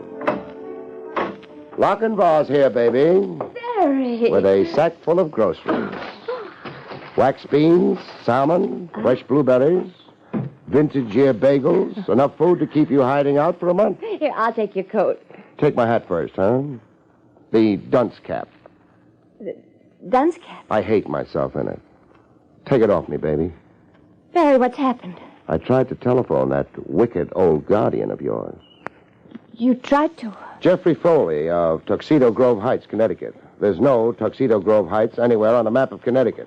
I lied. Tell me something I don't know. But only about the address. What's the real address? Cranberry Hills, Pennsylvania. Why'd you lie about the address? I wasn't sure I could trust you. Really trust you. Baby, come here. I've confided in people only to have them use me, extort money, hurt me. Two guys dropped in on me today looking for you. They barely stopped short of murder. Barrie. I came out here by way of Planet X to shake them. You must be quite a prize to rake two homicidal retrievers like my morning callers. $1 million, Barrie. The estate my guardian is trying to steal. It's worth $1 million. $1 million? I knew that love, when it came, would be nothing trivial, but I never dreamed it would have a Dun & Bradstreet rating.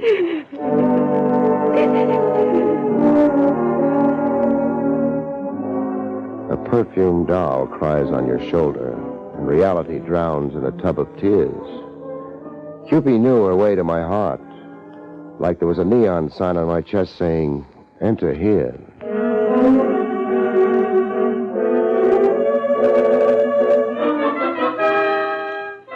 When love let go of my throat long enough, I took a half-hearted whack at confidential investigating.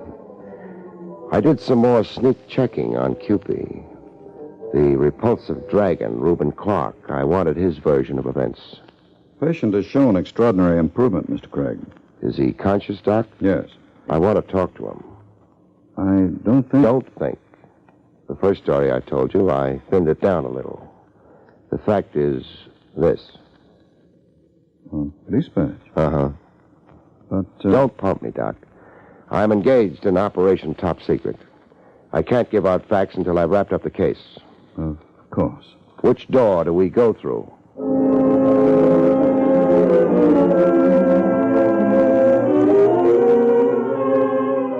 The dragon talked like a guy kicking himself around the block. I first saw the girl on the train. Cerise Foley. I never knew her name. Oh, no. Look, let me tell it my own way. All right, tell it. Well, it was in the club car. She sat across the aisle from me, looking peculiar. Looking peculiar? A little loony, humming little ditties, then winking over to me, then laughing to herself. Are we talking about the same girl? Look, I'm talking about the chick you made me chase all over Jersey. Keep talking. Well, the way it was, I figured an easy pickup. You're trying awfully hard for a bust on the snoot. You asked me to tell you, and I'm telling you. Okay, tell me. Well, I'm a guy like any other guy. Good looker like this chick wants to be sociable, so I... Stop embroidering it, Buster. What'd you do, marry her or something? You took the seat beside her. Then what? Well, we got to talking, getting acquainted. I told her how I was a hardware salesman fresh in from Binghamton. I don't want to know your pedigree. Well, she told me she was Princess something or other, traveling what word am I muffin? Incognito. Yeah, incognito. Well, her uncle was a Maharaja somewhere, and she was here on a secret mission for him. To raise cash, she said. The Maharaja was stone broke. You're making this up. Well, I thought she was until I got a peek into that overnight bag she kept on her lap. What was in the bag? Jewels. The stuff the Maharaja sent her here to sell off. Jewels, mister. Enough jewels to make you go clean off your rocker. Like you went? Yeah, like I went.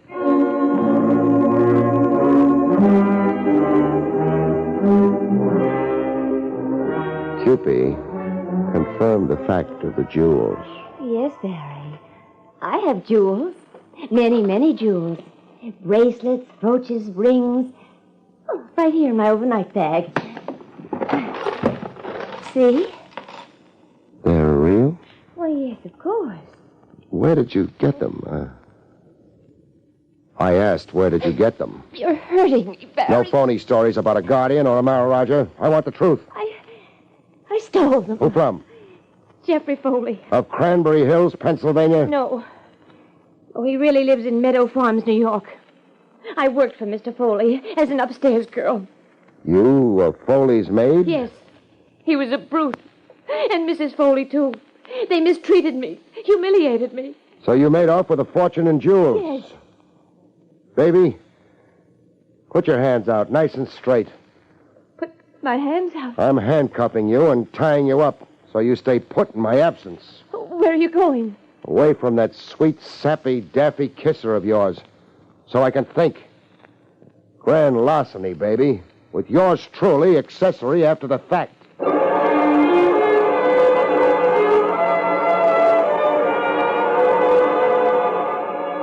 I thought it over, stewed over it, and wound up telling it to Lieutenant Trav Rogers. So love finally came to Barrie Craig. If you have to rub it in. What brand of smokes do you want sent to the state pen? Give me an out. An out like? A deal, quietly arranged. This Foley gets his jewels back, and he doesn't prosecute. Where's the girl and the swag now? When I tell you, don't blow a fuse. What's that supposed to mean? Your shack up in Scotch Plains, where you cool off July and August. What about my shack? The girl's been hiding out there. She's there now. Craig, of all the crust. I didn't think you'd mind. You didn't think I'd mind a common thief and a moonstruck admirer and an accomplice. Now, Craig, you're under arrest, and so is your Cupid doll. The minute I arrive in Scotch Plains.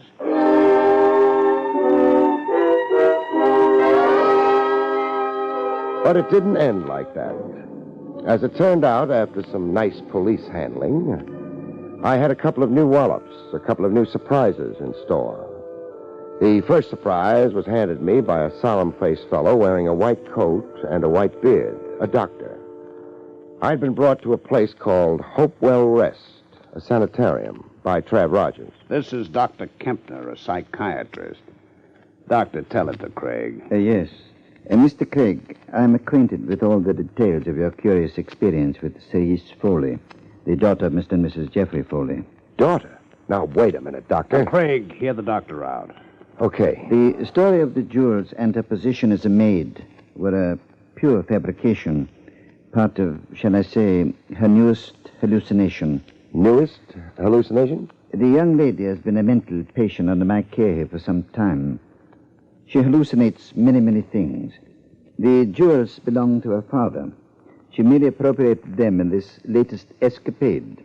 Two guys who worked over me. Who were they? I'll answer that. They were private detectives hired by the father to recover the jewels and his daughter without publicity. They play rough for private detectives. Their promised fee was $25,000. The fee had them a little overeager. Cerise, she's here now, in this sanitarium? Yes. She is confined here. Can I see her?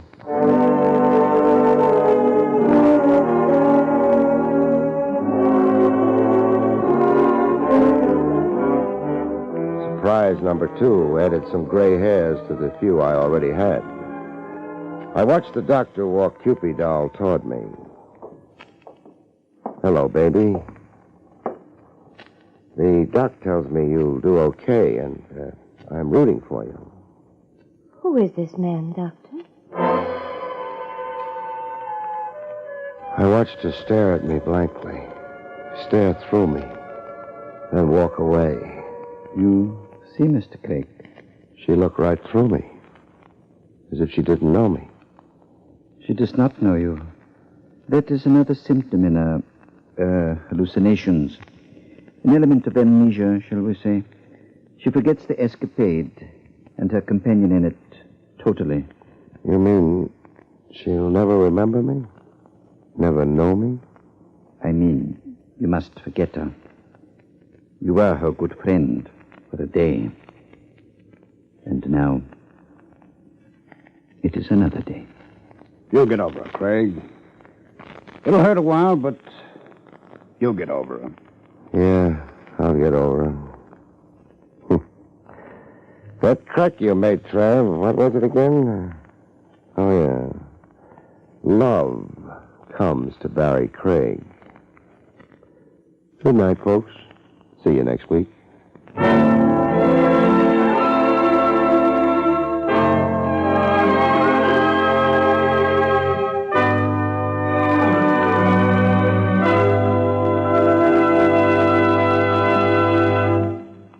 You have been listening to William Gargan in another exciting transcribed mystery drama from the adventures of Barrie Craig, confidential investigator.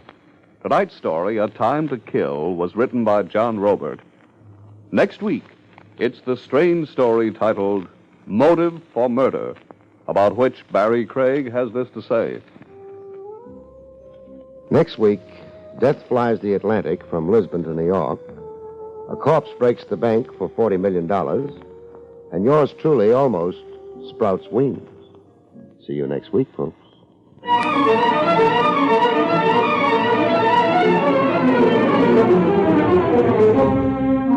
Featured in the role of Cerise was Arlene Blackburn. Barrie Craig, starring William Gargan, was under the direction of Hyman Brown. This is Don Pardo speaking.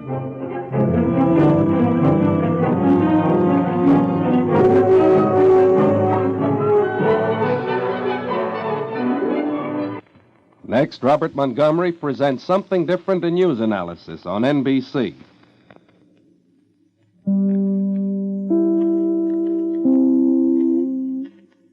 William Gargan stars as Barrie Craig, confidential investigator.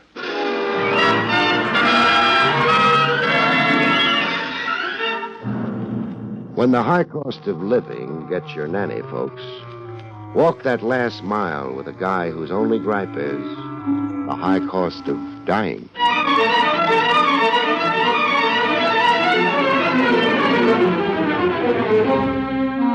The National Broadcasting Company presents William Gargan in another transcribed drama of mystery and adventure with America's #1 detective, Barrie Craig, confidential investigator.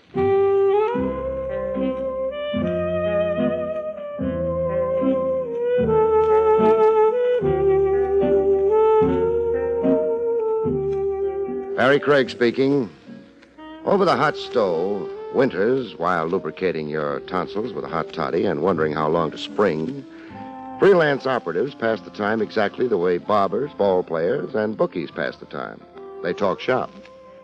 The toughest case you ever worked, the arch criminals you've met, and the pat alibis you've ripped to shreds. Men will be kids, and you pin a medal on yourself.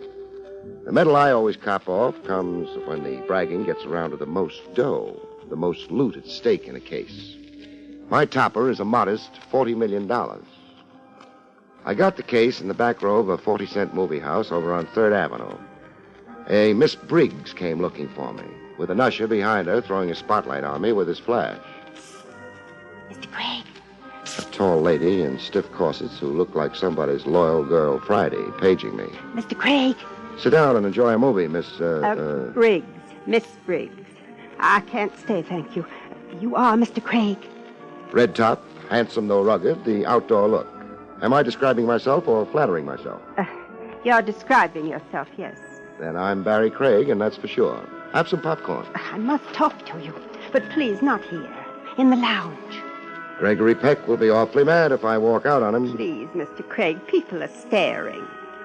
How did you corner me like this? Jake, your elevator man. He said you were always here in the back row, taking your afternoon nap when you weren't busy. Jake, huh? Snake in my bosom. Remind me not to confide in him so much.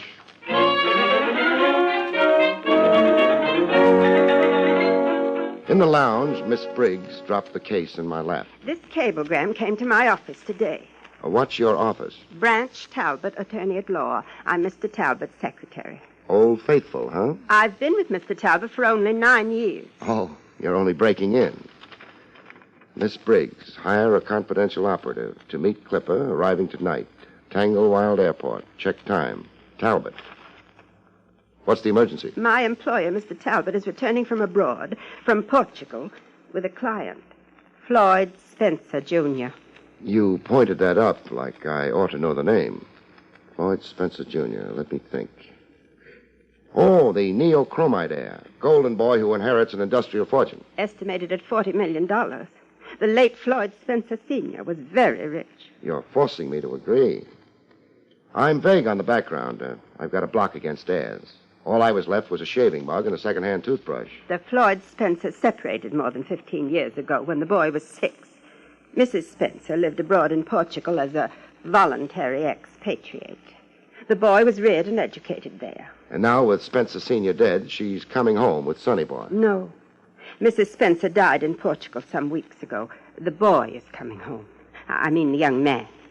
My employer, Mr. Talbot, has been the Spencer family attorney for a very long time. The Spencer family's now dwindled down to Floyd Jr.? And an uncle, Uncle Stanley, the late Mr. Spencer's brother. Why am I being hired? Well, Mr. Talbot is worried. There were 2 incidents in Portugal. Clarify, please. Accidents involving Floyd Jr. Accidents on purpose? Is that why Talbot's worried? I believe so, yes. The estate, the size of the fortune, and young Spencer's long estrangement from his deceased parent, the long exile, as it was, where there could be complications. Homicidal complications, that is? I don't want to use the word recklessly. A nice restraint, Miss Briggs. My compliments. $40 million. That grade of cabbages doesn't always excite the best behavior in people. This check is your retainer. 1,500. This grade of cabbage, Miss Briggs, always excites the very best in me.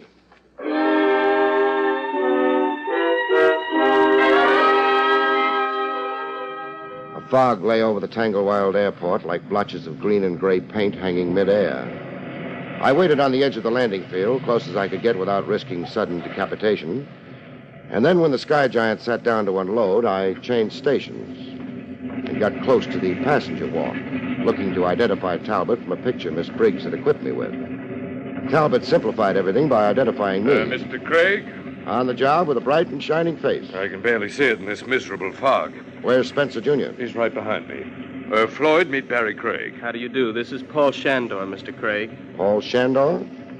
Where does he fit into the party? Don't be an obvious detective, Craig, please.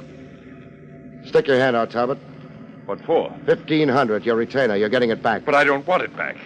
If I'm responsible for the safety of Junior here, I want to know who's who in the party and why. Well, Paul Shandor is my traveling companion and friend, Mr. Craig. That answers my question. Now, introduce me all over. Paul Shandor, Mr. Craig. I'm happy to meet you, Mr. Craig. No offense intended, Paul. I was just being thorough. Oh, I understand, of course. You are Floyd's protector. And I worry about it. Golden Boy here stacks as high as the national debt. We'll wait right here until everybody's off the field and gone. After that, we'll leave through a route I've mapped out. Craig, are these precautions, admirable as they are? It's why you hired me, Talbot. So let's not be impatient, huh?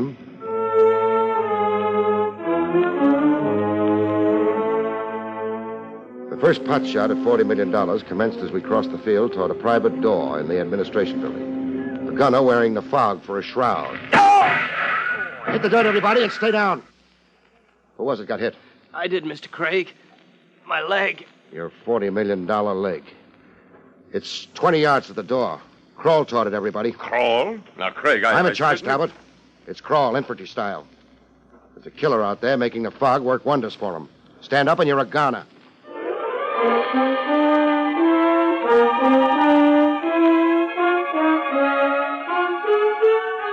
In the administration building, Spencer Jr. got his leg wound cleaned and cauterized and a shot of penicillin to keep bacteria from getting ideas. It's only a superficial flesh wound, the doctor says.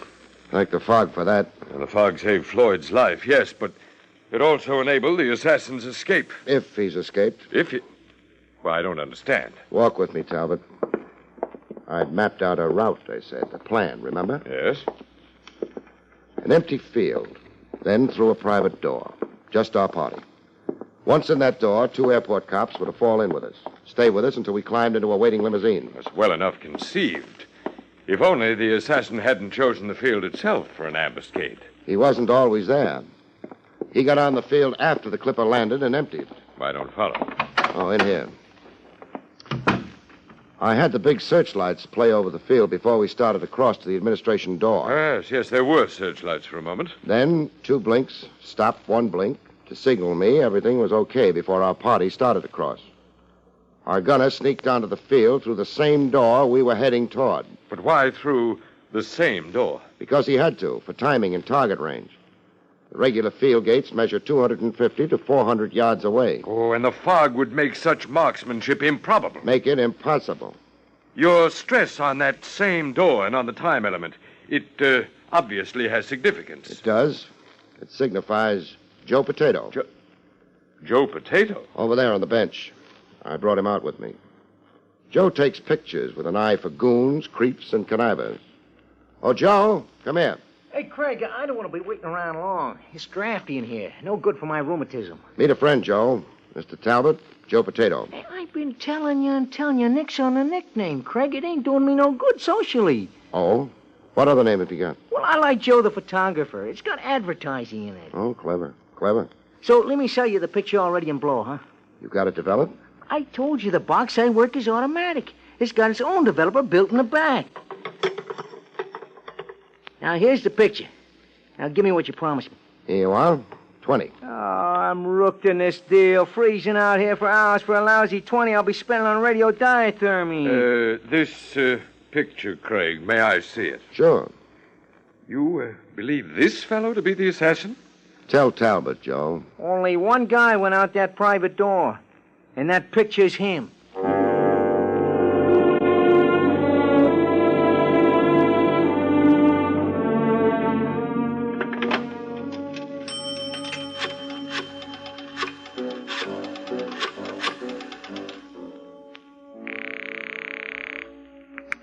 Police headquarters. Trev Rogers. Speaking. Oh, Barrie Craig. You sound far away. It's Alaska, I hope. Tanglewild Airport, Long Island. Sorry. There's a clipper leaving for Hindustan in an hour. Climb aboard it, Craig, with a one-way ticket. There's a character in balloon pants leaving here for your office in 3 minutes. Joe, the photographer. Joe Potato. He just changed his name. Why are you sending him to me? He's carrying a photograph. A face you see on post office circulars. Check it with your rogues gallery file. What's the rap? Hunting out of season. The game warden's office is in Albany. When you've got something, try phoning me at the Floyd Spencer Estate, Twin Oaks in Southampton. Don't wait at the telephone, Craig. You'll grow a long gray beard. So be a traitor to your police oath. What's one more killer on the loose? Kill it. Craig, I insist. Goodbye now. Craig!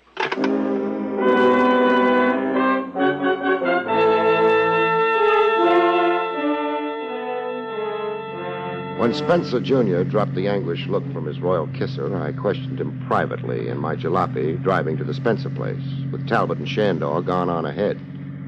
I wanted information, and I also wanted the bang of being all alone with $40 million. I'm not sure I understand your questions, Mr. Craig. Excuse my peasant English. You're a target for murder, Sonny. Yes, I apparently am. There were 2 other attempts on you abroad. I want to know about them. Well, a fall from a horse during a polo match. The stirrup had suddenly torn free. There were evidences of a knife. The straps had been tampered with. Attempt number 2? After dinner one night, I became violently ill. A ptomaine attack. I was rushed to a hospital. Your food had been poisoned? I suppose it was, yes. Whom do you suspect? Nobody. If I have enemies, I don't know them. Who profits by your death? Who profits? The estate. Who gets it? Oh, well, my Uncle Stanley, I suppose. He's the closest relative I have. Is there any other information you think I should have? I don't want to attach importance to something possibly imaginative or a pure coincidence. Let me interpret it. You tell it. Well, for weeks, in Lisbon, in Cairo, and later again in Lisbon, I had the feeling I was being followed and watched. I'd turn unexpectedly and see a person somewhere in the background. Always the same person. Describe this person. A bland face, like an Oriental's is bland. A man of dainty size, simply clothed, and wearing a fez. A fez? Yes, a bright red fez. Where did you see him last? I dislike saying this positively. Then say it negatively, only say it. I'm not sure, but that he wasn't on the clipper coming across. There was such a person, a face reminiscent of the man I've described, only... Only? Well, he wasn't wearing the fez. Missing those ditches is like hedge hopping. You see what I see up ahead? A barrier across the road. A pole between two wooden horses, and not a lantern or flare to mark it. There's a sign tacked on it. Can you make out what it says? Detour, road repairs ahead. The arrow points left. We're to detour left. Yeah.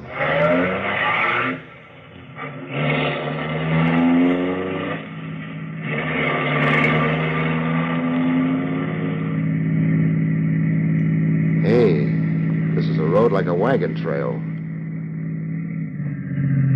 Hey, how high does this climb? When do we connect back with the main road? Well, the visibility's worse. I suggest your bright lights. They're on, for all the good they are. Hey, we're risking our necks. Mr. Craig, a dead end. Dead end? It's off the mountain, you mean? Cross your fingers, I've got to crash.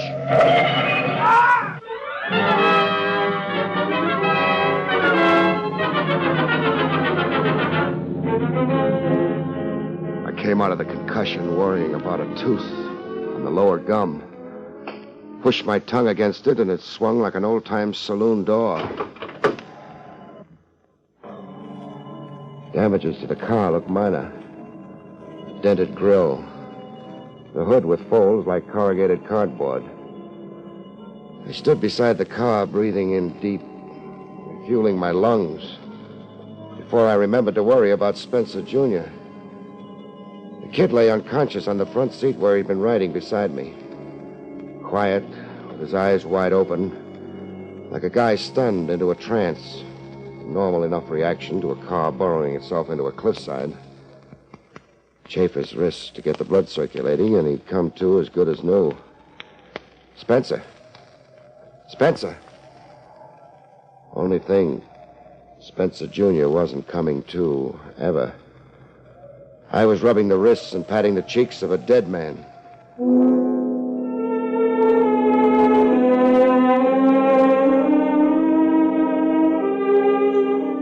I determined the cause of death by tracing a trickle running down his cheek. Trickle of blood that bounced off his collar and soaked into his clothes. A head injury over the ear. But it hadn't come from the crash. The real cause of death had a touch of voodoo. Floyd Spencer Jr. had been shot in the head.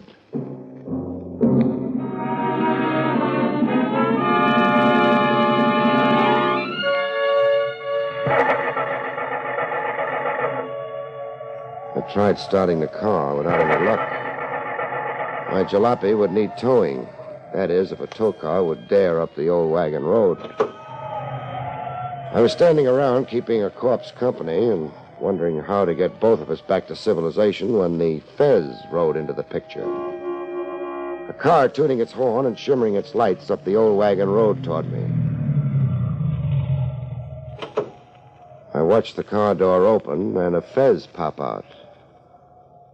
Bland face like an Oriental's, a man of dainty size, just as Spencer Jr. had described him. Your car is disabled? Your eyesight's better than that. It crashed. Yes, now I see. And your companion, where is he? Dead on the front seat. Dead? From so small a collision? Dead from a bullet in his brain. So? Who are you? Marcel Surac. How did you come to be tagging up here? In pursuit of you, of course. What detained you? I've been admiring the landscape up here 15 minutes at least. I lost contact with you on the detour. The phony detour, the way I figure it now. Somebody rigged that detour to send me up a mountain that spiraled to a dead end. Yes. The detour was, how do you say, manufactured. I examined it. I didn't. I still want to know how you caught up with my party way up here. Your tire tracks. In the pitch dark with headlights swallowed up in mists? I am very expert in scientific pursuit. Yeah, I heard. Cairo, Lisbon. And on the Clipper without your Fez. You stayed closer to the late Spencer Jr. than his skin. Why? For the present, I do not care to divulge. Change your mind, mister. The kid was murdered while we both lay unconscious after that crash. Someone waited up here for a free shot at the kid if I miraculously kept the car from going over the cliff. He was in my care, and I flopped. I fell for the detour gag. Now talk, or I'll tear you apart. It is so very foolish. Force will not succeed. It won't, huh? Let's see if you're right. You are so very foolish. No! Force will not succeed, I am pleased to remind you. That fancy flip that sent me sailing. What's the trick? Jiu-jitsu. I am the finest exponent of jiu-jitsu in the world. Oh, let's have another go at it. No, this time I will shoot you. A gun, huh? You are under arrest, Mr. Craig. Come again? I am a confidential investigator. You're a confidential investigator? Licensed by the governments of Egypt and Portugal. In my pocket, I have credentials and a letter of introduction to your authorities. What's the charge against me? Murder. I am sure that you have murdered the young man Floyd Spencer, Jr. Please to enter my car. Sure. In a minute. Please, now. I gotta tie my shoelace. Okay. Tied it. Oh! I'm the foremost pitcher of rocks in all of the boroughs in greater New York, except Brooklyn.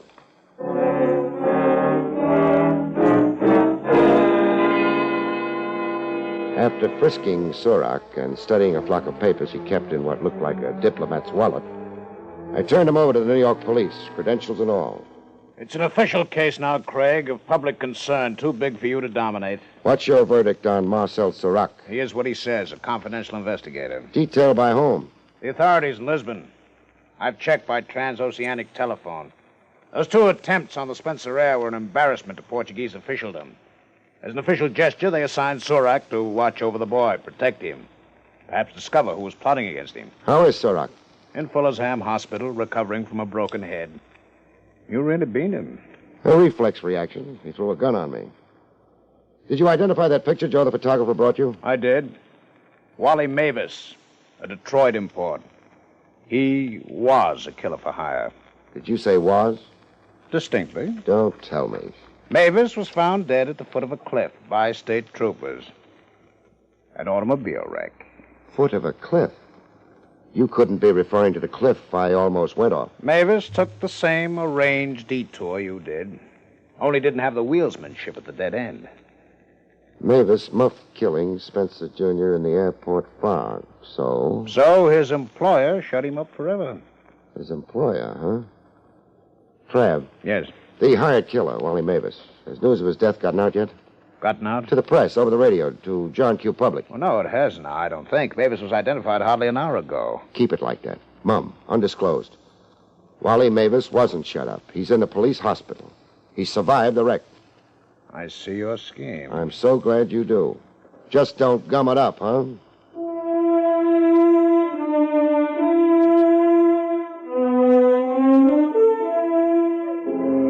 The ancestral home of the Spencers, Twin Oaks, had the usual high stone fences and baying hounds.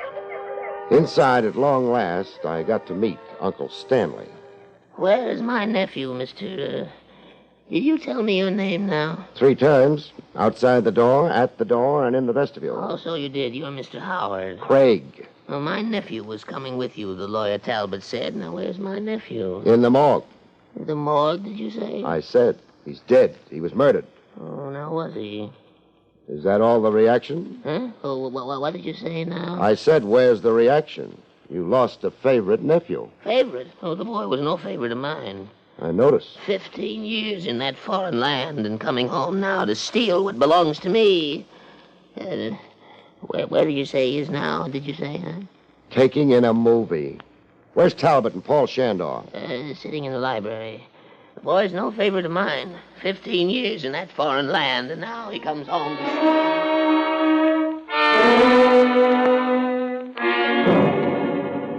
In the library, Talbot managed a look that said he'd like to see me boiled in oil. You were criminally derelict, Craig. I fell for a phony detour. Young Spencer was entrusted to your charge, and now he's dead. Any excuses don't stand with me. Is that a threat, too? Who engineered young Spencer's murder? Well, how should I know? Try to guess. I'm staying with this case until I nail the murderer, Talbot. Neochromite. What about neochromite? It's the keystone to the entire Spencer fortune. An industrial synthetic more revolutionary than plastics. It's the bellwether of the stock market. Shrewd traders have made fortunes in its market rise. Shrewder traders have made greater fortunes in its market fall. Too complex for me. Where's the motive for murder in neochromite? I'm speaking hypothetically, mind you. Floyd Spencer Sr. kept iron control of neochromite. Spencer control was jeopardized when he died. And Spencer control is over with young Spencer's murder. Is that the idea? Neochromite becomes a free-for-all? Yes. There are literally scores of manipulators who can profit by young Spencer's death. Scores of murder suspects. The stakes are beyond imagination. Suppose now we limit our imaginations to Uncle Stanley. Only hypothetically, mind you. What's Uncle's state of mind? Feeble. You've talked to him. How about his state of energy? Energy? To hire a professional killer, then go it alone and rig a phony detour sign. Then hide out on a mountaintop and fire a bullet into his nephew's brain. It takes energy and zip and muscle. Also some mental coordination. Does old Uncle add up to it? Oh, possibly. He's spry enough, remarkably active, in fact, for his age, and charged with hatred. Hatred? Hatred for the wife and mother who deserted his brother, the late Floyd Spencer Sr. Hatred for the boy come home to usurp a fortune. A nice try, Talbot. Well, what did you say? I said a nice try. Scores of suspects, generally, and a mentally defunct uncle specifically. A nice try. To make the situation beautifully confused, but it won't work. Just what nonsense is this, Craig? The hired killer. The one knocked off as a precaution because I'd connived a photograph of him. I'm referring to Wally Mavis, brought in from Detroit. He didn't die, Talbot, as scheduled. Therefore? Nice acting. Nice facial control. You'd be an Academy Award bet in pictures if you weren't going to the electric chair. Craig, you lost your mind. I won't stand here and listen to you. Then you lie here. No! Mavis survived the car wreck. He lived to confess who hired him. The last I heard, Mavis talked 28 pages of police evidence. On page 1, he named you. Mavis named me? He spelled your name out big. He swore you hired him to murder Floyd Spencer, Jr.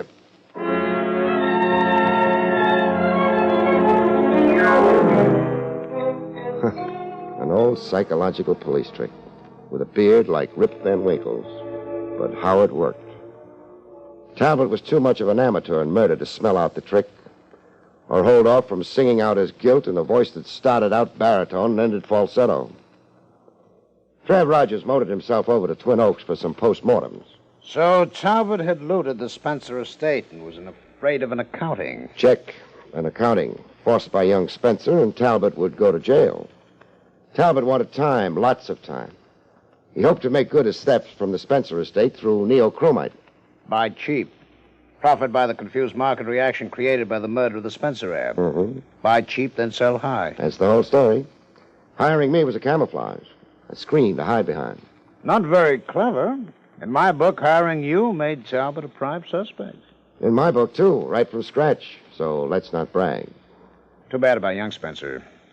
21 with $40 million. The whole wide world his for the taking.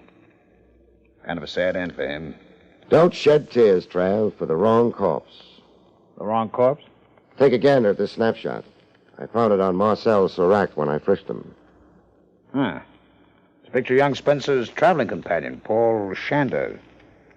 There's a spitting of rust on your mental machinery, Lieutenant. Say, wait a minute. Uh-uh. Paul? Yes, Mr. Craig. Marcel Serac wasn't interested in a Paul Shandor. His assignment was Floyd Spencer, Jr. Yes, of course. I guess this snapshot Serac carried on him to be Floyd Spencer, Jr. As a matter of fact, I guess you to be Floyd Spencer, Jr. Yes. I am Floyd Spencer. You changed identities with Paul Shander? Yes, in Lisbon, before Mr. Talbot's arrival. It was Paul's idea to cheat cheaters, he said. To ensure that I lived. Quite a beau geste. To do what he did for you. Laying down his life for a friend. Paul was a beau geste. All through him, Lieutenant. He was a man I could never be. We made a bargain when we exchanged identities. What was the bargain? That if he lost his life, I would lose my fortune. Lose it? How? Give it away. Befriend the world was how Paul put it. And will you? I'll try to keep to my bargain. I, too, want very much to be a beau geste. $40 million. And, brother, does this sad old world need befriending? Good night, folks. See you next week.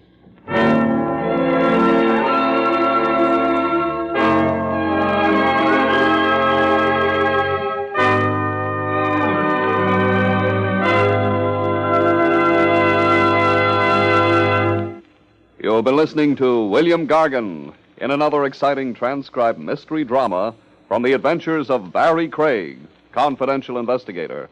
Tonight's story, Motive for Murder, was written by John Robert. Next week, it's the strange story titled Murder in Mink, about which Barrie Craig has this to say. Next week, I meet a girl who has lost a mink coat, a man who has lost his head, and a corpse which has lost its life. See you next week, folks.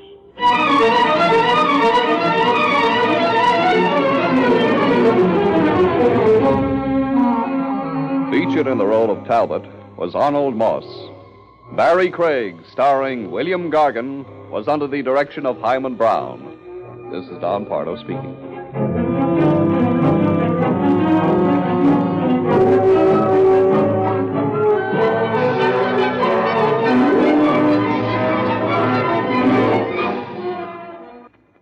Next, Robert Montgomery presents Something Different in News Analysis on NBC.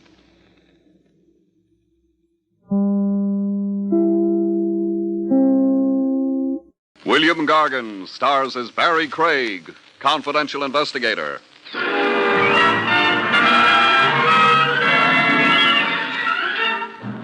One sure way to reduce the body beautiful and eliminate excess fat is horizontal living. Lie prone and don't blow your lid. Your coffin lid, that is.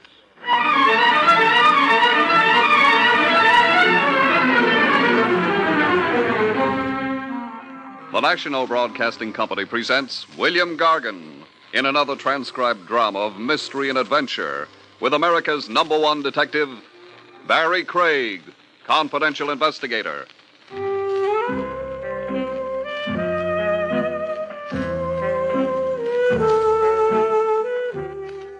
Barrie Craig speaking.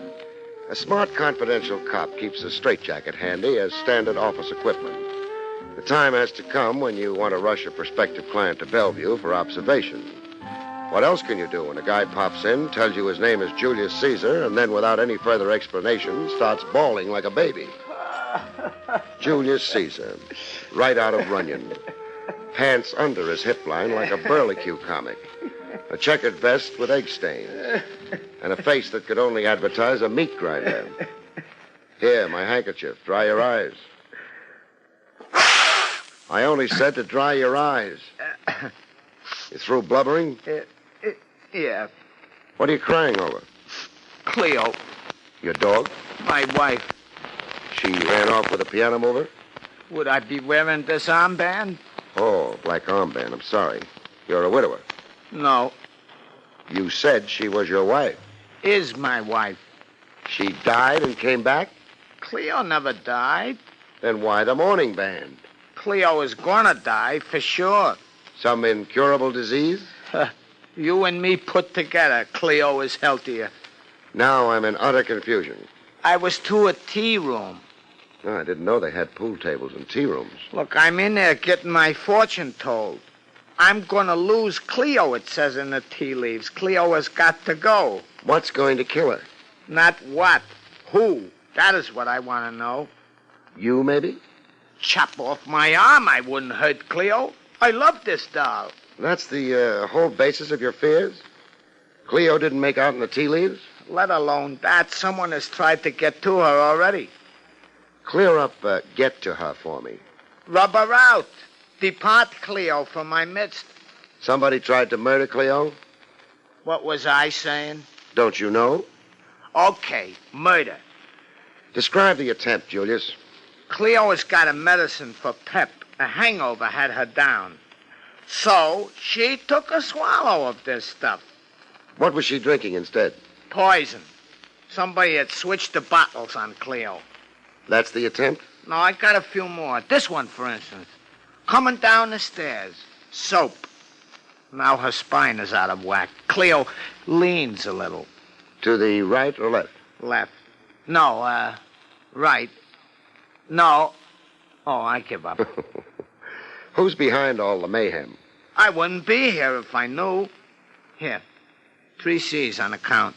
I took a mortgage on a shop. Shop? Flowers. I run a flower shop over at Prince and Fort. For free, any time, I'll make you up a wreath. Oh, no, thanks. Save it for Cleo. The biggest in town. When Cleo goes, it'll need a Mack truck to haul it. Here, I'll show you a picture of Cleo in a bathing suit. Where's the bathing suit? Bikini. That's a type suit. In the picture there, Cleo's in the contest. Contest? Yeah, Mrs. Apple Pie, 1952. This is a contest for married queens who can bake.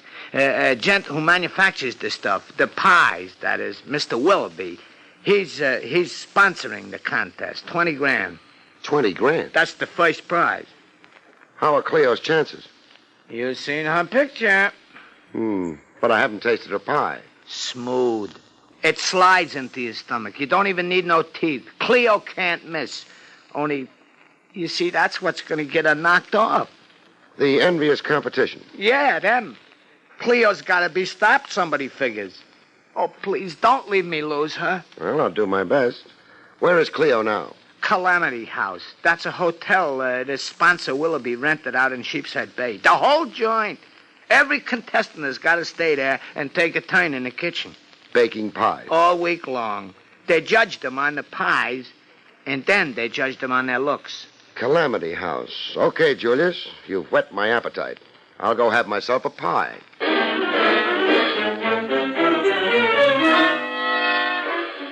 As it so happened, I ran into Cleo before I got to Calamity House and Apple Pie Heaven on the highway, going up an incline where a sign warned Horseshoe Curve. Coincidence or destiny? I made a note to look up a mystic and ask him sometime. Anyhow, I hadn't made the top of the hill when a car flung around the upper level curve coming down toward me. A car out of control, it looked like. I braked to a dead stop. The runaway car whizzed past me. I got a photo look of a lady driver, and then came the crash.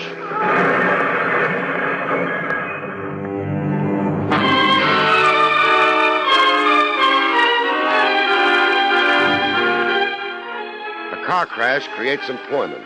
Specialists pile in like grips at a sideshow. When the emergency squads got finished, I huddled with Lieutenant Trav Rogers. Trav had jumped at the chance to head out to Sheepshead Bay at the first radio flash. Trav liked the sea air. Cleo Odell was her name. Cleo Odell Caesar. Caesar? She was married to Julius Caesar. Her age didn't show. I'm not joking. No, you're not? All right, instruct me. Later. Meanwhile, let's get down to the whys and wherefores of the accident. Negligent driving or inexperience coming down inclines or her brakes wouldn't work. Au revoir, Cleo Odell. No good, Trav. What's wrong with my reconstruction? The cuts and gashes on the victim's face and neck. You get badly marked up and cut racing downhill into a crash? I examined the car. So did I. The safety glass cracked, but it didn't shred or splinter. Yes, that's so. I made a note of that, even wondered a bit. With no chips of glass flying about, how could she get cut up as she was? Another thing. Yes, Craig? If you checked over the corpse. I left that to Dr. Conway. I didn't. I satisfied myself. The bleeding from those cuts on her face and neck, they'd begun to dry. You're certain of that? I'm positive they couldn't be fresh wounds sustained from the crash itself. Those cuts and gashes came earlier, before the bottom of the hill. You've mustered a pretty convincing story. I've got a clincher. Come over to the wreck. Take a look at the gas accelerator. All right. So? Feel around it. It's wedged to the floorboard. What's wedging it? What? Oh, wait. A pebble. This pebble was wedging the gas accelerator. I discovered that 20 minutes ago. But I had two men, Muller and Wilson. They missed the pebble. They weren't looking for evidence of foul play. No. Looked for all the world like a cut-and-dried vehicular accident. The car out of control, an unfortunate fatality. It was murder. Cleo Odell was beaten to death, beaten around the head and neck by a blunt instrument.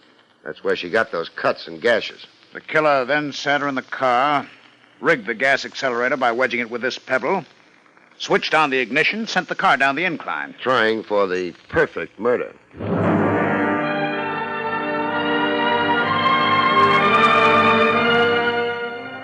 In Calamity House, pattering about the main suite like a Maharaja, I found the contest sponsor and pie manufacturer, Mr. Willoughby. His Highness was wearing a scarlet lounging robe with a golden dragon growling across it. This tragedy, Mr. Craig, it casts a damper. Murder does that, Willoughby. Murder? But I thought... The first police flash was a mistake. Cleo was beaten to death before she went joyriding down an incline. I'm bewildered. I cannot grasp. Let's stray from the corpse until your blood pressure can take it better. Answer me this. What were Cleo Odell's chances of pocketing your $20,000? Why, most excellent indeed. Her pies hit the spot? They were outstanding. In the first 4 contest days, Cleo Odell had won 456 points. We have a point scoring system. Skip the intricacies. Who was the runner-up? The missus closest to Cleo's 456. The contestant most likely to win, if not for Cleo. Why, Lois LaRue. Her point score so far, I believe, is 372. Yes, 372. And the rest of the field? Oh, below 200. Their chances of forging ahead to victory are quite doubtful. Okay, then. Lois LaRue. Cleo alive could cost Lois $20,000. Well, surely you don't think... I'm only asking. Now, about looks, shapes. How much rides with that? Physical beauty determines the winner only in the event that there is a close race between 2 or 3 contestants. If the spread in points between contestant 1 and 2 or 1 and 2 and 3 is less than 50... Less than 50? Well, that ends that. Cleo was a mile ahead of everybody. Her runner-up and survivor, this Lois LaRue, is also miles ahead of the field. Yes. After Cleo Odell, it appears the award must go to Lois LaRue. Who awards points? Or maybe let me say it this way. Who judges the quality of the pies and hands out the points? Our judge, Mr. Cornell, Vincent Cornell. Mr. Cornell is a well-known illustrator. Who appointed him judge? I did. If you're minded to impugn... Simmer down, Your Highness. I'm just acquainting myself with background. All right for me to go have myself a pie? Why, of course. Any number of them. The kitchen is on the basement level. Every pie is enriched with exclusive Willoughby ingredients. A secret miracle chemical, exclusive with Willoughby. Cut, you've got your plug in. You're keeping me from the pies.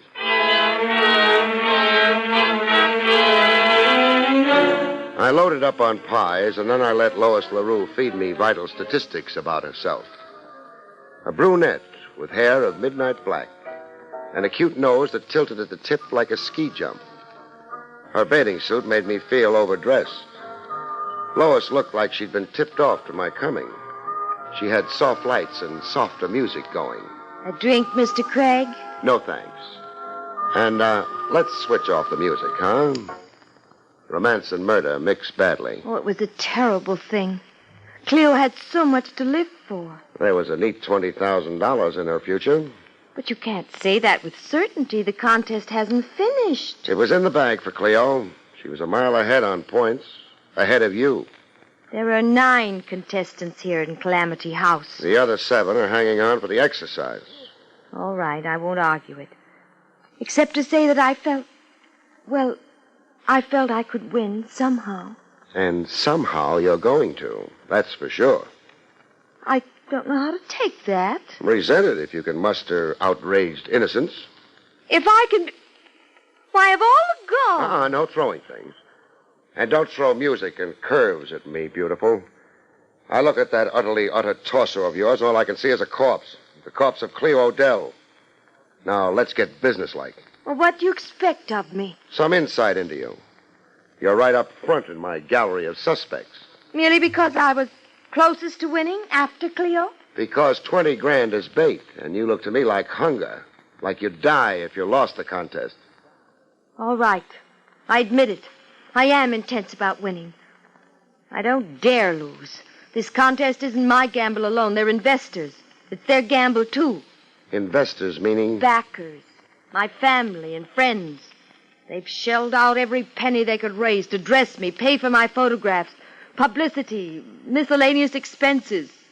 I'm a corporate body. I've been cut into percentages, into pieces. Familiar stuff, speaking of contests. How does your husband fit into the situation? My husband? This is a contest for married women only. Oh, yes, my husband, Zach. Zach? Zach Foster. He manages me, too, represents me. Where is he? Why, around. Zach floats around. What is he, a balloon? Oh, well, I mean, Zach can't be pinned down to a place, so to speak. He's on the move, making arrangements, contacts. Sometimes he's here at the hotel, other times somewhere else. I see. Next time you see Zach, tell him to stay put long enough to exchange introductions with me. Tell him Barrie Craig wants to talk to him.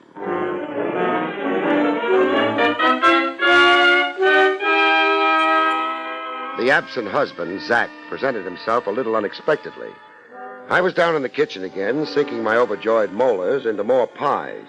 You Barrie Craig? Wait till I check my driver's license. Put your hands up. Must I? And don't put your hands up. See if I can.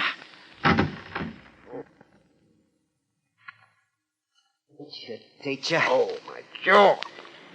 Teach me what? To terrorize my wife. I talk better standing.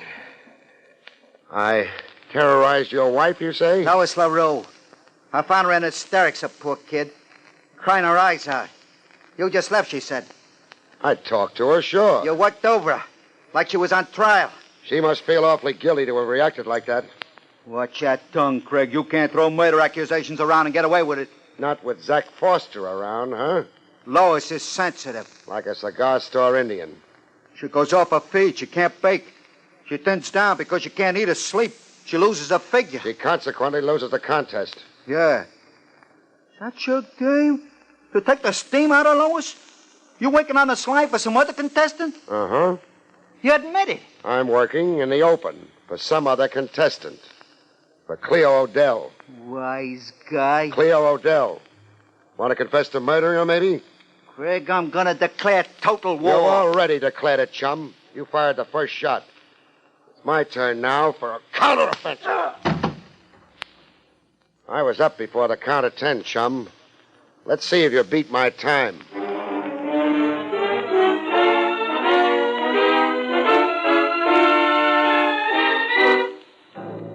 One thing about a contest judge, he doesn't ever look the part. He looks nervous, like he's only doing the job because somebody's got a gun at his head. The illustrator, Vincent Cornell, gave the standard impression. Oh, how I ever got into this thing. How did you? Mr. Willoughby requested me to judge the contest as a personal favor to him. Why should that move you? Well, Mr. Willoughby is an important advertiser in magazines I do illustrating for. It was necessary goodwill that I... And you did. Now to the contest. Question. Has there been any undue pressure on you? Undue pressure? To influence you, get you to vote points. Favor some one contestant. Well, what makes you think to ask that? Since I don't see you blow an immediate fuse, it looks like my question is very much in order. I have no answer for you. Don't make me coax too hard. We're not just passing the time, Cornell. Yes, I know the seriousness, the enormity. Miss Odell... The recent Miss Odell. I can't afford to get involved and get mixed up. A scandal could be troublesome to me professionally. Pursue your investigation in some other manner. Interrogate the others, and good luck to you. I simply will not be involved, and I'll say nothing. In fact, I'm resigning as judge at once. Come off it, Cornell. You can resign all over the lot, but you're still going to find things troublesome. What do you mean? Late hours in a certain room in police headquarters. There'll be 20 guys packed around, with you the center of attraction. How do you sleep sitting up in a straight chair? Mr. Craig, I'm confused. Tell what you know and watch the confusion evaporate. Undue influence. What about it? Well, I found myself pressed to favor Cleo Odell. Cleo Odell? You seem surprised. Yeah, I thought any pressure on you would be on behalf of the runner-up, Lois LaRue. That nice husband of hers, so-called Zach Foster. No, there were no overtures made to me, no pressure or prompting for Lois LaRue, only for the late Cleo Odell. I, in fact, questioned some 200 points I awarded her. In thinking it over later, I felt I was, influenced. Who pressured you? Mind you, it wasn't overt. It was something subtle, more insidious. Say, a notion cleverly planted in my thinking, a bias. Never mind how it was done. Who pressured you? I'm... Cornell! I've been shot. Yeah. Someone outside your window aiming a rifle. How bad is it? It hurts. Go seize... Can't. I've got to lie here, flat beside you, and keep my fingers crossed. There's a second shot coming. That was for me. Insurance in case I'd gotten the whole story out of you. Name who pressured you for Cleo. Cornell. Cornell. Not much point questioning a corpse.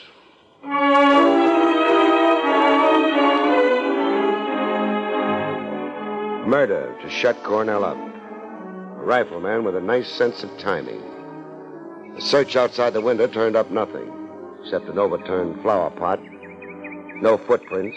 You don't find any on flagstone. The search of the grounds reintroduced me to my client, Julius. Julius was sitting on the edge of a goldfish pond, crying into it. I loaned you my one good handkerchief this morning. I got it here in my pocket. Be my guest. Blow your nose. You really got something to blubber about now. No kidding this time. I won't never stop crying. Do it someplace else. You've got the fish pond overflowing. I lost Cleo. Cleo lost more. What brings you here to Calamity House? To see you. I got things to talk over. Where did you park your BB gun? I don't get you. How long have you been squatting down here? 10 minutes. Then you heard 2 rifle shots. No. Like peals of thunder and with breaking glass. What are you, stone deaf? No. No what? Not stone deaf, but I don't hear good. I once got a drafty from it because I don't hear good. Oh, Julius, you kill me. Wouldn't I like to? Repeat that, please. For losing me Cleo. Craig, they're going to pin it on me. Lay Cleo's murder to me. On what ground? 15 grand. Double indemnity. That makes 30. $30,000? You carried insurance on Cleo? Yeah, double if Cleo went in an accident, like a train or a car. A policy that size is suspicious. All of a sudden, I even suspect you myself, Julius. Oh, don't say that. Are there any other suspicious circumstances wrapped around that policy? Yeah, there are. You see, I got the policy only 2 weeks before. 2 weeks before Cleo went down the incline? Yeah. 2 weeks before this afternoon? Yeah, that's what. Cleo was murdered, and the killer tried awfully hard to make it look like an accident. A vehicular accident. Looks bad for me, huh? I can practically see you in the electric chair. Oh, Craig, don't say that.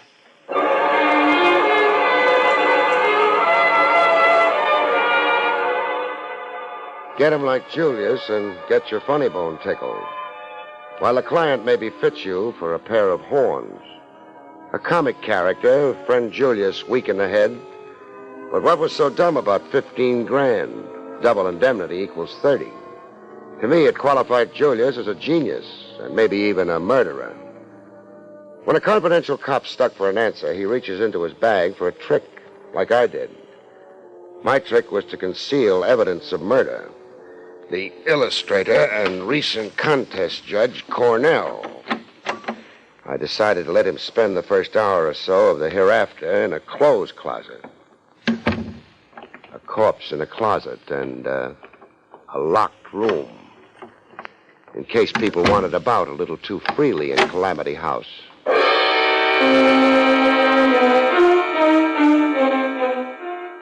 I made myself conspicuously available in Calamity House, the main lobby. I couldn't be missed by anybody. Even a blind man could reach me by the odor of my cigar. The first gent to buttonhole me was Zach Foster, looking as if it was quite an effort to come up and talk to me. Craig? Zach. Okay to talk to you? Is it round 2? No. War's over as far as I'm concerned. Anyhow, Peace. It's wonderful. Frankly, I'm frightened stiff. Of what? Well, you mainly. The way you go about things. And the slant you're working on. How Cleo Odell died, who killed her, and why. Did you? No. But it might fit. You might make it fit. That's why I'm scared. For me and a kid. Who's the kid? Lois. You see... You're about to make a confession. Yeah. The confession is something I think you've already guessed. That you're not married to Lois. And you did guess. No. We're in a contest on false pretenses. We don't qualify. Lois is single. I promoted her into the lie. I got her to go along with the swindle, make out she was a Mrs. Zach Foster. You just talked yourself out of 20 grand. Yeah, I know. I'm scared off. I don't want a rap we don't rate. The murder of Cleo Odell can't be laid to us. Now what, Zach? I'm going to locate the contest judge, Cornell, and make a clean breast. Tell him what I just told you. Why Lois LaRue should be disqualified. Then I'm going to clear out. I mean, if it's okay with you. It's okay with me. You just cleared yourself, all right, in a bigger way than you suspect. But stick around a while anyhow.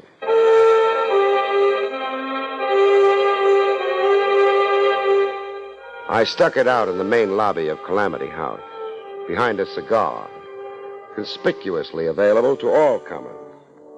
The next arrival to claim my ear was the Maharaja himself, the contest sponsor, Willoughby. No purple dressing gown this time. The only thing purple on him was his face. Craig. Your Highness? I've been embarrassed and distressed. The Willoughby name has become infamous. The contest has been scandalized. I've become notorious. Relax, Willoughby. Relax, you say? With this succession of outrages? I disavow the contest. I'll scuttle it. Simmer down. You're raising your blood pressure. This apathy in you, this idiotic calm, with two murders crying out for justice? Mr. Craig, I find you offensive. And I find you guilty. What's that? Guilty. What nonsense is this? You just convicted yourself. 2 murders, you said. Cleo Odell is 1. Who's number 2? Why, Vincent Cornell. Correct. But only the murderer could know that. Only the murderer? There's been no advertising of Cornell's fate. I've got him in a clothes closet. His death is a secret 2 people share, me and the killer. That's you. You can clam up or you can talk. Whatever your motive was, it can wait. I can wait. But you're licked. 2 murders. You did them both. Yes. I did them both. Cleo Odell, because she knew me when we met, she recognized me. An ugly and untalented person. I was forced to see that she won our contest. And after victory, I knew there'd be other blackmail, other tribute to pay, if I didn't dispose of her first. What did Cleo have on you? An unsolved murder. In the long ago past, 17 years ago, my wife, I'd struck her fatally in the heat of a quarrel. I'd fled, left town, and later resumed my life elsewhere. Here in New York with a new name. Cleo Odell was a Janet Tyler, in her teens then. The daughter of a next-door neighbor in our town. Ironic twist. Cleo showing up in your contest 17 years later. You're escaping the police in all that time, but running afoul of Cleo. My retribution. I'd have to pay for my crime sometime, I knew. I always knew. Cornell. Why did he have to die? Cornell could tell you that I had influenced him to favor Cleo. You see, I'd agreed to blackmail before. Before you decided that the only good blackmailer was a dead blackmailer. Yes. I wasn't at first aware of the lady's avarice. But I would be her captive forever. Case solved. You're under arrest for murder. Murder new and old. Now, who was it who said, your sins will find you out?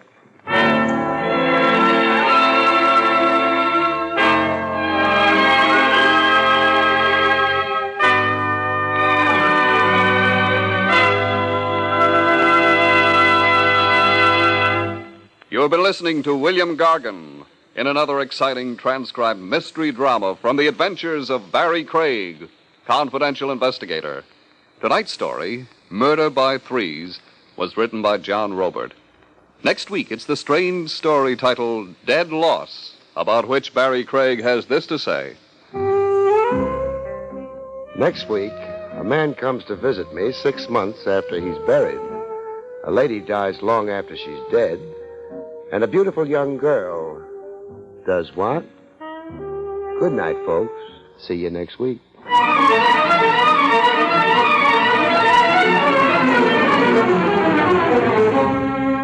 Featured in the role of Lois was Barbara Weeks. Barrie Craig, starring William Gargan, was under the direction of Hyman Brown.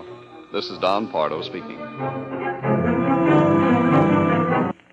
This is NBC, the National Broadcasting Company.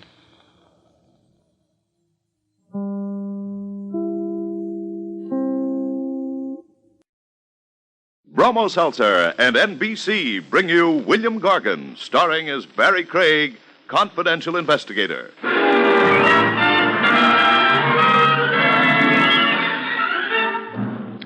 The major trouble with murder as a career is that it has no future. You come pretty quickly to the end of your rope, and usually it's around your neck.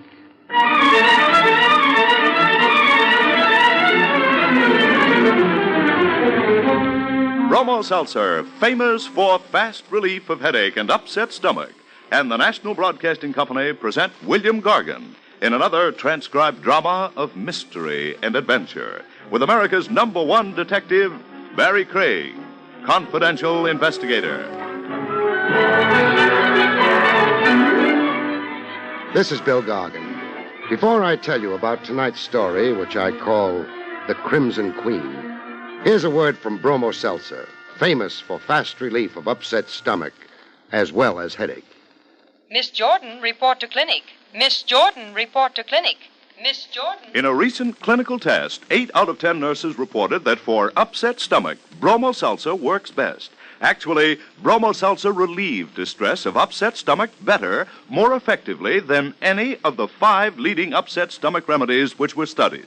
You see, sparkling, refreshing Bromo Seltzer contains sodium citrate, one of the finest ingredients known to doctors for the relief of acid indigestion. And only Bromo Seltzer gently relieves nervous tension so often associated with upset stomach. So remember, 8 out of 10 nurses report for upset stomach, Bromo Seltzer works best. next time, for prompt relief of upset stomach as well as headache, take Bromo Seltzer, the one leading remedy proved best by a recent clinical test. For best results, use cool water. Follow the label. Avoid excessive use. And remember, 8 out of 10 nurses report for upset stomach, Bromo Seltzer works best.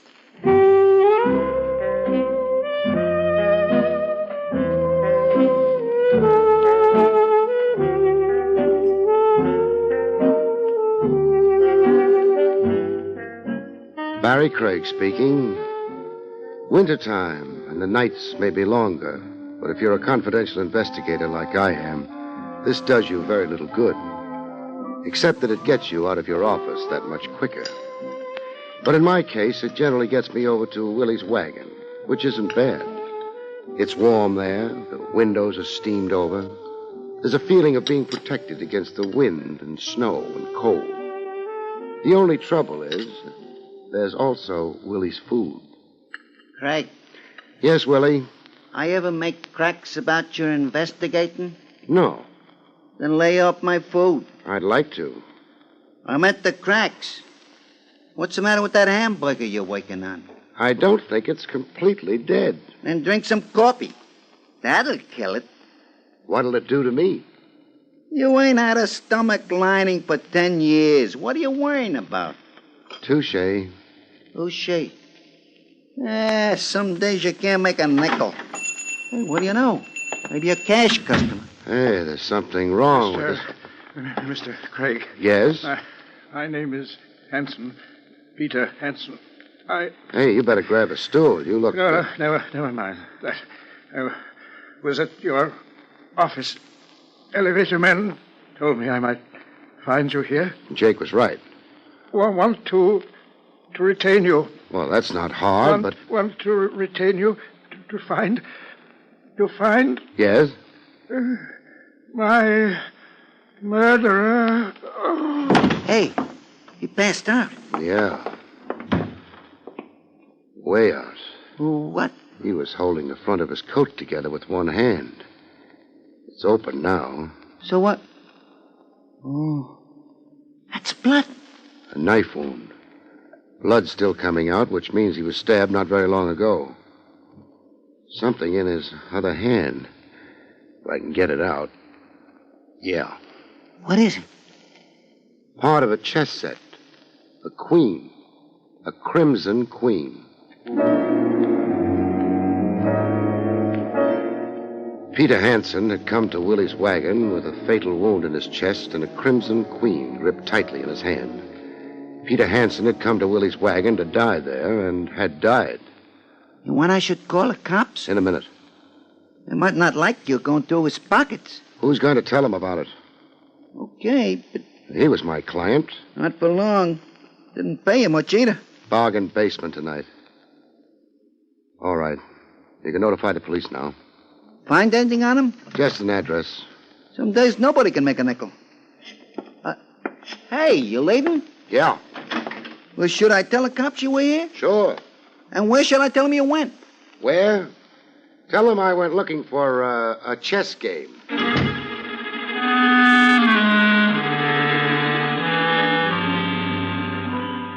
Peter Hansen's house ran to a barbered lawn, ivy on the walls, and a butler in the doorway.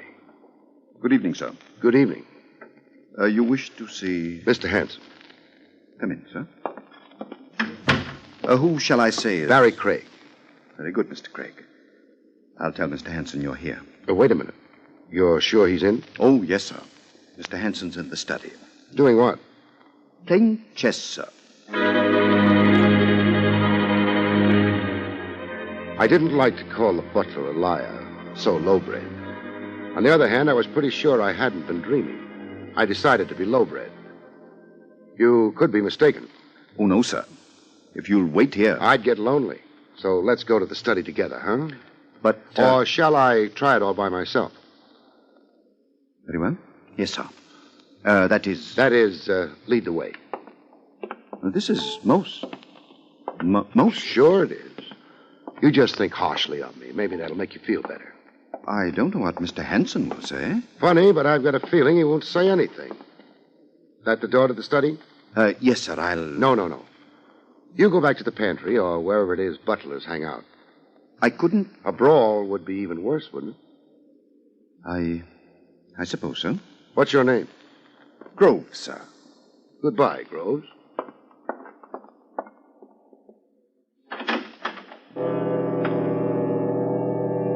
I opened the door of the study and walked in. Nobody noticed me. It was the kind of room that looks maybe a little hackneyed after you've seen enough English pictures. But I guess the movies got the idea from someplace. There was a small table over at the far end near the fireplace. There was a chessboard on the table covered with chess pieces. And there was a chess game going on. Yes, Groves, what is it? Oh, this isn't Groves. Then go away. I can't be disturbed. My bishop's in a dreadful position. So's Peter Hansen. What? Oh, you're not Groves. I already mentioned that. If you'd looked up from the board a little quicker... Who are you? Barrie Craig. Groves had orders I canceled them. I threatened to start a brawl. Well, everybody knows who I am. I don't know who anybody is. Then why come here? You can do something besides play chess and laugh. Yes. I didn't exactly mean... You meant introducing people to people. Uh-huh. I'm Mona Bailey, and he is Walter Hansen. How do you do? Well, now that that's been taken care of... We're just beginning, Mr. Hansen. This is your house? Oh, nonsense. Sorry. Peter is the wealthy one. Your brother? Of course he's my brother. There's a resemblance. Well, naturally there would be. You said something about Peter before, didn't you? Yes, I said he was in a bad position. You said, to be precise, that he was in a worse position than my bishop. I'm about to lose my bishop. You've already lost your brother.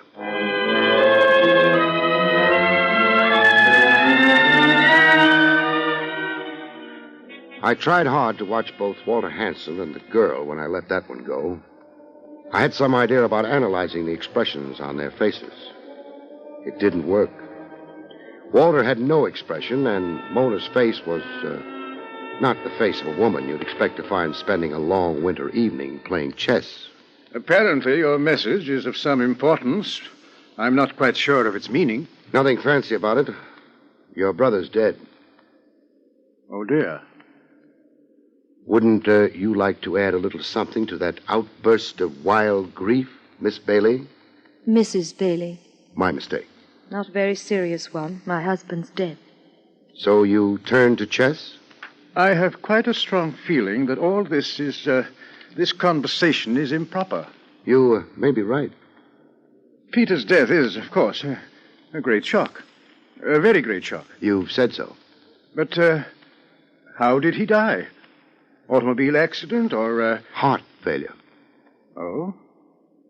Strange, though. I had no idea Peter's heart was weak. It wasn't until someone stuck a knife in it. The pair of them were good, very good. All they did was stare politely at me. I might have just told them the fuchsias in the greenhouse were suffering from a spotted blight or maybe mildew. How distressing. Yes. On the other hand, now you're the wealthy brother. Why, yes. Yes, now that you mention it. Oh, but only half as wealthy. Who gets the other half? I do. Peter Hansen left you half his dough because you play such good chess? I was married to his sister's only child. Oh, that's good. Keeps it in the family. Walter over there was in quite a hurry to let me know you had as good a reason as he had for... Murdering Peter? But how could either of us have murdered him? He was alive when he left the house. When? Oh, about an hour ago. And we, Walter and I, have been here ever since. Together? Together. That right, Mr. Hansen? Of course it is. Playing chess? Yes. The number of moves both of you made figures. Your bishop is in a bad position, Mr. Hansen. I know it.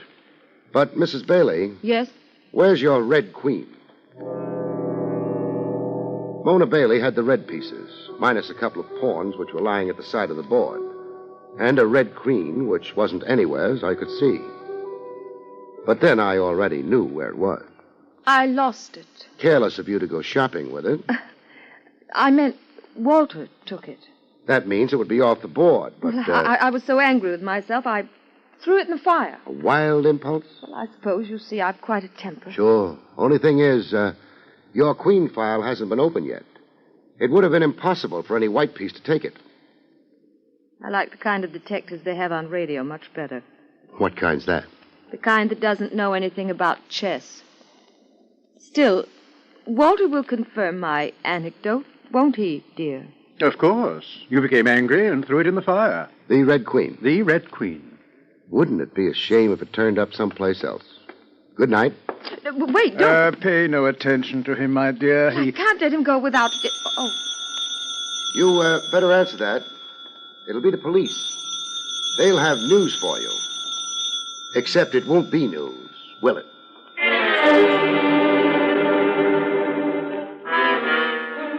I left the study and went down the hall to the front door. Somewheres behind me, someone was answering a telephone, and someone else was slamming a door. I didn't pay attention. I got to the front door and went through it. The lawn was still as neatly barbered, and the moonlight lay smooth and cold on it. I started across it, and back in the house, somebody opened a window, but not to let some fresh air in.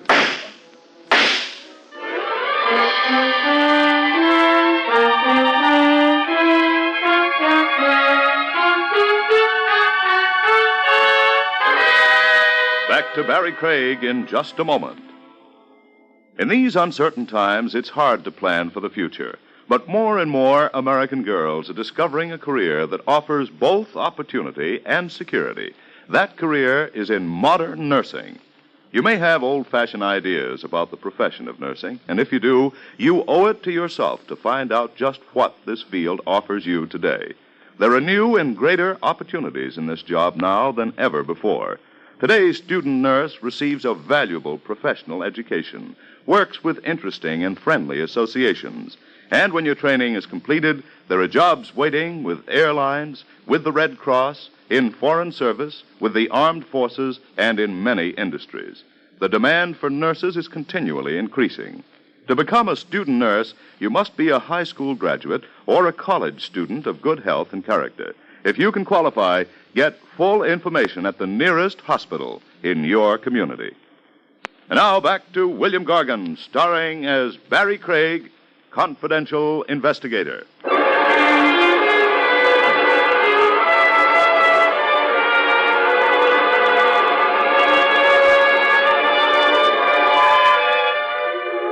I'm not crazy about the great outdoors, but when you're being shot at, you've got room to move. I moved. That lawn had been overdone. The bushes at the edge looked like home, but home was far away. When I got there, the barrage gave up. I shot a look at the house, but the marksman hadn't put the lights on behind that open window. And at this distance, I couldn't tell which window it was. I thought for a minute of going back to the house and getting indignant. It was a very short minute.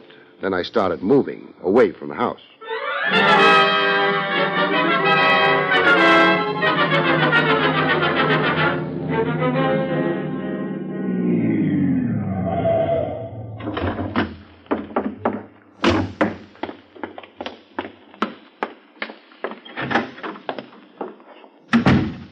Jake! Jake! Stop shouting. I had to wake you up. Wasn't asleep. Your eyes were shut and your mouth was open. That's so? That's so. I was concentrating. On what? Springtime. It happens to be the middle of the winter. That's what makes it hard. You know, Jake, there are times when I don't think you're the best elevator man in the world. You should have seen me farming in Vermont. Why? I was even worse at that. You going upstairs at this hour of the night? No, but I've got a question for you. You sent a man over to Willie's wagon earlier tonight. Yeah. Small man, perhaps around 60, pink and white complexion, gray hat, gray overcoat. Name of Peter Hansen. That's right. He said he wanted to see me. Yeah. What time was it? Oh, around 8:30. Which would be about right. 15 minutes for him to get to Willie's wagon, give or take 5, and... Jake. Yeah. Did he look all right to you? Looked beautiful. What does that mean? $1 tip. Aside from that. I didn't notice anything wrong. That's not positive enough. Jake, did he have his coat open when he was in here? Yeah, he had to. Why? To get at that $1. That's what I wanted to know. Means he was stabbed on his way from here to the wagon, not before. Does, eh? Has to be that way. This fella stabbed bad? Bad as you can be. Jake, did he mention why he wanted to see me? No. Reason's obvious enough by now. Good night, Jake. Good night. Well, Mr. Craig, you ain't going up? I'm going home, I think. Getting old? No more than usual. Why? I'm getting old more than usual, but I still wouldn't go home. What would you do? I'd go up to my office. There's someone up in the office? Yeah. Got here a couple of minutes before you did. Did he mention his name? She didn't. She? What did she look like? Springtime. Mona Bailey. Oh, that what they're calling it this year? Thanks, Jake. You ain't using the elevator? No, the stairs. You need exercise? I need to make sure she doesn't know I'm on my way. I could be wrong, but she might be here to finish an unfinished job. 3 flights aren't a lot to climb, but they took me longer than you'd think. Of course, Mona Bailey might not have been the marksman behind the open window, but the odds weren't too good. And when someone has decided you make a lovely target, you need all the odds there are, even if she reminds a night elevator man of springtime. I pushed the door open, but didn't use the doorway, not for a couple of seconds. Nothing happened. I called myself a coward and walked through the doorway. Mona Bailey had whirled in the chair as I came through the doorway, and she wasn't holding a chess piece in her hand. Hello. Mr. Craig. Please don't call all this a coincidence. Oh, it isn't. Thanks. That gun in your hand might be a mistake, though. Not really. You see, I didn't know who'd be coming through that door. And now that you know, I'll put the gun away. in the pocket of your coat. Well, a girl never knows when she might need a gun. As, for example, at 8:30 this evening? Is that when Peter Hansen was killed? Roughly. Weren't you watching the time? You're being unkind. Are you always unkind? Call it self-defense. What did you want here? I might have wanted to see you again. So soon? We weren't alone the last time we met. We weren't close enough then for me to notice your perfume. And now you've noticed it. I'll remember it when I get to be as old as Jake. Well, that's too long to wait. I'll wait. Until you tell me why you searched the office. You didn't get a chance to close a couple of the desk drawers. You might have left them open. I might have, but I didn't. Good night, Mr. Craig. You're jumping cues. There's more conversation coming. Noticing those desk drawers, Mr. Craig, while I was close to you, is insulting. Call it an occupational disease. What were you looking for? A red queen? I told you I threw it in the fire. Peter Hanson's right hand wasn't singed. Singed? As it would have been had he pulled the queen he was holding when he died out of the fire. Oh.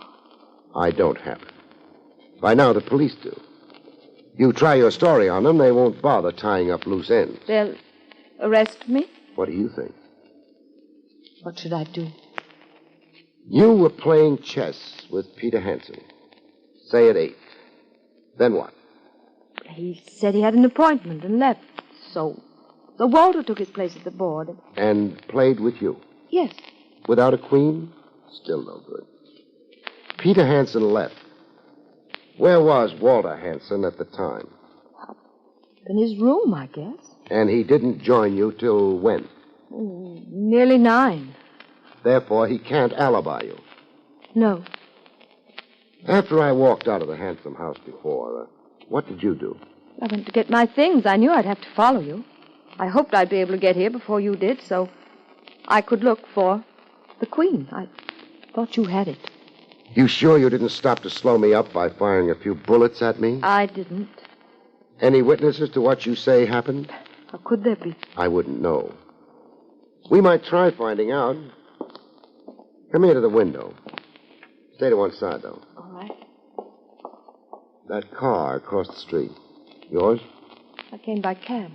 Recognize the car? It's the Hanson car. It belonged, like everything else, to Peter. Know who's driving it? I can't see from up here. How would you like a chance to convince me that the perfume you use isn't something to forget? I'd like such a chance. Okay. Walk out of here, go downstairs, and walk out of the building and north along Madison a few blocks. Then take a cab home. That's all? That's all. All right, but... Don't worry. There'll be another installment.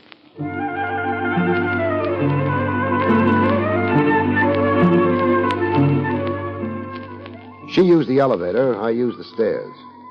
That let me get down to the lobby and behind a curtain before she made it. She went out of the building and walked north along Madison Avenue. The car on the opposite side of the street didn't move. That meant more work for me. The back alley was dark and cold. But it let me out half a block down from the entrance, half a block down and behind the waiting car. I crossed the street fast and moved in. The boy in the car was too busy watching the building entrance. I got the door open, reached in, and... Go on. I hope this hurts.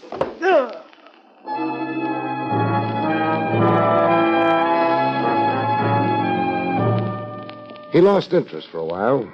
I slid into the seat beside him and went through his pockets. I found the gun without any trouble. It was still faintly warm. I broke the gun and found 2 bullets left. He hadn't bothered reloading. Who? The butler, Groves, of course. Wake up. You can't stay in a coma forever, Groves. What? Oh. Mr. Craig. Mr. Craig. Don't bother reaching for anything. I've got the gun. Yes, sir. Think you're up to driving? Yes, sir. Then let's get started. Very well, sir. To the police, sir? Don't rush things. Let's make it the house first. You really should give your employers notice, shouldn't you?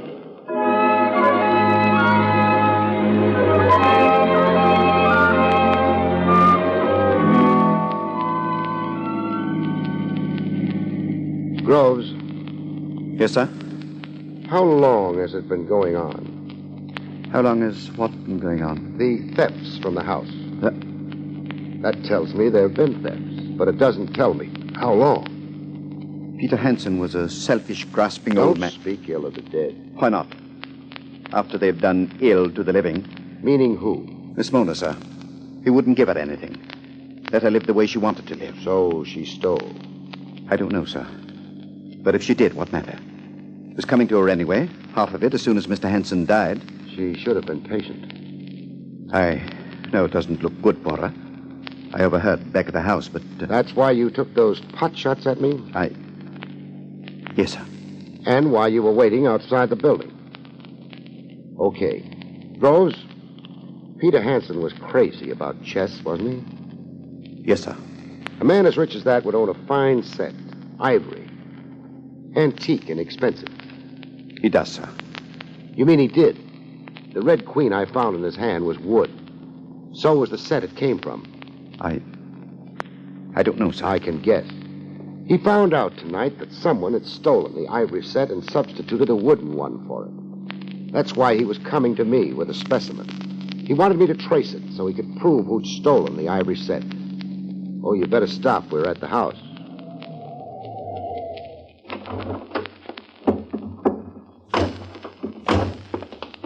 Don't bother knocking. It'll be the study. Yeah, but this time you come in with me. Yes, sir. Mr. Craig. Grove, what? He didn't have a chance to use up the last 2 bullets, Mrs. Bailey. What last 2 bullets? What's going on? Groves tried to murder me, Mr. Hansen. He did? Dreadful, but why? He's afraid I might pin the killing of Peter Hansen on Mrs. Bailey. Oh, really? But she couldn't have killed him, could she? Are you asking me? Well, you seem to know. Well, how about that alibi you handed her? Well, I didn't want any unpleasantness, but, well, if you have other evidence, have you? I have. Then I'm afraid I shall have to admit we weren't together all the time. As a matter of fact, I wasn't even home. I know you weren't. Now, you can't blame me for trying to shield Mona. Oh, I can't. What I'm blaming you for is trying to hang the killing on her. Hang the killing on her? Why, you're mad. Why would I do that? You might object to being electrocuted. It's unpleasant. Electrocuted? For what? The murder of your brother. Now, don't move.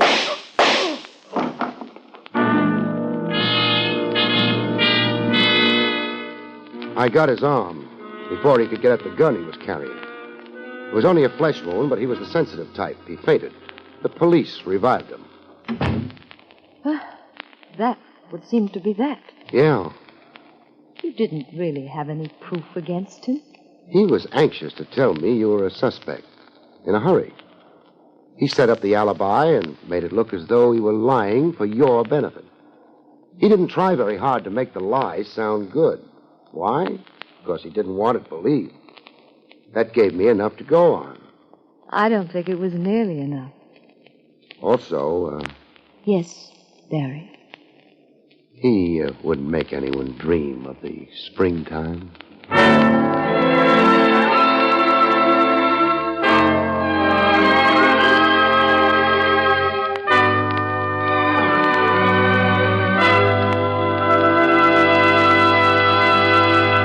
You've been listening to William Gargan in another exciting transcribed mystery drama from the adventures of Barrie Craig, confidential investigator. Tonight's story, The Crimson Queen, was written by Lou Vittis. Next week, it's the strange story titled The Vanished Lady, about which Barrie Craig has this to say. Next week, a laughing killer finds the laugh is on himself. A blonde turns gray when a corpse comes to life. And a gunsmith finds that shooting off his mouth can be fatal. Good night, folks. See you next week.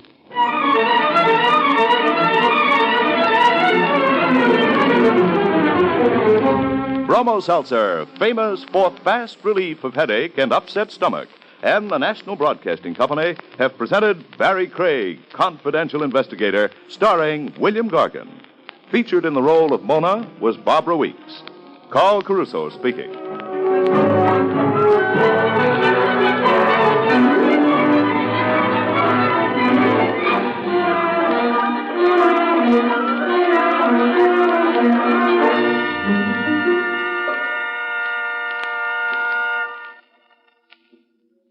There's more to a child in an iron lung than meets the eye. Beside her is American sympathy. And these are the days that sympathy becomes action as All America joins the 1953 March of Dimes. Your dimes and dollars sent to your local March of Dimes headquarters today promise all prisoners of polio a brighter tomorrow. This is NBC, the National Broadcasting Company.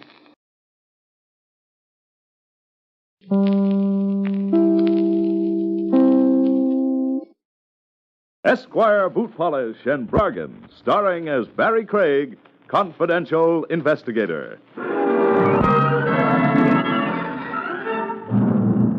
Murder can be a very does have one consolation. It's not you who comes home at the end of a day's work and says to the wife and kiddies, "People, I'm dead."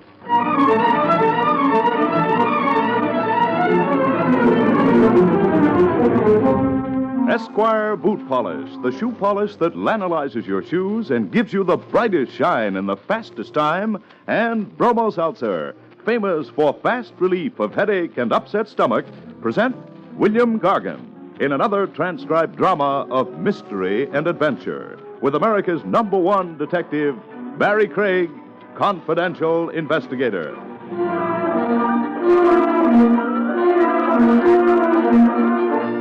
This is Bill Gargan. Before I tell you about tonight's story, which I call Beware the Walking Dog, I'd like to tell you that if you've been baffled trying to get your children's scraped shoes looking new again, try self-polishing Esquire brushless scuff coat. Tell them about it, Rex Marshall. Why, of course I will. Mothers, throw away the brush, throw away the cloth, throw away all the work, because now shining children's scuffed shoes is the easiest job around the house. Just get a bottle of Miracle self-polishing Esquire brushless scuff coat, the most wonderful polish ever made for children's scuffed shoes. You see, unlike an ordinary liquid polish, Esquire brushless doesn't just put a surface smear on your children's shoes, but it gets right down into those scuffs and scrapes and actually puts a new finish on the leather. And say, listen to this. Esquire brushless dries bright without rubbing. That's right, just apply and it dries bright, thanks to the miracle ingredient Oxalan B that does all the work for you.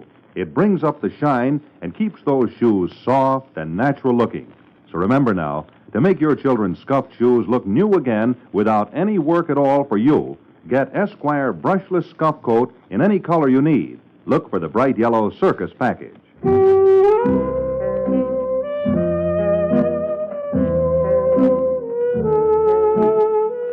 Barrie Craig speaking.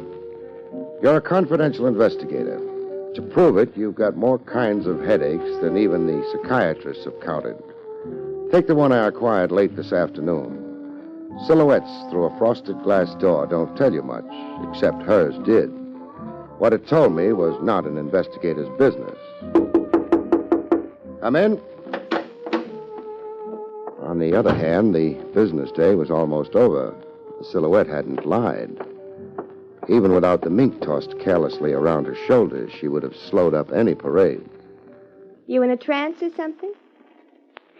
Look, mister, all I want from you is the answer to just one question. How anxious are you not to get killed? Huh? He is alive. Who is? Oh, me. For a while back there, I was beginning to worry. I was in a trance. Uh-huh. Sometimes I spend days in a trance. Mr. Craig, Yeah?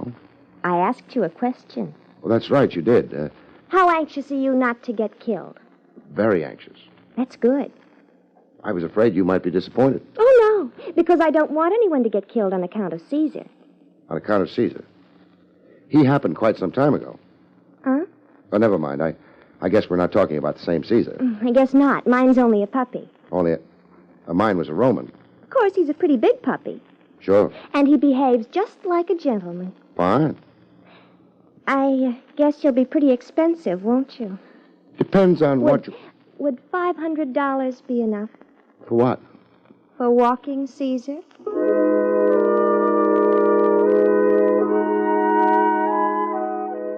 Maybe it was because she was beautiful that I didn't promptly toss her out of the office. Or it could have been the 500 she mentioned. It was probably the 500. You want to hire me to walk your dog? Mm-hmm. For $500, just how far do you expect me to walk him? Oh, Oh, just to the park and back. I live at the Grover Apartments on East 74th, so it's not terribly far. I know the place. My name's Doreen Dimple.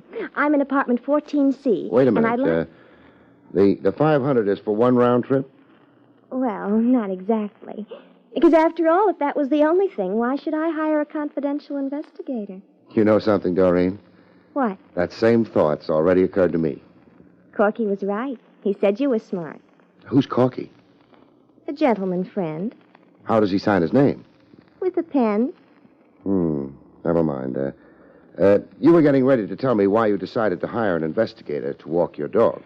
Well, the last couple of times I walked Caesar, somebody tried to shoot him. Missed? Mm-hmm. You're sure it was the dog they were shooting at? Am I sure it was Mr. Craig? Yeah. Can you imagine a man shooting at me? Not easily. It could have been a woman, though. I saw the man. And he was too far away for me to recognize, but it was a man. Then we let it go at that. You want me to walk the dog until I find out who's taking pot shots at him. That's right. You mentioned 500. Here. Thank you. What time does Caesar prefer? Around 8 o'clock at night. I'll be over at your place then. Oh, I'm so glad. By the way, Doreen. You in show business? How did you guess? Professional secrets.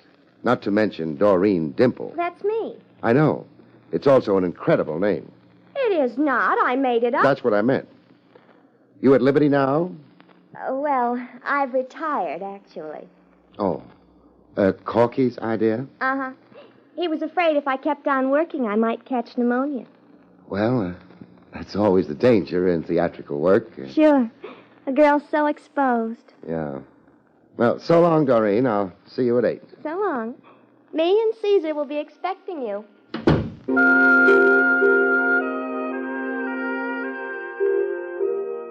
I could have dignified the entire thing in my mind by figuring I was going to be shot at when I took the pooch for a stroll.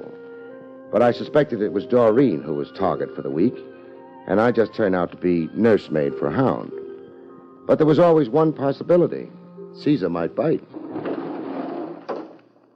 Hello, Jake. Hi. Hope I didn't disturb you. I wasn't doing nothing. Crops on Madison Avenue don't need attention? They've all gone home for the day. That's too bad. Jake. Yeah? You can start now. Oh, I keep forgetting. Speaking of crops, did you notice my client? Yeah.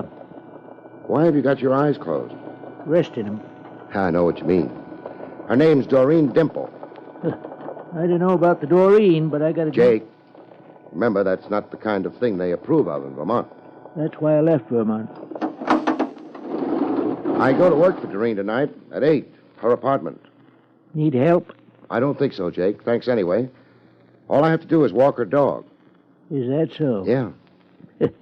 Appears like I still got language difficulties with you New Yorkers. Jake, walking Doreen's dog means nothing else but that. Oh. Well, then maybe you'll enjoy the company. The dogs? No, the fellow that was waiting for her. Fellow who... They go up together? Yep. Probably a friend of hers. Yeah. No reason for me to worry about him, is there? I don't know.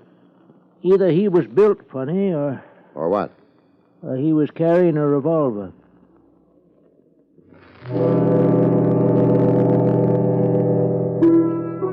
Jake sometimes suffers from delusions of melodrama. I shrugged him off, went home, ate, changed into my dog-walking suit, and at 8 o'clock...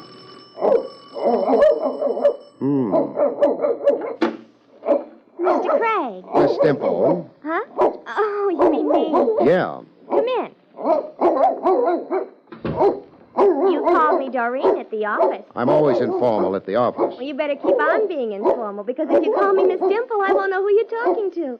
Even my mother didn't call me Miss Dimple. Well, could you quiet that monster? That's Caesar. My mistake. How about quieting him? Well, he always barks like that unless he's been introduced, so... Come on, he won't bite. I think he's got weak teeth. Caesar, this is Mr. Craig. How do you do? I think he's going to like you. Well, that's nice. I might have a little trouble hauling him around the streets otherwise. He'll be very good. So I can concentrate on trouble from somebody else, maybe? From who? You probably know his name better than I do. I don't... You meet anyone when you left my office this afternoon? No. My mistake. Let's go, Caesar.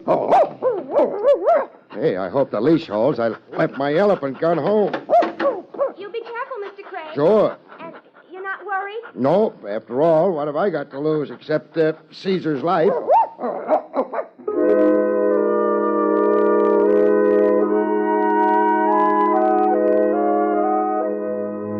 The nice thing about walking a dog as big as Caesar is that nobody sneers at you.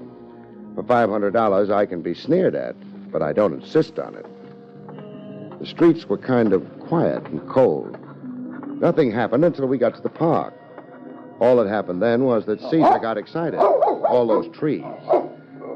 He got over them after a while, and we started back, which was maybe a mistake.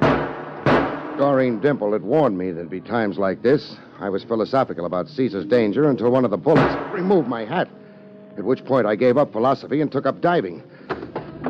This made me a lousy target. The unseen gunman must have been annoyed. He parked his car on the road leading through the park, I guess, because I heard him taking off. At least I hoped it was he.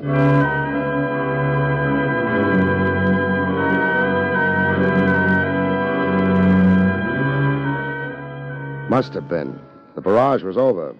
I dug myself out of the ground and headed for home. Caesar's home. Doreen's home. Maybe somebody else's home, too. I now had a hole in my hat. This night entitled me to a few more girlish confidences with Doreen. It entitled me to a new hat, anyway. The lady may be occupied, Caesar. On the other hand, the lady gave us no warning. Well, door's not locked. The lady must be trusting. Oh, something's holding the door back. Something heavy and... hey! Yeah, Doreen. Her body was up against the door. That kept it shut. Take it easy. It's a body, but it's still got life in it. Life and a big bruise on the head. Doreen. What? Hey, you better take it slow. I'll help you up. I don't feel good. You shouldn't have hit whatever you did hit with your head. I didn't hit anything. I was hit. By whom? Well, I didn't see. The doorbell rang. I opened the door, and it happened so fast. Ooh. Burglar, maybe? I guess so. I wouldn't know. Well, we'll find out. I think maybe it's time we got out of the foyer and... Huh? I just remembered.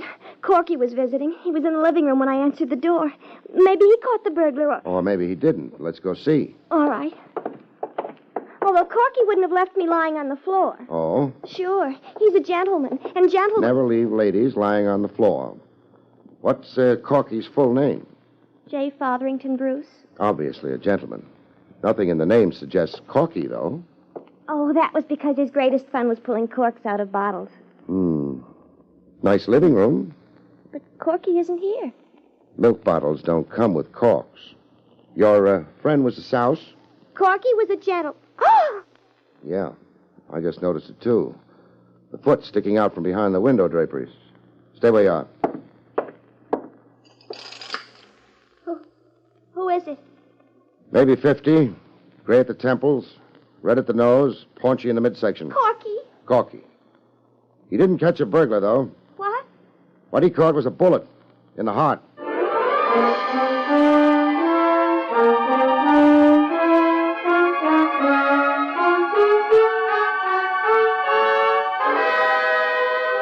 Back to William Gargan, starring as Barrie Craig in just a moment.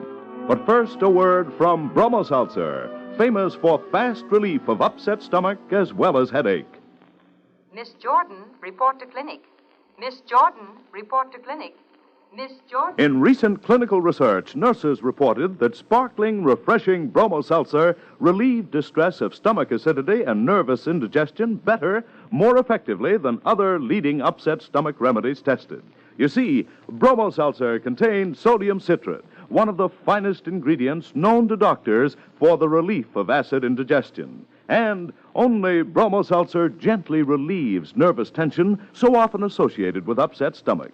Next time you have acid indigestion, take Bromo Seltzer. Like so many nurses, you too may agree. For upset stomach, Bromo Seltzer works best. Remember, for prompt relief of stomach acidity as well as headache, take sparkling, refreshing Bromo Seltzer. For best results, use cool water, follow the label, avoid excessive use. And next time your stomach is upset, remember that many nurses report. For upset stomach, Bromo Seltzer works best.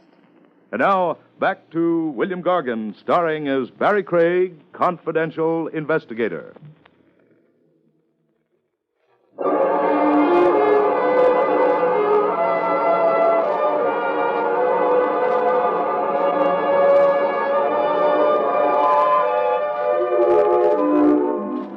Corky, who in life had been J. Frothingham Bruce, would uncork no more bottles. Bullets in the heart had seen to that. I phoned Homicide and told them about it. They said they were busy, but seeing as it was me, they'd be right over. Doreen and I waited. Need a handkerchief? No, Dry type tears? don't be mean. This is not the time a girl likes a fellow to be mean to her. Was Corky ever mean to you? Gosh, no. He was... I know, a gentleman. He even remembered me in his will. How hard did he remember you? Oh, something like $50,000. What's, like $50,000? $50,000. What's his wife going to say about that? I don't care what you... Mr. Craig, how did you know Corky was married? The Corkies of this world always are. Did she approve of his helping you, leave show business? She didn't have any reason not to approve. There was nothing wrong between Corky and me. He was a... Whatever he was, he's dead now, and somebody killed him. Were you under the impression he died of old age? I knew he'd been shot, but... Mr. Craig, are the police going to think I killed him on account of we were alone in the apartment? That's going to be up to the police. Is there a back door? From the kitchen. Lead me to it. All right. Wow. Latch from the inside. Is that important? It makes your story sound a lot better. It explains why your visitor used the front door and took a chance on being seen by you. Oh, the back door was latched, so... Mr. Craig, you're a darling. I look terrible in lipstick, though. I like the effect. Maybe, but the police won't, so you better give them my regards. Mr. Craig, where are you going? To tell a widow the sad news, if it's sad, or if it's news.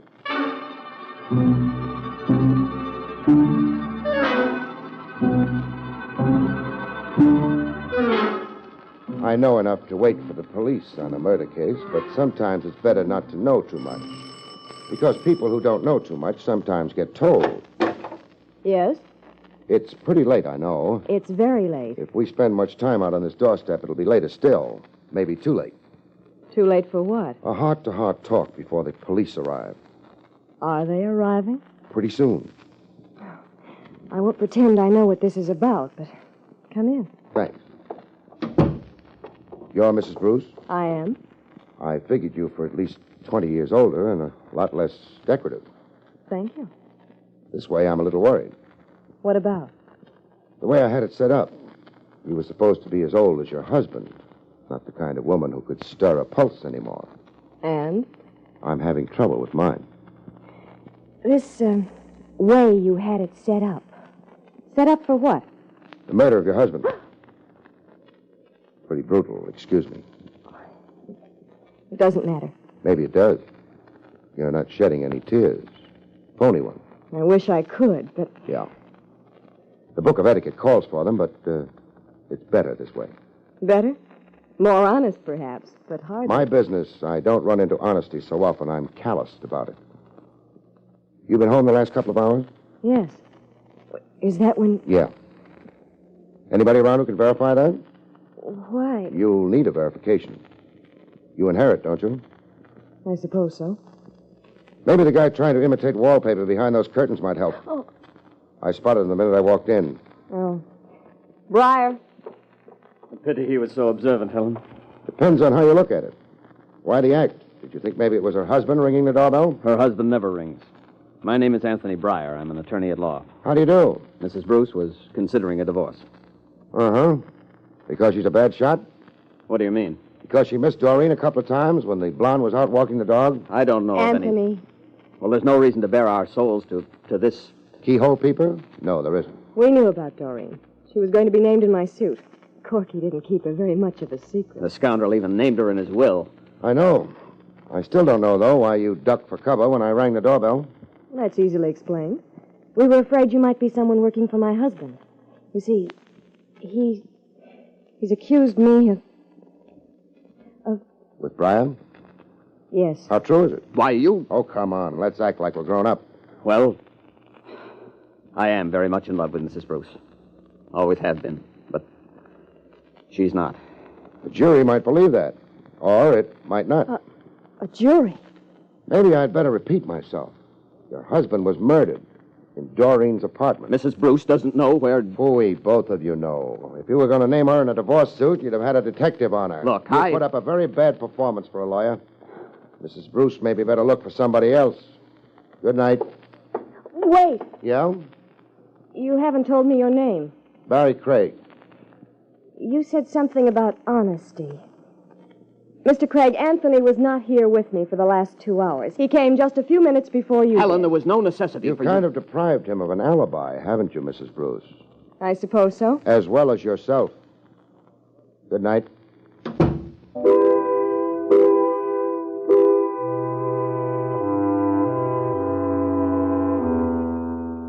I had it all now. It didn't make a pretty picture. And of all the people involved, the one I felt sorry for was Corky. He hadn't much of a life, with a wife who despised him, a lawyer who hated him, and Doreen who had a price tag attached. Maybe the bullet that had killed him had done him a favor. But whoever fired that bullet hadn't done it out of kindness. Good evening, Lieutenant Rogers. Gracious of you to drop in at headquarters, Mr. Craig. Don't be bitter, Trav. Want me to spread the news around that you can read Latin? Millions of people can read Latin. How many of them are policemen? All right, so I've got a shameful past. I went to college. Where did you go? Atlantic City. I was young and foolish. After you left the Dimple apartment. I visited the Bruce apartment. And met the widow? The widow and the lawyer. But you must have men there by now getting their stories. I have. You gave Mrs. Bruce a nice opportunity to rehearse. Your men ought to be grateful. Who enjoys a lousy performance? When it's given by someone suspected of murder, the district attorney. Is Doreen being held? No, nothing positive against her. How about her boyfriend? Joe Stover, in the clear. He was in Brooklyn at the important time, being wrapped up on a speeding charge. No possible doubt? No possible doubt. Sure, he carries a gun, but, Barrie. Yeah? How did you know about a boyfriend? He wasn't at the apartment when you were there? No, but a dame like Doreen always carries a boyfriend on the side. You must have had more reason than that. Jake spotted Doreen chatting with a loaded lad right after she'd been to see me at the office. All right. Means nothing, though. He's not in the picture at all so far as the killing goes. Okay. Oh, Trav. Yes? Got a guard on Doreen's apartment? Yeah. Send him home to his family, huh? Why? Maybe his family loves him. The answer is no. Maybe I'll take his place. Somebody might not recognize me. Somebody might be just as anxious to get Doreen as Bruce. Somebody might make a stab at it. Send the guard home. The answer is yes.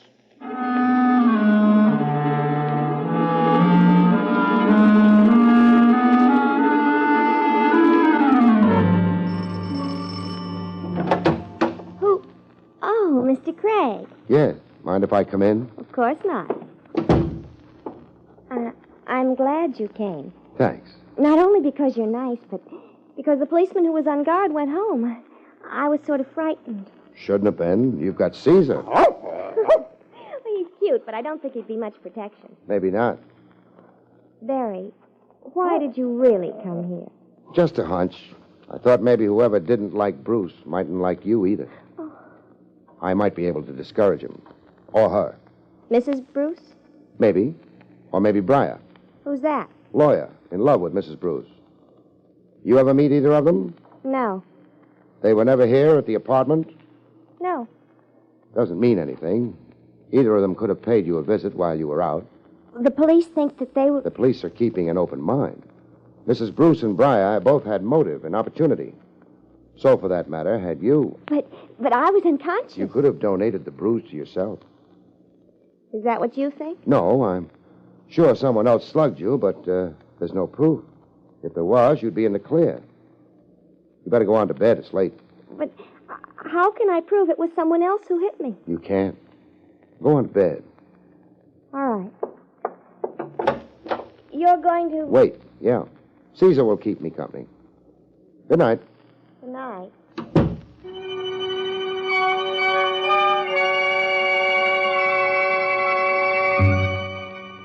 I didn't think it would be too long a wait.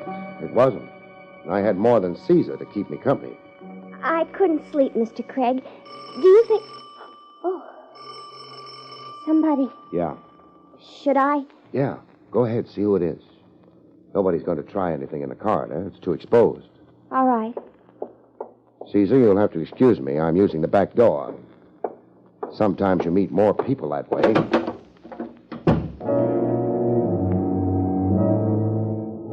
All you have to do is move up to the bend in the corridor where it leads to the front door of the apartment and wait until he gets in sight. Then you get in his way with a fist. And you've met Joe Stover. He's out.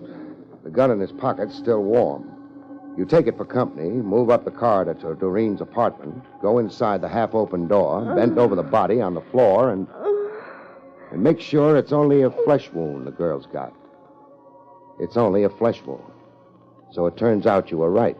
The gamble paid off. You don't bother trying to bring her to. You go into the living room, take a peek into the bedroom to make sure there's a phone in it. There is. Then you call the police to pick up a murderer. No, not Joe Stover. Doreen.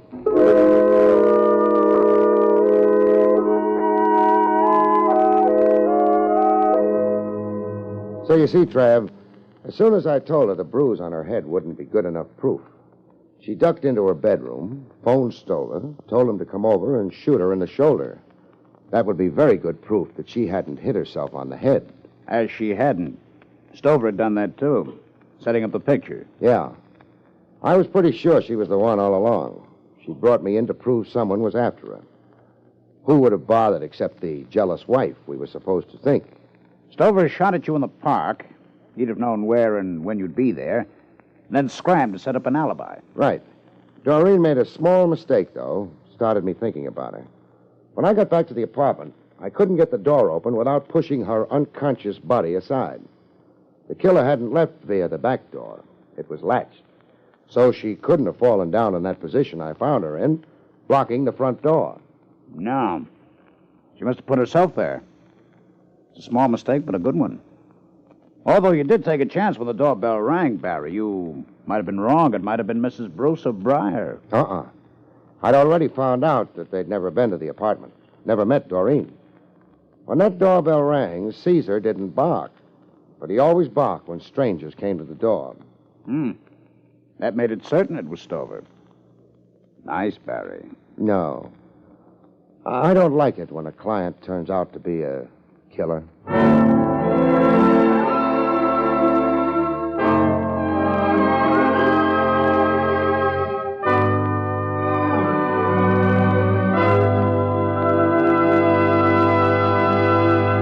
You've been listening to William Gargan in another exciting transcribed mystery drama from the adventures of Barrie Craig, confidential investigator.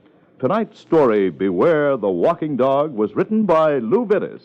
Next week, it's the strange story titled Sniper's Bullet, about which Barrie Craig has this to say. Next week, a bakery worker who is absolutely crazy about dough becomes a problem to his never-loving family when his death catches them totally unprepared with an alibi. Good night, folks. See you next week.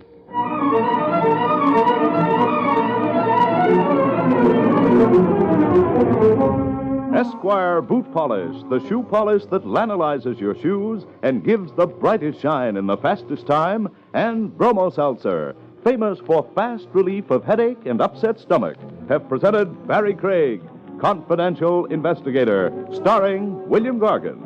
Featured in the role of Doreen was Jane Webb. Carl Caruso speaking.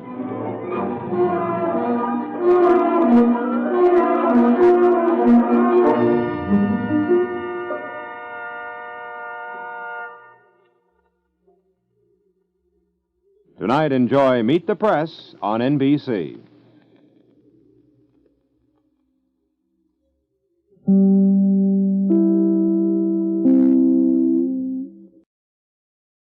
William Gargan stars as Barrie Craig, confidential investigator.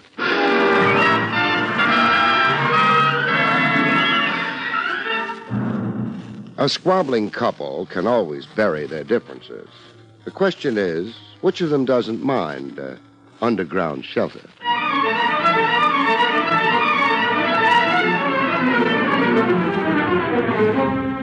The National Broadcasting Company presents William Gargan in another transcribed drama of mystery and adventure with America's #1 detective, Barrie Craig, confidential investigator.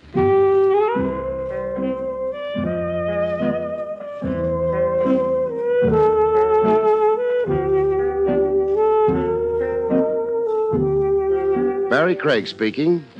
Marriages may be made in heaven, but they sometimes can end in the city morgue. I know one that did. Almost, that is.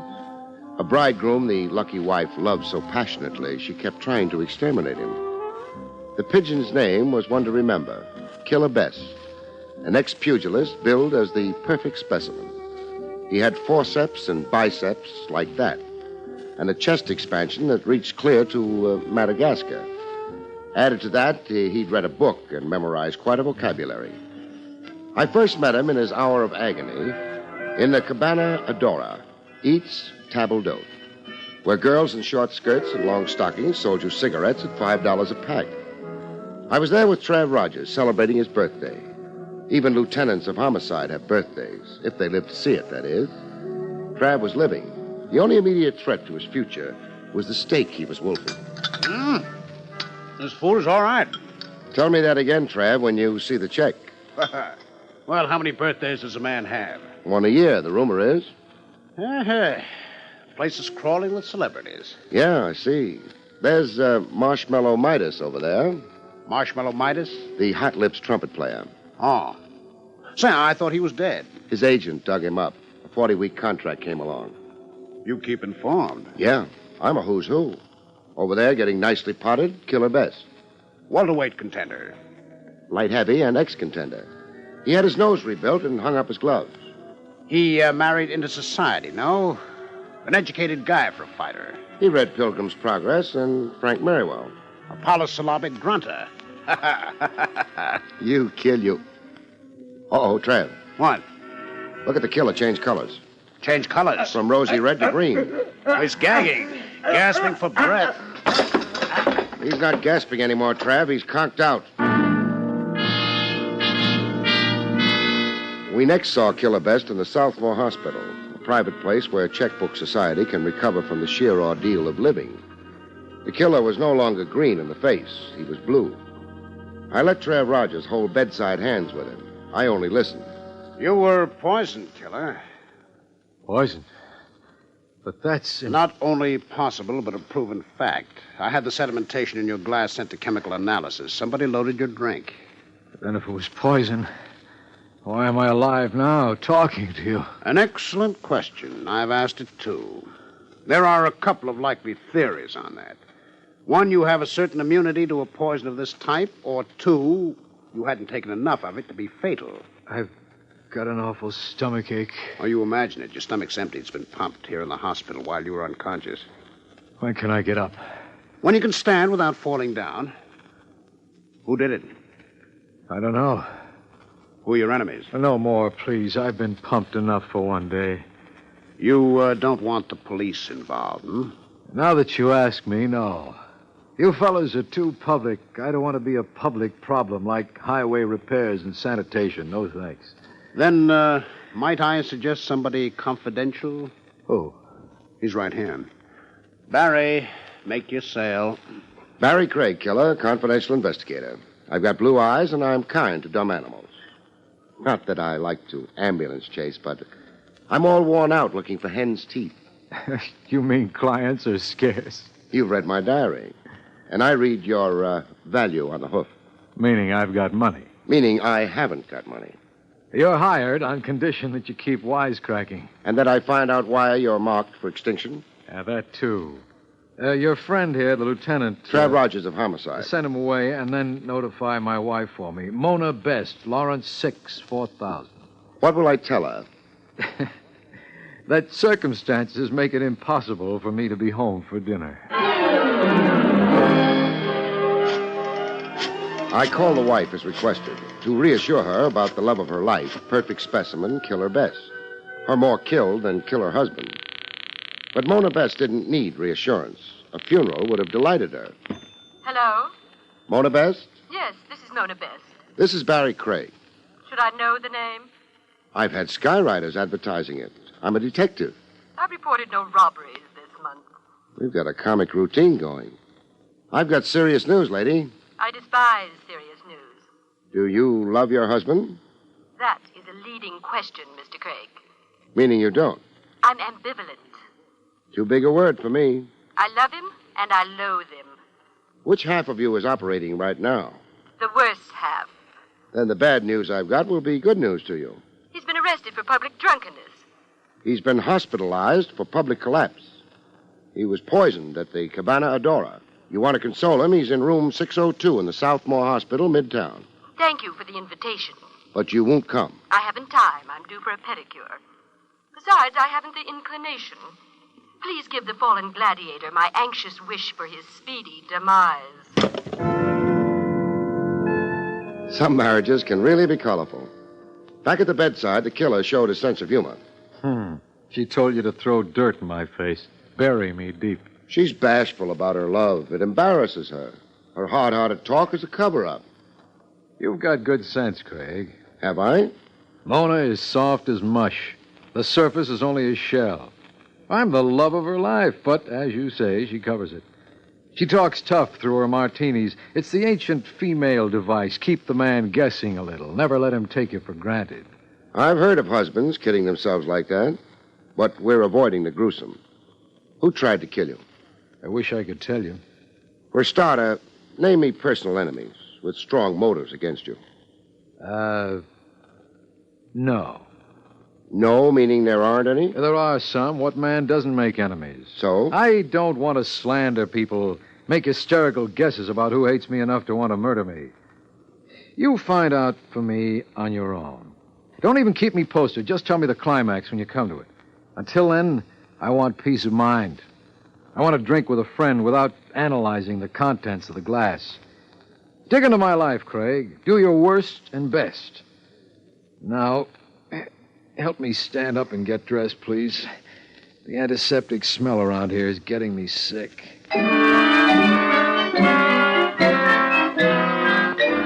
I did my worst and best, checking into the life and times of an ex-pug gone blue blood and social register. At headquarters, Trav Rogers had as many facts for me as I could digest. The killer's history makes a fascinating story. I'll retire to a farm and write it at the age of 86. I know another book the intellectually inclined killer read. This is besides Pilgrim's Progress and Frank Merriwell? The author, Somerset Maugham, a book titled Of Human Bondage. Do we have to go through with this aside? Oh, a learned note here and there. It adds a fillip to the ordinary crime puzzles. Okay, get it said. There is a passage in Of Human Bondage that likens life to a Persian rug. In your living, you weave a rug. Your experiences are threads to the rug. The author urges every man to make his life experiences colorful and exciting, so the rug will be a weaver's masterpiece of colored threads. And that was Killer Best. Every day a color job. He's fought, laughed, brawled, wandered, loved, married, divorced, remarried. Like him or dislike him, he's at least annihilated monotony. Now some monotonous Mo wants to annihilate him. Who is the Mo, Trav? I'll give you a rundown. You can make your own choice of suspect.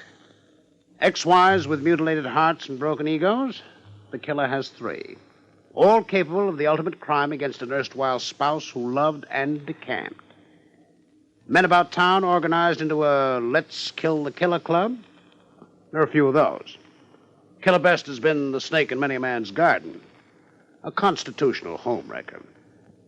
I'll pass over a legion of waiters and taxi drivers whose jaws were damaged in early A.M. rhubarbs with Killer Best. I'll also pass over some 50 litigants who have sued Killer Best for every civil offense in Blackstone. Sued and lost, that is.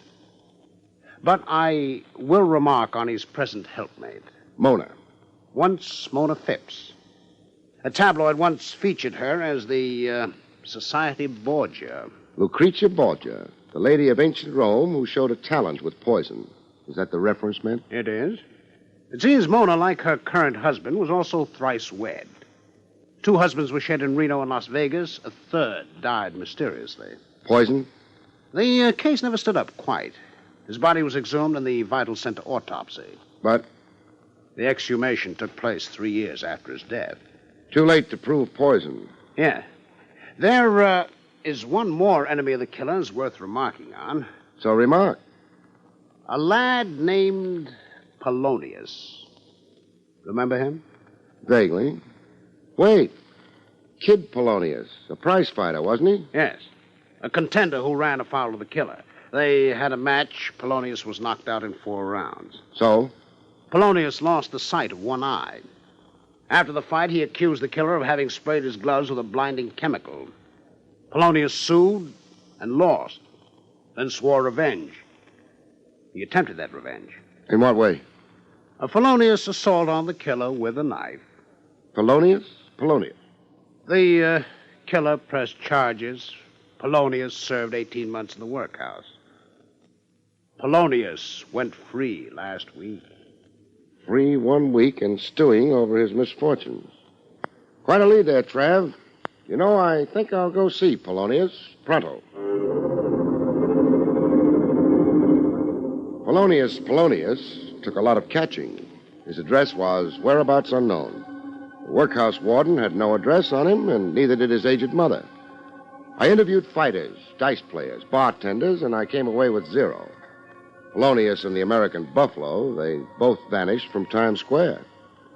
When I located Polonius at long last, I'd lost 2 days of my fading youth and $50. The dough was for information. A bookie named Catastrophe had the address for a price. A fraternity building next door to a college. Polonius was the building janitor. Who's there? Open up, Polonius. I want to talk to you. Polonius had more equipment than a building janitor needed. He had a baseball bat, and he held it like Mickey Mantle. What do you want of me? The question should be, what do you want to do to me? I'm protecting myself. Against? False arrest. Cops hounding me out of a job. Cops making me pull up stakes and go every time I get set somewhere. Why would cops want to do that to you? They're doing it. You're here. Not to hound you. Good to hear. Then beat it. Before you beat my brains in? I didn't ask you here. No. I'll take the bat. Hey, let go. Okay, you win.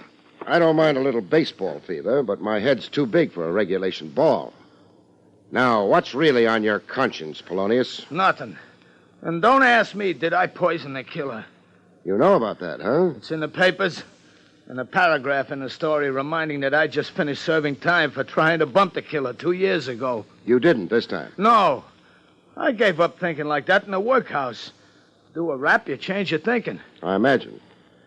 You now feel more kindly disposed toward the killer? I'd be a liar if I said I did. I hate him. I'd like to see him dead. Only I don't want to be the one who kills him. Why not? I got a life to live. I can't live it in jail. I got this job here. I want to settle down to it. I got a girl. I want to get married, raise a family. Nice idea. But I won't be able to, with somebody out to knock the killer off. He'll get it next time, and I'll be the goat. I'm a dog with a bad name now. They'll blame me. They'll blame me.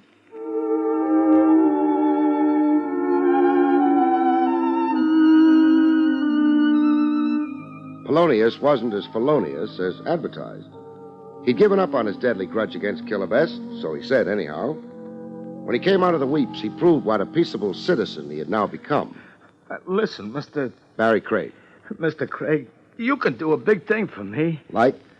Catch who poisoned the killer that other night. Nab whoever it was and take the heat off me. I'll be glad to oblige if I'm lucky. It happens to be my assignment. Well, make it your double assignment. Represent me, too. I'm expensive. Well, I got $100. I was going to get a new suit and shoes, but I'll give it to you. Keep your money. If you're on the level, you'll come out okay, Polonius. I'm after the poisoner, and I figure to catch him. So long. Oh, yes. Here's your baseball bat.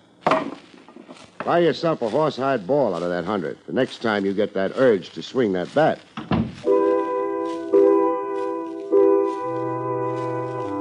I went back to my office, where I always go to do my best thinking. In the horizontal, on my leather sofa. Not my favorite sofa, exactly. It had too much sag. But what can you expect when you buy things secondhand? There was no conclusion to my thinking after an hour or two. How could there be? I'd fallen fast asleep. The phone woke me up. Yeah? Barry, this is Trav Rogers. As usual, right in the middle of my dreams. Are you still representing Killer Best? Misrepresenting him. I've so far done nothing for him but spend his money. Why do you ask? Only curiosity. I thought you might be interested in his present whereabouts. Whereabouts?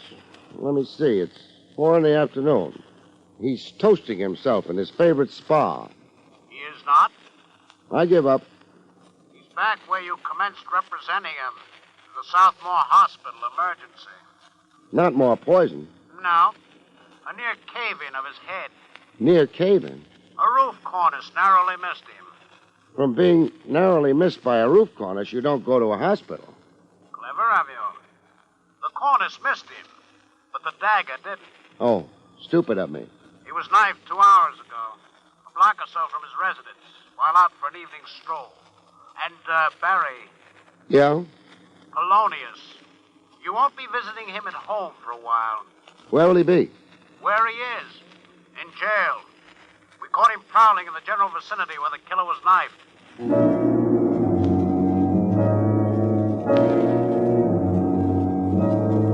In the hospital, some of the starch was out of the killer. He looked scared and trying not to show it. The knife gash on his shoulder and forearm seemed to hurt like the devil, even though the patient tried to grin. I've survived again. That's something to be thankful for. 2 strikes. Next time up, somebody's out. See that it isn't me. I'm working in the total dark. You've got Polonius. Do you accuse him? No, I didn't actually see the knifer. That cornice that came down on you. Tell me more about it. There's not much to tell. I was out walking at the corner of 78th. Boom, came the cornice. It landed practically at my feet. The dagger came after? Yes, 3 minutes later. I backtracked. I was 1 block from home when I got it from behind. The dagger wasn't found. So the police tell me. I'll have the area combed, inch for inch, sewers, cellars, places. You think my attacker might have thrown it away? They generally do. Get caught running, it's evidence against them on the spot. They're red-handed. I did make an outcry. I yelled police. If my assailant would be running pell-mell, he no doubt would have ditched the deck. Craig. Yeah? When I'm out of here, put a man on me, day and night. An operative following me around heel and toe. I want protection. In the tombs, Polonius looked like he was on a marathon crying jag. Craig, get me out of here. If you merit it. You don't think I knifed the killer? Didn't you? Why were you prowling in the vicinity where the attack occurred? I was following the killer around to see who might attempt to kill him. I wanted to insure myself against being made somebody's fall guy. I thought I was to take care of that. Yeah, I know. You were representing me, but frankly, Mr. Craig, I had no confidence in you. I see. So I'm a schmo. Please, Mr. Craig, get me out of here. I'm afraid you're in for a while, at least. In? For nothing? Just for walking on a street? Just for climbing up on strange roofs and prying cornices loose. You lay that to me? Lie and you'll grow a long beard and stir. And what if I tell the truth? I might intercede for you. Get you paroled in my custody. After you've repented in here long enough. I only might, mind you. Okay. I dropped that cornice. You said you were cured. You'd given up seeking revenge. Yeah, I know I said, but there was the killer on a stroll for himself, dressed like an English lord and wearing a fancy vest and spats. My blood got hot. I looked at my crummy pants and the cardboard in my shoes. I thought of how he used chemicals on those boxing gloves once and cost me a chance at the title, let alone this eye here. I went up to the roof. It was temporary insanity, Mr. Craig. Plead with the judge for me like that. Only temporary insanity. I'm better now.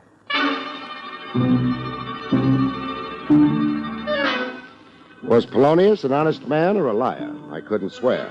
But one thing was for sure, he was a character. I organized the search for the dagger used on Killer Best. Look for a dagger in a square-mile area, you really know suffering. No luck so far, Barry.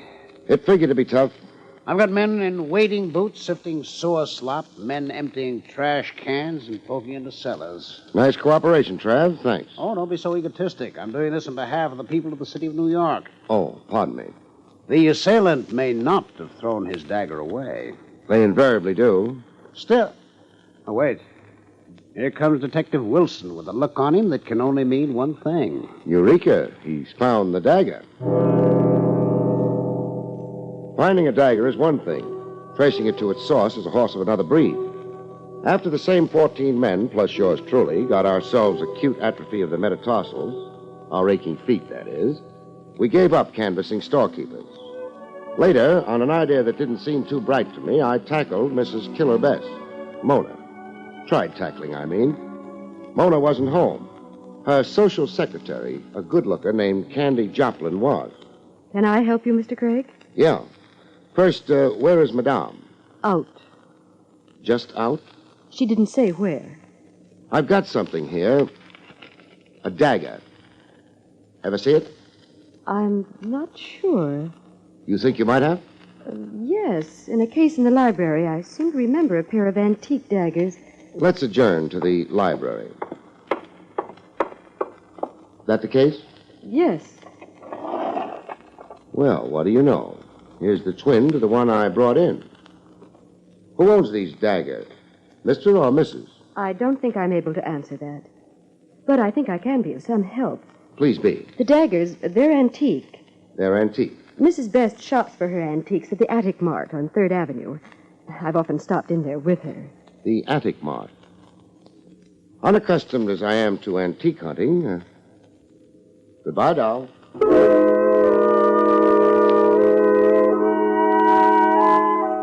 At the Attic Mart, a guy who looked more worn out than his merchandise confirmed who purchased the dagger. Yes, I have the entry here. Mrs. Best, a fine lady. You mean a fine customer, don't you? Yes. She's here every week, always to buy. This particular dagger, it's a very good specimen of old Persian craftsmanship. I've heard enough. There is perhaps something you would care to be shown? There is. The door.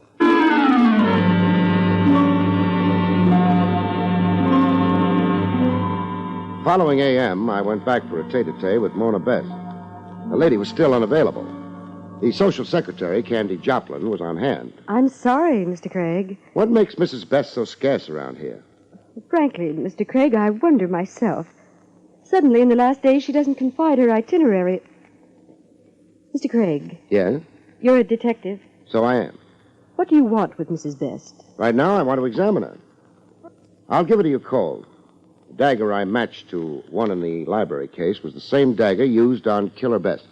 I see. Then you suspect Mrs. Best of attempting his life? Uh-huh. Do you? That is an improper question. Well, do you? Mrs. Best has behaved peculiarly. I've sensed, jitters. Don't stop now. I wasn't entirely truthful yesterday. I didn't think it properly my business. Your question about Mrs. Best's whereabouts... Be truthful now. Well, the fact is, I saw her packed secretly. It seemed to me 2 valises. I heard her on the telephone making plane reservations. Where to? Acapulco, Mexico. This was the night before last. Skipped, huh? Attempted murder and flight. You mean that... Mrs. Best is presumably a fugitive from justice.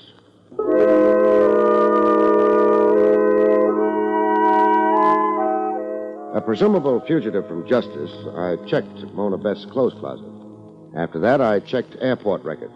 It proved okay. Item, Mrs. Mona Best, Flight 7, 11:45 p.m. Destination, Acapulco, Mexico. I let police headquarters check it from there. Mrs. Mona Best landed in Mexico, all right, Barry? And? And nothing. Beyond the airport, the Mexican police have no information. They can't find hide or hair of Mona Best. She's managed to lose herself nicely since her arrival. I'll keep nudging the Mexican police. Don't bother to. Did you just say don't bother to? That's right. Barry, you stamped into my office. You all but accused Mona Best of attempted murder and guilty flight. Now, don't have a seizure. I said not to bother just now because a shaft of daylight suddenly shone in my head. And the delirium tells you? That Mona Best is not in Mexico. Is not? No. But you traced her to a plane leaving New York. I placed her in a Mexican airport. We only checked the name, Mona Best. Could have been anybody, a stand-in, a proxy, say. Said proxy reassumed her own identity on arriving in Mexico. That's why a Mona Best cannot be found. You've got a notion there. Bet I've got the answer to a cute technique somebody developed to get away with murder. The murder of Mona Best.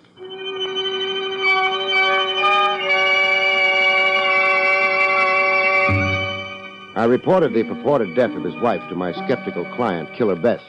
Craig, the heat's got you. Mona's as alive as you and I. I don't think so. Moreover, I'm not so sure I can accept Mona as a suspect in these attempts on my life. Right now, I'm not so sure I can either. Accept Mona as a suspect, that is. Now you're talking at cross purposes. You said before... To catch your reaction. No, Mona wasn't behind the attempts on you. As a matter of fact, there never were real attempts on your life. Now, look here. You staged them. You poisoned yourself just enough. You stabbed yourself, not too seriously. Now, why would I hate myself that much? Because you hated your wife more. I won't right now go into your love for her money. You murdered Mona Best. Then you staged phony attempts on your own life to throw suspicion on her, so her absence would be accounted for. So the world would think Mona Best ran away into hiding, a fugitive from justice. You were smart, really brilliant, except for one fatal flaw. Want to know where your trick failed? I can't stop you from talking rot. A fugitive from the police wouldn't make plane reservations in her own name. She'd use an alias. Only thing, you had to have the name of Mona Best on the flight sheet so as to hoodwink the police.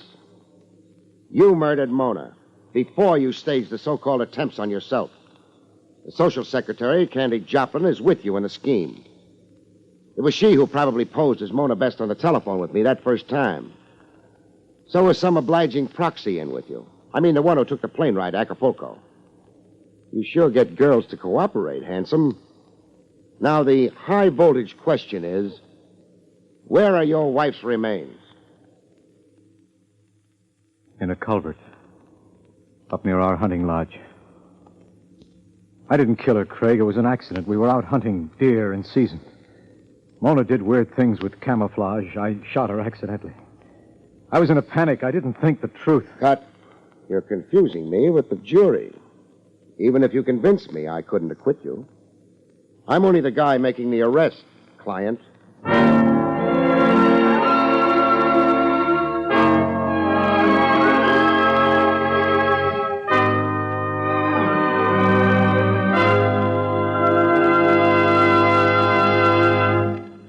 You've been listening to William Gargan in another exciting transcribed mystery drama from the adventures of Barrie Craig, confidential investigator. Tonight's story, Screen for Murder, was written by John Robert. Next week, it's the strange story titled Murder in 3 Acts, about which Barrie Craig has this to say. Next week, a blonde, a bookie, and a gentleman of no distinction form a partnership in crime, only to find that the road to the hot seat is paved with bad intentions. Good night, folks. See you next week.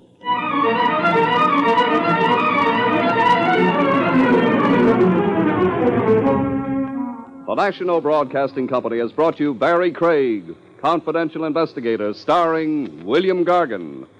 Featured in the role of Candy was Fran Carlin. This is Don Pardo speaking.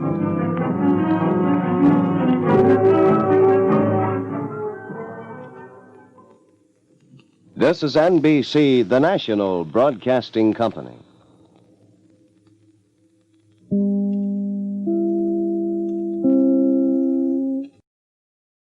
William Gargan stars as Barrie Craig, confidential investigator.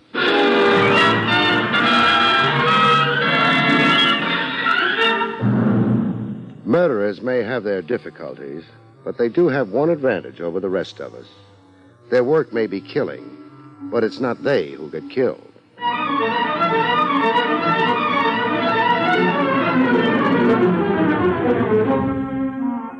Coleman, America's leader in modern automatic home heating equipment, and the National Broadcasting Company present William Gargan in another transcribed drama of mystery and adventure with America's #1 detective, Barrie Craig, confidential investigator. But before we bring you tonight's story, a word from Coleman, America's leader in modern automatic home heating equipment. Hey, Pop, what are you doing? Setting the clock, boy. What for, Pop? Getting up early tomorrow. Gotta go get us a Coleman heater while the big bonus sale is on. Yes, now's the time to plan ahead for a warm house all winter. Buy your Coleman heater during Coleman's bonus sale. You get 3 big bonuses. A new low price. Now you can get a Coleman oil or gas heater at a new low price. A new low operating cost. You'll save up to 25% on heating bills because Coleman has exclusive fuel air control. Gives you maximum heat from the fuel you use. And a 32-piece set of Libby Safe Edge glassware worth $14 in any store, free with your Coleman oil or gas heater. Get these 3 big bonuses during Coleman's big bonus sale. This offer is for a short time only, so see your Coleman dealer tomorrow. Look for his name in your telephone directory. Remember, comfort costs so little with a Coleman.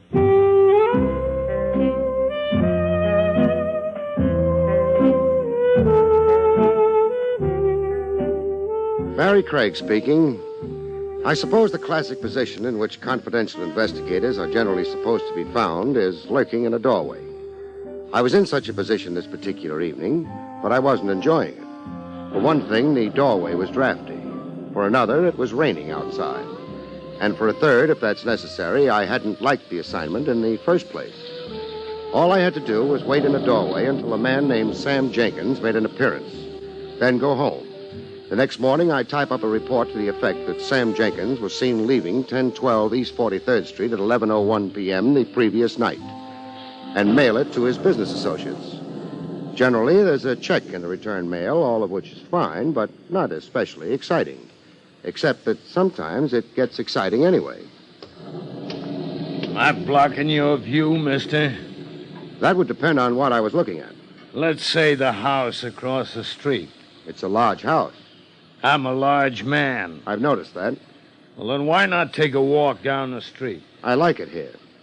Look, mister, why don't you go find yourself a keyhole to peep through and save yourself some trouble? Maybe I like trouble. You figuring on making some for me? Okay. I think I'm going to enjoy this. Enjoy what? Slugs in your stomach? The gun's loaded. I've got a license for it, and I'd be delighted to explain the whole thing to the police. It's your move. You feel pretty brave standing there behind a gun, don't you? Not especially. I just happen to be working, and I don't like interruptions. I'll get in touch with you some other time, wise guy. Please do. Goodbye. The large gentleman moved down the street, turned the corner, and that was the end of it, for the time being. It was a pretty obvious effort to make me stop watching the house opposite, and Jenkins exit therefrom. It hadn't worked, though. At least at the time, I thought it hadn't. By the time a couple of hours had rolled by, I wasn't so sure. The rain had stopped, and the night was getting old. Jenkins was still in the house opposite. He wasn't supposed to know I was following him and reporting to his associates. Up until the time I made my move across the street, I was pretty sure he hadn't known. That didn't explain why he was still in the house. I decided he might just as well find out about me.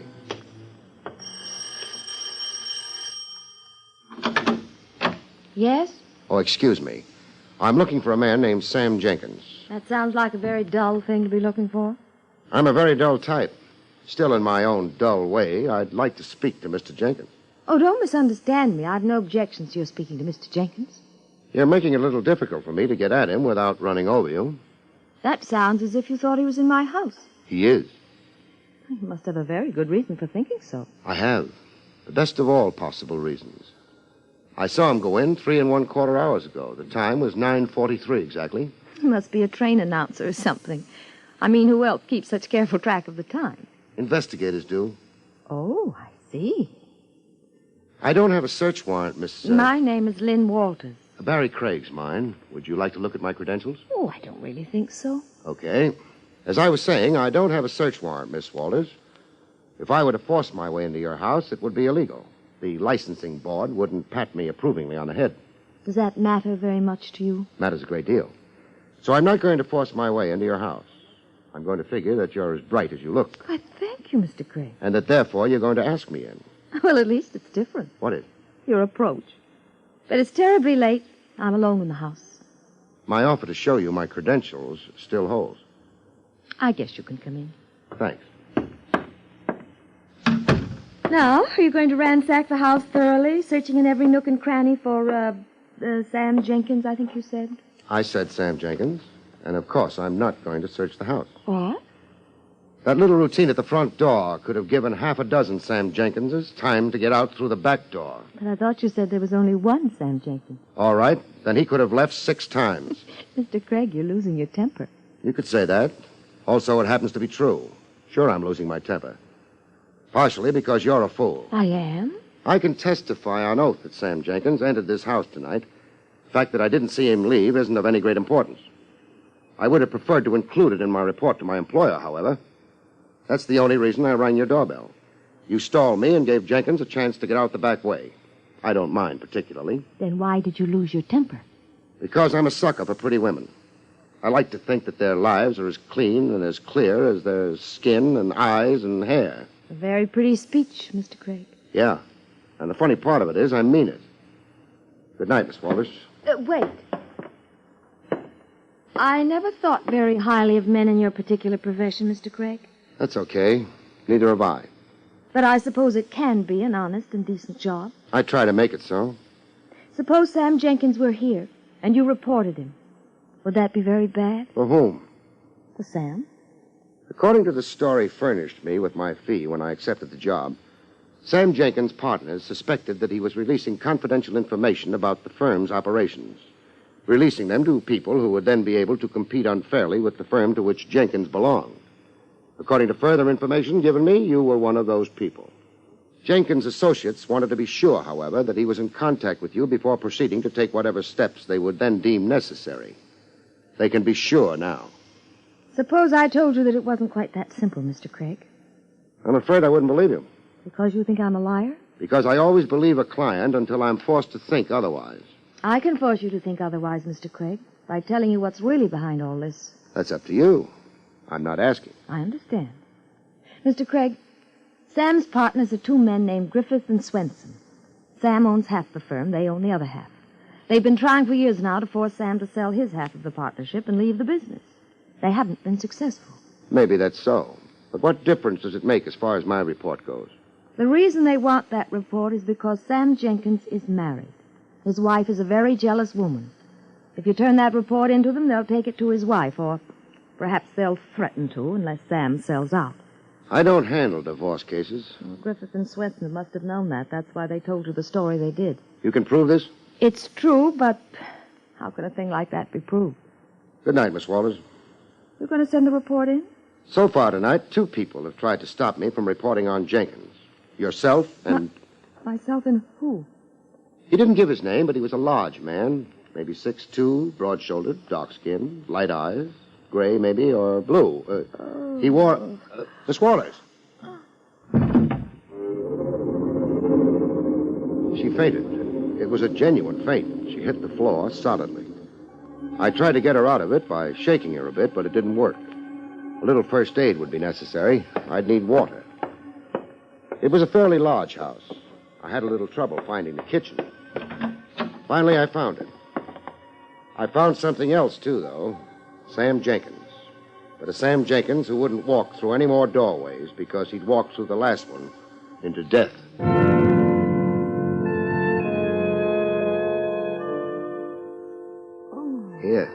Here. Try drinking some of this. What? Oh. Thank you. Feel better? I suppose so. I guess I fainted, didn't I? You fainted. Here, let me help you up. Oh, Hey, better grab a chair. yeah. That was very silly of me. What's his name, the boy with the broad shoulders? You mean Baldwin? Oh, you tricked me into answering that. Is there any reason why I shouldn't know his name? It doesn't have anything to do with anything. Maybe you're right. I got the water you've been drinking in the kitchen.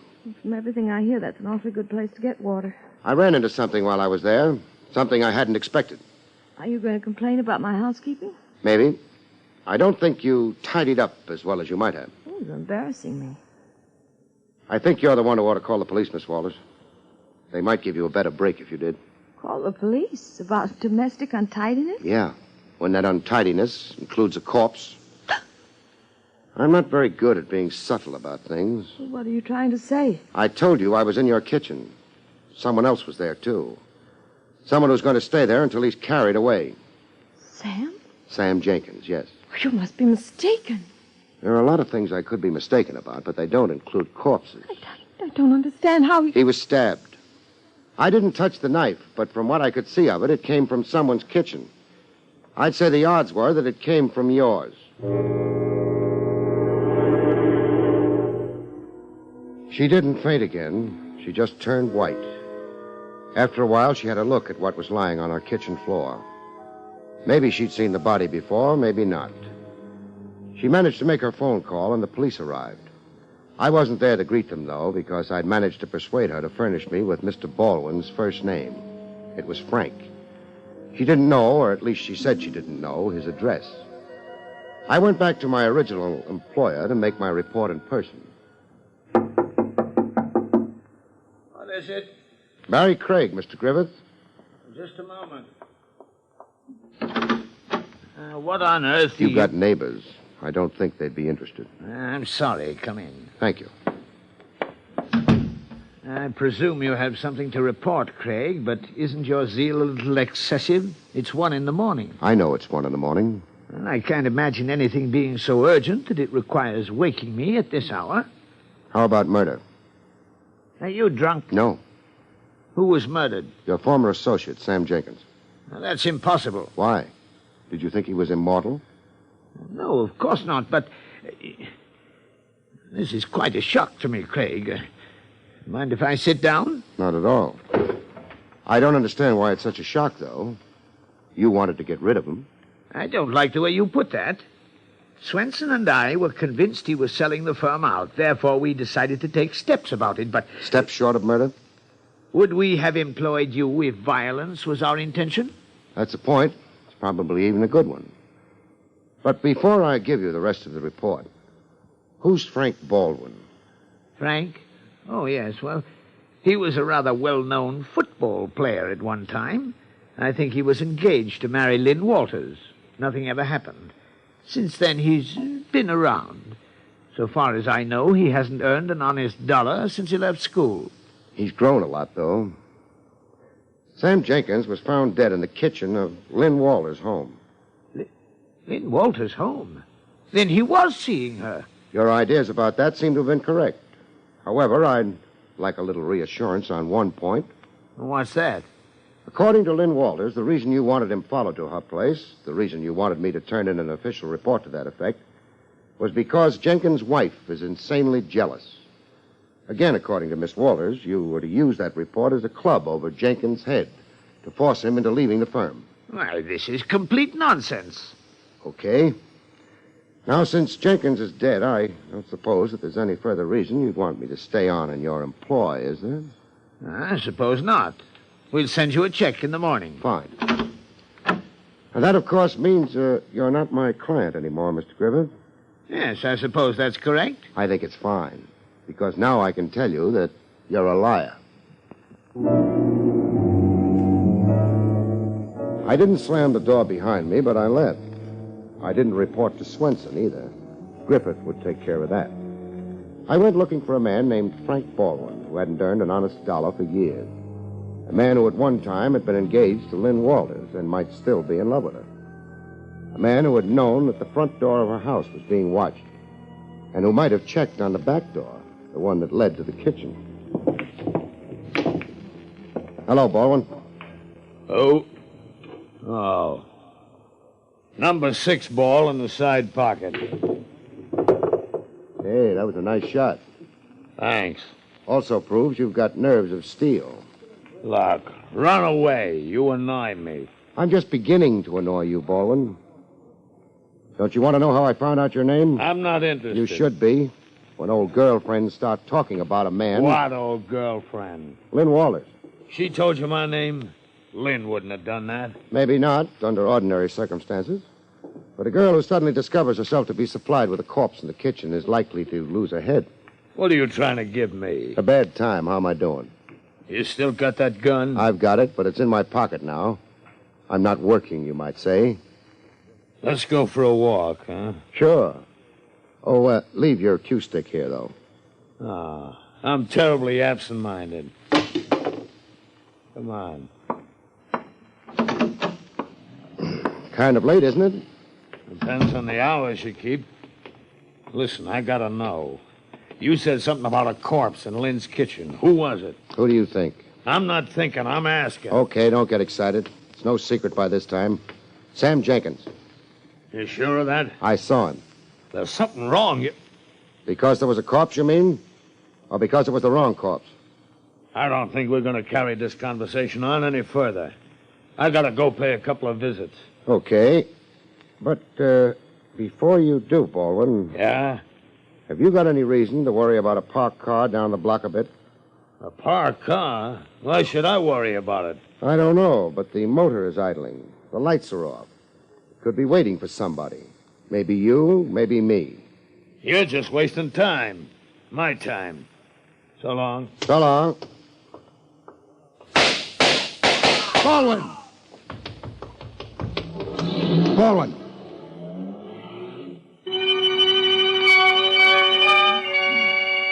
He could be paged from now to doomsday, Mr. Baldwin, but he wouldn't answer. Mr. Baldwin hadn't known it, but he had a lot to worry about. Now he had no more worries. A half-dozen bullets had cut him almost in half. Barry. Yes, Lieutenant Rogers. You think you could spot the car if you saw it again?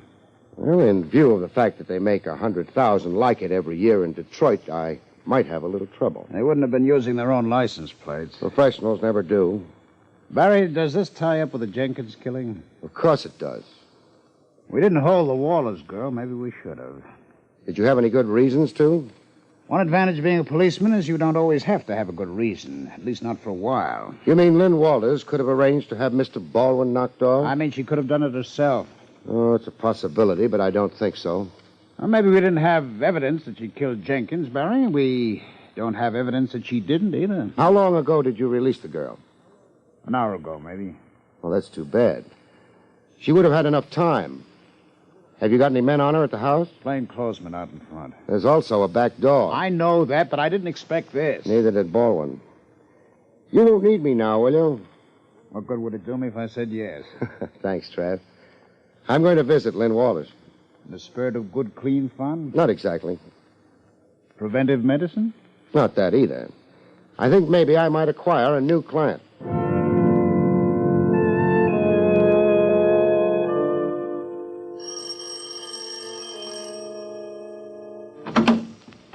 Oh, Mr. Craig. Mr. Craig, mind if I come in? I guess not. After tonight, I very much doubt I'll ever mind anything again. You'll get over it. That is, if you haven't been going around killing people. I didn't kill Sam. Wait, you said people. Does that mean... Yes. It means someone else has been killed, too. I hope it comes as a surprise to you. Well, of course it does. I don't even know who... Who was it? Judging from all indications, Sam Jenkins was a boyfriend of yours. He was a friend. All right, we'll accept that version for the time being. You had another friend at one time. Frank Baldwin? Yes. This doesn't seem to be a very good season for friends of yours. You mean it was Frank who died? Let's not be delicate. I mean it was Frank who was murdered. I suppose I should react more strongly to that. I can't. I'm completely numb. If that's the truth, I think you ought to hire yourself a detective. You're going to need one. Why? Sam Jenkins was killed in your house at a time when you could have been alone with him. Frank Baldwin could have been killed by anyone. Perhaps it's only a coincidence that he died on the same night that Sam Jenkins did. The district attorney is likely to start brooding about that and decide it isn't a coincidence at all. I can't pretend I don't understand what you're saying. I can't pretend that I care very much either. Were you in love with Jenkins? I've already told you he was a friend, a good friend, but nothing more. In that case, tomorrow morning we'll find you feeling a lot different. Hire me for tomorrow morning, huh? Well, all right. But why are you so insistent? You need the work? No, but I've been used in this thing. I don't like being used. I need the standing that having you as my client would give me. Let's say the fee will be $1 per day, no expenses. That's very cheap. I don't think it's going to take very long. Now tell me that you didn't kill Jenkins and Baldwin again, please. I didn't kill Sam Jenkins. I didn't kill Frank Baldwin. Thanks. You know what the funny part of it is? What? 99 people out of 100 would be sure that you're lying. I think you're telling the truth. I left. I had a couple of calls to make. I didn't think either of them would take very long. At the salary I was working for, I couldn't afford to let them.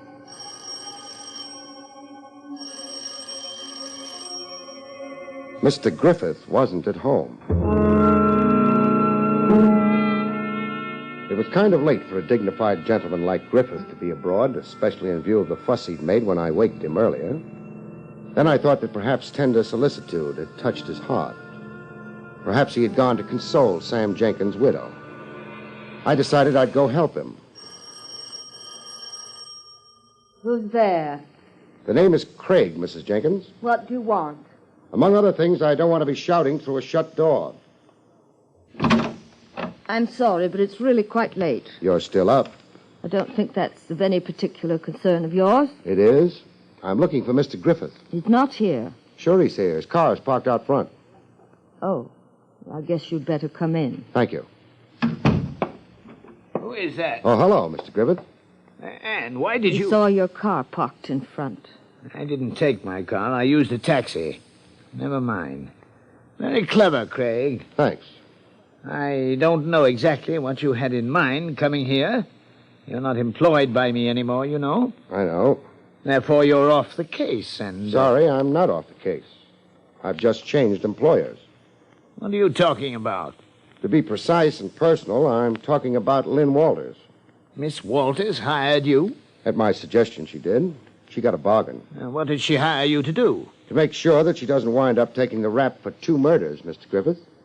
Oh, yes? Are you sure that she didn't commit them? Of course I'm sure. Why? She told me she didn't. This is ridiculous. I suggest you get out of here immediately, Craig. Before you call the police? That's right. If you persist in annoying Mrs. Jenkins and myself... The trouble is, Mr. Griffith, I'm afraid I'm going to have to annoy you a lot more before I leave. Tom, I can't take much more of this after Sam's death and all. Mrs. Jenkins, I don't like to intrude on a lady's grief, but I'm afraid I'll have to. You see, immediately after I terminated my employment with Mr. Griffith, I called him a liar. I don't care what... You'd better. Griffith and Swenson hired me to find proof against your husband. Proof that he was betraying professional secrets to a competitive firm. I watched your husband for a while and found that he went nowhere near any such competitor. I did discover, however, that he was paying visits to Lynn Walters. When I reported this to Mr. Griffith, he was delighted. He wanted me to make a final check and turn in a report. Lynn Walters is not a business firm. Very well, so she isn't. I fail to see why you have to tell us all this. I didn't discover until I was already on the case that this was a matter of domestic relations and possibly divorce. So far as Lynn Walters knew, she thought that my report would be used to blackmail Sam Jenkins into quitting the firm and giving up his interest in it. But since I find Mr. Griffith here, it becomes obvious that that report was to be used in divorce proceedings. Presumably, the idea was to get rid of Jenkins, not only from the firm, but from your life as well. Tom, you do something about this man. Now, look here, Craig. Even if what you say should be true... Thanks for telling me that it is.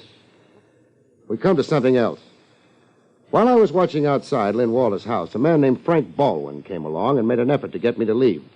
I didn't budge. Frank Baldwin himself left. Well, that's of no interest. You keep saying that. Why? Because all this is important? I fail to see what can be important about it. Just this. His effort to make me move was intentionally weak. He didn't intend to succeed.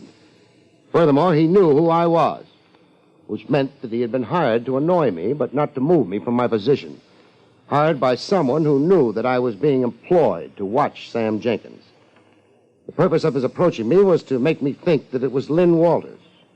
But Lynn Walters didn't know that Jenkins was being followed. Neither did Jenkins. I know my business well enough to be sure of that. Are you implying that I hired this man Baldwin? I'm implying that the murderer of Sam Jenkins and Frank Baldwin hired him. Why, all this is nonsense. If Baldwin had been hired by the murderer of Sam Jenkins, why did that murderer kill Baldwin, too? For a simple reason, safety. Whoever did the murders was someone who wanted to be very sure of things. Someone who didn't trust legal processes and divorce courts. Someone who didn't trust the hired allegiance of a thug like Baldwin. I thought you were an honest fool, Craig. I'm beginning to think now that you're not a fool, and perhaps not honest. That's why you're waving that gun at me? Yes, I just want to be sure. The murderer wanted to be sure, too. But how sure is she? How sure can she ever be? You mean Lynn Walters did kill Sam? Lynn Walters isn't the only woman in the case. Tom, did you hear what he said? Why, the man's raving. When Baldwin was gunned down, I was within 100 feet of him. He didn't die immediately. Before he did, he had a chance to tell me who had hired him to serve as a red herring. Who had hired him to keep me pinned out in front of the house while she was killing her husband and back. No man could have lived to tell you that with half a dozen bullets in him. How did you know how many bullets he had in him, Mrs. Jenkins, unless you'd shot him yourself? Mr. Griffith, I suggest that you have just captured a dangerous murderer. Keep that revolver on her until the police get here, and, my congratulations. I wasn't particularly happy about the case. I never am when it's a question of murder. No matter how well justice may be served, people have died. Sometimes unnecessarily and always violently. I felt depressed. I wondered if Lynn Walters felt depressed, too. I decided to go visit her and match depressions. Funny thing, as soon as I decided to do that, I began to feel a lot less depressed. I wonder why.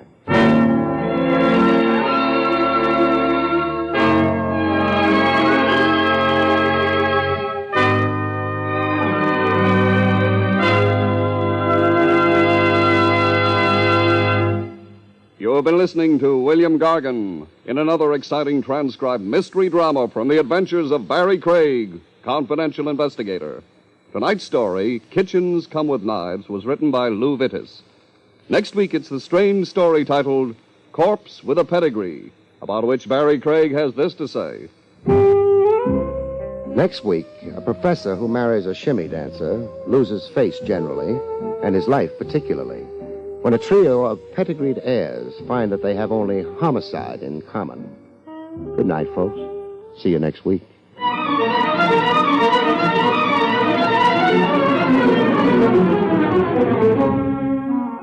Coleman, America's leader in modern automatic home heating equipment, and the National Broadcasting Company have brought you William Gargan, starring as Barrie Craig, confidential investigator.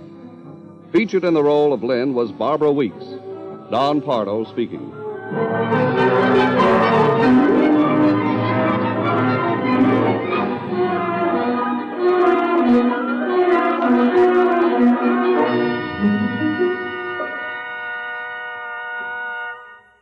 Every 20 seconds through the year, a fire breaks out in the United States. These fires kill 11,000 persons each year and destroy $7 million worth of property. Protect your home from fire by following these simple safety precautions.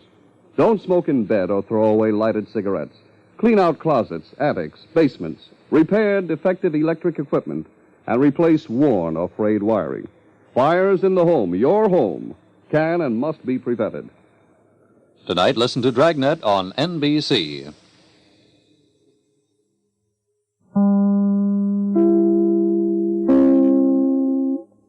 William Gargan stars as Barrie Craig, confidential investigator.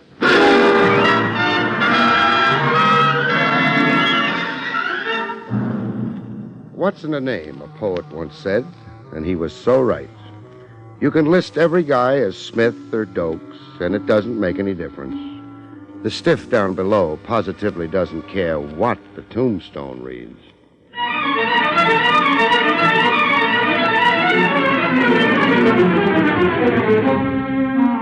The National Broadcasting Company presents William Gargan in another transcribed drama of mystery and adventure with America's #1 detective, Barrie Craig, confidential investigator.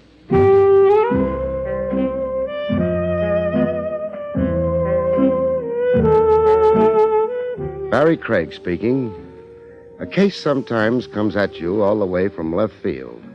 It's out of the ordinary, and the familiar ingredients, familiar to a confidential cop, seem to be missing. At first glance, that is.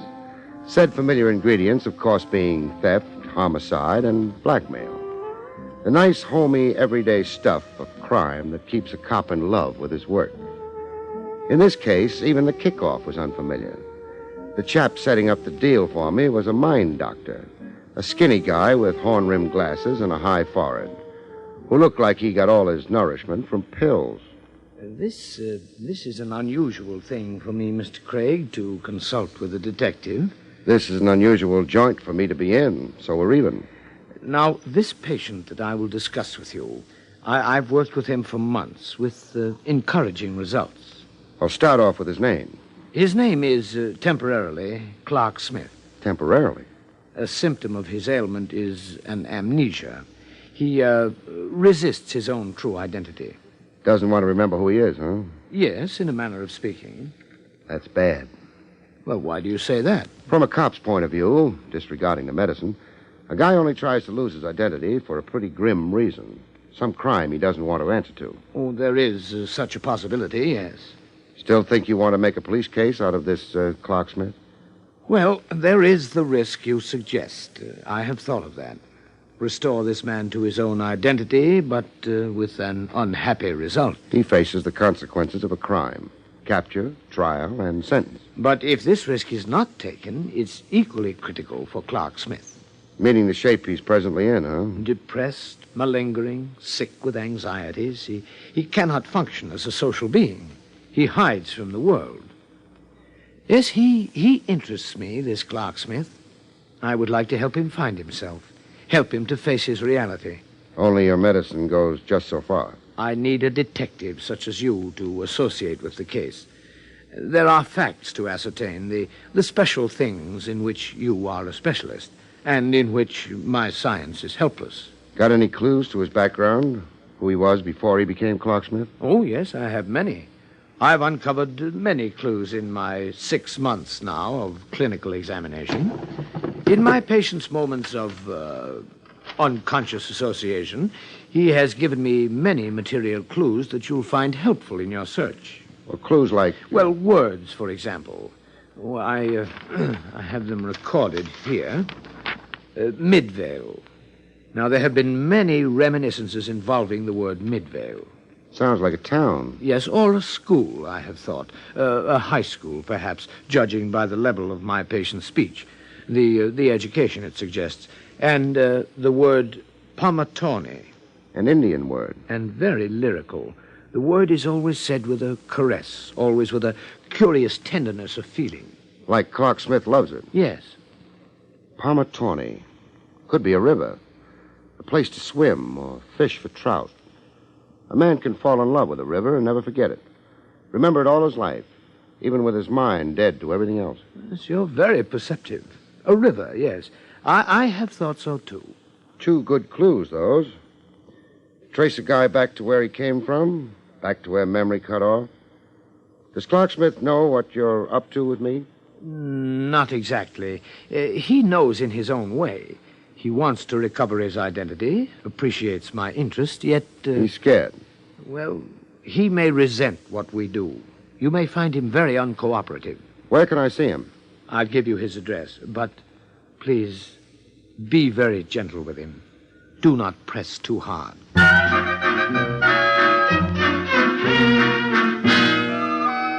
I found Clark Smith at home. Home was a beach shack out on Long Island.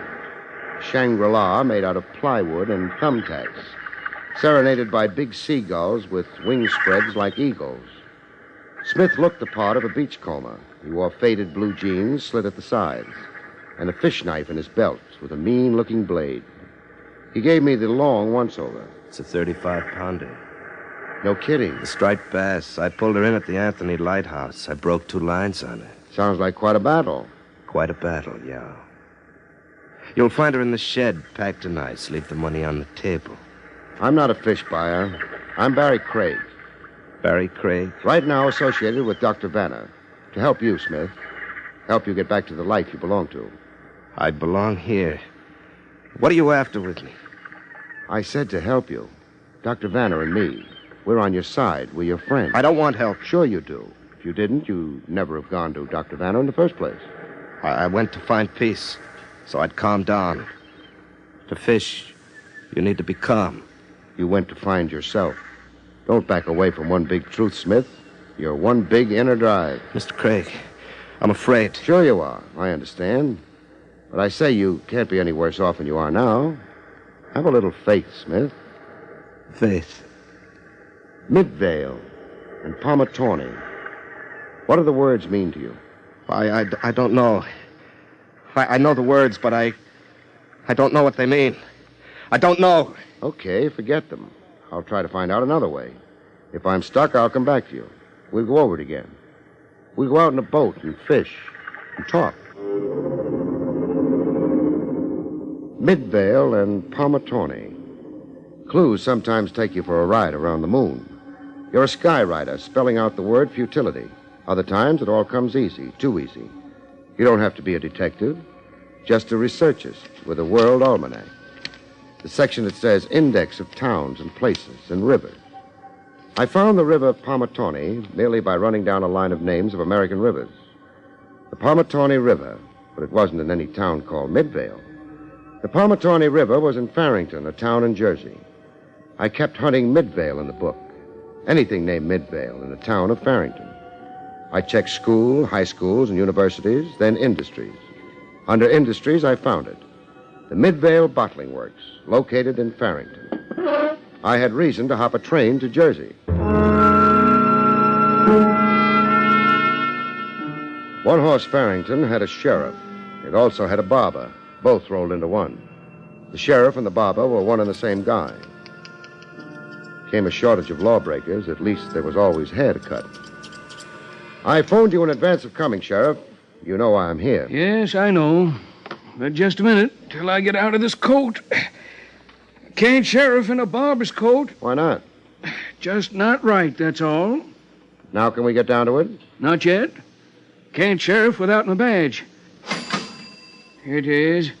Now, about this missing feller. I took this snapshot. I sneaked the picture. The guy's sensitive to attention, so don't expect too much. Well, ever see him before? Yeah, picture's kind of blurry. My $2 camera, I'm sorry.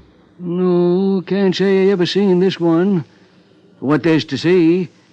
But you don't need to be showing me pictures. Only one man's disappeared from Farrington in the years I've been barber. How about in the years you've been sheriff? Same answer. Lloyd Beamer. He's the only one who's disappeared and ain't never turned up. It's 7 years now. Maybe 8, coming right down to it. Fill me in on Lloyd Beamer. Oh, ain't much filling I can do. Just that Beamer ran the Midvale Bottling Works. That's right on the county line. Owned it, Beamer did, till he went. Went where? Can't say. Nobody can say. Bit flighty, that Lloyd Beamer. His head was always in books. Lived in the town, but you wouldn't know it. Kept to himself. Even on election day, never showed up to vote. Imagine. Who runs the bottling works now? Mrs. Beamer. That's Lloyd's wife, Polly. She's there now, minding things. If you'll be wanting to talk to her... I'll be wanting to.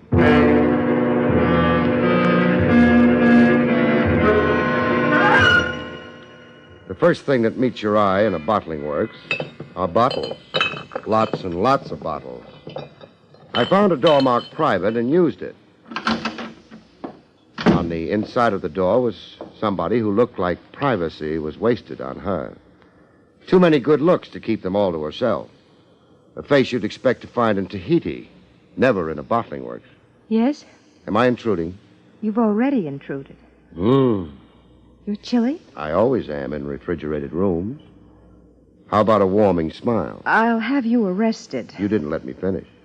A warm smile of gratitude on account of the great thing I'm about to do for you. What is that? reunite you with your husband. My husband? Uh-huh. Don't you want to be? Is this some practical joke? I'm a comedian, only up to a point. Well, what's the matter? Matter? You're green around the gills. I feel faint. Your remarks, I was utterly unprepared. I'm all right now. Well, take more time. No. Please talk. Your husband, Lloyd Beamer, has been missing. For more than 6 years, yes. I've got a fellow I think could be Lloyd Beamer. It's impossible. Why? Why? Because in all these years, there's never been a word. That makes it strange, but not impossible. A man loses his memory. How does he know who to write to, be in touch with? This person, you say he cannot remember? Amnesia of a kind. I'm piecing his past together, reconstructing a picture. I'm a detective from New York, Barrie Craig. How did you come upon this person? You keep saying this person. I've come to think of my husband as dead. I've accepted it as so. Why? Why? So I could find peace with myself. Stifle imagination, the nightmare of thinking, not knowing. I was deserted, Mr. Craig, by a man with violent currents in his nature. A man bent on destroying everything around him and himself. It was better to think of him as dead, so I could have some peace, some life. I'm sorry. I guess I was a jolt to you. A trifle crude in my approach, maybe. Of course, this man might not be your missing husband. It may turn out that he's not. But you seemed so very sure before. Some clues relate him to the town of Farrington, to these bottling works. Clues, but they may be coincidental. You never know. What? The lady. Oh, I'm sorry, but I think I'm going to... Hey! Lady. It was a faint, the deadest faint I'd ever seen. A faint like death, and the frightening thing about it, it could be death. A heart attack from the shock of it all. For all the pulse I was getting, the next move could be the coroner's.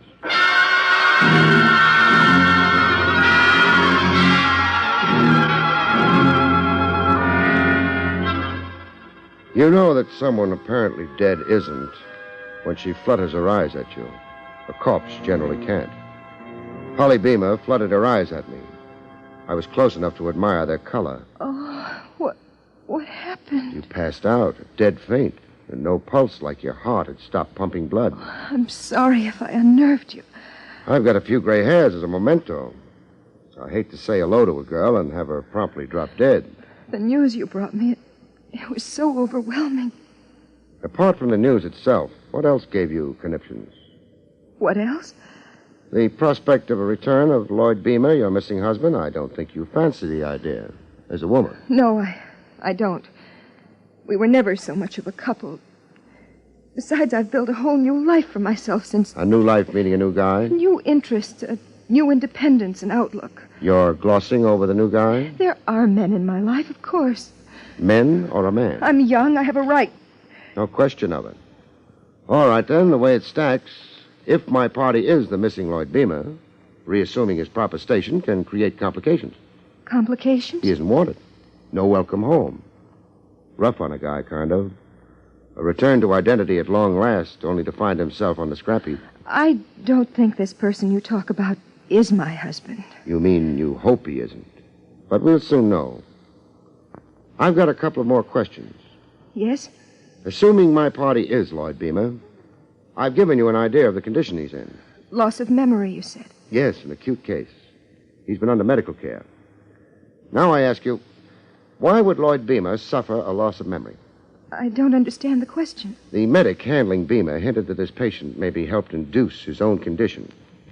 Blanked out so as not to remember something too painful. Blanked out to escape being Lloyd Beamer, if you get me. Yes, I do understand you. Again, assuming this is your husband. So what was he running from? What was he running from? Trouble, a crime maybe, something he was guilty of, and the fear of discovery? There was nothing like that in my husband's affairs. Okay for that. I'm glad to hear it. Then the escape was for, let's say, strictly personal reasons. Personal problems of non-criminal character. Lloyd was an eccentric, secretive. He never could quite fit into the group. He found this business, intolerable. He found marriage too commonplace. I see. Call him a pathological personality. One last question. Yes? Whoever listens in on talk in your office, does he do it with your approval or on his own? Why, what do you mean? I'm looking straight ahead. Into that mirror on your wall. There where the safe is. Twice so far, I've seen a face in the mirror. A face not my own. I'm not two-faced, lady, so I assume there's been me and somebody else. Somebody peeking through the connecting door behind me. This door. Peeking and eavesdropping. Well, there's nobody. Not now. He's gotten an earful and decamped. You don't care? Care? About being eavesdropped on? I don't know that we have. We have, believe it. Who was it? I don't know. We have 30 employees in the plant. Heavy brows, eyes deep in his head. This connecting door behind me, he had it open to an aperture of 6 inches. Where does the door lead to? Well? It leads to the office of the plant manager. Namely? Howie. Roy Howie. I'll go introduce myself. Oh, by the way, pictures. Got any around of your missing husband? Why, yes, at home somewhere, packed away. I'd appreciate one, a good one, to take back to New York with me. No, I won't give you any pictures. Why not? I'll do nothing to facilitate the return of this person you say may be Lloyd Beamer. The man's sick. I'm asking you to help restore a man's memory. I'll do nothing to facilitate that either. Pretty shoddy attitude. I don't care. I feel selfishly about this. We were through. I've let freedom grow around me, freedom from the nightmare of Lloyd Beamer. Why can't you let me alone? Why did you have to come here at all? Roy Howie. Do I need a pass to get in to see him? The plant manager, Howie, had the perfect explanation. Yes, I did over here. The fact is, I had some memoranda for Polly's signature. These forms. But I found her engaged with you. You stood glued to that crack in the door. Thinking that she'd be finished with you momentarily. I don't mind confessing that I was fascinated by what I heard, became absorbed in it. Why? Other people's business, a morsel of gossip. This is Farrington Township, Mr. Craig. Very little happens in Farrington. We're hungry here for something eventful. The sensational attracts us like moths to the flame. We're all of us talented eavesdroppers and busybodies. I'm being very frank. Yeah, very frank and very, very artful. I've read about New York private eyes, the unusual breed you are, your obsession with motives. Suspect everybody. Isn't that your daily religion?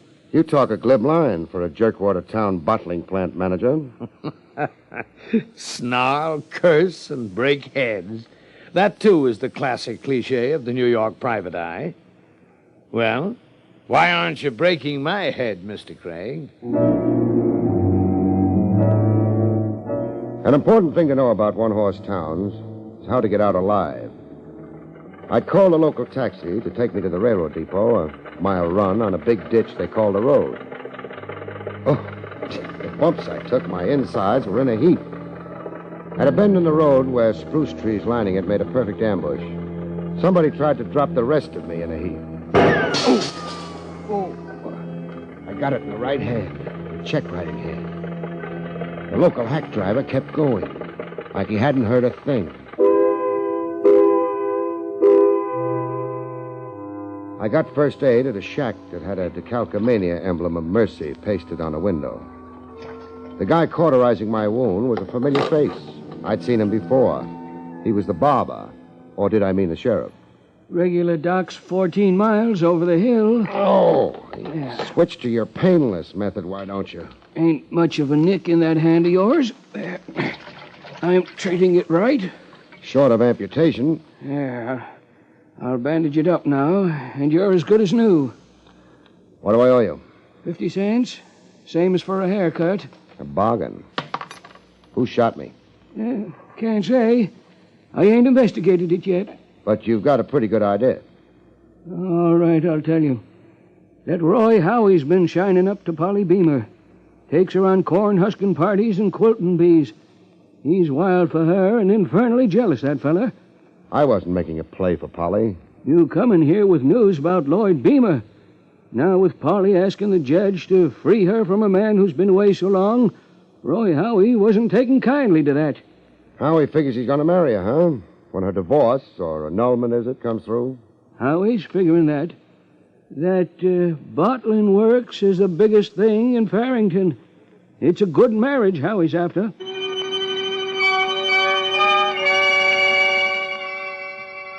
I made hasty tracks out of dear Farrington Township. I had unexpected company on the train, right on the seat beside me, white-faced but smiling. A fetching smile that figured to melt men's hearts. Polly knew how to turn it on. Surprised, Mr. Craig? Not too. I figured if Howie failed to kill me, you'd try it another way. I don't understand. Charm me to death. And you're doing it. Doing what? Sitting closer than train regulations allow and breathing on my neck. Before what you said, Howie's failing to kill you? Come off it, lady. It's you and Howie, one nod away from the altar. Wedded bliss the minute some judge signs a final paper. I popped in with a facsimile of your missing husband at a bad time. All right, it's so. I won't attempt to lie to you. Howie and I are in love, planning marriage. But I gummed up the work. If this person is who you say he is, I'm frightened. Frightened enough to endorse murder? Howie didn't attempt your life, not really. He just meant to scare you, make you stop meddling in our lives. And I did not endorse it, Mr. Craig. Howie's impulsive, sometimes foolish. It was his own foolish scheme. Which brings us to you sharing a seat with me. To go with you and confront this person you say might be Lloyd Beamer. To see for myself. Okay, we'll try it. But after I prepare him. You got a favorite New York hotel you can park in? I have. The Warumbo. We'll soon know whether you're still a wife or a bride-to-be. With Polly biting her nails at the Warumbo, I followed the seagulls to where my beachcomber parked his amnesia. The striped bass are running better. Got a 40-pounder in the shed. Well, let's get off the fish. I've got a few things to tell you. Things that might be biographic. So you've gone ahead about me. I've gone far. I might do you some good if you don't offer too much resistance. If you're afraid, don't be. My information is this. The man I think you might be has no crime to answer for. Well? I'll try to cooperate. Good. I'll throw words at you. The Midvale Bottling Works, Farrington Township, Jersey.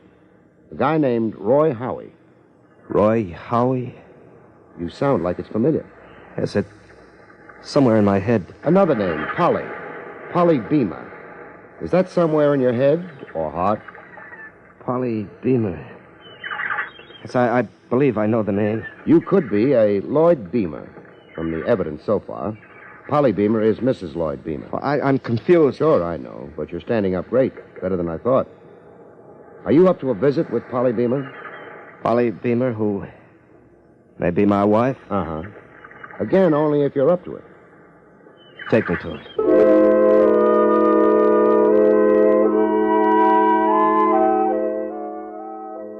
I brought Smith to the Warumbo Hotel. Polly made an odd request of me. May I talk to this person alone? If you're going to insist. Please, Mr. Craig. I don't relish being emotional in front of third parties. Meaning me. Okay. I'll wait in the hall. Call me when you're ready.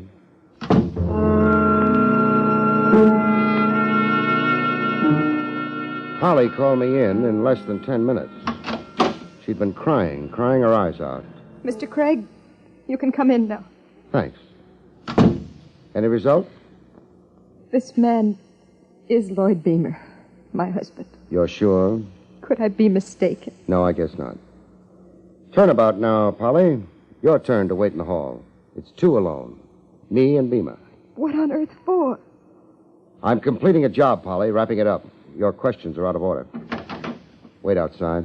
I'll go, of course, if you must. Now you, Beamer. Yes? That's really your name, huh? The one you lost somewhere. Yes, I'm Lord Beamer. I'm still a little new, but...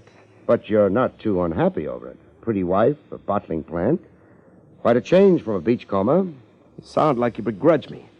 If you're Beamer, I'll shake hands and say goodbye. Report back to Dr. Vanner, my original client, tell him the good news. If you're Beamer. Well, now you're talking like you don't think I am. I just don't know. But I will know in a minute. It seems Beamer had a mermaid tattooed on his chest. A mermaid? I got this from intimate sources.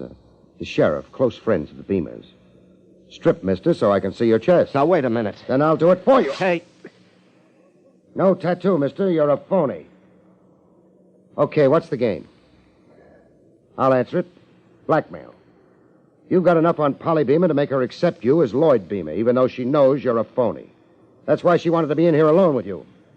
Find out what you had on her. Well? I've got nothing to say. Then keep listening. The amnesia was a fake, a pretense right from the start. You used Doc Vanner as a dodge, and then began using me. I was to lead Polly Beamer to you, worry her so she'd be apple pie in your hands. Your so-called amnesia for all these years was a device to provide an explanation for Lloyd Beamer's long absence. Wherever explanations might be needed, in Farrington Township especially, well... I've still got nothing to say. Then you're a sucker. Confession you might mitigate police charges against you. You're licked anyhow. The scheme's boomeranged. You won't get Polly, and you won't get a dime. You'll help me get off? I'll put in a good word. Okay. Lloyd Beamer's dead. I got to know him in the years he'd run off from his wife. He's been dead a few months now. Who murdered him? His wife, Polly. She discovered his whereabouts a few months ago, in the shack out on the island. She shot him and buried him in the cove. She didn't know that all the time there was an eyewitness. You? Yeah, me. I was out in the shed packing ice around some bass.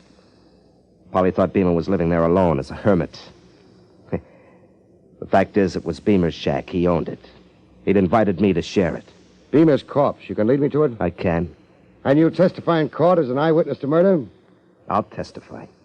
Just how did you expect to crash Farrington society as Lloyd Beamer with your face? I didn't. Polly and me, we were going abroad right away. She agreed to go to Europe with me. With all the dough she had in her satchel? With dough, yeah. For a smart crook, mister, you're surprisingly stupid. Stupid? You panic easy. Oh. I'm just beginning to catch on. That tattoo, the mermaid on Beamer's chest, you made that up. So I did. I'll go call Polly in. Polly? Polly, come in and face the music. Face the music? Murder, baby. If you've got one of those fancy feints handy, now's the time. I just found out how you murdered Lloyd Beamer. What? Well, what do you know? She's gone and done it again.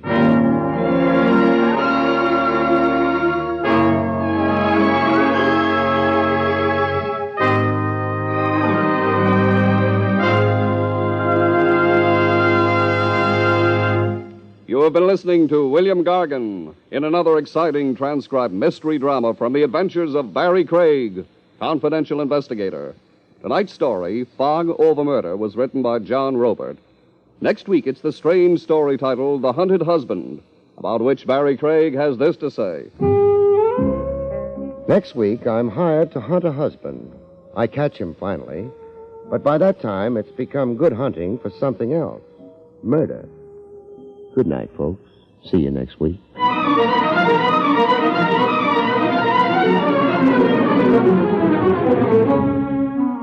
The National Broadcasting Company has brought you William Gargan, starring as Barrie Craig, confidential investigator. Featured in the role of Polly was Terry Keane. Don Pardo speaking.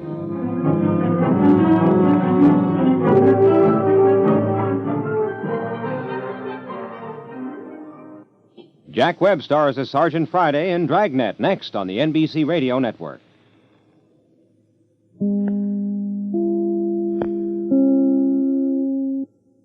William Gargan stars as Barrie Craig, confidential investigator.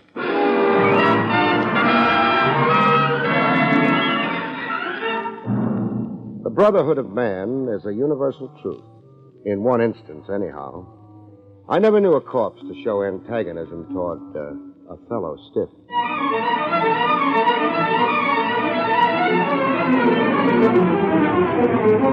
The National Broadcasting Company presents William Gargan in another transcribed drama of mystery and adventure with America's #1 detective, Barrie Craig, confidential investigator.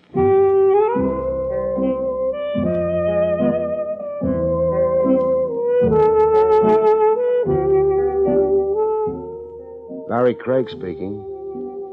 Winter and snow do one of two things to a cliff dweller. He either packs his swimming trunks and suntan oil and mushes overland to a Florida beach, or he climbs into his mink-lined parka, throws his skis over his shoulder, and hops a ski train to Stowe, Vermont. I did the last mentioned. I sat on a train wedged in with a bunch of ski lovers and trained for the cold country. Not because of any yen to be an Eskimo, but for a much less noble reason. Said reason being the pursuit of a buck. Would I please come, the telegram had said.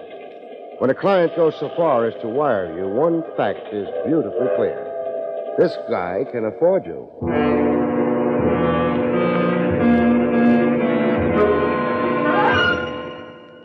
In Stowe, Vermont, at the lodge, I baked the rheumatism out of my separate parts and joints in front of a roaring log fire the hotel provided. When the ice thawed out of my good ear, I got wind of what my client, an intense-looking chap named Parker, was trying to get across to me. The tragedy happened 2 years ago. 2 years ago this week.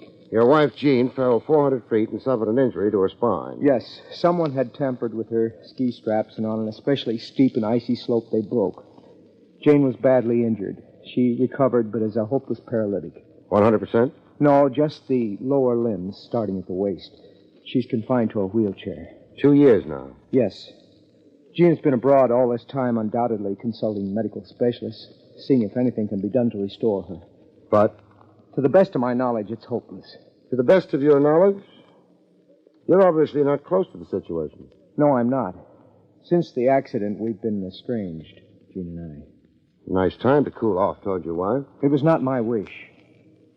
Jean excluded me from her problem. She turned me away. Why? Well, the answer to that is why I'm engaging you. Jean has never acquitted me in her thinking. She suspects you? Yes, me among others. Oh, there are others who might have tried to do her in? Yes, 3 others. Name them. My wife's brother, Tom Cooper, a man named Alan Loomis, and a lady magazine writer named Wilma West. Well, what did they have against your wife 2 years ago? Well, I'd rather not influence you with prejudices of my own. It'd be better if you found out for yourself. I see. Well, answer me this. Why are you ordering an investigation now, 2 years after the mishap? Well, it happened up here in 1952, this anniversary weekend. And strange as it may seem, Tom Cooper, Alan Loomis, Wilma West, and myself, the 4 suspects, we're all here right now. Grand reunion. Skiers come to ski country. Criminals come back to the scene of the crime. Where is the victim right now? Your estranged wife, Jean. Don't tell me she's also in the lodge. No, in the village, in a rented cottage. Well, why is she in her condition? I don't know. I've wondered about it, but I don't know. What do you hope to gain from my investigation, Parker? Vindication. Jean's goodwill. So I can live with myself.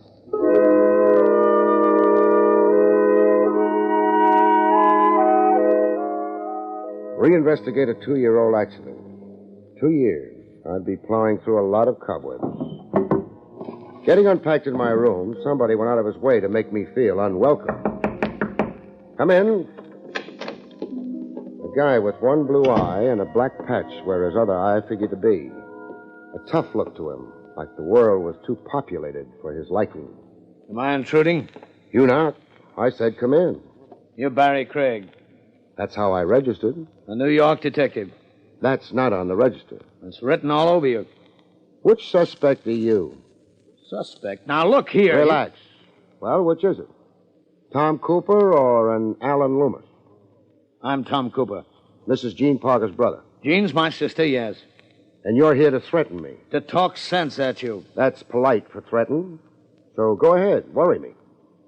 All right. I did come to say I don't relish being hounded and harassed by a detective. I'm here for fun and skiing. Now, how do you know my intentions toward you? I saw you closeted with my moron brother-in-law, Parker. Guessing Parker's scheme wasn't hard. Scheme? A grandstand play. Hire a detective to show how he's burning to unravel an old mystery.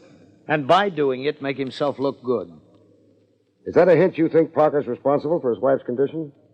Not only a hint, it's my opinion. Accusation? Accusation. Slander. You can be sued by Parker. Parker tries it, I'll brain him. Craig, go home. Sure, in good time. You'll just make a nuisance of yourself to everybody here. It's what I'm paid for. All right, milk the situation. Worry a case that had better be forgotten. But don't come near me. Or? Are you deliberately baiting me? A guy looks and barks like he's Little Caesar. I'm always curious about the size of his bite. How do you want to leave, Cooper? How do I? Walking or crawling?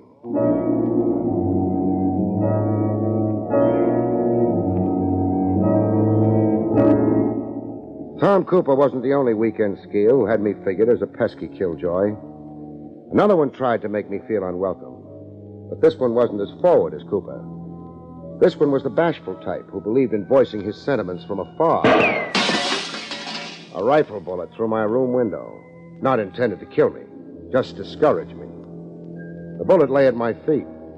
I pocketed it for a souvenir. No doubt about it. It was going to be a weekend to remember. Roads get impassable because of a snowblock. You give transportation back to the horses. I rented a sleigh drawn by a horse. My destination, the village. To introduce myself to Mrs. Jean Parker. Pay my respects. En route, still in sight of the lodge, a lady on snowshoes and bundled in furs like a mink polar bear hailed me like she wanted to thumb a ride. Yoo-hoo, hey! Yes? Going to the village? I am. Can you take me? Take lifts from strangers, lady. You're living dangerously. You have a respectable look. Giddy up. Besides, you're not a stranger. No? No. We have a past together, only I can't place the face? Spoken like a male. You're Barrie Craig, and I'm Wilma West.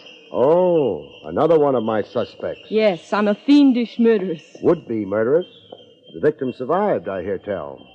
Victim. It's like a page out of ancient history, so remote. Yeah, 2 years makes any event stale, except to the victim.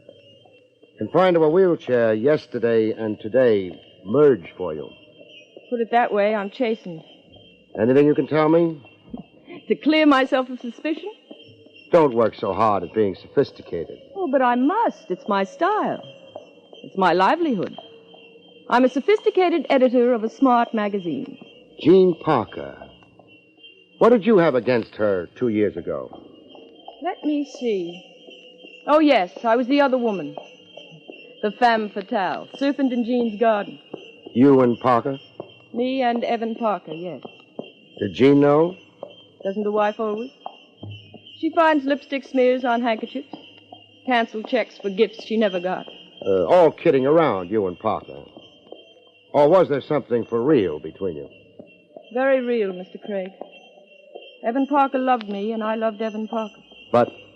Jean wouldn't divorce him. She took it all very badly, very shabbily. She scratched and clawed. Did everything to embarrass and cheapen Evan's love for me. How does it go between Evan Parker and you today? Nothing, Mr. Craig. We're polite to each other. We're strangers. Jean sits in a wheelchair between us. I suppose you know Evan Parker hired me to get at the truth. Yes, I know. Evan feels guilty about what happened to Jean. I'll make a prophecy. Yes? You'll get nowhere at all with your investigation. You'll fail, as other investigations have failed before. You'll just renew misery for a lot of people, but accomplish nothing. I'll spoil everybody's weekend. I keep hearing that. Well, here's the village. Where can I drop you? Right here. You're, going to pay a call on Jean Parker? You said magazine editor, but I think you're a mind reader.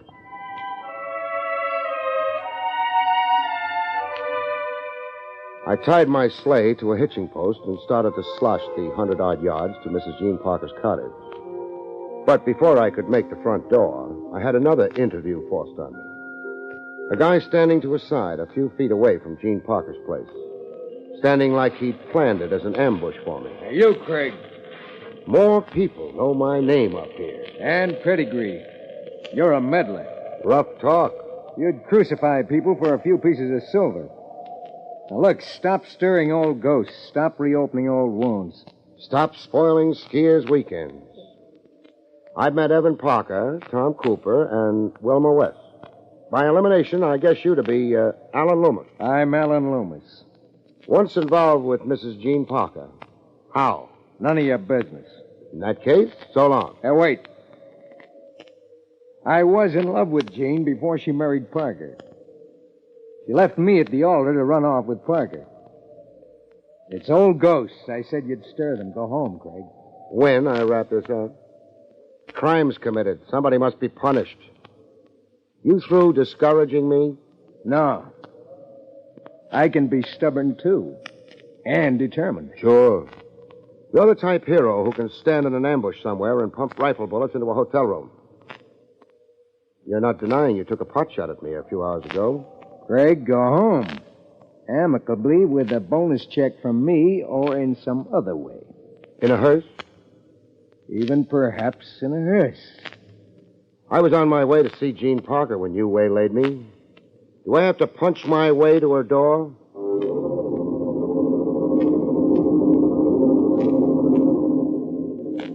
Finally, at long last, I got to sit with Mrs. Jean Parker. Once pretty, but now very thin, with deep hollows in her cheeks, and eyes that looked burned out by fever. She was in a chromium wheelchair, a plaid blanket covering her lower limbs. I wish you hadn't come here, Mr. Craig. Evan Parker engaging you, it can serve no good now. You want to forget it? Yes, I do. Parker's my client. I'll do what he engaged me to do. Clear him of responsibility for your mishap. Pin the blame on who really engineered it. You can help me. How? Information and stuff. Anybody could have tampered with my skis so that I'd plunge to my death. Anybody meaning your husband, because you wouldn't divorce him? Wilma West, a rival who hated you? Alan Loomis, a suitor you left waiting at the altar when you married Parker? And your brother, Tom Cooper? And my brother, Tom. What cooked between you and your brother? A paltry sum of money. Our father died. The will left everything to me. Less than $10,000. Tom was resentful. Money was always his creed and his god. Tom accused me of exercising undue influence over our father, of poisoning Father against him. Why are you up here in Stowe? Sentiment, I suppose. Paradoxical as that may seem. I'm half a woman, but my feelings are whole. All of my youth, I came here for the winter snows, the winter fun. I see. You shouldn't have called on me, Mr. Craig.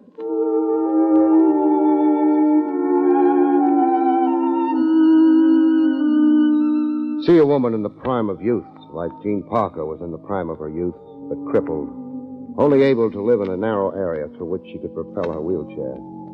The picture stays with you. 4 suspects. If one of them had actually schemed the accident, I kept wondering how the guilty party could live with himself. Or herself, if it was Wilma West. The last mentioned party joined me at lunch in the big hotel dining room. Uninvited, she just plopped down. Don't look so put upon, Mr. Craig. Frankly, I'm not in a social mood. I am. I'm starved. What's good? Read the menu. Prime roast beef. Food for a ravenous skier.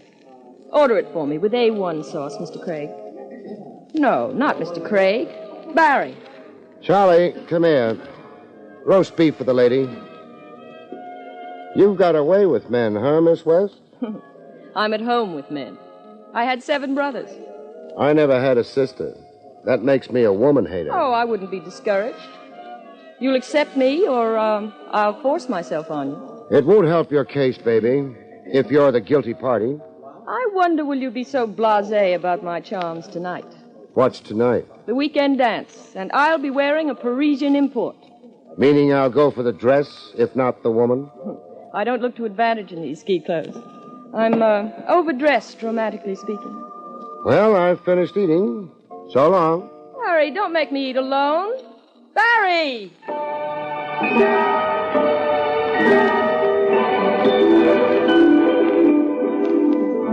The guy never lived who could shake a determined dame. She cornered me again on the ski slope. I wasn't skiing, just looking. I couldn't afford to break a leg, not while I was working. Barrie? Breathless over me? Yes and no. Climb up the slope, I'm winded. I've got something to show you. What? This note. Threat against my life. Wilma, enjoy the short weekend. Your last. Where did you receive this? from Tom Cooper. Tom Cooper? By hand. It had been slipped under his door, he said. By mistake, it seemed, since it was addressed to me. That's a funny note. Where's Tom now? Taking the high jump. Show me the way.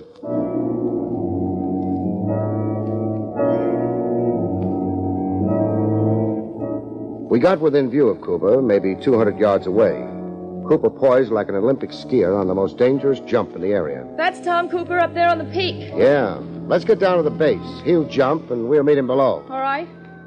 Only we weren't going to get to meet Cooper below. Cooper, in fact, wasn't ever going to make the jump.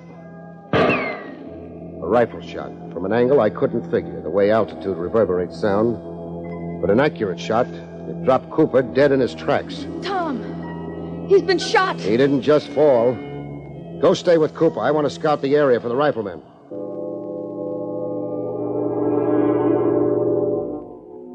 I found a lot of snowmen, but no human being. Hiding out of sight wasn't tough for an assassin at any compass point. There were ravines and rocks and wood. Besides that, stare out at snow like I was, your focus goes awry. You get snowblind. I joined Wilma. Tom's dead. Yeah. Drill in the right temple. Somebody up here is a superb marksman. What do we do? Find a sled somewhere and get Cooper to the local undertaker. Then inform the coroner. Want to stay here while I go get a sled? No. I'm coming with you.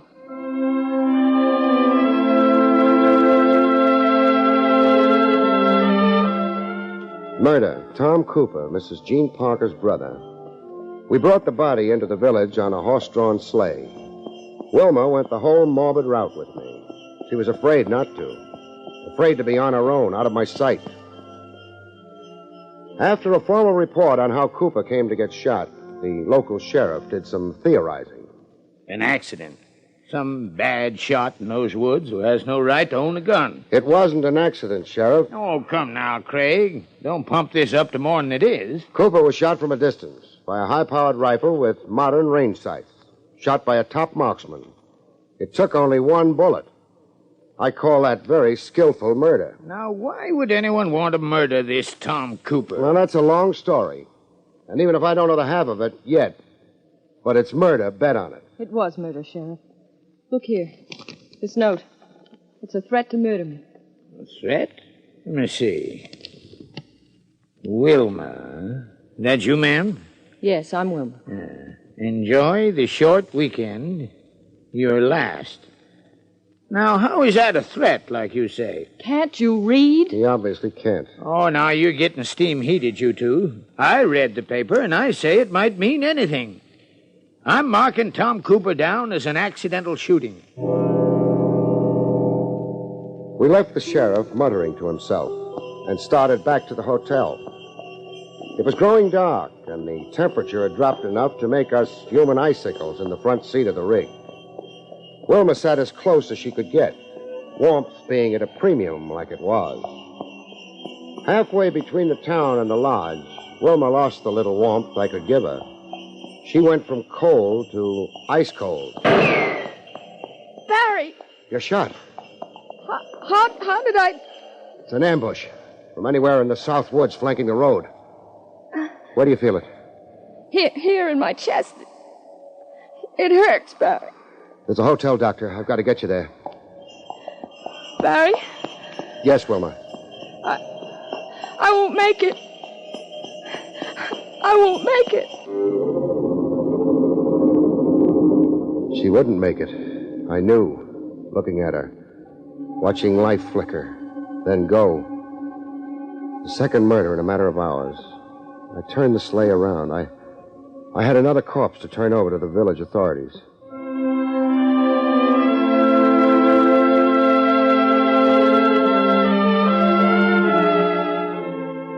Later at the hotel, my client, Evan Parker, put on quite a show of nerve. Craig, I've tried to contact you everywhere. Everywhere is where I've been. When you hired me, you didn't mention mortician's duties. 2 frightful murders. What does it mean? Somebody is haywire with a rifle. But why? What reason was there to kill Tom and Wilma? I can't answer that. I could try a guess. Yes? To shut them up. Say Tom and Wilma knew who'd arranged your wife's mishap 2 years ago. You think Tom and Wilma knew? It's possible, but as I said, it's only a guess. Well, dignifying your guess, if Tom and Wilma knew and were themselves innocent, then your theory can point to only one person. Like? Alan Loomis. He's all that's left. Tom, Wilma, Loomis equals 3. There were 4 suspects to the plot against your wife. 4? Oh, you're including me. Let's say I'm not excluding you. You think I'd hire you, bring you all the way from New York, if I was the guilty one? Guilty parties have hired me before in other cases. I'm a screen they can hide behind. It's not like that in my case. I hope not, for your sake. Loomis. It has to be Loomis. Find him, arrest him, force him to confess. Loomis, he's your man.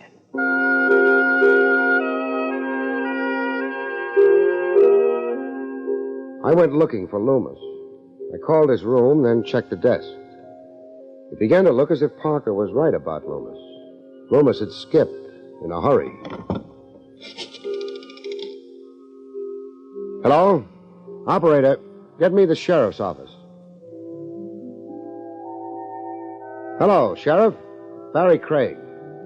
A suspected murderer is trying to leave town. Alan Loomis, about 35, tall, over 6 feet, brown hair. Grab him and don't let go till I get there. Loomis turned up somewhere else right after you telephoned me. You've got him? I have. Where is he? In the undertaking parlor with the other 2. And 1 bullet in him. Clean, like the other 2. Where did you find Loomis like that? Right in the village. Sitting on a sleigh without a stir to him. Not 50 feet away from Peck's hardware store. 4 suspects and 3 of them dead. That left Parker guilty by elimination.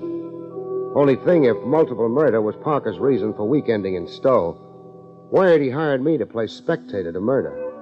Me snooping around. I could only mean trouble for him. I went back to see Parker to tell him the sad news about Loomis. He wasn't in his room. I called the main desk. Hello? This is Barrie Craig. I'm up in Evan Parker's room. He's not in. Will you page him for me? What? Oh, Mount Mansfield. Thanks. Mount Mansfield. I went to get into my snowshoes. I spied Parker from a distance of 100 yards, toiling upgrade where the slope began to rise. He had his skis perpendicular to his back, and something that looked like a rod or stick wrapped in burlap slung under his arm. I got within hailing distance. Parker! Hey, Parker! He looked like he wanted to run, but how could he, ankle deep in the snow? Then as I got close, he looked like he wanted to melt in the snow and die. I didn't waste any time on protocol. What are you lugging, Parker? I thought I'd practice the jump, so I strapped my skis together. I'm not talking about skis. Wrapped in burlap. What is it? A pole for balance. It's too short for that. It's only about as long as a rifle. Do I have to wrestle you for it? No. It's a rifle. High-powered with a modern rangefinder? Yes. And evidence in it of 3 shots fired, maybe? Evidence of 3 shots fired. Cooper, Wilma, and Loomis. Cooper, Wilma, and Loomis. You sound like you're confessing. I came up here to dispose of the rifle, hide it, but now... But now? I don't care to save myself. 3 murders. Why? One of them paralyzed Jean. All of them could have, for the grudge they bore her. I meted out punishment equally. You crazy or pretending? I'm your prisoner. Get the burlap off that rifle and demonstrate for me. Demonstrate? How good a marksman you are. Pick something off for me at a minimum of 200 yards. 1 shot. Show me a bullseye with 1 shot. Show me, Parker.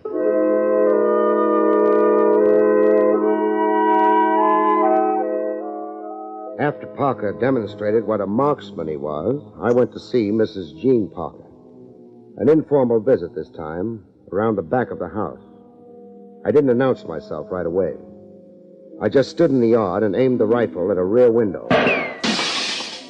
My second shot was aimed at a window on the side of the cottage. With that, I hurried around to the front of the house and went in with a crash through the door. Fear does remarkable things to people. It gives them a strength and frenzy. It even helps paralytics to rediscover their legs. There was Jean Parker, out of her wheelchair, standing flat against the wall, to be where the bullets weren't. Mr. Craig. Yeah, Craig. Fancy seeing you out of your wheelchair. You were the one firing. I was the crazy assassin. I figured you'd hate being a sitting duck in a wheelchair, life being precious, even to a murderess. You're very clever. Yeah, I began being clever when your husband couldn't hit a tree at 200 yards, or even 50, yet was confessing to 3 murders. You planted the murder rifle in his room, this rifle I'm holding. Did I, Mr. Craig? Parker guessed your secret just before I did, that the paralysis was a fraud, a blind you could operate behind. A fraud altogether, or that a temporary condition had been remedied abroad in the 2 years you were away. I underwent 27 operations. Parker was ready to shoulder the blame, to save you. He didn't yell frame up. He tried confessing to the murder. Noble of Evan. I'm touched. 3 murders and your husband the patsy. You wanted them all dead. I wanted them all to get what they deserved. Yeah. 27 operations. The suffering you've been put to for 2 years. I guess the mind does crack under a weight like that. I guess you don't stop to think that only one of them was responsible for the accident. Nobody was ever able to detect the one. So you convicted all 4 of them and planned their execution. I'm not sorry, Mr. Craig. I'm not a bit sorry. I am. Right now, I'm sorry for you.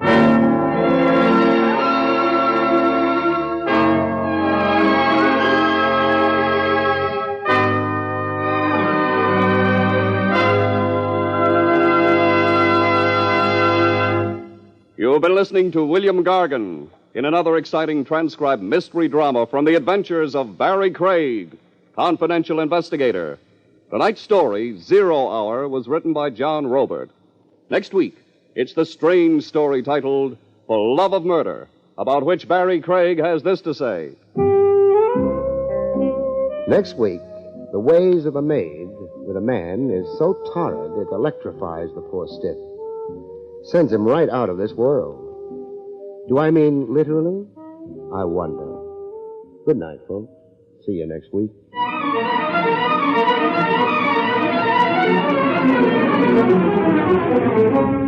The National Broadcasting Company has brought you William Gargan, starring as Barrie Craig, confidential investigator. Featured in the role of Wilma was Connie Ford. This is Don Pardo speaking.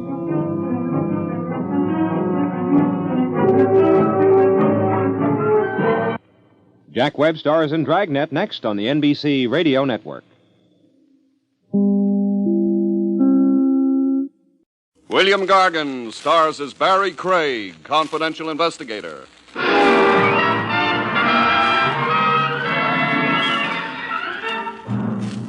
Temperature affects your daily life. No question about it.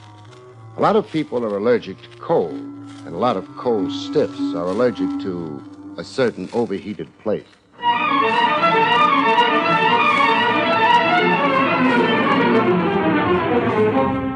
The National Broadcasting Company presents William Gargan in another transcribed drama of mystery and adventure with America's #1 detective, Barrie Craig, confidential investigator.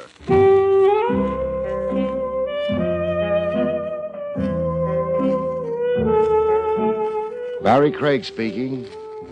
Robin Hood was a character in fiction. No such character except in some writer's brain. Yet every now and then, a live descendant of Robin Hood happens in real life. Some screwball who steals from the rich to give to the poor. Like a certain bank embezzler, I had the misfortune to be handed as an assignment one day. A small bank in a town with an under 20,000 population. The bank manager, a shriveled-up little guy named Woolsey, explained why he had reached way into New York for an investigator. Well, my hope is that you can prevent a terrible scandal, Mr. Craig. By catching this absconding teller. Yes, Kirk Dennis. Scandal, you said, in a tone of voice like the Banshees were after you. The Banshees are. You don't know Echo Corners. Tell me about your quaint little town. Well, you've heard of mountaineer feudists. The bloody Hatfields and McCoy. Here in Echo Corners, we have that precise situation. Barbarism and hatred that divides the town. This side against that side. On election day, we have the state militia to prevent feelings boiling over. Civil disorder. News of the embezzlement gets out, I'll be crucified. But a theft happens in the best of towns. Yes, but the blame is mine for Dennis' flight with bank money. How come? Well, Dennis is a sort of protege of mine. I've sponsored the man. I met with severe criticism when I gave him a job in the bank. Criticism? Why? Dennis had been involved in some scrape prior to the bank job. Scrape like? An automobile accident and property damage. Well, that's only a civil case. No, criminal. Dennis was accused of hitting and running from the scene. Sentence was suspended, however. One half of the town had a gimmick for reading Dennis out of organized society. Yes, and then I foolishly hired him in the face of such criticism. Find him, Mr. Craig, and recover the money before our next regular audit period. Well, if I do, what will you do? Well, I'm not sure. I think merely restore the money to our safe, wash my hands of the affair. You're thinking unlawfully. I'm confused and frankly terrified. My life is in this bank. I came to it as a youth. And then my sensitive status in Echo Corners, I'm a town committeeman. And two, my family, my boy in college. Okay, let's just say you're right now confused.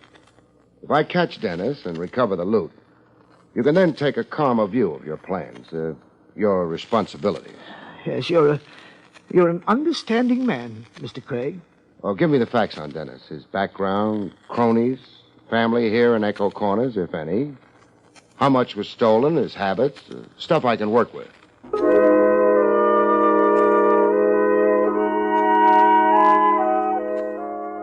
An embezzlement temporarily hushed up. Woolsey had his executive neck way out. I got all the facts he knew about young Kirk Dennis and then went to work. Work kicked off pleasantly enough. In a farmer's market, the annual Spring Jubilee Bazaar was the occasion for the crowds and music. The booth I was especially interested in had a spinning wheel with numbers on it. You placed your dime bet, and the chances on the big wheel were 39 to 1 that you couldn't possibly win. All right, folks, place your bets. A selection of $5 in merchandise awaits the lucky winner. Look the shelves over and pick your prizes. Place your bets. The doll hustling bets was Jenny Smith. She'd been wild about the vanished embezzler and vice versa. Last call before the wheel spins. I got my dime down on number 13. And here she spins. And it's number 13. Whose dime is on 13? That's mine, miss. Okay, you win $5 worth of merchandise, mister. What's your selection? Anything on the shelves, this is? The lower shelf. Oh. All right, I'll take that gooseberry pie. That's $1 worth. What else? $4 worth of your time. Oh, a fresh guy, hmm? No, an investigator. Lean close. I'll whisper something in your shell-like ear. Kirk Dennis. Kirk? Keep it a whisper if you still care about the guy. Meet you where? My car's parked on the north lot. It has a fare banner attached to the aerial. You'll recognize it. We can talk sitting in my car. Talk and eat. I've been years pining for a homemade gooseberry pie.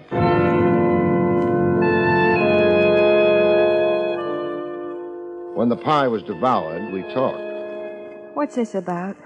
10 to 20 years. 10 to 20 years? The time friend Kirk will spend in the clink for absconding with bank money. Kirk? You sound like you put embezzlement past him. Oh, it's just impossible to believe that Kirk would do anything criminal. The jails are full of the nicest people. Look, if what you say about Kirk is true, why haven't I heard about it? Confidentially, it's not yet been broadcast. It's top secret. Kirk can help himself. Reappear with the money, mitigate his crime. Are you trying to contact Kirk through me? If you know where he is. Well, I don't. Well, you two kept company. We dated. Does that make me an accomplice? Of course not. You're only a corn-fed country girl with nothing in your head but the purest thoughts. You never pine for big city lights, spangled evening gowns, mink, and all that sinful stuff. It never enters your head. Hardly ever. Thanks for frankness. Have you any idea where Kirk might go? No. Any place he dreamed of shoving off to? Dreamed? A wish you might have heard him make, especially when Echo Corners got him down and cramped his style. You know, idle talk, the fantasies people go in for. Oh, sure. Madagascar, Hong Kong, the South Pole. Kirk always talked like a frustrated adventurer. He only read travel books and railroad timetables. Are you really going to all those places in search of Kirk? Detectives sometimes make tracks, but I'll try it right here in Echo Corners before renewing my visa. Now, if Kirk Dennis gets in touch with you, will you contact me at once? For Kirk's sake, Jenny. Where are you staying? The Blue Moon Inn. I still find it incredible that Kirk stole bank money. Local boy makes good. The next fellow in my checklist found me before I found him. On South Main Street as I was strolling by. He came tearing out of a barber shop with lather still caked on one cheek. Hold on there, stranger. You're just the man I want to see. My hunch is you're just the man I want to see. You answer the description given to me. The description? Flap ears, a bald dome, and a big mouth. C. Samson Kovacs is the name. Then you're it. And you're some addled painted shoe-fly cop flown in from the east, I'm privately informed. Keep bellowing, you'll blow a gasket. Do we continue this interview right smack on Main Street? Come back of the firehouse and walk in front of me. I never turn my back to a stranger. I learned that reading about the Texas Rangers.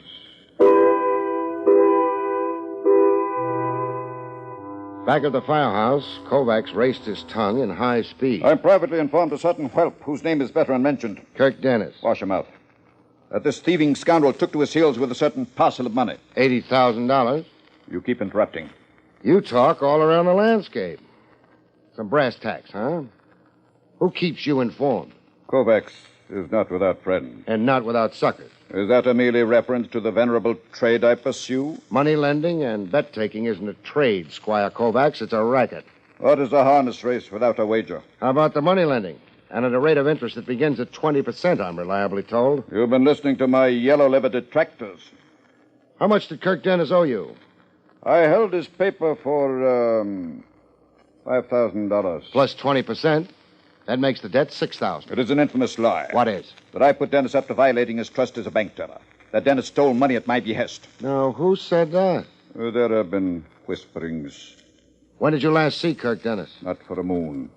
If he skipped to Echo Corners in the county, you're stuck with $6,000 worth of uncollectible paper. How about that? A man dishonors his debt to me. I'd follow him to the ends of the earth. Then start traveling after Dennis. No such emergency. Dennis has performed with commendable regard for me. Meaning? An envelope left under my door. 2 nights ago, was it? Yes. The night of the Mad Hatter's ball. In the envelope is debt paid in full. Dennis left an envelope containing $6,000 under your door. He did? Stolen bank money. I dispute and deny that. You'll have to give it back. Not without a legal struggle.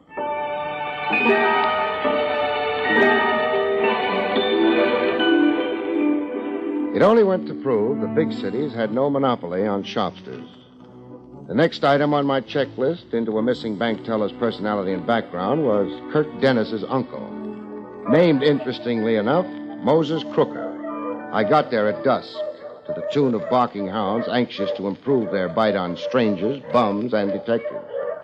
My information was that Dennis had lived with his uncle. Yes? Moses Crooker? Ask me. My name's Barrie Craig. All right if I visit a while? Welcome, man. So was out for a weary traveler. Huh. Sweet music to my ears. What's that?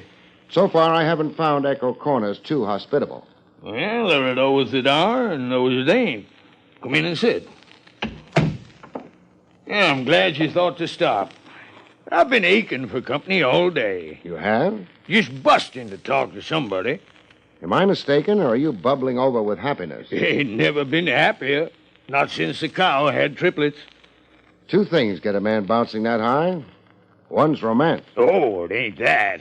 Since the Pelagra got Emmy, it ain't never been that. The other thing's money.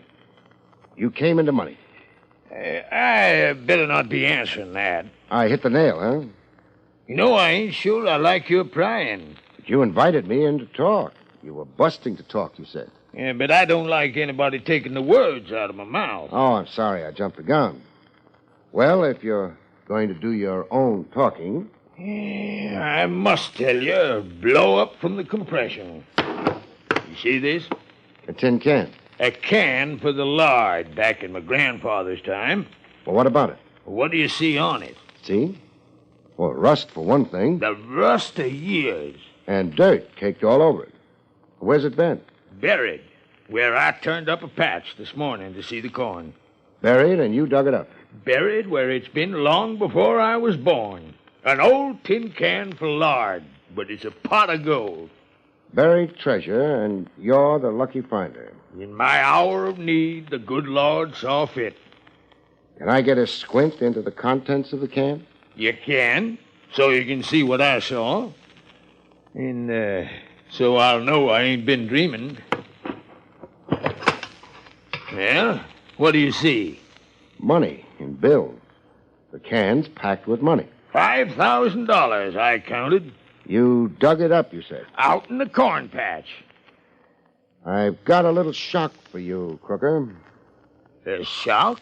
The can's older than sin, all right. As antique as your memory of your grandfather. But the money isn't.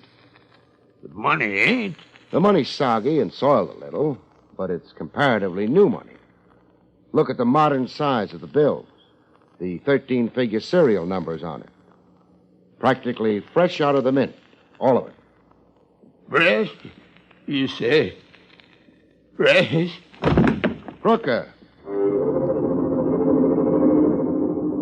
He'd fainted dead away. He lay on the floor like a guy who'd won the sweepstakes, only to have his horse declared disqualified after victory.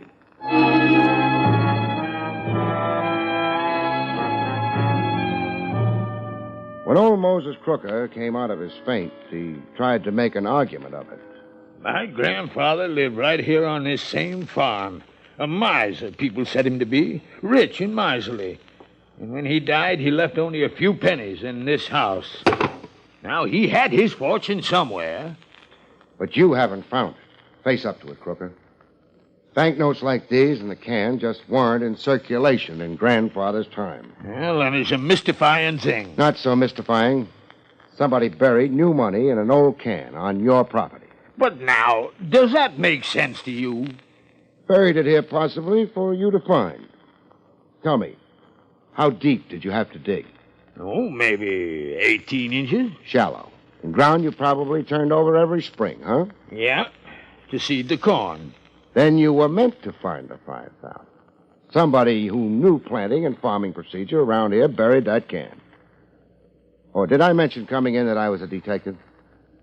No, you didn't say. A detective looking for a bank teller who took off with $80,000 in cash. Your nephew, this is. You're looking for Kirk. I am. And I'm yanking the welcome mat from under you. Get. Sure. That rifle loaded? You'll be feeling the buckshot as you go.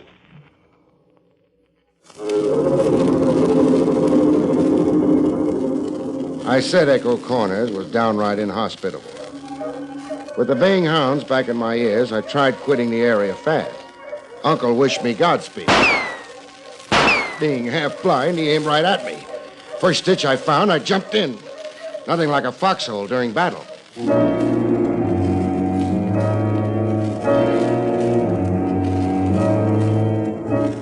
I made a progress report to my bank manager client, Woolsey, on his insistence.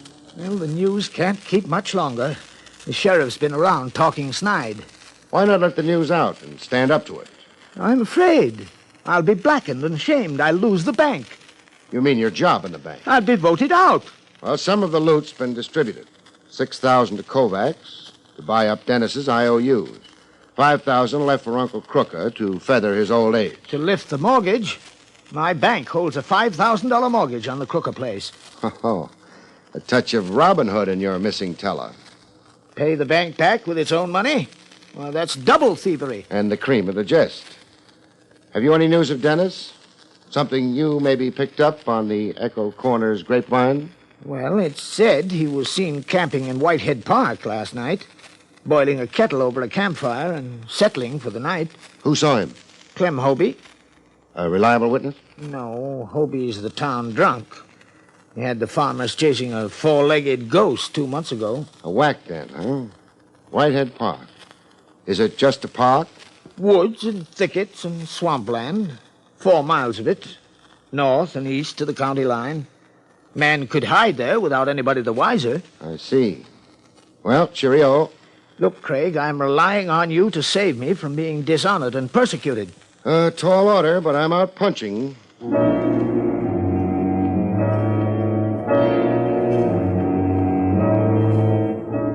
I took to the woods just to familiarize myself with the terrain in case I did have to flush a fugitive out of them. Whitehead Park looked like African bush country. Very dense, very restful.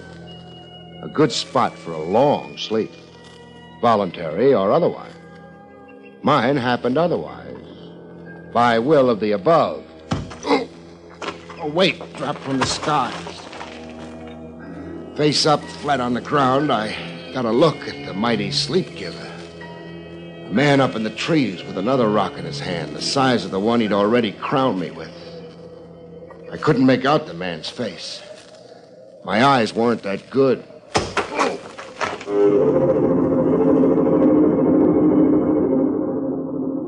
Go to sleep in the woods. You never know where you'll wake up.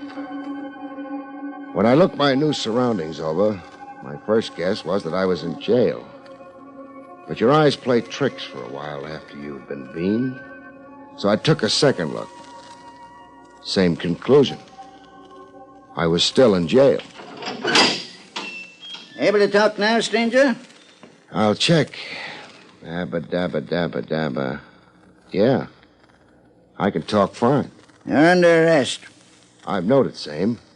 If I read your badge correctly. I'm the sheriff here in Echo Corners. And the charge against me? Vagrancy, suspicion of chicken stealing, sleeping in Whitehead Park where a deputy found you. We don't let bums hang around here long, stranger. So why aren't you leaving town? I insulted you. Add a new charge to the old one. All right, what's my punishment? I'm riding you to the county line and booting you across it. What if I cross back on that county line? You could walk into a shooting. But if I'm not a vagrant? I say you are. With $400 cash in my wallet? Yeah, I'll show you. Say. Something wrong? My wallet's been lifted. You're claiming you were robbed? I'm claiming maybe you took it. You're accusing the sheriff of stealing. Let's just say confiscated it.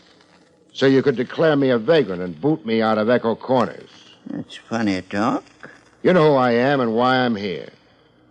You're that half of the town that wants the bank manager Woolsey out on a limb. In disgrace and bounced out of the bank managership and off the town committee. You don't want me to catch a crook for him. If I admit to it? Deny it and I'll call you a liar. Give me my wallet and let me out of here. Woolsey ain't worth your time. Him suppressing the theft and mocking the law in Echo Corners. Woolsey's just a worried man. I'm sheriff here, but Woolsey brought you in from the east. So that's your real gripe, huh? Look, Woolsey had a right to hire a private cop. And from the sample of your tactics I've just had, I don't blame him. I'm advising you to go home, Mr. And I'm Craig. advising you to go... Well, go find out who beamed me in Whitehead Park this afternoon. My wallet. It's in my desk. I'll give it to you on your way out.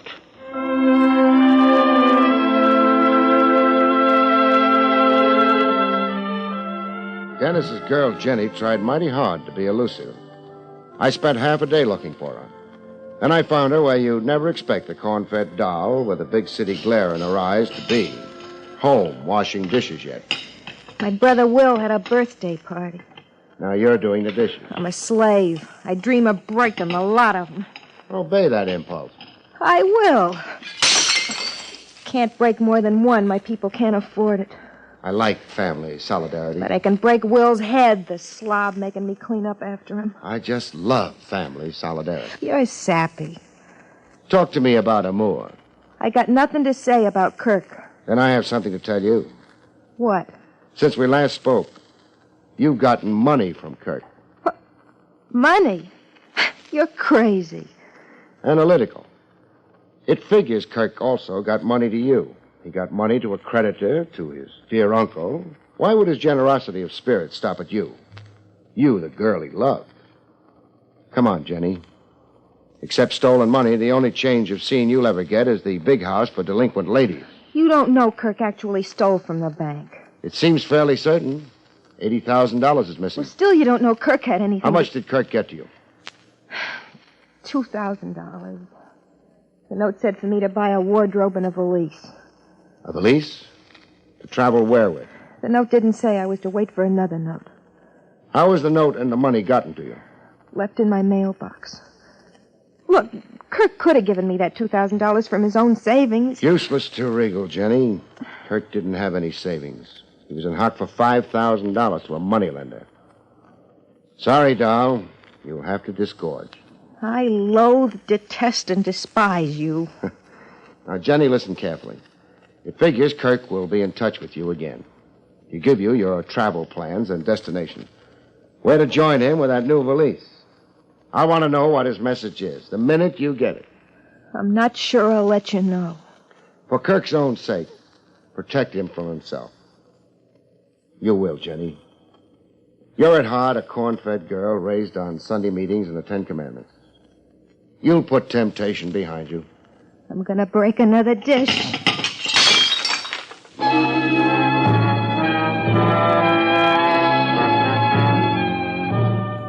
Jenny wrestled the devil and won.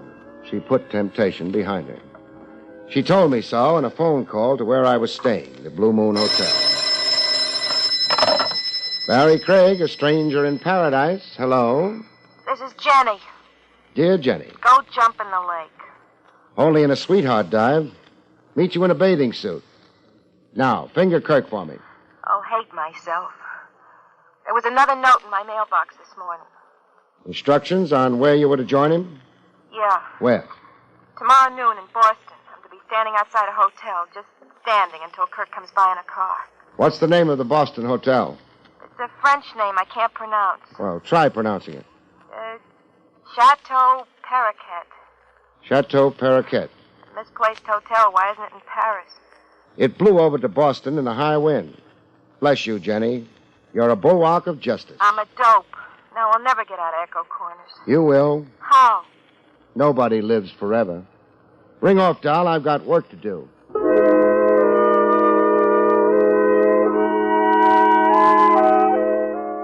Do handsprings and pull rabbits out of hats. Some clients aren't satisfied.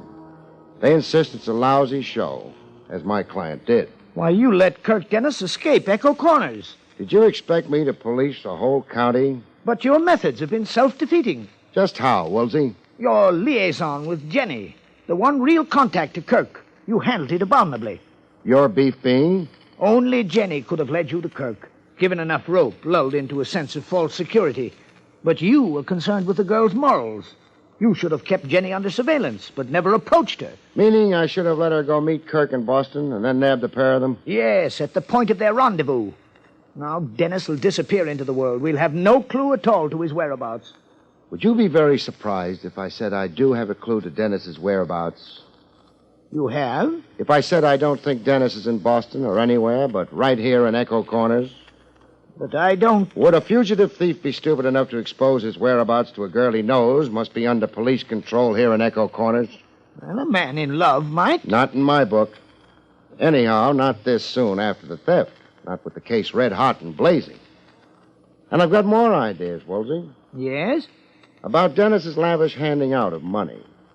6,000 and 5 and 2 to Jenny. That's 13,000 out of 80 stolen. But all strictly percentage philanthropy. The crook still has 67 grand, all to himself. What did you do with that dough, Woolsey?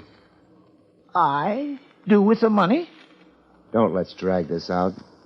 Your crime is showing like Casey's red flannel nightshirt. You slipped notes in letterboxes. You handed dough around like Robin Hood, only to support your baloney claim that Kirk Dennis stole the money. But the net you kept is a very tidy sum. Now, Craig, think. Kirk Dennis fled. Yeah, I know. And that little disappearance gimmick is what ties the noose around your scrawny neck.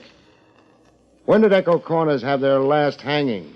Oh, Craig, you're insane. Wise. Wise to you. Theft and murder. You did both. Okay, if you're going to make it tough to find the corpse of Kirk Dennis.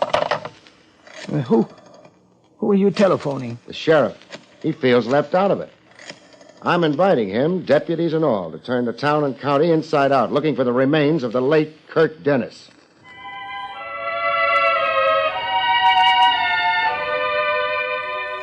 The next morning, I was out with the hounds. Friendly hounds this time, in the woods. Dear old Whitehead Park, the whole 4 miles of it. What was I doing? Helping a posse look for a stiff. Jenny was along, blubbering. Poor Kirk. I said Echo Corners holds nobody forever. Craig, I want to apologize for... So get down on your knees, Sheriff. In the mud? When the dogs stopped barking, I figured they'd come across Kirk Dennis. They had. He was in a shallow ditch, not 4 feet from where I'd conked out the day before. I'd been sleeping side by side with the dead and hadn't known it. The things a confidential cop does for a measly living.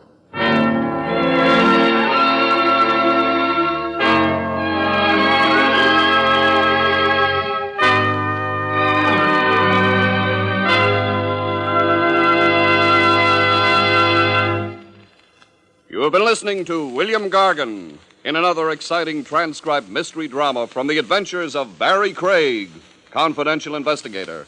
Tonight's story, The Embezzler, was written by John Robert. Next week, it's the strange story titled The Schemers, about which Barrie Craig has this to say.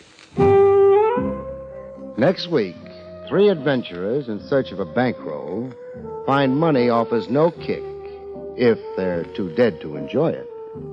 Good night, folks. See you next week.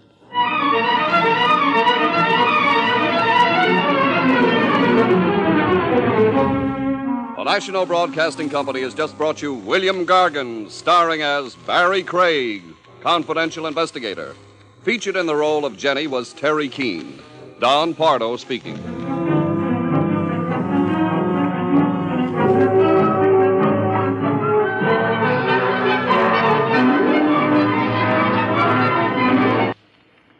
It's another exciting Dragnet adventure tonight on the NBC Radio Network.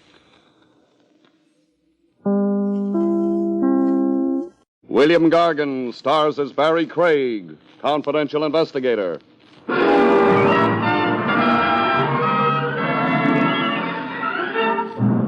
Murderers really have a hard time. In other fields, if a man's work is properly appreciated, he gets higher pay. All a murderer gets is higher voltage.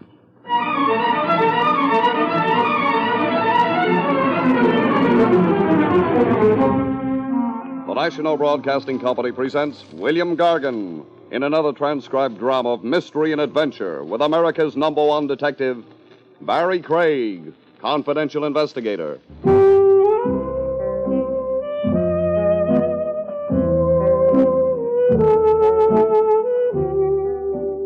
Barrie Craig speaking. It all began quietly enough. He walked into my office, stared contemptuously at the rug, sourly at the furniture, and coldly at me. He said, "Good afternoon, Mr. Craig. I am W. Stubbins. How do you do? I am an attorney. I represent Arthur Philip Peterson." You do, huh? You are questioning my word? Well, I was just being friendly. That is not necessary. Oh, forgive me. Cha. Is that annoyance or Russian soup? I find your levity irksome, Mr. Craig. There's no extra charge, Mr. Stubbins. Were it not for Mr. Peterson's insistence upon hiring you... That's Arthur Philip Peterson? Never mind the cha.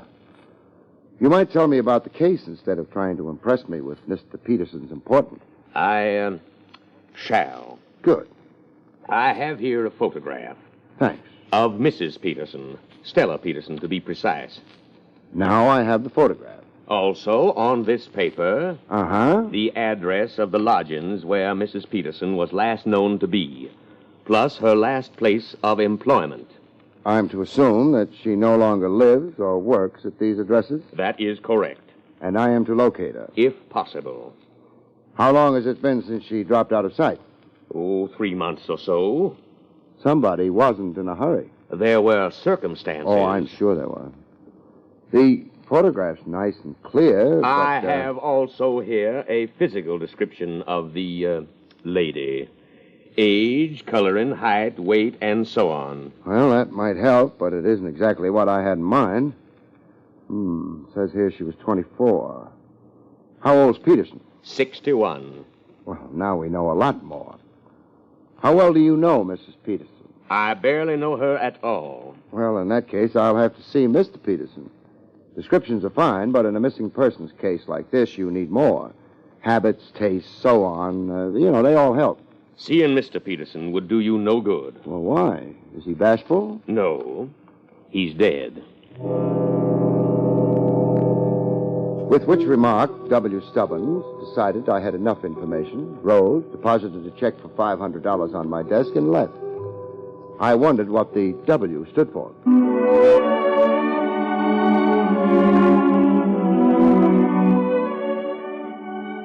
The address of Stella Peterson's last known lodging was 1217 West 29th Street. The neighborhood wasn't nice.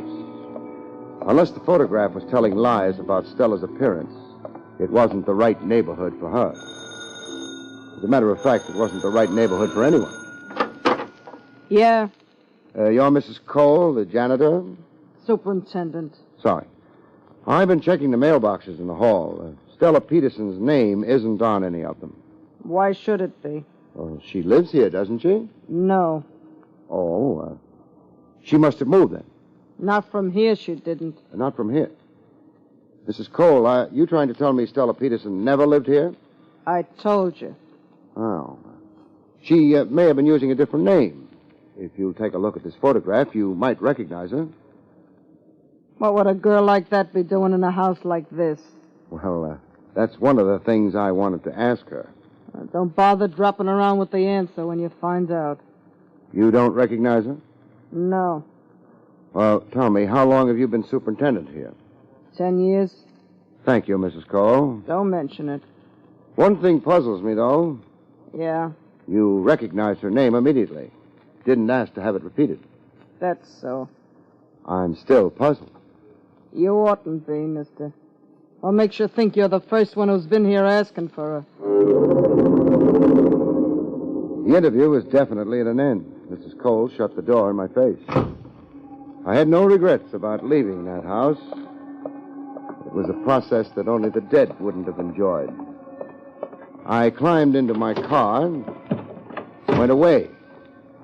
I wondered how big a liar Mrs. Cole was.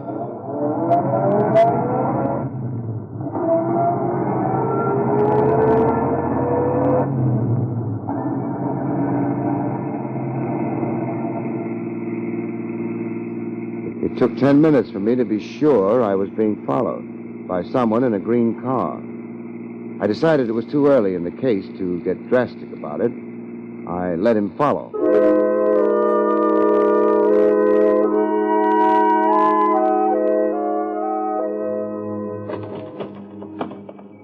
Stella Peterson's last known place of employment was in the low 50s. It was also something that called itself the 1020 Club. I had the feeling that the only qualifications for joining consisted of being alive and foolish. Hey, you're a little early, pal. If you was a bird, you'd get the worm. And if I were a worm, the bird would get me. I'm looking for Stella Peterson.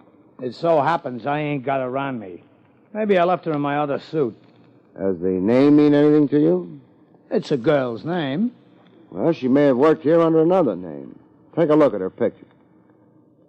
Oh, let's you and me both go look for her.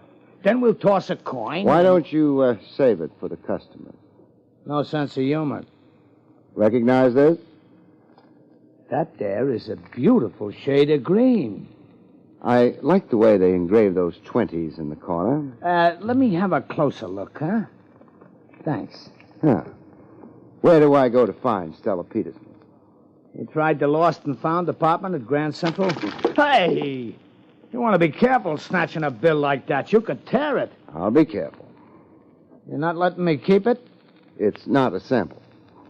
Well, like the guy said, easy come, easy go. Which guy? I never heard of him. Well, it's been fun. The last customer offered me 50. He did? Yeah, but I like you better. Why? He only let me look at it.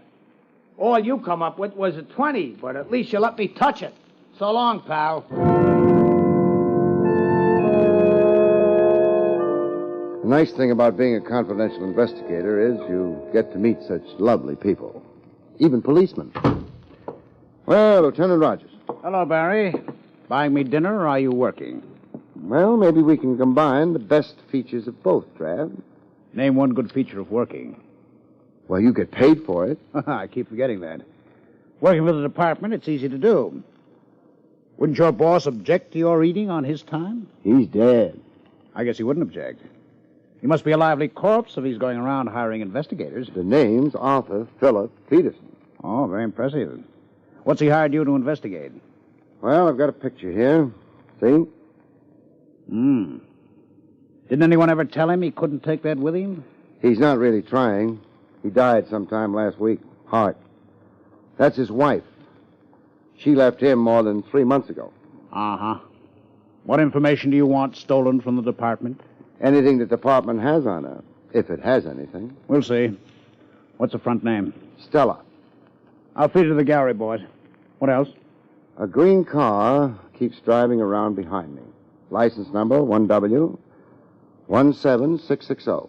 You want us to discourage him? No, I'd feel lonely without him. I'd like his name, though, in case we ever meet socially. 1W17660. I've got a couple of hours' work here, Barry. After that, I'll be your guest. Fine. I'll go back to the office. You can call me there. Maybe we'll eat at Willie's Wagon. No, thanks. I've still got scars from the last hamburger I tried to eat there. Well, you can't say the meat isn't fresh. But does it have to be alive? In a couple of hours, then. All right. Keep out of trouble. I intend to be very hungry.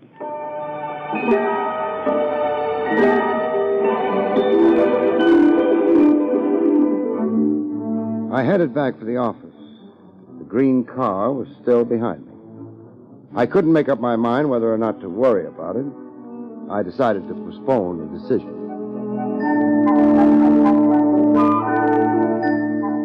But I didn't use the front entrance to the building. The back door and the stairs up would be smarter under the circumstances. Every once in a while, I do the smart thing. It always leads to trouble.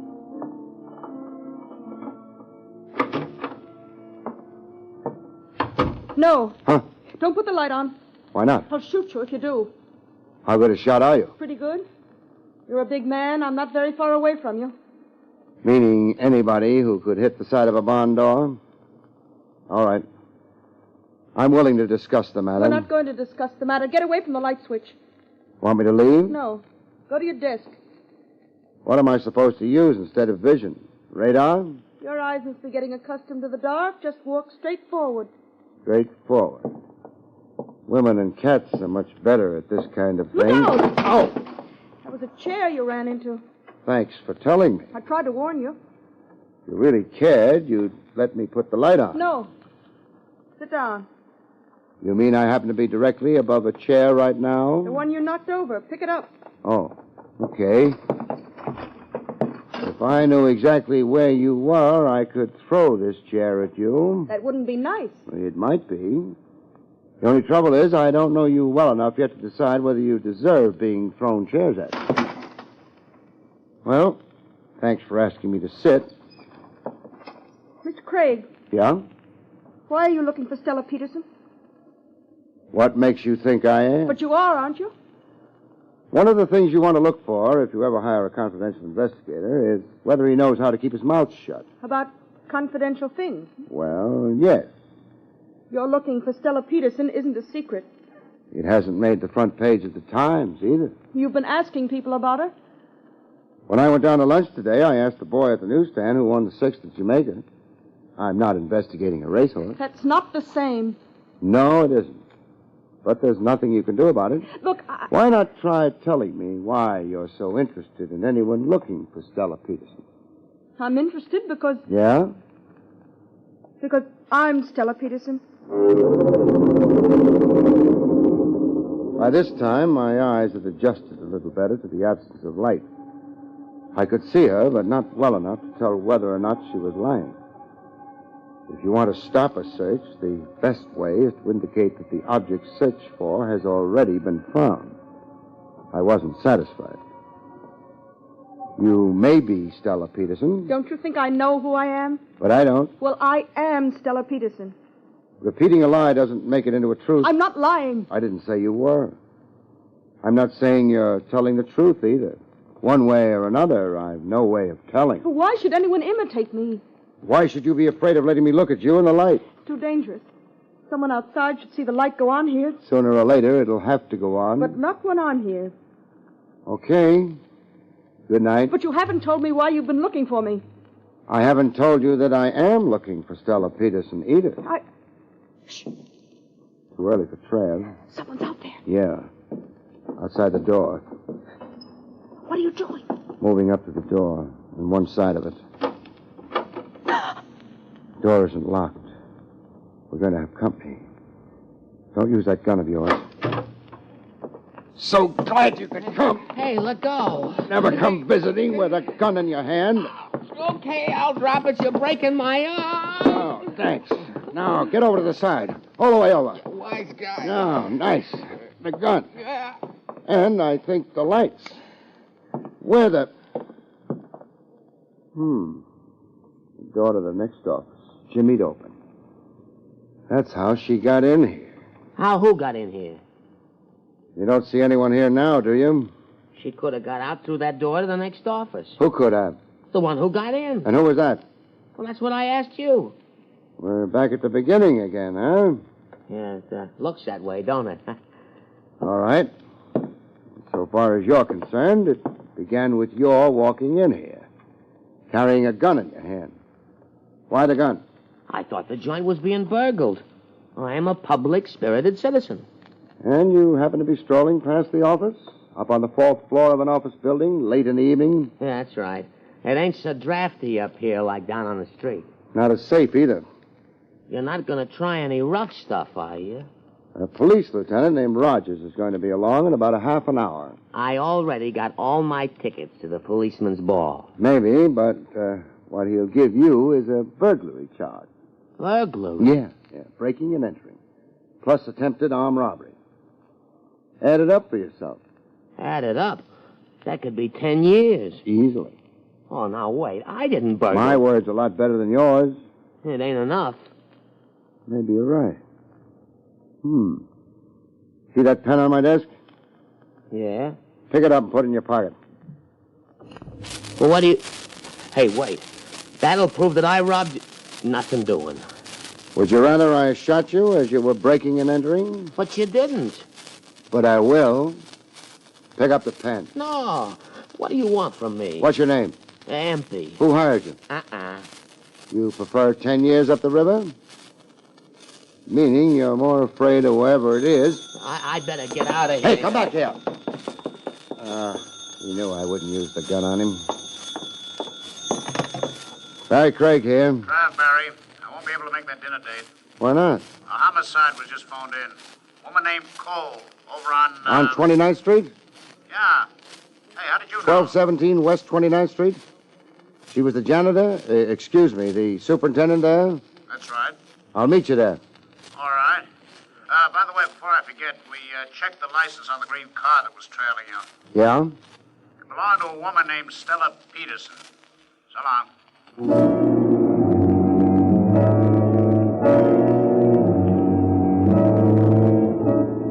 I didn't waste any time standing around and looking surprised.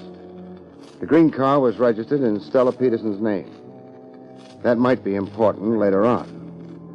Right now, a woman named Mrs. Cole was more important. She was dead. But I thought she might have something to say to me anyway.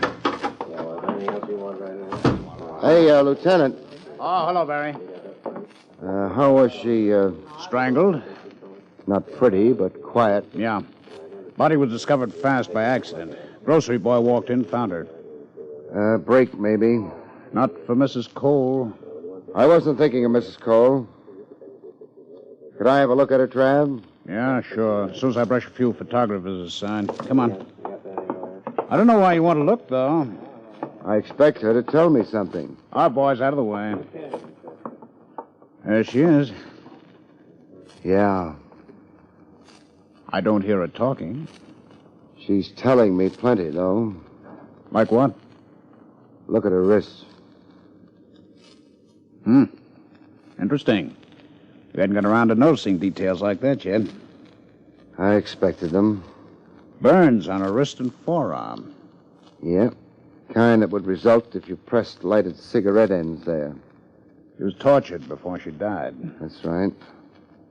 I'm leaving, Trev. Barry, you know more about this than Well, it's not a police job. It can't be. You'd only slow things up. There isn't time enough for that. You sure? I have to play it the way I see it. Okay, Barry. Luck. Thanks.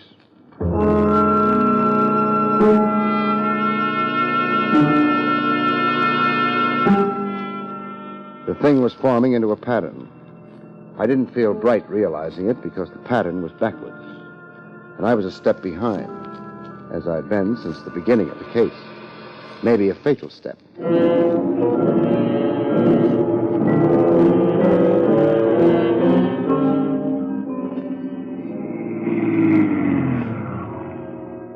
The 1020 Club was open for business. I went around to the back. The green car wasn't anywhere, so I went inside. Hold it, huh? Hey, it's the pal with the $20. You still got it? What's your name? Wendell. Is that the name that wins the 20? Mrs. Cole is dead, Wendell. Mrs. Cole? This conversation is getting out of hand. Who's Mrs. Cole? Janitor over on 29th Street. The house Stella Peterson stayed in for a while before ducking for cover. Yeah, well, janitors don't lead healthy lives. Lots of them die. Of strangulation? Well, maybe she was cheating on her husband or not emptying the ash cans right. She was tortured before she died. Tortured? Yeah. The way I figure, whoever tortured her got what he was after. How do you figure that? He wouldn't have killed her otherwise. She was a lead. Maybe the only real lead he had. That could be. Where's Stella? Out on the island. A beach shack. Phone? No. Neighbors? Not for miles. Come on, we're in a hurry. A big hurry.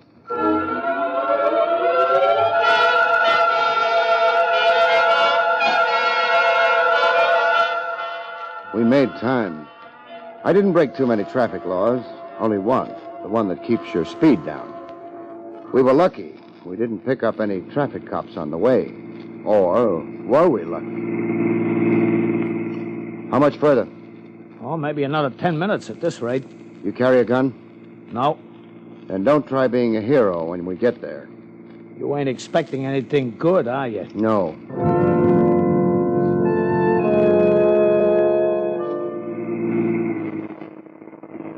Who does the shack belong to? Mrs. Cole. That's why... Anybody besides you and Mrs. Cole know Stella are staying there? I don't think so. But that was before they got to work on Mrs... Forget it. For now. Stella dropped in at my office. Huh? She had some idea of forcing me to tell her who'd hired me and why. Once she found out I was looking for her. I know. Sure. You were driving the green car. The one that was tailing me. Yeah. Stella took it to drive out to the shack? Yeah, after she ducked out of your place. Too bad you didn't know about Mrs. Cole then. Yeah, too bad.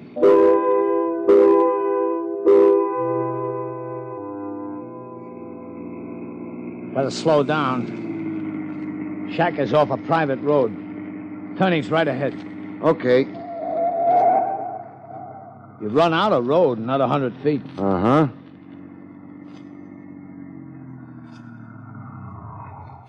All right, now. Come on. This time of year, the beach is deserted. That's why Stella figured it was safe. It was for a while. That the shack? Yeah. The light's on. Odds are against her being alone. Wendell, maybe you better get back to the car and... Oh, no, I'm in this with you. Okay. Fella's a good kid. She must be, to get this kind of loyalty. Although, would the fact she's inheriting Peterson's dough make a difference? She's inheriting it. But the old man said he was going to cut her out of his will. That was when she left him? Yeah, he said if she did... He changed his mind. A window. Yeah, Stella and Empey. The guy? Yeah. He must have picked up another gun someplace. He may be jumpy. We'll have to handle this carefully. Is there a back door? Yeah, leads to the kitchen. You can see the kitchen door from here. Now, give me a count of 30. Then knock at the front door. Count of 30. Okay. Think it'll work? It'll have to. 10, and I made the back door. 5, and I had it open. Crossing the kitchen without knocking over the pots and pans took 8. That gave me 7 seconds. I used them in getting the door to the living room open a crack, and then I waited. Wendell knocked on cue, and I moved fast. Empey had turned to the door. He heard me coming, but before he could get around, Mr. Craig! Yeah. That's Wendell at the door. Open it for him, huh? Yeah, all right. That was when I heard the sound of the car. I didn't hang around. I ducked into the kitchen. Hiya, Stella. Wendell. Mr. Craig knocked the man out, the one who...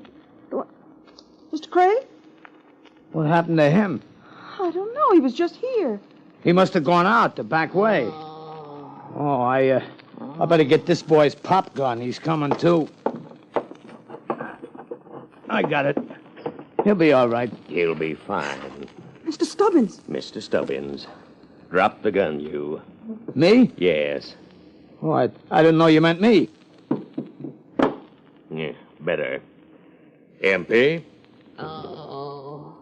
He don't feel good. The idiot. How he ever let you get the best of him, well, never mind. Mr. Stubbins, what are you going to do? What do you think? But why? What have I done to you? It wasn't you, my dear.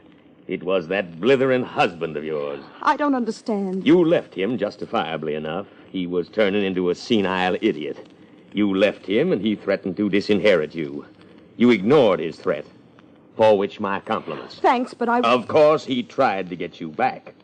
We did discover your address, the place you worked, but I made no great effort. I was waiting for Peterson to carry out his threat. But why did you care? He planned to leave his money to various charities, of which I would be sole administrator. I counted on that. As a matter of fact, I rather anticipated the event. I borrowed some of the money. And then the idiot decided he admired you for your courage in leaving him. Oh, and then... And he did not disinherit you after all. I faced jail, my dear. I kept hoping until the last moment, but then he died, leaving you his money. And if I die, too? The money will revert to the estate. I can arrange matters to my satisfaction there. That is why I persuaded Mrs. Cole to give me this address, why I sent Empey on ahead to hold you, and why I shall now... Oh, no! Sorry, my dear, but it's oh, yeah. Wonderful kitchen you've got back there. Mr. Stubbins is all right. He'll live to die.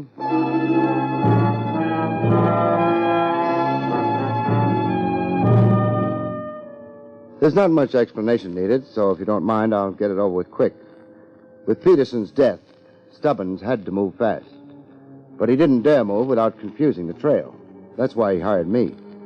If I could find out, fine. If I failed, there was always Mrs. Cole and torture. In either case, the trail would be confused. Why didn't it work? Why did I expect him to be the killer? Because he was the only one who could have sent Empey to my office.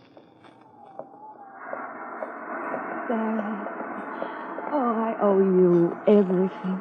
Not really everything. Well, enough so that I want to give you this. This is why I wanted to get the explanation over with quick.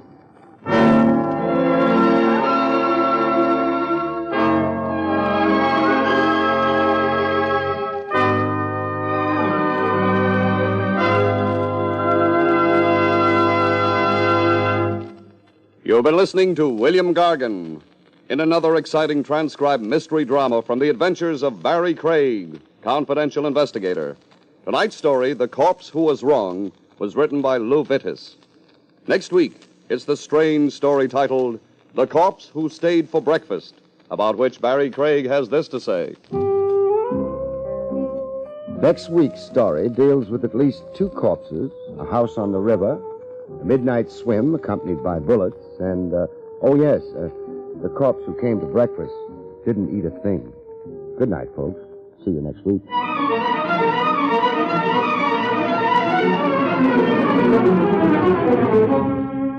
The National Broadcasting Company has just brought you William Gargan, starring as Barrie Craig, confidential investigator. Featured in the role of Mrs. Cole was Bryna Rayburn. Don Pardo speaking.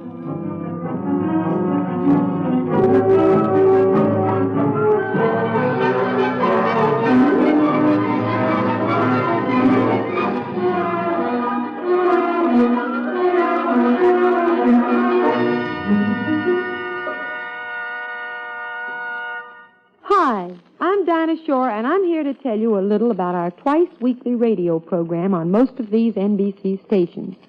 We're on every Tuesday and Friday evening, and we do our best to crowd each of our 15-minute programs with real entertainment.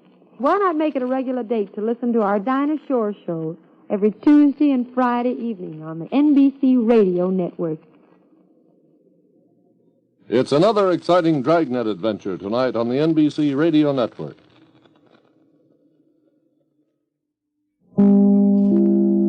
William Gargan stars as Barrie Craig, confidential investigator.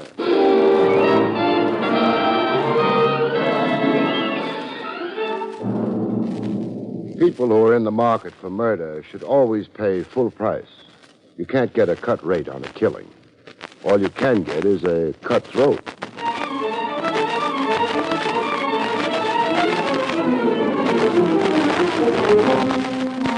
The National Broadcasting Company presents William Gargan in another transcribed drama of mystery and adventure with America's #1 detective, Barrie Craig, confidential investigator.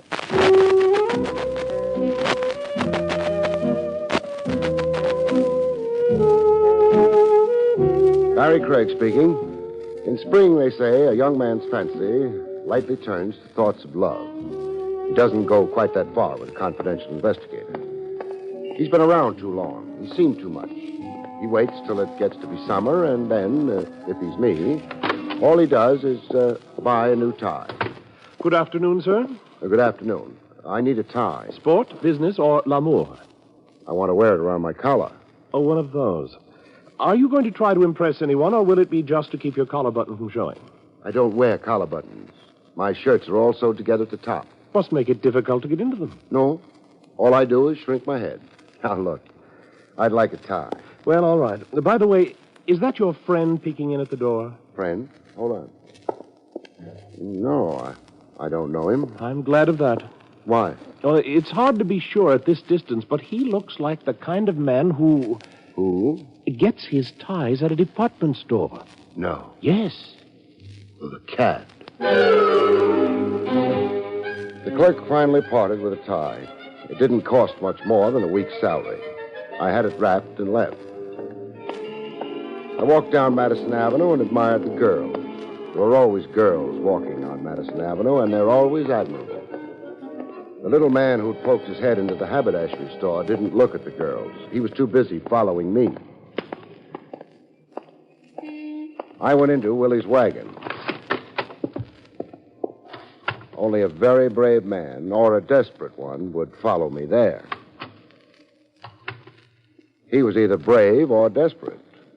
Willie was too busy to bother about customers. He was on the phone worrying about the 5th at Saratoga. I decided to make conversation. Hey, you. Me? Come here. All right. Now, sit down. Yes? Fine. Now, that's the tie I just bought. You like it? Well, frankly, no. You must be the kind of a man who buys his ties at a department store. Oh, it's like that. Here, drink some water before you pass out. No, I'm all right. You've also been following me around. Why? I've been trying to get my courage up. To insult my taste in ties? To ask you to help me. You don't need courage for that. Just money. Yeah, you're right, of course. Mr. Craig, my name is Homer Dibble. How do you do? How do you... I am, or was until last night, an accountant for G.J. Thomas. The big department store boy? Yes. Well, I was working on the quarterly audit yesterday, and I'd caught up on my regular work, and I'd found a minor discrepancy in the accounts. In whose accounts? I didn't know. I had only the final balance sheets. I'd have had to check back on the departmental reports to find out who was responsible. And did you do that? Oh, it was a question of getting authority, so I reported the discrepancy to G.J. himself. And? G.J. was very strange, abrupt. He said he knew about the discrepancy, that he was going to take care of the embezzler himself. And why the devil had I rushed the audit? He doesn't approve of ambition? Well, I don't know, but the last thing he said to me was... Yes? Dibble, you're fired. Nice man. Oh, I'm sure G.J. wasn't himself. Mr. Craig, I liked my job at that store. There must be something behind G.J.'s firing me like that. If you'd look into it... Well, it could be. That minor discrepancy you mentioned, how much was it? $37,241.98. Obviously an inside job, that 98 cents. I think we'd better go visit Mr. Thomas. I don't dare. If he knew I'd spoken to you about it. He's doing a very dangerous thing. Covering up a theft, taking the law into his own hands, like playing with a loaded gun. You think it's that serious? It could be. Suppose we find out.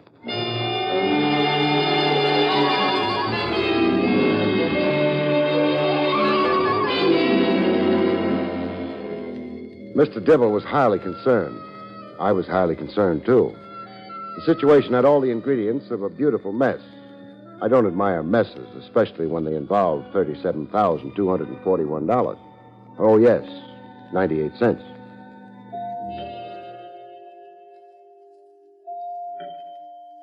Business at the Thomas department store must be good. Yeah, it is an impressive house, isn't it? Yeah. If they played their cards right, they could probably get grants to move here. I'm worried. What about? Oh, G.J. is likely to be very angry with me. He might fire me. He did fire you. Oh, that's right. I don't think that doorbell took the first time. Maybe not the second time either. So that's an answer, one I don't like. Oh, it's open. That yell came from someplace down that corridor. Oh, dear. Whatever will G.J. say? Oh, we'll ask him. First, we've got to find him, though. Door up ahead's ajar. Uh-huh. Leads to the place these doors always lead, the library. Good heavens. G.J.'s butler's lying down. He looks very peculiar. Maybe he didn't think of that when he fainted, after he yelled. Fainted? At what? Well, it's seeing G.J. Thomas behind the desk here. I can't... Lying down, too. But his case is a little more serious. There's a knife in his back. Oh, dear. Easy, now don't you start fainting on me. What happened is obvious. We rang, the butler started down the hall, went into the library to check with Thomas, saw the blood, and... Well, what happened to Thomas is obvious, too. Someone murdered him? Whoever it was didn't stick a knife into his back because he thought it would improve Thomas's disposition. What shall we do now? Well, we could notify the police, but we won't. Come on. But... The butler can take care of that when he comes to. We're going to the store. Why? Dollars will get you donuts that murdering Thomas was only half the murderer's job.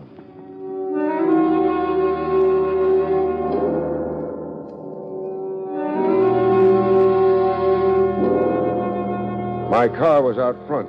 We went away in a hurry. I couldn't be sure, but if 2 and 2 still added up to 4, we were getting closer to the killer every block we traveled.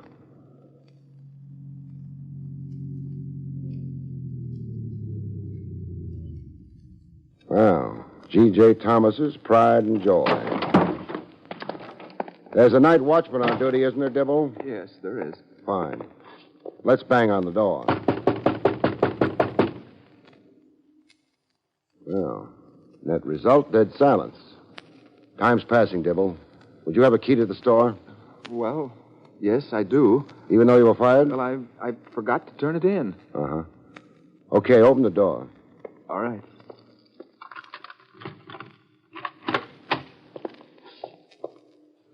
Now, where are the files kept? Second floor, accounting department. Lead the way. Yes, Mr. Craig. Place doesn't look right. No women battling happily over marked-down girdles. Up these stairs, Mr. Craig. No sight or sound of the night watchman yet. I could be happier if I could locate him. Along this hallway. That door there.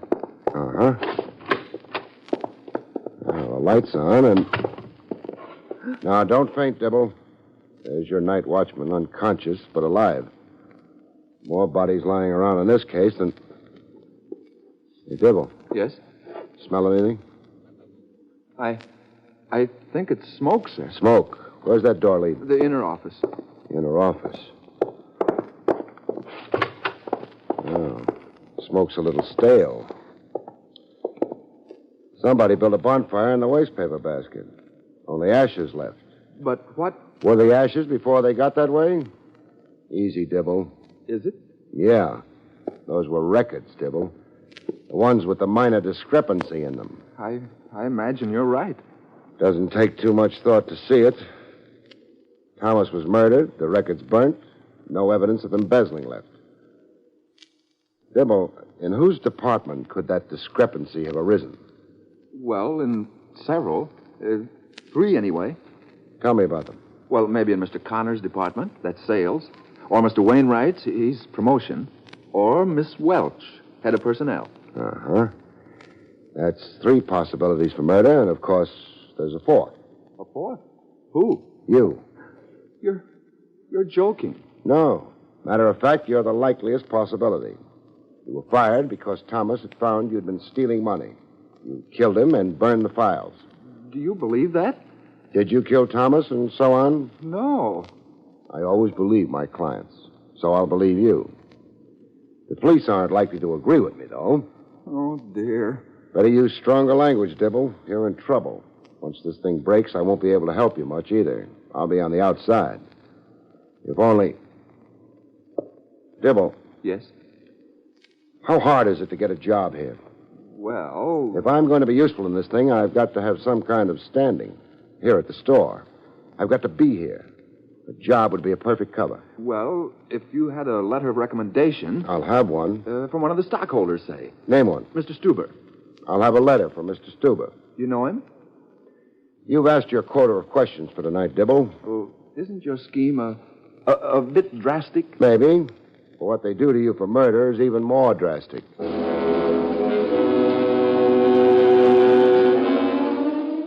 Mr. Dibble blinked his eyes several times and started to turn green. On him, it didn't look good. I dragged him out of the store. The air helped, and by the time I dropped him at his house, he looked comparatively normal. I wouldn't know compared with what.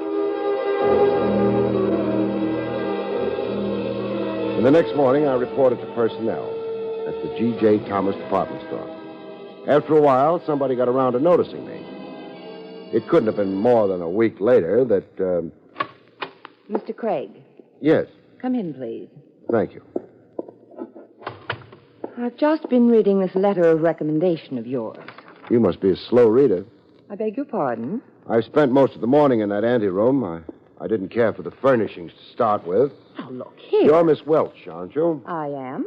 Then why don't you stop trying to sound as if you were 50, hopeless, and hideous? That's a nice blush. Well, now, you can stop all that.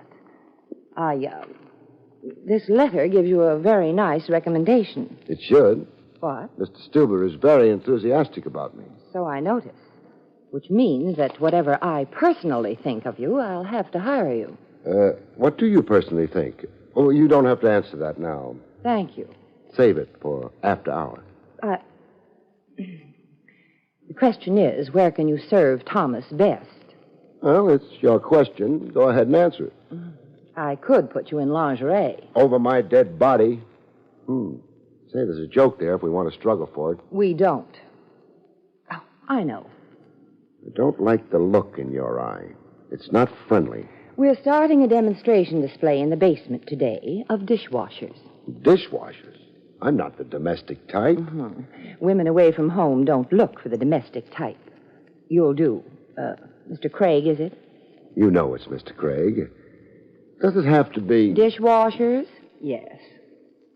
Okay, Miss Welch. To the dishwashers.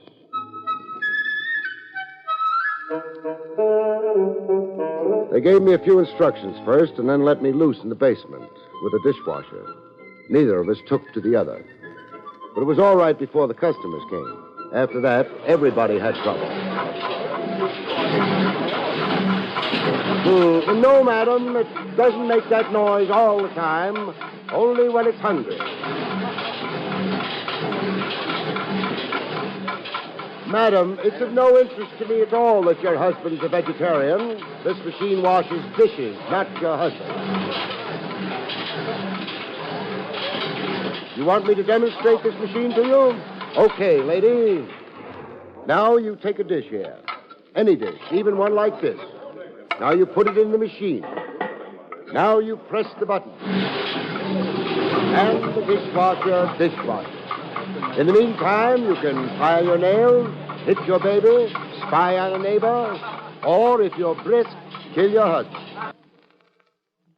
In short, carry on the ordinary activities of a housewife.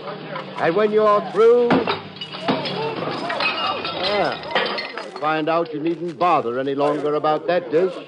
You sweep up the pieces, place them in a convenient can, which can be purchased in the can department, and then you dine out. Good afternoon, madam. Craig. Oh, hello, Miss Welch. I've been watching you work. You should have told me. I'd have made an extra effort. Heaven forbid. There's a phone call for you, Craig, in my office. Thank you. After you're through, I've something to say to you. I'm looking forward to it. Only one thing. Before you go. Yes? Did you change the hookup on the machine around any? A little here and there. Didn't our mechanic take care of that? Sure. But then all the darn machine did was wash dishes. Miss Welch was very pretty, even when she wasn't blushing. She was even prettier when she blushed. But then I decided the red in her face wasn't a blush. I went to take my phone call. Hello? Mr. Craig? Yeah. This is the Samaritan Hospital. A friend of yours, Mr. Dibble, asked us to call you. What's he doing now? He was struck by a hit-and-run driver this morning. What's his condition? He wants to see you as soon as possible. I'll be over, His but... condition is fair, Mr. Craig. I suggest you put a guard in his room. But we don't do that with accident victims. What makes you think it was an accident?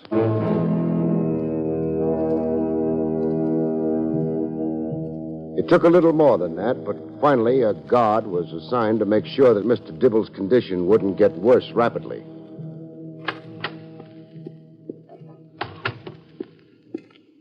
Finish your phone call, Craig. Finished. Only the fact that the letter you brought me is from one of our largest stockholders keeps me from firing you. Let's be happy it was such a nice letter. But I'm not going to put you back in selling. An office job would be safer. Let me see. Connor can use a clerk. Wainwright needs a bookkeeper. Have you ever kept books, Craig? Frequently. But then the library would always get nasty and... Well, I mean, sure. Then you will report to Mr. Wainwright down the hall, promotion department. And Craig, Yes? working for Mr. Wainwright has certain disadvantages. It has? Yes, Mr. Wainwright has a very quick temper when he loses it. And I can easily imagine circumstances under which he might lose it with you. Well, now, that's definitely unkind. It's murder. I went down the hall to the office of the terrible-tempered Mr. Wainwright.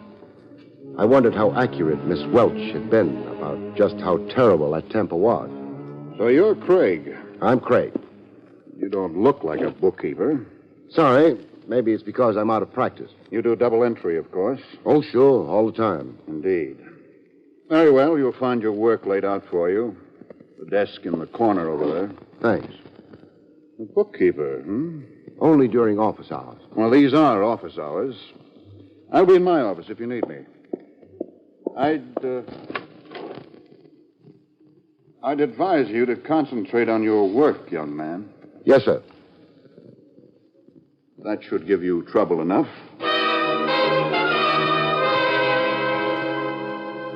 I didn't like Mr. Wainwright's last remark. It was so right.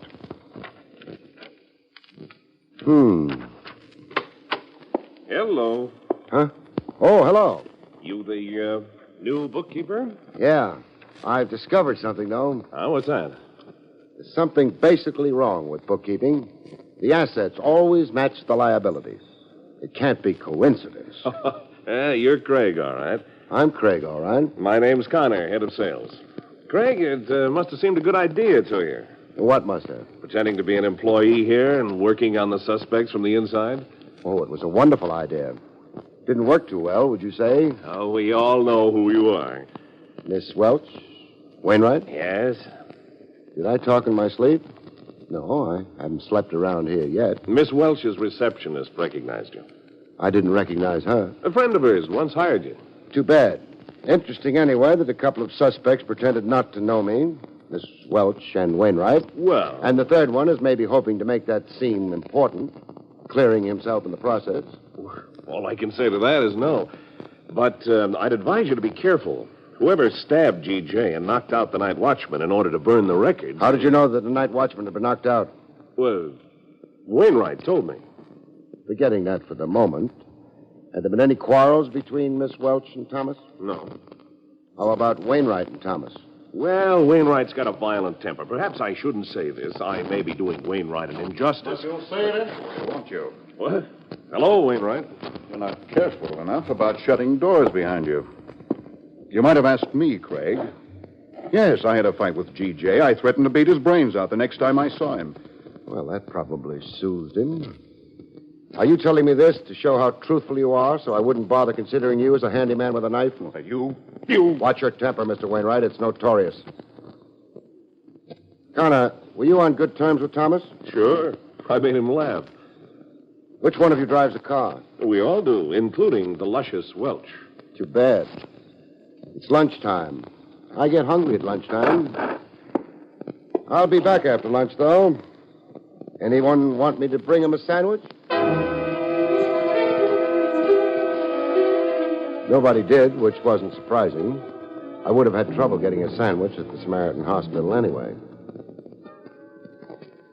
I haven't got much time, Dibble, but... It was nice of you to visit me. Not nice. I'm working. Dibble, could your accident this morning have been a genuine one? Oh, no. The car came right up on the sidewalk after me. Okay, next question. How much would it hurt you to be moved? Well, a bit, perhaps, but why do you ask? I want to take you back to the store with me. Is it important? Yes. Well, then it doesn't really matter how much it hurts, does it? It did hurt, but Dibble didn't whimper. I decided I liked him. I hoped I'd be able to keep him out of trouble. The trouble his late employer, G.J. Thomas, had run into.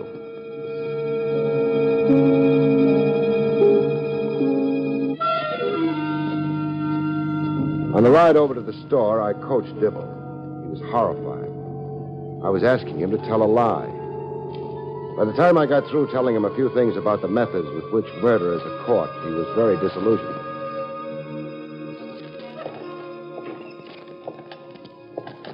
How's the wheelchair feel? Only way to take a walk. Won't everyone be surprised to see me here? Happily surprised, except one person. Who's that? The murderer. Now, the first stop, Wainwright's office. Now, let's get the door open. And make an entrance. What the devil? Now, hello, Mr. Wainwright. Meet Mr. Dibble. I know, Dibble. What happened to you, Dibble? Somebody tried to kill me. A rabbit like you? Even rabbits can be dangerous. Mr. Wainwright, would you mind getting hold of Mr. Connor and Miss Welch? Why? It might be fun. I don't think it will be fun. Well, do it anyway. After all, you know who I really am. Well, all right. Mr. Wainwright didn't seem very happy about something or other. He's not a happy man. Don't worry about it. You remember what I told you to do? I remember. Good. Good afternoon, gentlemen. Good afternoon, Mr. Connor. Brother, what a binge you must have had. I'm not hungover. I was run over. Oh, I'm sorry. I was just trying to be light and happy. The rest of our miserable little crew. Darling Miss Welch, stalwart Wainwright. Oh, of course, someone's missing. Who? G.J. Thomas, remember him? Shut up, Connor. Mr. Wainwright is so blunt, manly. If nobody minds, I'd like to point out that someone in this room murdered Thomas. I mind, but what can I do? Actually, there's no problem. The identity of the killer wasn't hard to establish. But there was a lot of confusion around that central point. It might help to clear it up. Well, go ahead. Clear it up. Thanks.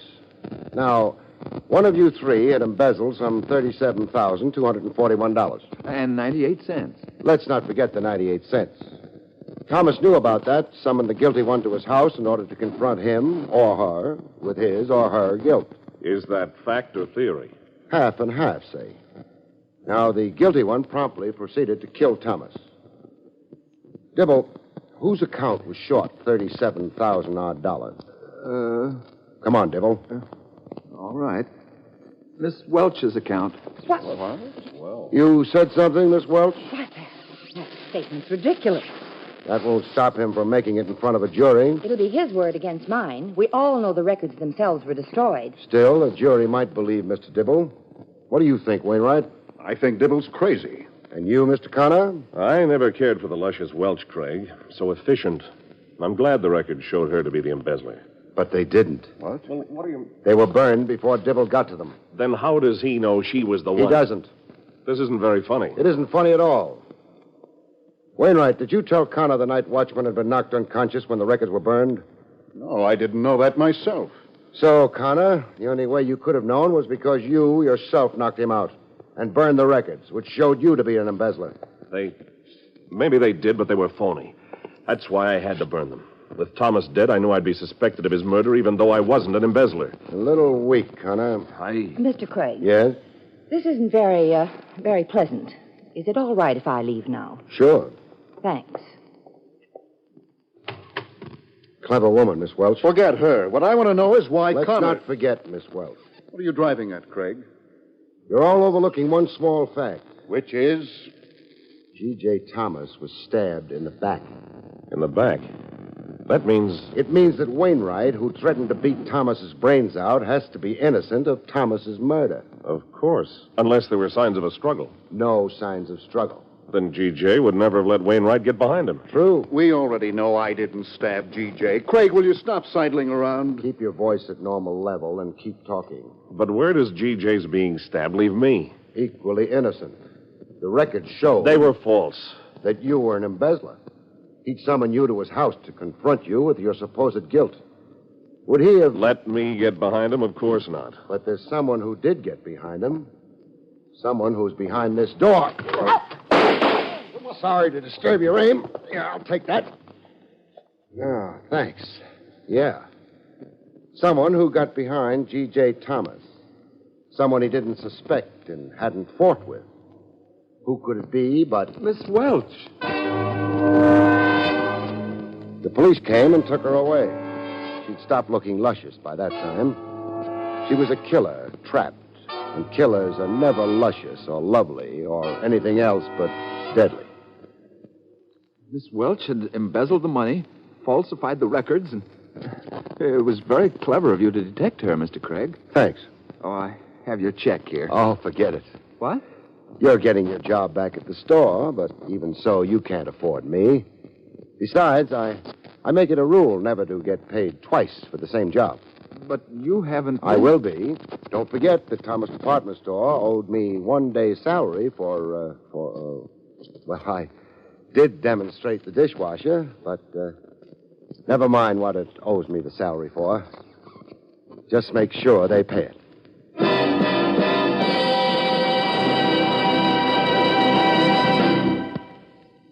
You have been listening to William Gargan in another exciting transcribed mystery drama from the adventures of Barrie Craig, confidential investigator. Tonight's story, Death's Bargain Basement, was written by Louis Vittes. Next week, it's the strange story of Midsummer Lunacy, about which Barrie Craig has this to say. In next week's story, Midsummer Lunacy, a fortune-hunting manicurist bites her nails down to the cuticles when the man of her schemes loses his mind easier than he loses his heart. Good night, folks. See you next week.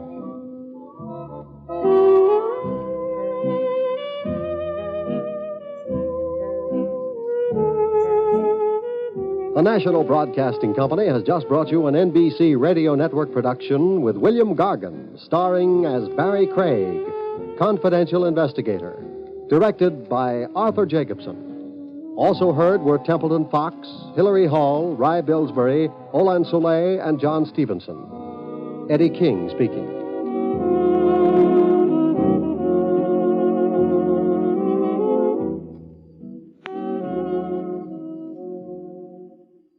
It's tough to be left out. Yes, ask any serviceman how it feels when the mail is being distributed.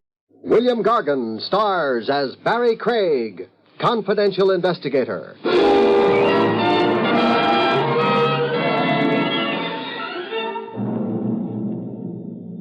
Here a guy called the deep type. It might be more a matter of geography than mentality. How deep is his grave?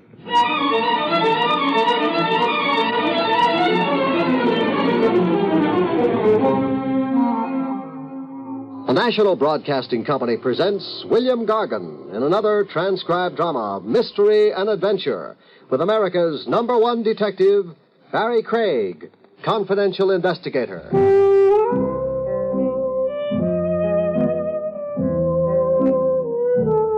Barrie Craig speaking. Work is where you find it. When the case of Harry Jarvis fell into my lap, I was 900 miles from home base, motoring south along the Florida highway. My destination, Miami. I wanted to see how horses were treating men at the big winter track. My usual annual stopover, about 100 miles this side of Miami, was a motel.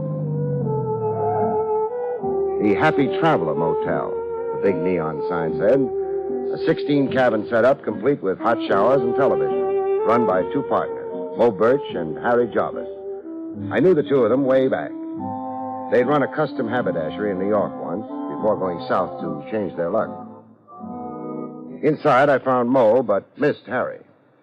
The last I seen Harry, he said goodbye. For keeps, Mo? Yeah. After you two being inseparable for 10 years? 12.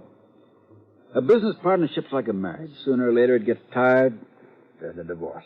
One way of looking at it. Who saw it first, you or Harry? Harry. You heard the words faithful unto death? Who hasn't? That's me. I'm a sentimental slob, Craig. To change the subject, how's business? You saw my vacancy signs driving in? Yeah. Then tell yourself the answer. Business is lousy. I thought the Happy Traveler Motel was a going concern. It was until Harry demanded his half interest in cash. Oh. The books couldn't liquidate Harry's claim and still balance, huh? Harry put $30,000 in his pocket. There wasn't even enough left to pay the towel and linen service. So where do you go from here? I don't know. You loved Harry. We knew ups and downs. Times were tough, we shared a crust of bread. Times were good, we bought each other diamond stick pins. Then what's really got you worried about Harry? Last spring, Harry married a cabaret girl, a Kiki Adams, a singer in a roadhouse. I didn't know that. A homely shrimp like Harry, 44 years old, not a hair on his bald head, taking a young cabaret chicken for a wife. 44 is the dangerous age for men, they say. A crack opens in your head. Yeah, and other things, Craig. The people Harry began to go around with, a bop musician, a hornblower with a crazy name, Bigelow Bernie. And the gangster in the silk suit. Gangster in the silk suit? Tony Saxon. They ran him out of New York. They ran him out of Miami. They ran Tony Saxon out of San Francisco, Seattle, Nevada, and Dubuque. Yeah. It could only be my imagination, something out of my nervousness for Harry, but the last days before we dissolved partnership, to me, Harry had a frightened look, like he was... Scared for his life? Yeah. And another strange thing. Yeah? He took his money and went. He had a bus ticket for Key West, he said. The bus at 6 o'clock that night. But? I asked the driver the next day, Krogan, the driver. He stops over here to grab a bite and wash up. How did Harry look to him on the bus, I asked. But no Harry. Krogan said Harry never got on that bus. You find it mysterious? What I find more mysterious is that Harry's wife, Kiki Adams, is still right here in town, in the same furnished apartment they rented last spring. Maybe Harry ditched her. Crazy the way he was over her? Impossible. Also, thinking from the angle of the wife, the cash opportunity she grabbed when she married the poor fish Harry. Harry's $30,000 in cash. Exactly. I asked you, would Kiki let a gold mine slip away on a bus? Craig, I need some help. Well, I figured only to stay overnight. Stick around, Craig. Find Harry for me. All right, I'll stay a few days. Try to find out what did happen to him. What cabin have I got? Cabin 4, the best. You get washed up, Craig. Then I'll broil you a steak.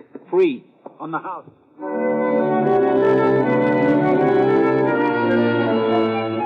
2.5 pounds of porterhouse steak later, with my stomach a foot in front of me, I went calling on Kiki Adams. 212 Elm Street. I had directions on me written out by Mo Birch.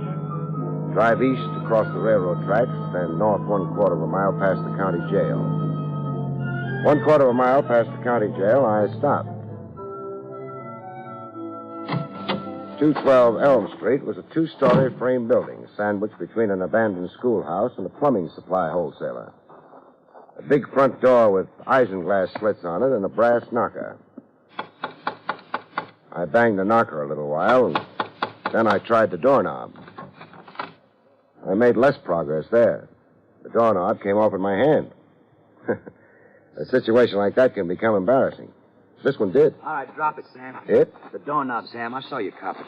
You misjudge me, friend. I'm on the steps there beating my feet. I got a cold eye on you, Sam. You're low down jelly belly to the grass. Jelly belly? Hey, what kind of jive? Bigelow Bernie, Sam, and don't scratch your violin at me. Bigelow Bernie. I've heard about you. You're the bop musician. Hey, man, who's been scatting scandal about Bigelow Bernie? Never mind who's been scatting. Look, I'm a detective. Barrie Craig. I'm here to visit a lady, Mrs. Harry Jarvis. Oh, Kiki, huh? My eye's getting colder, Sam. Where can I find Kiki Adams, Mrs. Harry Jarvis? At the downbeat? The downbeat? That the club she works in? That is. Thanks.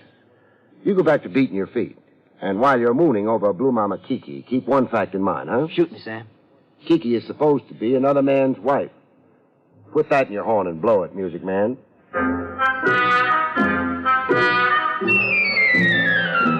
I caught up with Kiki a half hour before her cabaret act commenced. She was in her dressing room doing back bends. Say, you're wasting calisthenics, lady. Strengthening your back muscles won't do a thing for your voice. I'm off the singing bit, lover. Oh? Yeah. Too many canaries around. Every kid out of high school. I see what you mean. Oh, I get trampled in the mob. So I worked out a specialty number. Acrobatics, obviously. Well, more than that. I do a back bend while tooting on the sax. See it? Vividly. While in the back bend, there's a glass of bubbling champagne on the floor. You get off the sax and drink the champagne. Without spilling the drop. Will the act get me to Miami? Unquestionably. Who'd you say you were, lover? Barrie Craig. Sagittarius? Sagittarius? Your astrology sign. Oh, no. Taurus the bull, I think. Taurus?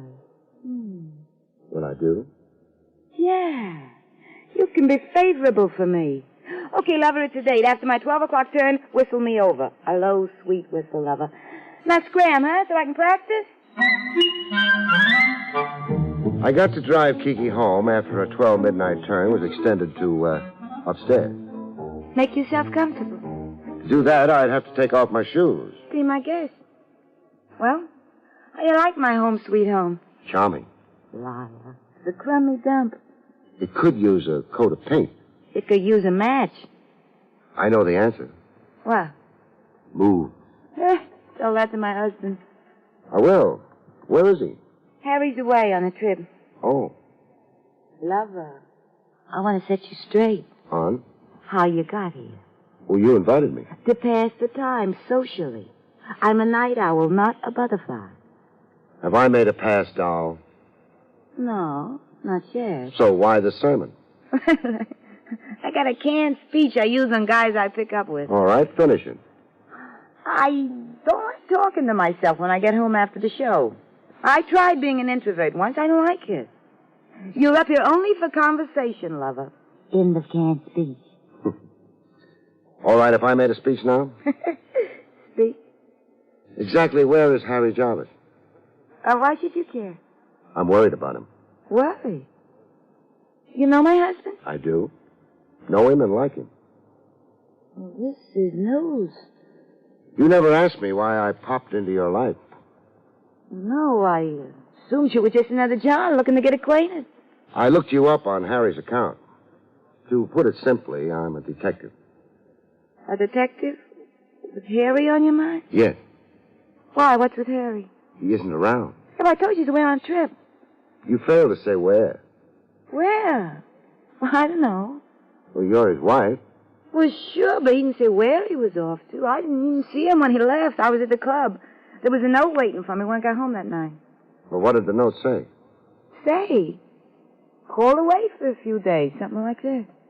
Well, when was this? No, 8 days ago. Where's the note? I got rid of her. What reason would I have to save her? Well, in these 8 days, has Harry contacted you? No. And you didn't find that strange? I guess I did a little, but... But? This may shock you. I'm shock-proof. It was a relief with Harry away, so I didn't worry too much about his silence. You see, Harry's in his middle age. But you married him. Yeah, I did. Why? Why? Search me, I ask myself. I'm going to ask you a big question now. Get on record with an honest answer, and you'll thank yourself sometime. What's the big question? Did you know Harry had liquidated his half-interest in the Happy Traveler Motel? That on or about 8 days ago, Harry had $30,000 in cash on him? Well, I knew he was selling out in the motel. I know he'd already done it without the cash. Something happened to Harry? Until I know better, I'm proceeding on that premise, Mrs. Jarvis.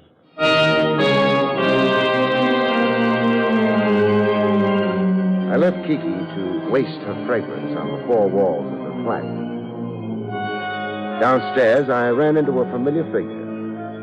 Back sitting on the next-door schoolhouse steps, busy, quote, beating his time, the bop musician, Bigelow Bernie. You're real low-down jelly belly to the grass, Sam. I don't rate the cold eye, Bernie. I did nothing but converse with Kiki upstairs. It's still you and her husband in the field. I mean, if Passion Flower upstairs still has a husband. What's your thought about that, Bernie? Harry will be home. Then, why do you sit outside here beating your time and mooning over Kiki? Another man's wife, and no chance for yourself, you can see. I got an answer for you, Sam. I'm dying to hear it. You see up there where I'm pointing? That flat under Kiki's? Yeah? I live there, Sam. I'm beating my time down here because I live up there. Bernie. Yes, Sam. What if it turns out Harry Jarvis is never coming home to Kiki? He left her? Could be, no? Oh, never. Okay, so Kiki's one dish a man doesn't walk out on. But suppose Harry doesn't ever come home for a wholly different reason. Man, only one reason would keep Harry from coming home. Okay, anticipate me. Go ahead. He'd have to be dead, Sam. Real gone. And is that what you mean by Harry not coming home? That's exactly what I mean. That Harry's dead? Dead. With you out in front now in the grab for Blue Mama. You hitting around and maybe I killed Harry? I'm asking you, would you kill Harry Jarvis? No, N.O., man. Then finger somebody for me. Somebody who would kill Harry. Hey, you were supposing before, now you're not. I've given up supposing. Come, Bernie, help the law and you help yourself. Well, man, if Harry is dead, there's only one man I know Who is this man? sporting a silk suit. Tony Saxon? Man, Tony Saxon. Why would Saxon want to kill Harry Jarvis? Money, Sam. Harry was into Tony Saxon for money. Gambling debts? Tony Saxon is a gambler. Where do I find Saxon in this town? 3 acres. That's the Fieldstone house on Chestnut and Raleigh. Man, Harry is dead, huh? That's my morbid surmise. Say, all right for me to go comfort the widow? I'd say it's more decent to wait until the corpse confirms that fact. You know, I'm glad I had this talk with you, Sam. No more feeling low down, jelly belly to grass, huh? Oh, no, I'm high in the stars, Sam, on a happiness jag. You sure go for Kiki. Oh, she's under my skin, Sam, under my quivering skin. Blue Mama Bigelow Bernie's blowing a high note tonight.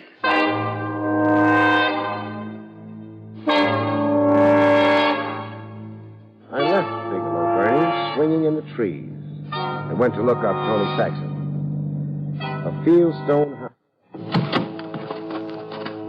The house was lit up like the people inside it were afraid of the dark. Every room inside and floodlights outside on the big lawn. To get in, you had to pass through a fence, what looked like an electric fence, to keep prowlers and police at bay. I looked for a buzzer, but couldn't find one for the life of me. While wondering how to get in, somebody solved the riddle for me. How do you do from behind that closed my eyes? I came to with something rattling in my ears. The rattling of bone like teeth. When I got my eyes open enough, I saw what it was. Chips. Ivory gambling chips on a green dice table. I was stretched out on the dice table. He's up 6 and 32. You win, Morty. Pick up your money. A sport in a black silk suit. Tony Saxon. What's this 6 and 32, mister? The time it took you to come to. We made a bet on it here. Me and Morty and Fatso. A bet on how long I'd be out? I said 10 minutes. Fatso there said 8. Morty's bet was 6 minutes. You were out 6 minutes and 32 seconds on my stopwatch. Morty's bet.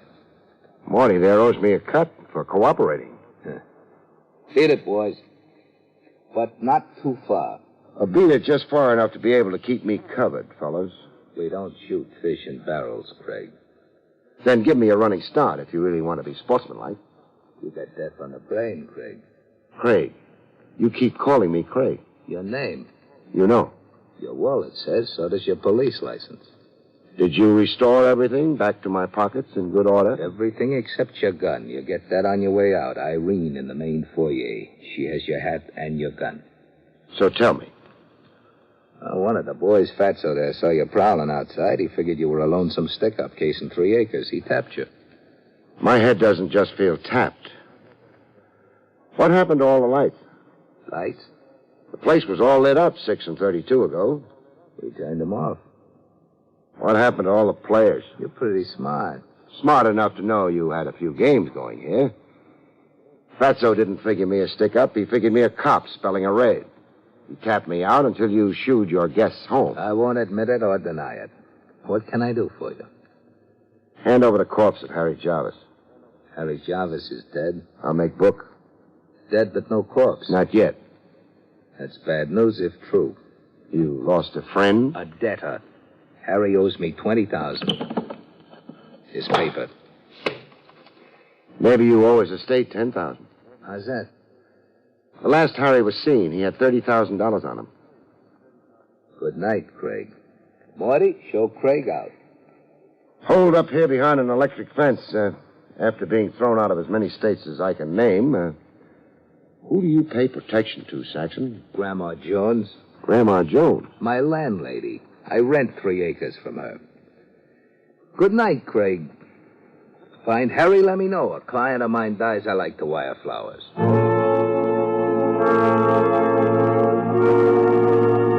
Outside Saxon's fortress wall, I found fresh company. A chap parked in my car, sprawled on the rear seat. He looked dead until he spoke. Don't you be alarmed, friend.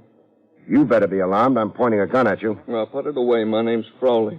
Bill Frawley. I'm the law here in Northgate. That is all the law they got this side of the county seat. Why don't you put the gun away? When I see the badge. Here it is. See, I was by a spruce across the street a while before, when that Saxton croupier came down on your head. You just watched the show? For now, I'm the law, but I'm peacefully inclined when it comes to Saxton's game. He's the county commissioner's problem, and I got my complaint about Saxton up with Commissioner Hawkins right now. Besides, I was standing under that spruce with other things claiming my thoughts. What other things? Harry Jarvis, is he dead? What's your answer to it? Dead. Same conclusion you came to, friend. How do you know? Well, see, I was talking to Bigelow Bernie after you had talked to him. Oh, I see. I got something down at the jailhouse now that kind of proves Harry Jarvis is dead. You have to come see? I do. Let's start it up.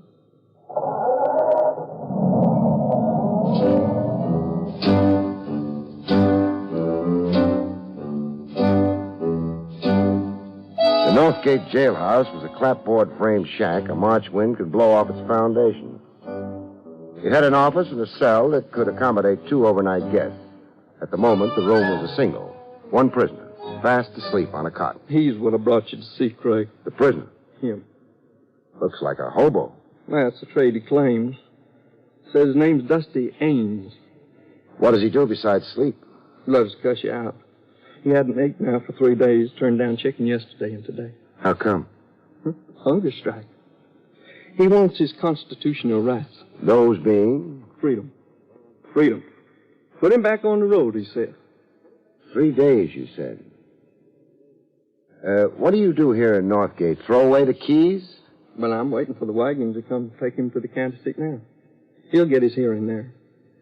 How does he connect with Harry Jarvis? I see the clothes on him? Yes. The striped and blue suit? Those yellow shoes? Well, who can miss them? I know the suit and yellow shoes like they're my own. Harry's clothes. This Dusty Ames was wearing Harry Jarvis's clothes when I picked him up over on Route 9.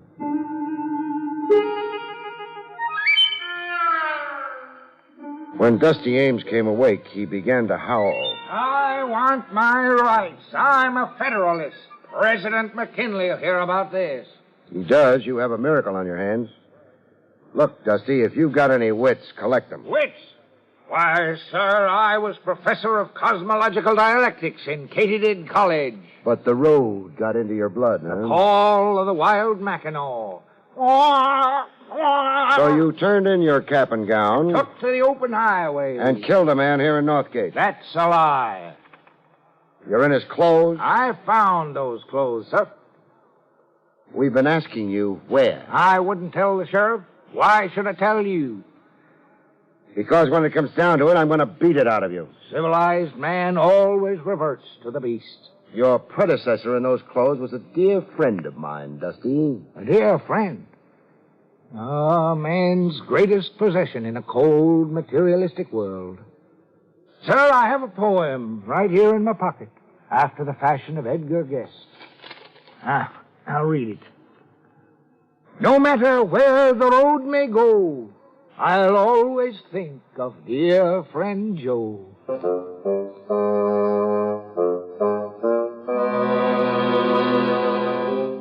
The bullfinch of the open road finally showed us where he'd found himself a new wardrobe. A tree hollow in the piney woods. The clothes were right in there, sir. Wrapped in tar paper, set to burn. See the cinders? Yeah, I see them. I had a time brushing soot off the bundle. Clothes smelled of smoke when I put them on. Some clothes have been burned. I find bits of charred fabric. And these, Sheriff. Shirt buttons. Yeah, some clothes had burned, and something stifled the fire.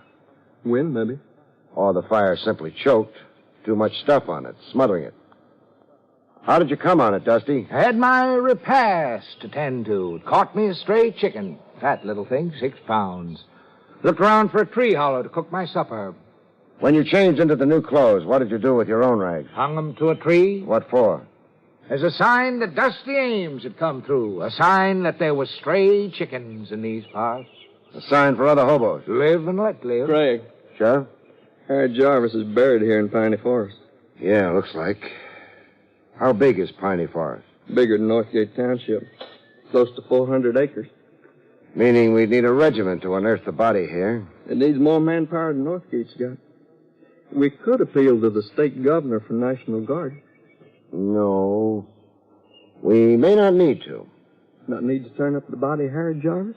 The time and labor and agony. We might be able to avoid all that. How's that? See if we can get the murderer to find the body for us. Now, that'd be a trick. Trick is exactly what I have in mind. Yeah. We'll try to make a trick do for manpower, Sheriff.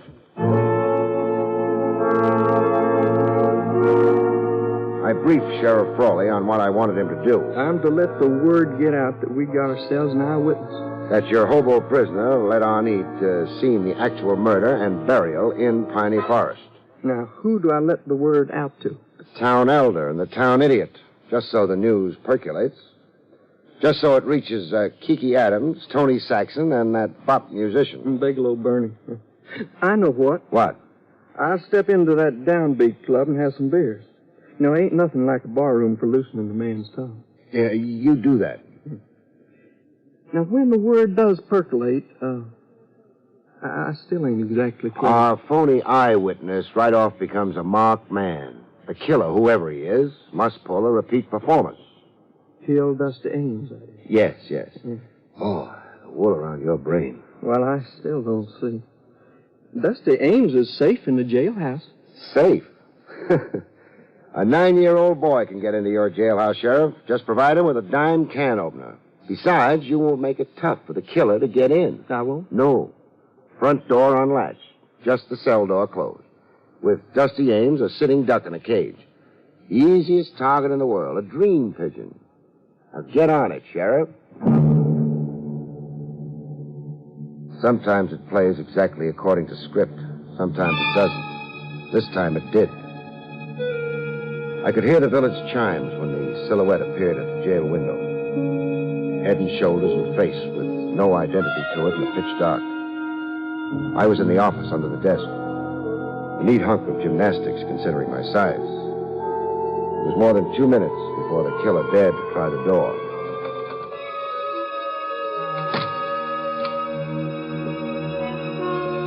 His feet were 6 inches from my nose when he stopped dead center in the office. I had to imagine the rest. My line of vision was too low now. I imagined him estimating the sleeping figure of Dusty Ames, estimating how to make his shots effective. I didn't wait for the murder of the hobo. I just took aim at a 45-degree angle from the floor and shot my pigeon in the leg. That's your killer. It's time for rejoicing. But I didn't feel that way this time. I only felt like getting drunk. It cut me like a fox playing games with a rabbit. How's your leg, Mo? On fire. Why didn't you aim higher? Mo, why did you ask me to find Harry? I asked you to find Harry to demonstrate to me how safe I was. I decided to make a test with you, a smart New York detective. If you couldn't catch me, nobody could. I could stop worrying. Well, you gave me a demonstration. You killed Harry for his $30,000. You've got it stashed away. I killed Harry because I was too old to start over again. We made a life together, and Harry was condemning me to death. Bankruptcy isn't death, Mo. At my age, it is. And my condition, it positively is. Your condition? Heart, liver, kidneys. Inside, I'm like a bombed-out Berlin. It was no time for me to start all over being young and ambitious. Mo, my thought is you're a little off. No, my friend. Say I'm worn out in the world, that's all. Just say that at 53, I, Mulbert, got so confused I fired a gun at Harry Jarvis. I want to know where you buried him, Mo. Sure. You want to know, and I'll tell you. Right now, I think. Sometimes you take no pleasure in the catch. Sometimes all you want to do is get drunk.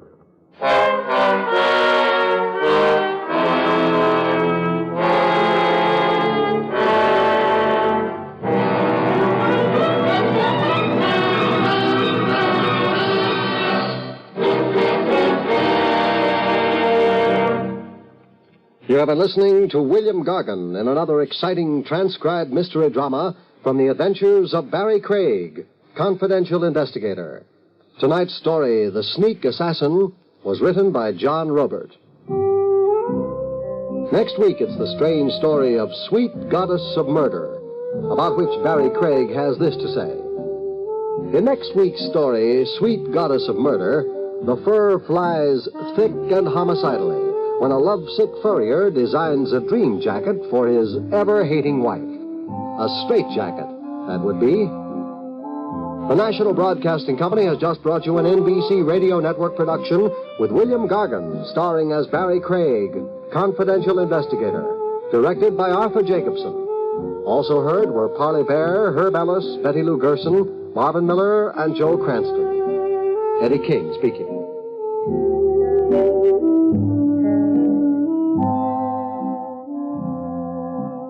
Follow the Abbotts in another exciting mystery tonight on most NBC radio stations.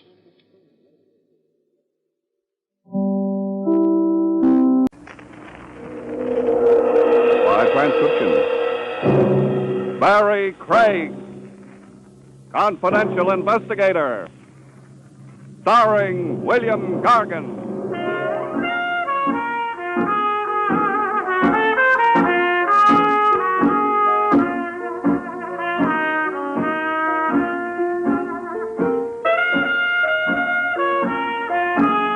Barrie Craig speaking. Detectives come in three sizes. City cops, big agencies, and guys like me with a small office and an insurance company retainer to pay the rent. Cops don't have to worry about getting cases, and the big agencies have branches from here to Shanghai. But from where I sit, you never can tell where your next case will come from. Last week, it started with my old brown suit. I'd been on a bodyguard case, and the suit looked as if I'd been sleeping in it for a week. There was a good reason for that. I had. I tucked it under one elbow and ducked into George the tailor's. George had a king-size shoebox in the basement of my office building. Morning, Mr. Craig. Hi, George. What can you do with this suit? If you like herringbone handkerchiefs, I could maybe salvage enough goods. All right, so I'm not Adolphe Monju. How about it? Tuesday? With the spots out, Thursday. Okay, Thursday. Oh, say, Mr. Craig, I wanted to ask you, I've got a problem. Well, what is it, George? Got a pair of plaid slacks with no coat to match? No, I'm serious. My wife says, George, you go to the police. But she wasn't here when that man came. What man? What's the pitch, George? The man said I need protection. Shakedown, huh? The man said I've got to pay $50 a week to stay open. He says, George, you wouldn't want trouble. Maybe a bottle of acid spilled on your racks. Did you pay him? Well, I didn't have $50. I told him to get out. Now I'm scared, Mr. Craig. Look, you're a detective. I want to hire you. You protect me. That won't work, George. Stopping a protection racket is a big operation. You need 24-hour guards, a whole setup to protect all the shop owners. Well, I could pay in installments. You've already paid for protection, George, your taxes. You better call in the cops. They're the only ones who can swing it. Oh, no. He said they'd beat me up. Maybe kill me. Look, George, I'll tell you what I'll do. I'll drop in at headquarters tomorrow and bend the lieutenant's ear. He'll give orders for a cop from the precinct to look after you. And start the ball rolling to find out who's behind this racket. Will you really do that for me, Mr. Craig? Sure. After all, I wouldn't want anything to happen to my brown suit. George disappeared in a spritz of steam, and I headed home. I put in a call to Lieutenant Edwards. He was out, so I left a message that I'd call in the morning. I was propped up in bed eating pretzels, reading a medium hard-boiled private eye opus, wondering where he found all the beautiful blondes with the low-cut problems when the phone rang. I left the intrepid sleuth under a falling blackjack and stretched for the receiver. Craig speaking. Mr. Craig, you've got to come quick. George? You've got to come down right away, Mr. Craig. Please. What's up? Somebody there? Hello, George. George! Hello, George! I slid into my shoes and took off across town. When I hit the pavement outside of George's shop, I had company. A hook and ladder, 2 pump engines, and a crowd of fire buffs who traveled to Denver to see a lit can of sterno. The smoke was pouring out of the cellar as I muscled my way through the police lines and ran into Lieutenant Edwards. What do you want to be when you grow up, Craig? A cop or a fireman? I'll take a rain check on the laugh, Lieutenant. What are you doing here? Just holding back the crowd. If you ask me, all these fire buffs are nuts. Anybody know what started the fire? Doubt it. Cleaners' stores go up like birthday candles all the time. What does George say? Who? George, the tailor. He runs the shop. Probably at home playing three-handed stuss. No. He lives in back of the shop. He called me from here. You sure he isn't around? Haven't seen him. Fire boy said the joint was clean. Maybe. We better find out. Hey, where you going? Inside. It's chilly out here. I grabbed a rubber Chesterfield from the hook and ladder and headed inside. The first flash had died down, and the shop was burning nicely at the proper temperature for browning a turkey quickly. Under the fireman's coat, I was beginning to baste in my own juice as I pushed into the back room. I found what I was looking for under the counter. George the tailor, dead. Carried him outside and knocked off a few minutes to pump the smoke out of my lungs and siphon a little oxygen in. You all right, Barry? You know where I can get a new pair of eyelashes? Craig, what are you doing sightseeing at a fire at this hour of the night? And how did you know that guy was in there? I told you, Lieutenant. George called me. He was up against the protection grift. He tried to hire me. I told him I'd have you look into it. Well? It's too late for a referral now. Yeah? Well, it looks like it's my baby now. You better give me the whole shooting match to date. I have. That's all I've got. Anything turned up on your end? Any other complaints of a protection shakedown? Not a mutter. You're lucky you're out of it. I'm not. I haven't welched on a client yet, and as far as I'm concerned, George was my client. Well, it's a good, clean pro job anyway. Tough to prove arson. Maybe not. I found this wedged under George. Plastic? Celluloid scrap. Comes in real handy. Stick a plumber's candle in a pile of it, and by the time it blazes up, the mechanic is clear to Nutley, New Jersey to establish his alibi. Celluloid, huh? Well, then I'd better make my call in. Arson. Yeah, and while you've got the precinct on the wire, just casually mention murder. The bus from Bellevue rolled up, and they loaded George's body in the back. I watched it pull away. Then a hand fell on my shoulder. I turned around slow and found a pair of thick eyeglasses staring right through me. Mr. Craig, I'm Alfred Whittington. Oh, look out for the lapel. This has just become my only suit. You're the confidential investigator, aren't you? I've got a license. I want to hire you. I pay rent on an office that's open during business hours. If you don't mind, right now I'm tired and a little burnt around the edges. I overheard your conversation with Lieutenant Edwards. You'll get your ear pinched in a keyhole that way. I'd like to talk to you, Craig. Perhaps my apartment? Perhaps not. Would it interest you if I told you I want to retain a detective to find out who killed George the tailor? Oh? All right, Mr. Whittington, as you say. Let's go to your apartment. We rode uptown in the caddy and had to bend to get around corners. The name clicked as we crossed 42nd Street. Alfred P. Whittington. He ran the newspaper that did the big crime series this year. They got Stretch Longo to talk and almost pinned half a dozen rackets on the coattails of Herman Jess, the big operator. Of course, they had to put Longo together with Scotch tape for the funeral, but it made nice reading, and Herman Jess had left town until it all blew over. Whittington's apartment was in the penthouse on top of the newspaper building. We sailed up in a private lift and waded through the nap to his library. It was the kind of a room you see behind the iron gray hair and the whiskey ads. Whittington was a little cozy about speaking his piece, so we discussed interior decoration till he got ready to make the plunge. I had this room specially designed for my hobbies. Oh, looks like you make a hobby of hobbies. Guns, original oil paintings, and that fish tank is big enough for a stunted whale. Oh, that isn't all. I've got movie editing equipment in those cabinets. Color slide projector. I'm very interested in photography. All you need is an erector set. Look, Mr. Whittington, I'm not writing an article for House Beautiful magazine. Of course, I just like to get to know a man before I talk business. With me, it's the other way around, so let's have it. You know, of course, the paper's been running a series on crime in the city. The board of directors is very anxious to continue. They've so instructed me. Where do I fit in? I heard you say you were going to work on this protection racket. That's right. Do you still intend to? Up to the top. Good. We can help each other, Craig. I want to retain you on behalf of the paper. What happened to your reporters? Measles? Contrary to popular fiction, reporters aren't trained as detectives. You are. What do you want? Whatever you can get. Of course, I want reports direct to me, strictly confidential. That comes with the price of the entree. Our legal staff will have to go over everything before we print it. And nobody's to know you're working for me. Bashful? Discreet. The staff here would feel I didn't have confidence in them. Don't you? When I want a job done right, I go to a professional. I want the truth, no matter whom it involves. But I want the story exclusive, as it develops, step by step. All right. Then you're my second client, because George the tailor comes first. Next morning, I went down to the insurance company that pays me that nice, steady retainer, rain or shine. I waded through the acre of desks in the outer office and rapped on the glass door marked Arthur B. Goldsmith. Art was the company expert on fires. He knew enough angles on arson to burn out an asbestos mine. I planted the scrap of celluloid I found under George the tailor on his desk and flipped over a few questions. No soap, Barry. Celluloid is standard equipment. It doesn't point to anybody?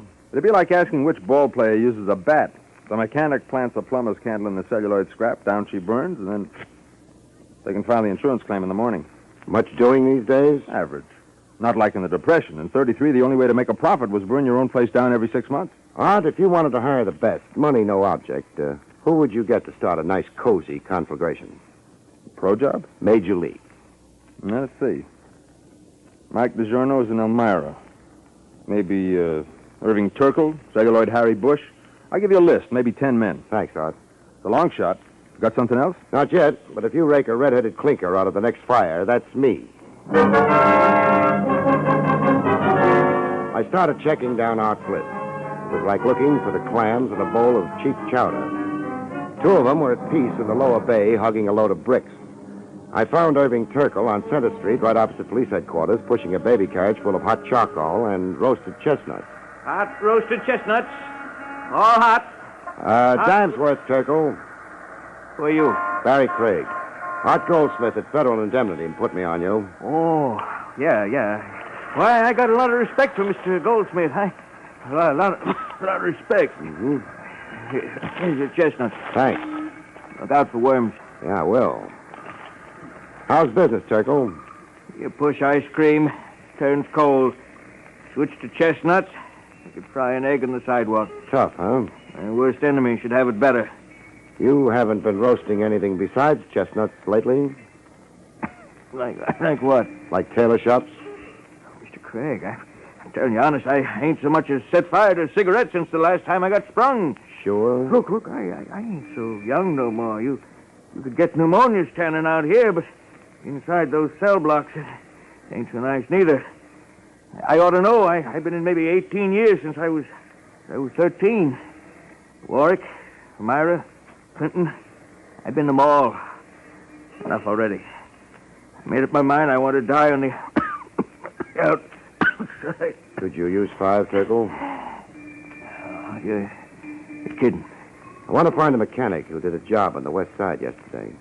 A tailor shop? You know about it? I read it in the paper. I got a list from Art Goldsmith. Save me some time, and it's worth a thin. Mr. Goldsmith, shouldn't ought to put me on the list. I retired. I wouldn't... How about the rest of them? Well, I heard somebody the other day saying Harry Bush made a good connection. Where can I find him? Look, Mr. Craig, I'm on my own now. There wouldn't nobody even feel bad if I got took. I'll cover you, Turkle. All right. Harry Bush has got a drop from Long Island City. Easy Glide roller skating rink. All right, Turkle. Thanks a lot. You tell Mr. Goldsmith I'm retired. You tell him that. I got a lot of respect for Mr. Goldsmith. Excuse me, I got to get back to work. Chestnuts. Hot roasted chestnuts.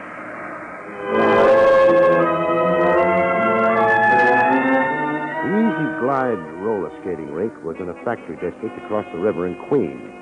It was an oversized barn with high school kids on wheels where the cows should be. I managed to collide with a redhead in a turtleneck sweater and one of those velvet skating skirts that looked like the paper panties on a lamb chop, and she told me where to look for Harry Bush. There was a sign on the door that said, "Manager, keep out," but I decided to overlook it.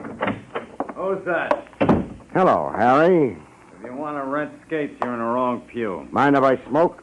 Who are you? We got a light, a match, maybe a plumber's candle? What are you, cop? Private license, Barrie Craig. It's a nice drop you've got here, Harry. What are you talking about? I'm the manager of this Been joint. to any good fires lately? What would I be doing at a fire? Lighting it. They say around town, celluloid Harry Bush is working again. You're in the protection racket up to your pointy ears. You're crazy, Craig. I haven't been near a tailor shop. Yeah? I didn't mention any names, Harry. I just said protection. How did you happen to think of tailor shops? I read about it in this morning's paper. They're still burning people for murder in this state, Harry. But then you won't mind. You like fire. I wouldn't even get booked. Listen, Craig, I don't care what you think. It ain't going to do you no good. Somebody covering for you, Harry? What do you think? Who is it? Why don't you find out? Maybe I will. So long, Firefly. Outside, I parked my shoulders against the wall just around the corner and went into a trance. I didn't have long to wait. Celluloid Harry came bouncing out in less than 5 minutes and headed for town. I stuck with him like bubblegum till he ducked into a doorway in the East 60s.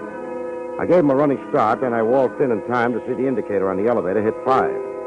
I ran a finger down the directory. There were only 2 officers on 5. Dr. Martin Podudlik, DDS, and an outfit named Star Enterprises that could stand for anything. I grabbed the elevator on the next bounce and punched the button marked 5. I put my shoulder to the door marked Star Enterprises and heaved.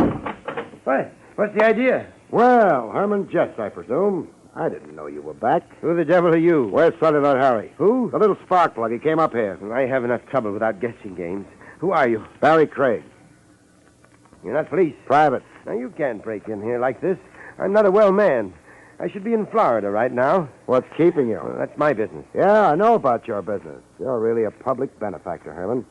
Where would a kid get a reefer without you, huh? Yeah. Now, look, the doctor said I shouldn't get excited now. That must be a handicap in running your racket. I'm not in rackets anymore. I'm retired. What makes you think I'm going to believe that? Now, does it look like I'm running a business here? Well, no, but... I've got no desk, no files, not even a telephone. Now, the doctor says I've got to have absolute quiet. All right, then. Just tell me where Celluloid Harry is, and I'll stop disturbing the peace. Now, look, Craig. You want somebody named Harry. I haven't got him. There's only one door here, and you came through it. Now, take a quick look in the closet and walk out of here. My heart can take just so much. I'll take you up on that, Jess. Not even a bone. Now, kindly leave. Okay, Jess. But if you haven't quit the rackets, I'm warning you now. I'm after the mechanic that burned George the tailor and the man who bought him. Clear up to the top. Put that in your blood pressure and smoke it. I started for the door with a sinking feeling that I was a sucker in a new-style shell game. Celluloid Harry had to be in Jess's office. Unless he was under the rug, I couldn't see him. The elevator door was just sliding closed as I reached it. I got a quick shot of a pretty picture. Celluloid Harry with his finger on the first-floor button. The door slammed, and I stared at the arrow as it swung around. It didn't add up. It wasn't in Jess's office. The only other room on the floor was the dentist. I decided to develop a toothache.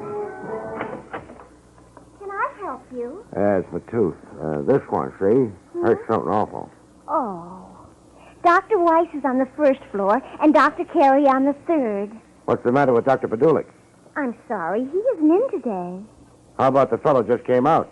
There's been nobody here. Then I guess I made a mistake. By the way, you like roller skating? I beg your pardon? Nothing. A book of matches on your desk says Easy Glide Roller Rink. I thought maybe you liked to skate.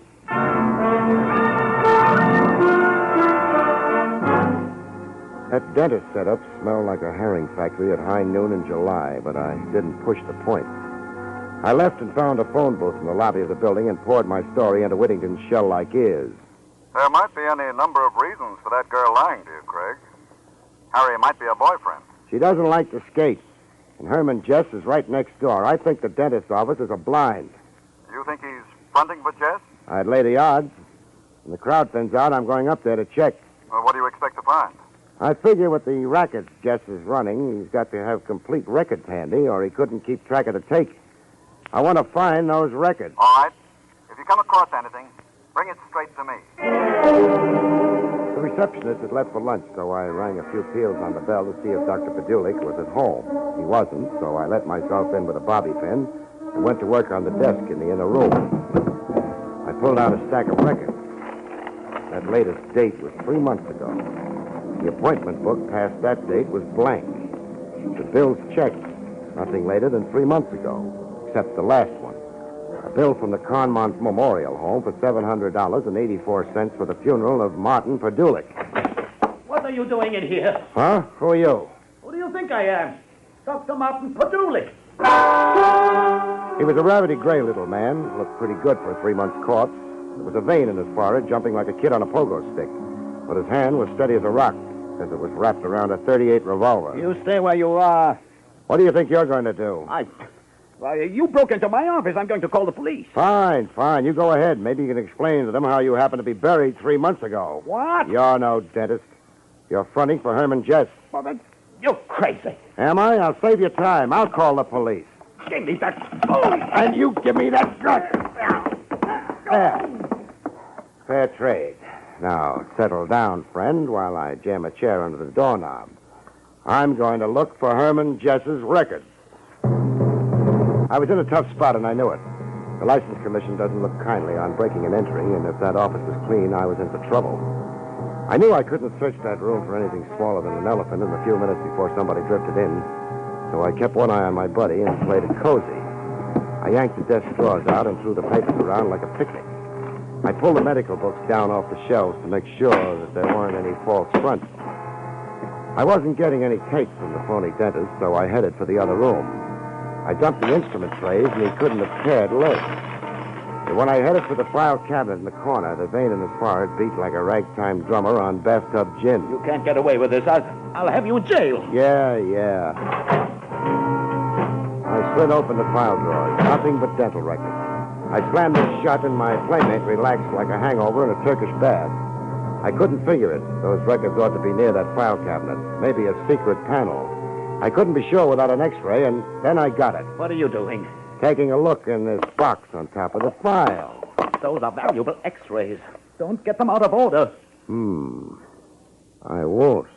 I'm taking them with me. This first batch are teeth, all right. But from here on, these pictures didn't come from anybody's mouth. Not unless his molars kept double-entry books. Oh, company. Let me in. I know you're in there, Craig. Not for long. Which way is the nearest fire escape? Hurry! I've got him! In the pig's eye, friend!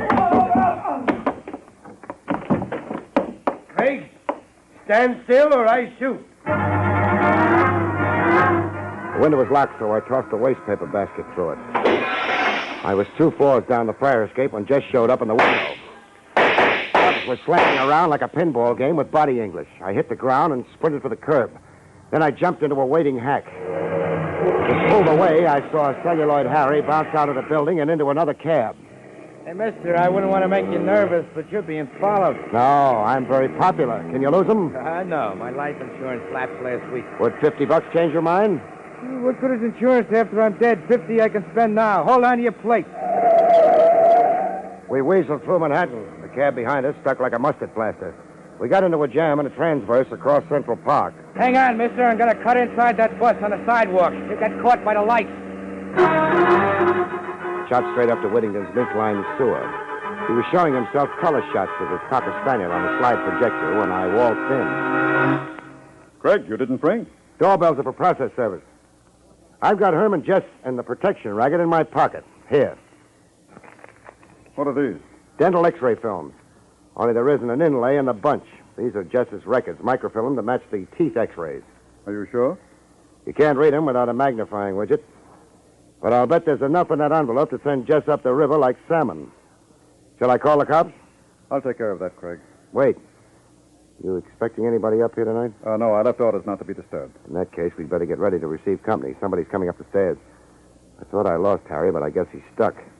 Chuck that envelope in the fish tank. What the? Go ahead. It won't hurt the film.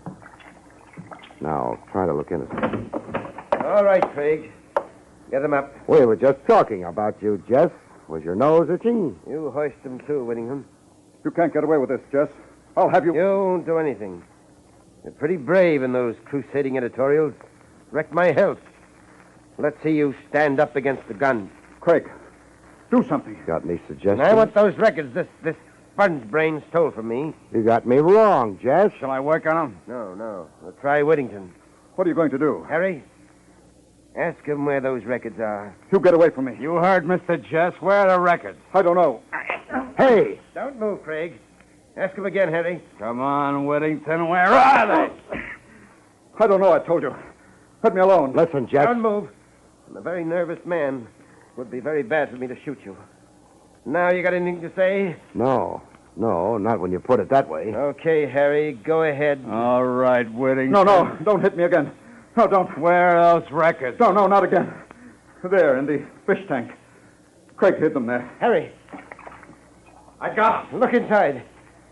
It's films, all right. All right, we're getting out of here. Come on, Harry. What's that?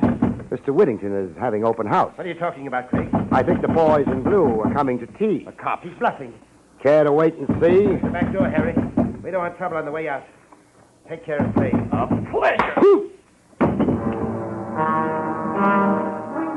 Harry was behind me when he let me have it with the butt end of his gun.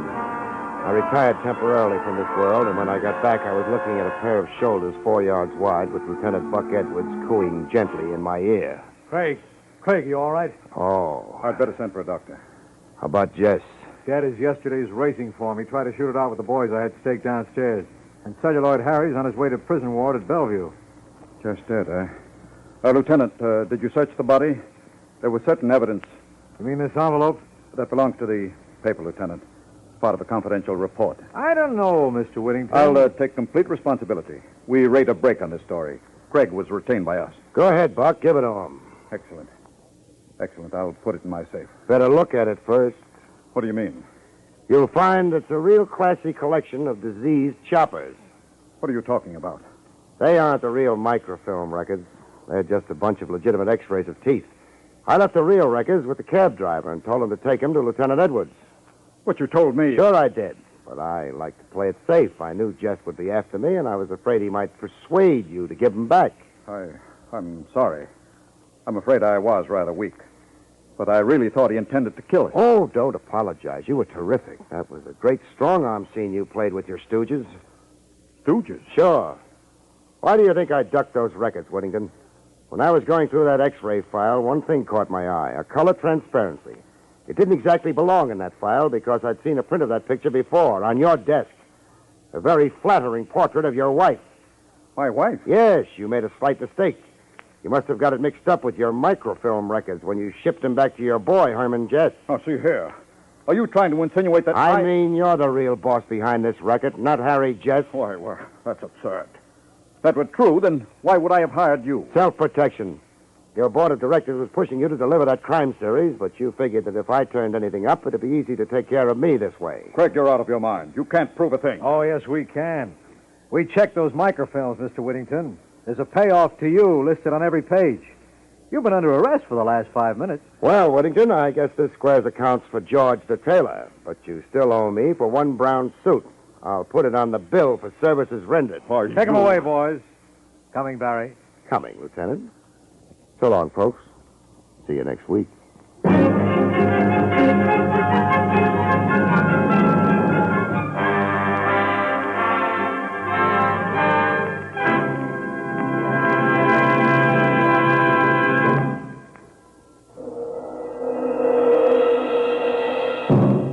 You have just heard Barrie Craig, Confidential Investigator, starring William Gargan.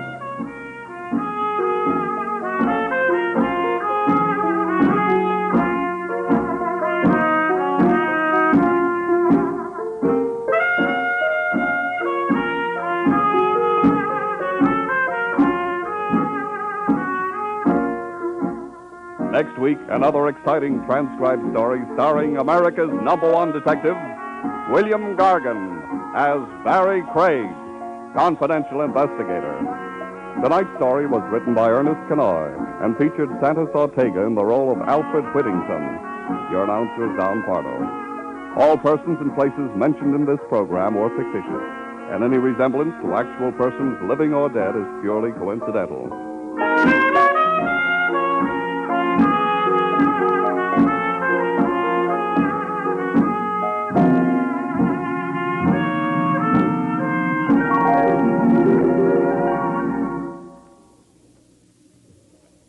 Three chimes mean good times on NBC. Till we meet again next Wednesday for another hard-hitting adventure with Barrie Craig, Confidential Investigator, let me give you a brief rundown of the adventure shows you can hear on NBC. Tomorrow night on NBC, there are a trio of action programs starting off with Mr. Keene, Tracer of Lost Persons, as he investigates another thrilling mystery. Then Dragnet brings you an authentic criminal case history as taken from the files of the Los Angeles police. Later, Counter Spy is called in to solve a case which threatens to endanger our national security. Then on Saturday, screen actor Brian Dunleavy takes you down the shadow-filled corridors of mystery on another dangerous assignment. On Sunday, NBC's adventure shows include a spine-tingling visit with Martin Caine, Private Eye, followed by the exciting story of The Whisperer. Later, Douglas Fairbanks is featured in The Silent Men with authentic action stories about your government security agents. On Monday, Herbert Marshall comes to the NBC microphone to assume the mysterious identity of the man called X. Then Tuesday night, hear Big Town, and another pulse-quickening story is told by editor Steve Wilson of the Illustrated Press. Well, there you have a complete roundup of the top mystery shows you can hear on NBC. Next Wednesday night, we hope you'll be back with us for another adventure with William Gargan as Barrie Craig, confidential investigator. Now it's Meredith Wilson's Music Room on NBC.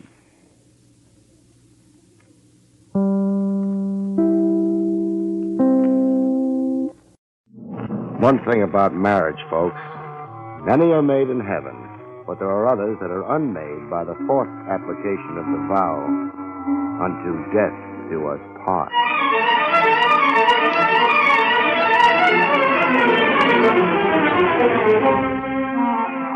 The National Broadcasting Company presents William Gargan in another transcribed drama of mystery and adventure with America's #1 detective, Barrie Craig, confidential investigator.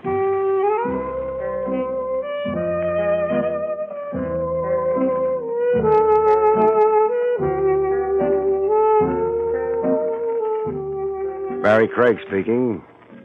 That's the name, Barrie Craig. You rent an office on the 3rd floor of the old Mercantile building.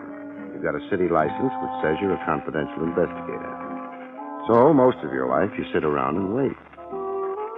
Some of the guys in the business hire blondes and call them secretaries. Others confide in cab drivers, bend bartenders' ears, even buy dictating machines. Maybe it helps them forget that they're the loneliest guys in the world, because nobody really talks to you. The suspicious wives, the frightened parents, the desperate kids who walk into your office never even see you. To them, you're a license, a pair of ears, and sometimes a gun. Nothing human. And after a while, maybe you're not. It's open. How do you lock this door? There's a thing underneath the doorknob there. You slide it over. Oh, yeah. You're Barrie Craig. Yeah. You're not doing very well, are you? I could write my name on the dust on your desk. What name would that be? Wilma Lord. How do you do, Miss Lord? Mr. Craig, have you ever killed anyone? Not for a fee. Will you answer a question about the weather? I don't know much about the weather. Well, why'd you lock the door behind you, Miss Lord? I can't have anybody see me here. There's a woman comes around a couple of times a week. I'll speak to her about the dust. Oh, that's not... I'm going to marry a man named John Waring. Uh-huh. He's older than I am, a lot older. It's a question of taste. He's rich. Sweetens the taste. We're going to be married in a few weeks. I want nothing to happen to that marriage. I'll hire you. Cupid Craig, with a dollar sign in front of the Cupid. What do you think might happen? Death. Something wrong with Waring's health? You've heard of murder, haven't you? I've heard of it. Whose murder, yours or Waring's? The door's locked. Whose murder? I can't say. Is there another way out? Back of the water cooler. Leads to the back hallway and the fire stairs. I'll phone you. Sure.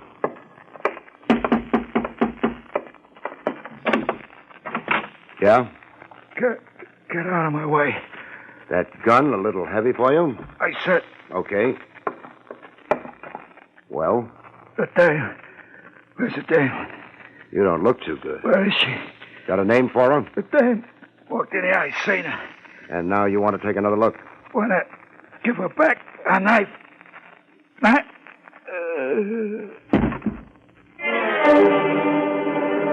The floor stopped him.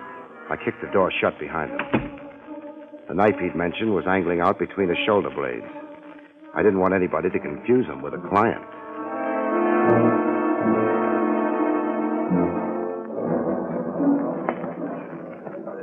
The homicide squad arrived and went to work. I don't like watching the boys. They're too smooth. I start thinking of all the stiffs they've practiced on. I shut my eyes. Are we boring you, Craig? Lieutenant Rogers, I've seen it all before. Too bad. If only we could work out an entirely new approach. Then perhaps you'd watch us, Stop being so tough, Trav. Everybody's forgiven you for having gone to college. Thanks. You're welcome. Craig, the story's no good. The only one I've got on hand. I'll tell you why it's no good. The punk there with the knife in his back was on the Harry Otis payroll. Oh?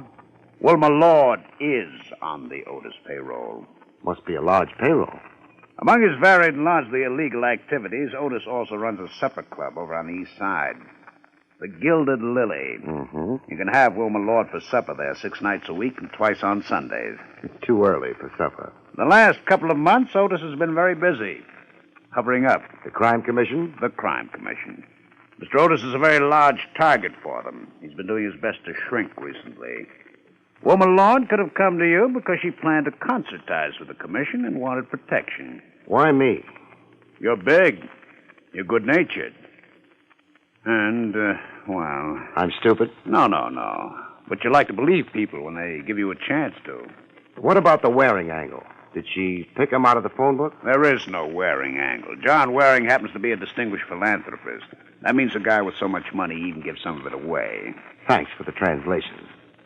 I still believe Wilma Lord's story. Why? Because she's young, beautiful?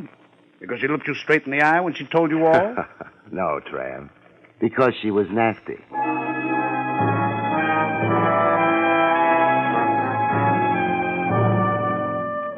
Homicide wound up and went away. One nice thing about it, after they were through, the office no longer needed dusting. The clock in the church tower across the street made noises. So, after a while, did my stomach. But I was waiting for a phone call. Maybe the cops would get Wilma Lord before she could reach a phone. Maybe Wilma Lord had no intention of phoning me. I've been a sucker before. I prefer it to being a wise guy. So I listened to the bell, ignored my stomach, and was rewarded. Hello? Mr. Craig? Yeah, It's late. I thought you might have gone home. I'm still here. You're alone? Yeah, I've got to see you. That is, if after what happened you want to. I want to. I always believe a client. I didn't know you'd taken the case. Where do we meet? Well, not here at my apartment. It's too dangerous. Wait a minute. Would there be a couple of cops sitting on your lap by any chance? No. Why not? They've got an alarm out for you. Well, the apartment isn't in my name. Look, let's make it the park, the 67th Street entrance, in an hour. The park in an hour. Oh, Miss Lord. Yes. Don't bring a friend.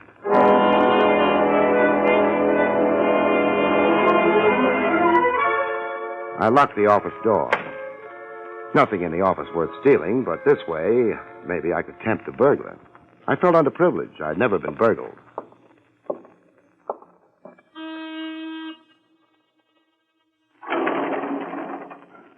Hey, Mr. Craig. Never mind the glad greetings, Jake. Terrible tragedy you had, Mr. Craig. That's what I meant. Stop licking your chops and let's ride downstairs, huh? Terrible tragedy. Lieutenant Rogers says he didn't bleed much. You take the lieutenant's word for it. By the way, Jake, did the corpse come up in the elevator? Lieutenant asked me that. A coincidence. Did he? Yeah. Come up in the elevator. Didn't have that knife in his back at the time, though. Maybe the elevator was too crowded. Oh, I hadn't thought of that. How about the girl? She come up the same trip? Lieutenant asked me that, too. Whatever made you give up that farm in Vermont, Jake? Got tired of watching the Four Seasons. What I told the lieutenant was maybe she did come up in the elevator, but I didn't see her. Uh-huh. How about opening the door? And if she was young and pretty, like the lieutenant said, why, I'd have spotted her. Sure, after all your experience with the Four Seasons. Jake, how about... Oh, I keep forgetting.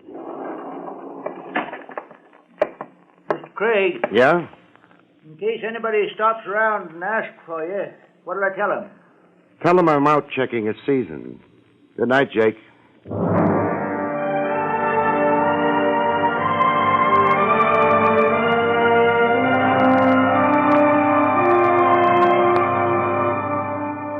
The park was close enough so I could take a couple of hamburgers aboard at Willie's wagon. A couple of hamburgers and a cup of the stuff Willie calls coffee. Willie keeps his coffee urn shined. I was facing it. What I saw in the urn looked like what you see in the distorting mirrors in the Coney Island funhouse, except not so funny. Willie! You got a complaint? Take it up with the mayor. Take a look over my left shoulder, Willie. Oh, it's gorgeous. You want I should pin a gardenia on it? Somebody looking into the wagon had his face plastered against the window. I don't want to turn and tip him off. Huh? You hitting the pipe again? No face? I bet you inhale, too. Oh, forget it, Willie. You must have ducked. Here. Take that up with the Bureau of Internal Revenue. Boy, you throwing dough around. What's the matter? You had a horse in the fifth? No, I had a corpse in the third.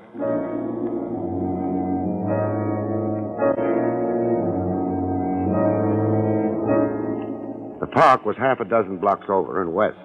I couldn't spot a tail on me, which didn't mean a thing. Good tails don't get spotted, especially working on me. I'm easy to keep in sight from a long way off. Nobody had moved the park around. The 67th Street entrance looked cozy and dark.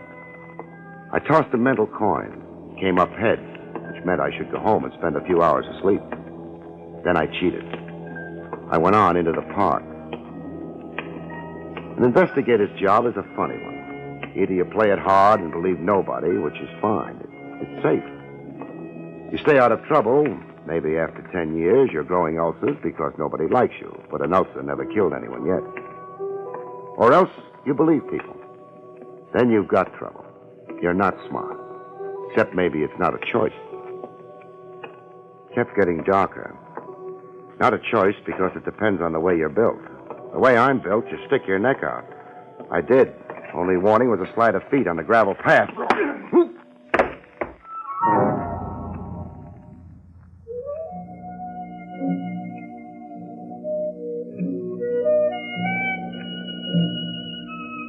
If you hit on the head hard enough, you get knocked out. All you remember afterwards is getting up. It's a memory you're willing to trade cheap. The guy looks like he is returning to us, Mr. Otis. He might have fractured his skull, Beeper. Private eyes have got very thick skulls. All I know is I read about them all the time. Private eyes are always getting bopped on the skull. It don't bother him. It bothers me. Beeper, help the gentleman. Never mind. Mr. Craig. I've got a headache. I'm sorry Beeper is so enthusiastic. Send him over a little closer to me. I'll calm him down. I'm afraid not, Mr. Craig. Beeper is armed. He was acting on instructions from me. Was he supposed to bring me in alive? I'm not that funny. How did he find me in the park? He trailed you there from your office. Uh-huh. Rather a cold, unpleasant night, Mr. Craig. You often walk in the park. I managed to get there from time to time. You wouldn't have been meeting anyone there? I could use a couple of aspirins. Beeper was perhaps a little impatient. How was I supposed to know he had an appointment? Beeper. I beg your pardon, Mr. Otis. Well, Craig? I could still use those aspirins. I see. Well, perhaps it isn't very important. What's more to the point, Mr. Craig, you had a visitor this afternoon. I had lots of visitors, most of them in uniform. I'm referring to the gentleman who preceded the police. The gentleman whose untimely death was responsible for the visit. You didn't happen to kill him by any chance? The cops didn't think so. They might be prejudiced. Also, you may have pleaded self-defense. Otis, you know better than that. A man like you has pipelines to the department. Very well. A question, then. What was the gentleman... You mean the punk with the knife in his back? ...doing in your office? He was dying there. Hey, I'm hearing music. A ringing in my ears? A rather good little orchestra. They'd be insulted by your description. Don't tell them about it. This wouldn't happen to be the Gilded Lily, would it? You know the place? Sure. Some of my best friends have had supper in it. What was Jimmy doing in your office? A punk? He might have been looking for a confidential investigator. Oh? For what purpose? To help him find his lost innocence, maybe. Beeper. I'm not joking. What job was he doing for you? What makes you think he was doing anything at all for me? He was on your payroll? Indeed. The cops told me. They're blabbermouths. Pity about the civil service. Things would be so much easier otherwise. You could buy more for less, huh? You're not going to tell me why Jimmy came into your office? I didn't say that. I'll tell you why. He was looking for the owner of the knife in his back. Oh? He never got around to telling me who it was. Would you like some information? Very much. At what price? We'll discuss that later. The information goes like this. Your boy came up in the elevator. He didn't have the knife in him then. He did have when he got to my office. So... Someone presented him with a knife someplace between the elevator on your floor and your office. Yeah. One thing more. It wasn't right outside the office door. Oh? He got it near the elevator. He went down. There are a couple of bloodstains on the hall floor indicating that. He went down, stayed down for a while, pulled himself to his feet, and made it to me. Why? You didn't like my previous suggestion? No. Craig, whom did Jimmy follow to your office?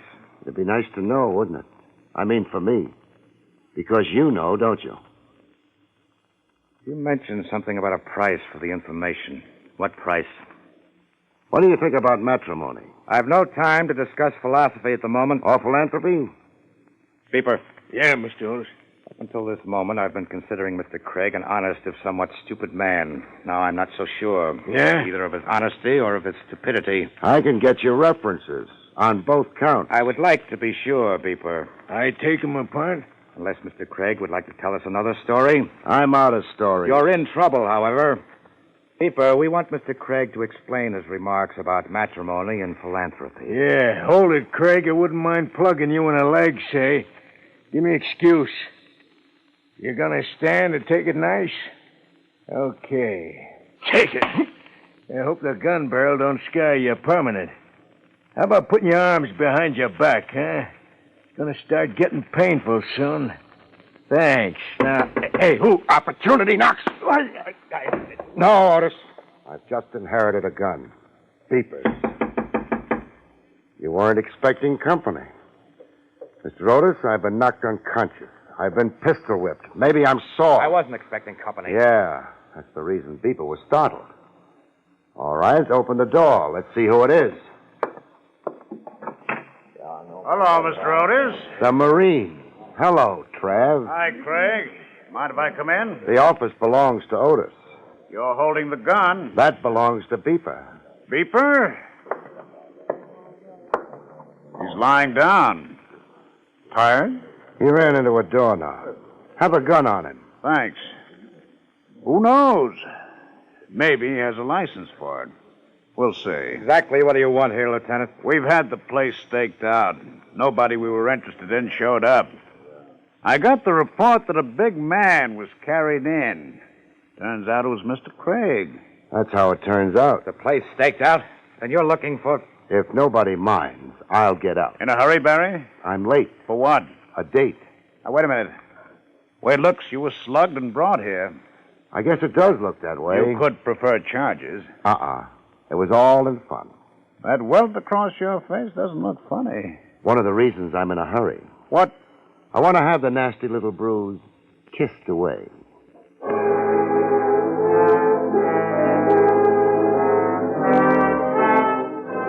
Lieutenant Rogers didn't argue with me.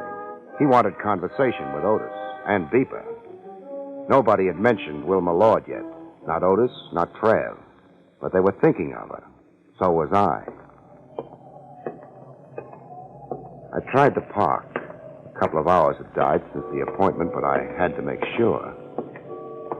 I made sure. Maybe Wilma Lord had been waiting for me. Maybe not. Either way, she wasn't waiting anymore.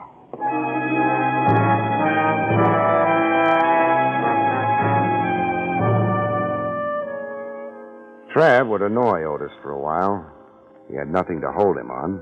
He had nothing to hold Beeper on. For a while, Otis and Beeper would be busy with the lieutenant. After that, they might be busy about something else. I remembered Trav's definition of a philanthropist. I could use some money.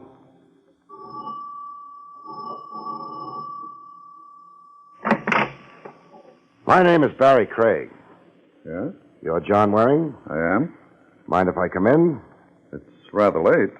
So late you sent the butler to bed, huh? Well, that is hardly... Who did you say you were? Barrie Craig. Should I know you? Yes. Why? Because you're a philanthropist. Good night. I didn't finish. Because you're a philanthropist about to get married. Come in. Thanks. In here, if you please.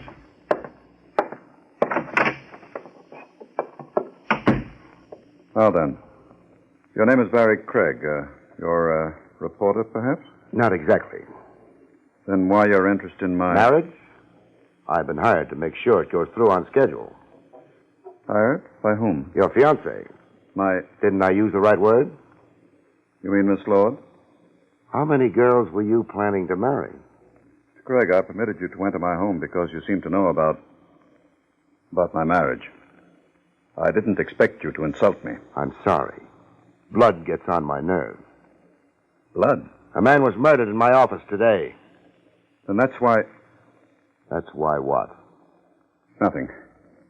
This man who was murdered, had he any connection with... Your marriage? Yes. What do you think? I can't think anything about it. I'm confused. So confused you haven't thought of offering me a drink? I beg your pardon. Oh. Yeah. I could almost think you were expecting me. That's 2 glasses you've got sitting on that coffee table. With the drinks in them. One's rye by the color. The other? Mr. Craig, you're in my home. Looks like creme de menthe. A girl's drink. I suppose it's too much to expect the behavior of a gentleman from a confidential investigator. Yeah. We're the sordid type. I had an appointment with Miss Lord. She kept it, didn't she? Why don't we ask her? Ask? Nice drapes you've got. Pity they don't quite reach the floor. Now, look here, young man. Never mind, John. Hello, Miss Lord. Hello. Did you decide the park was too cold at this time of the year? What made you come here? You wouldn't be holding up in your apartment, listed in your name or not. The cops are bright nowadays. Well... Where else would you duck for cover? It was simple. Lucky for me, it was simple. I get confused easy. What do you want? You hired me to do a job. I believe you. I always believe my clients. Sometimes I'm suckered, sometimes not. Because sometimes clients don't expect to be believed. I resent all this. Don't be in too big a hurry, Mr. Waring. Miss Lord was afraid that the marriage was going to be interrupted by murder. Murder? She didn't get around to telling me whose murder, yours or hers. Because another murder happened to somebody else. I didn't... Somebody on Harry Otis's payroll. Whose idea was this marriage? I asked Miss Lord to be my wife. And she said yes. Why? I love... You don't have to laugh at me. Harry Otis. You were on his payroll, too, Miss Lord. The Crime Commission was getting ready to ask him questions about his business, his tie-ins with officials, his backers. I must ask you... You were going to say leave. Let's pretend it was explained. Wilma Lord's young. She's beautiful. Maybe she could have wrangled a marriage offer out of you anyway. But her working for Otis can't be a coincidence. Sure, you asked her to marry you. After she told you she knew about your connection with Otis. My connection? Financial. Dollar bills don't have pedigrees on them. That's a shame. How many of the dollar bills making up your bank account came out of Harry Otis's dirty enterprises? This is absolutely unwarranted. No. Up until 5 minutes ago, it was a guess. A stupid guess. Because I couldn't figure any other reason for the whole deal. Now it's not a guess anymore. It's not a guess anymore. Hello, Otis. I've been expecting you. And the gun. That's nice. Beeper's outside with a gun, too. And the car? With the motor idling? Another stupid guess? Sure. The stupid ones give the most trouble. If you'd had brains enough, Craig, you'd have stayed out of this. I couldn't. I was hired. By Miss Lord. I had to, Harry. I was I afraid. had you set up. Waring was going to marry you, so you couldn't testify against him. Why'd you bury the knife in Jimmy's back? I didn't. I had him on you all the time. Would you have had any reason for killing him, Otis? What reason? Not even a stupid guess. Otis. Yes. This squabbling. It's unpleasant. And a waste of time. Meaning what? Whatever Miss Lord did or didn't do, Mr. Craig is now in a position to inform the Crime Commission of... Our business association? Yes. That would be disastrous. Not only for myself, but for you as well. I hesitate to suggest anything violent, but... But what choice have we got? Precisely. No, there's been... Shut up, Wilma. You've still got Jimmy's death to account for. Oh, you... Miss Lord. What? Don't drink that. What are you talking about? Took my drink away. You in a hurry to die? The man is insane. Otis. Yeah, Otis. The man looking for a murderer. What was wrong with the drink? Another guess. A solid one this time. Wilma Lord's wanted by the police for the murder of your punk. Wilma Lord disappeared. Suppose she died in this house. Waring would have the body what? Buried? Burned? Either way, no more Wilma Lord. The cops would spend the next century looking for her. The case would be closed. Oh, no. Also, John Waring wouldn't have to marry her. He'd be rid of a witness against him. What he had in mind for you, Otis, I wouldn't know. But he had something in mind. Then he'd be free.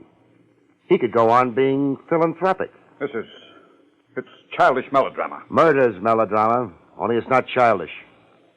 Mr. Waring, when I walked in here, you asked me if I was a reporter. The gag being you'd never seen me, heard of me before. But a little later on, you said something about a confidential investigator not being a gentleman. He must have followed me, too. You said Wilma Lord had kept her appointment with me. How did you know? If she told you, you wouldn't have confused me with a reporter. If she didn't... Wait a minute. He was checking on her because he was planning to get rid of her. But your boy Jimmy spotted him on the third floor where my office is. Nobody else would have had any motive for killing him. Waring had to because it tipped his hand about his plan for the girl. Nonsense. Absolute nonsense. Then suppose you drink this, huh? I detest creme de menthe. Drink it, Waring. I shall leave now. I find this highly distasteful. I said drink it. You're being a fool. A fool. Had to be done. Done. The reason I knew the drink was poisoned. Take a sniff at it, Otis. Don't bother. A deep sniff. So sorry. Got it in your eyes. Thanks for the gun. You...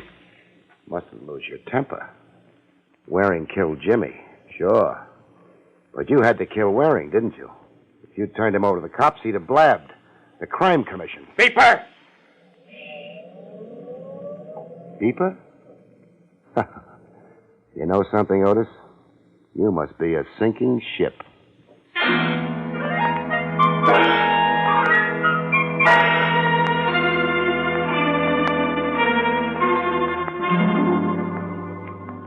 That was it. All wound up, I went home, I slept. The next day, I was back on the third floor, being lonely.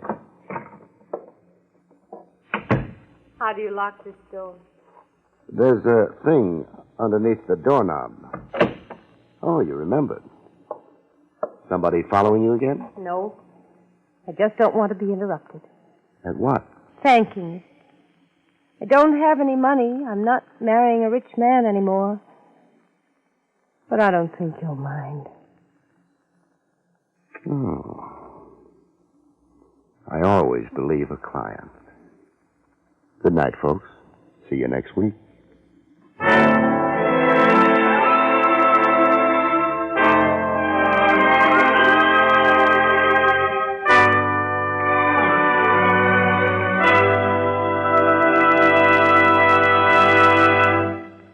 You have been listening to William Gargan in another exciting transcribed mystery drama from the adventures of Barrie Craig, confidential investigator. Tonight's story, The Case of the Borrowed Knife, was written by Lou Vitez. Next week, it's an exciting story titled Dead on Arrival, about which Barrie Craig has this to say.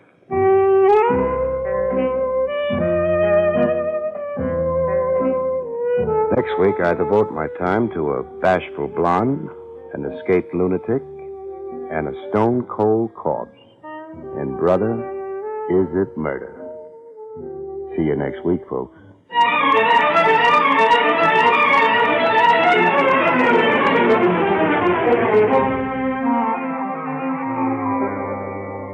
Featured in the role of Wilma was Elspeth Eric. Barrie Craig, starring William Gargan, is under the direction of Hyman Brown. This is Don Pardo speaking.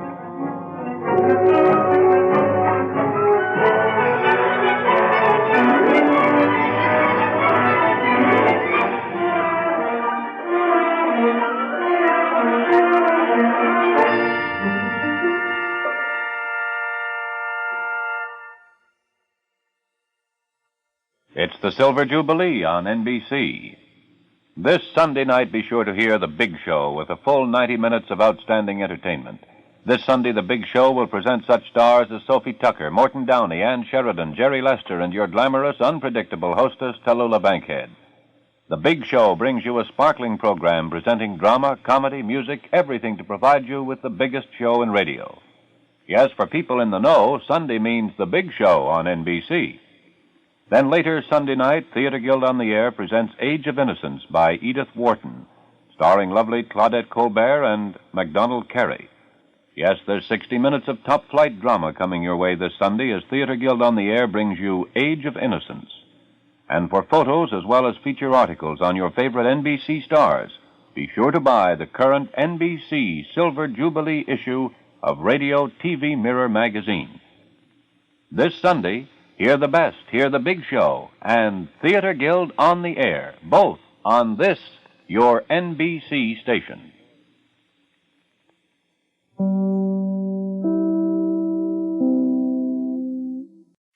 William Gargan stars as Barrie Craig, confidential investigator.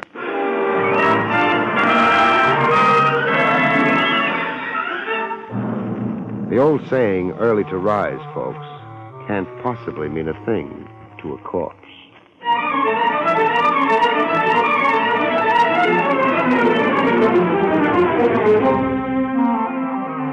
Your Pontiac dealer presents William Gargan in another transcribed drama of mystery and adventure with America's #1 detective, Barrie Craig, confidential investigator.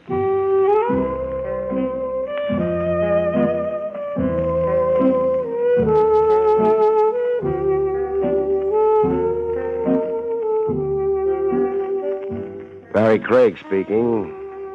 The trick in continuing on as a confidential investigator is to keep on good terms with the police. Comes time for your license renewal, and a department sawhead can louse it up for you.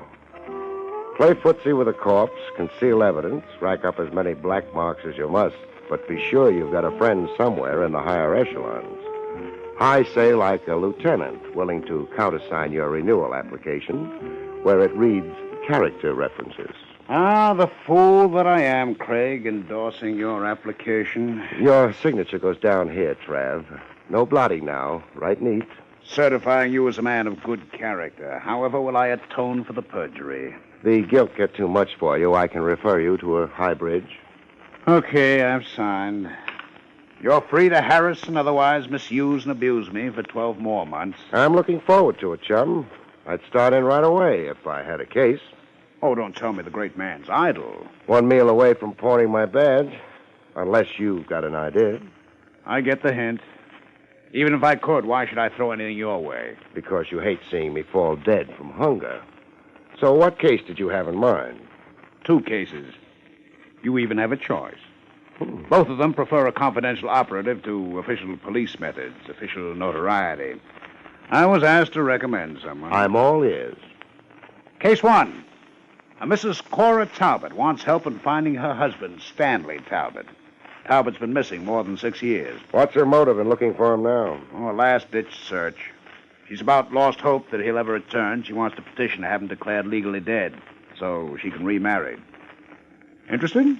How big a fee? $20 a day and expenses. Kind of anemic. It's all the lady can afford. Is it no? What's my alternative? A publisher named Hilary Grayson. He ran a best first novel contest, $50,000 to the winner. And? The prize-winning manuscript was stolen, very mysteriously.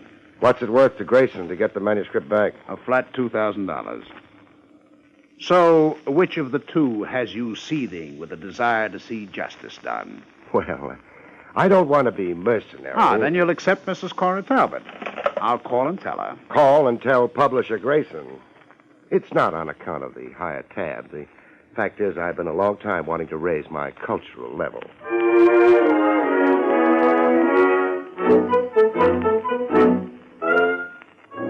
The publisher Grayson had more body than any one guy needed. 3 sets of jowls and thick eyeglasses.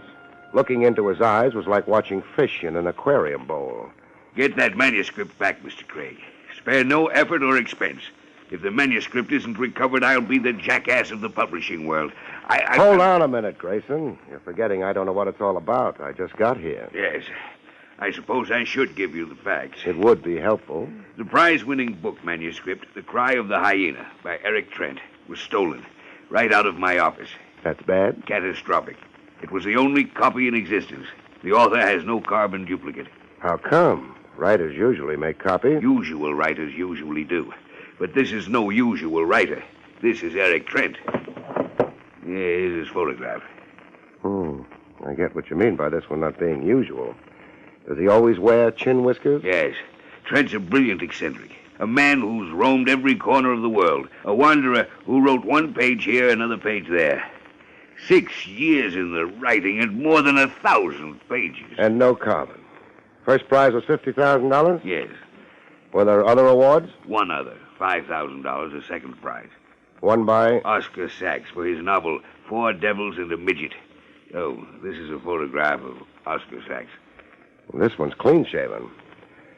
Can I talk out of turn, or are you the sensitive type? Ask me whatever you like.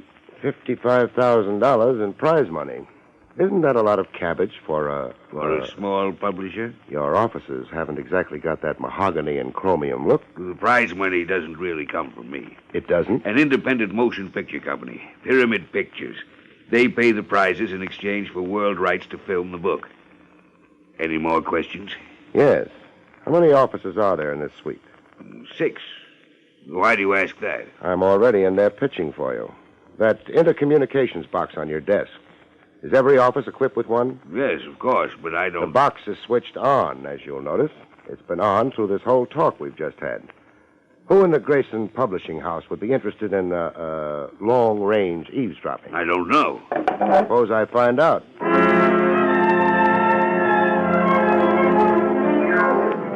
But I didn't find out. The eavesdropper resented my curiosity with all his might. An inkwell pitched at me.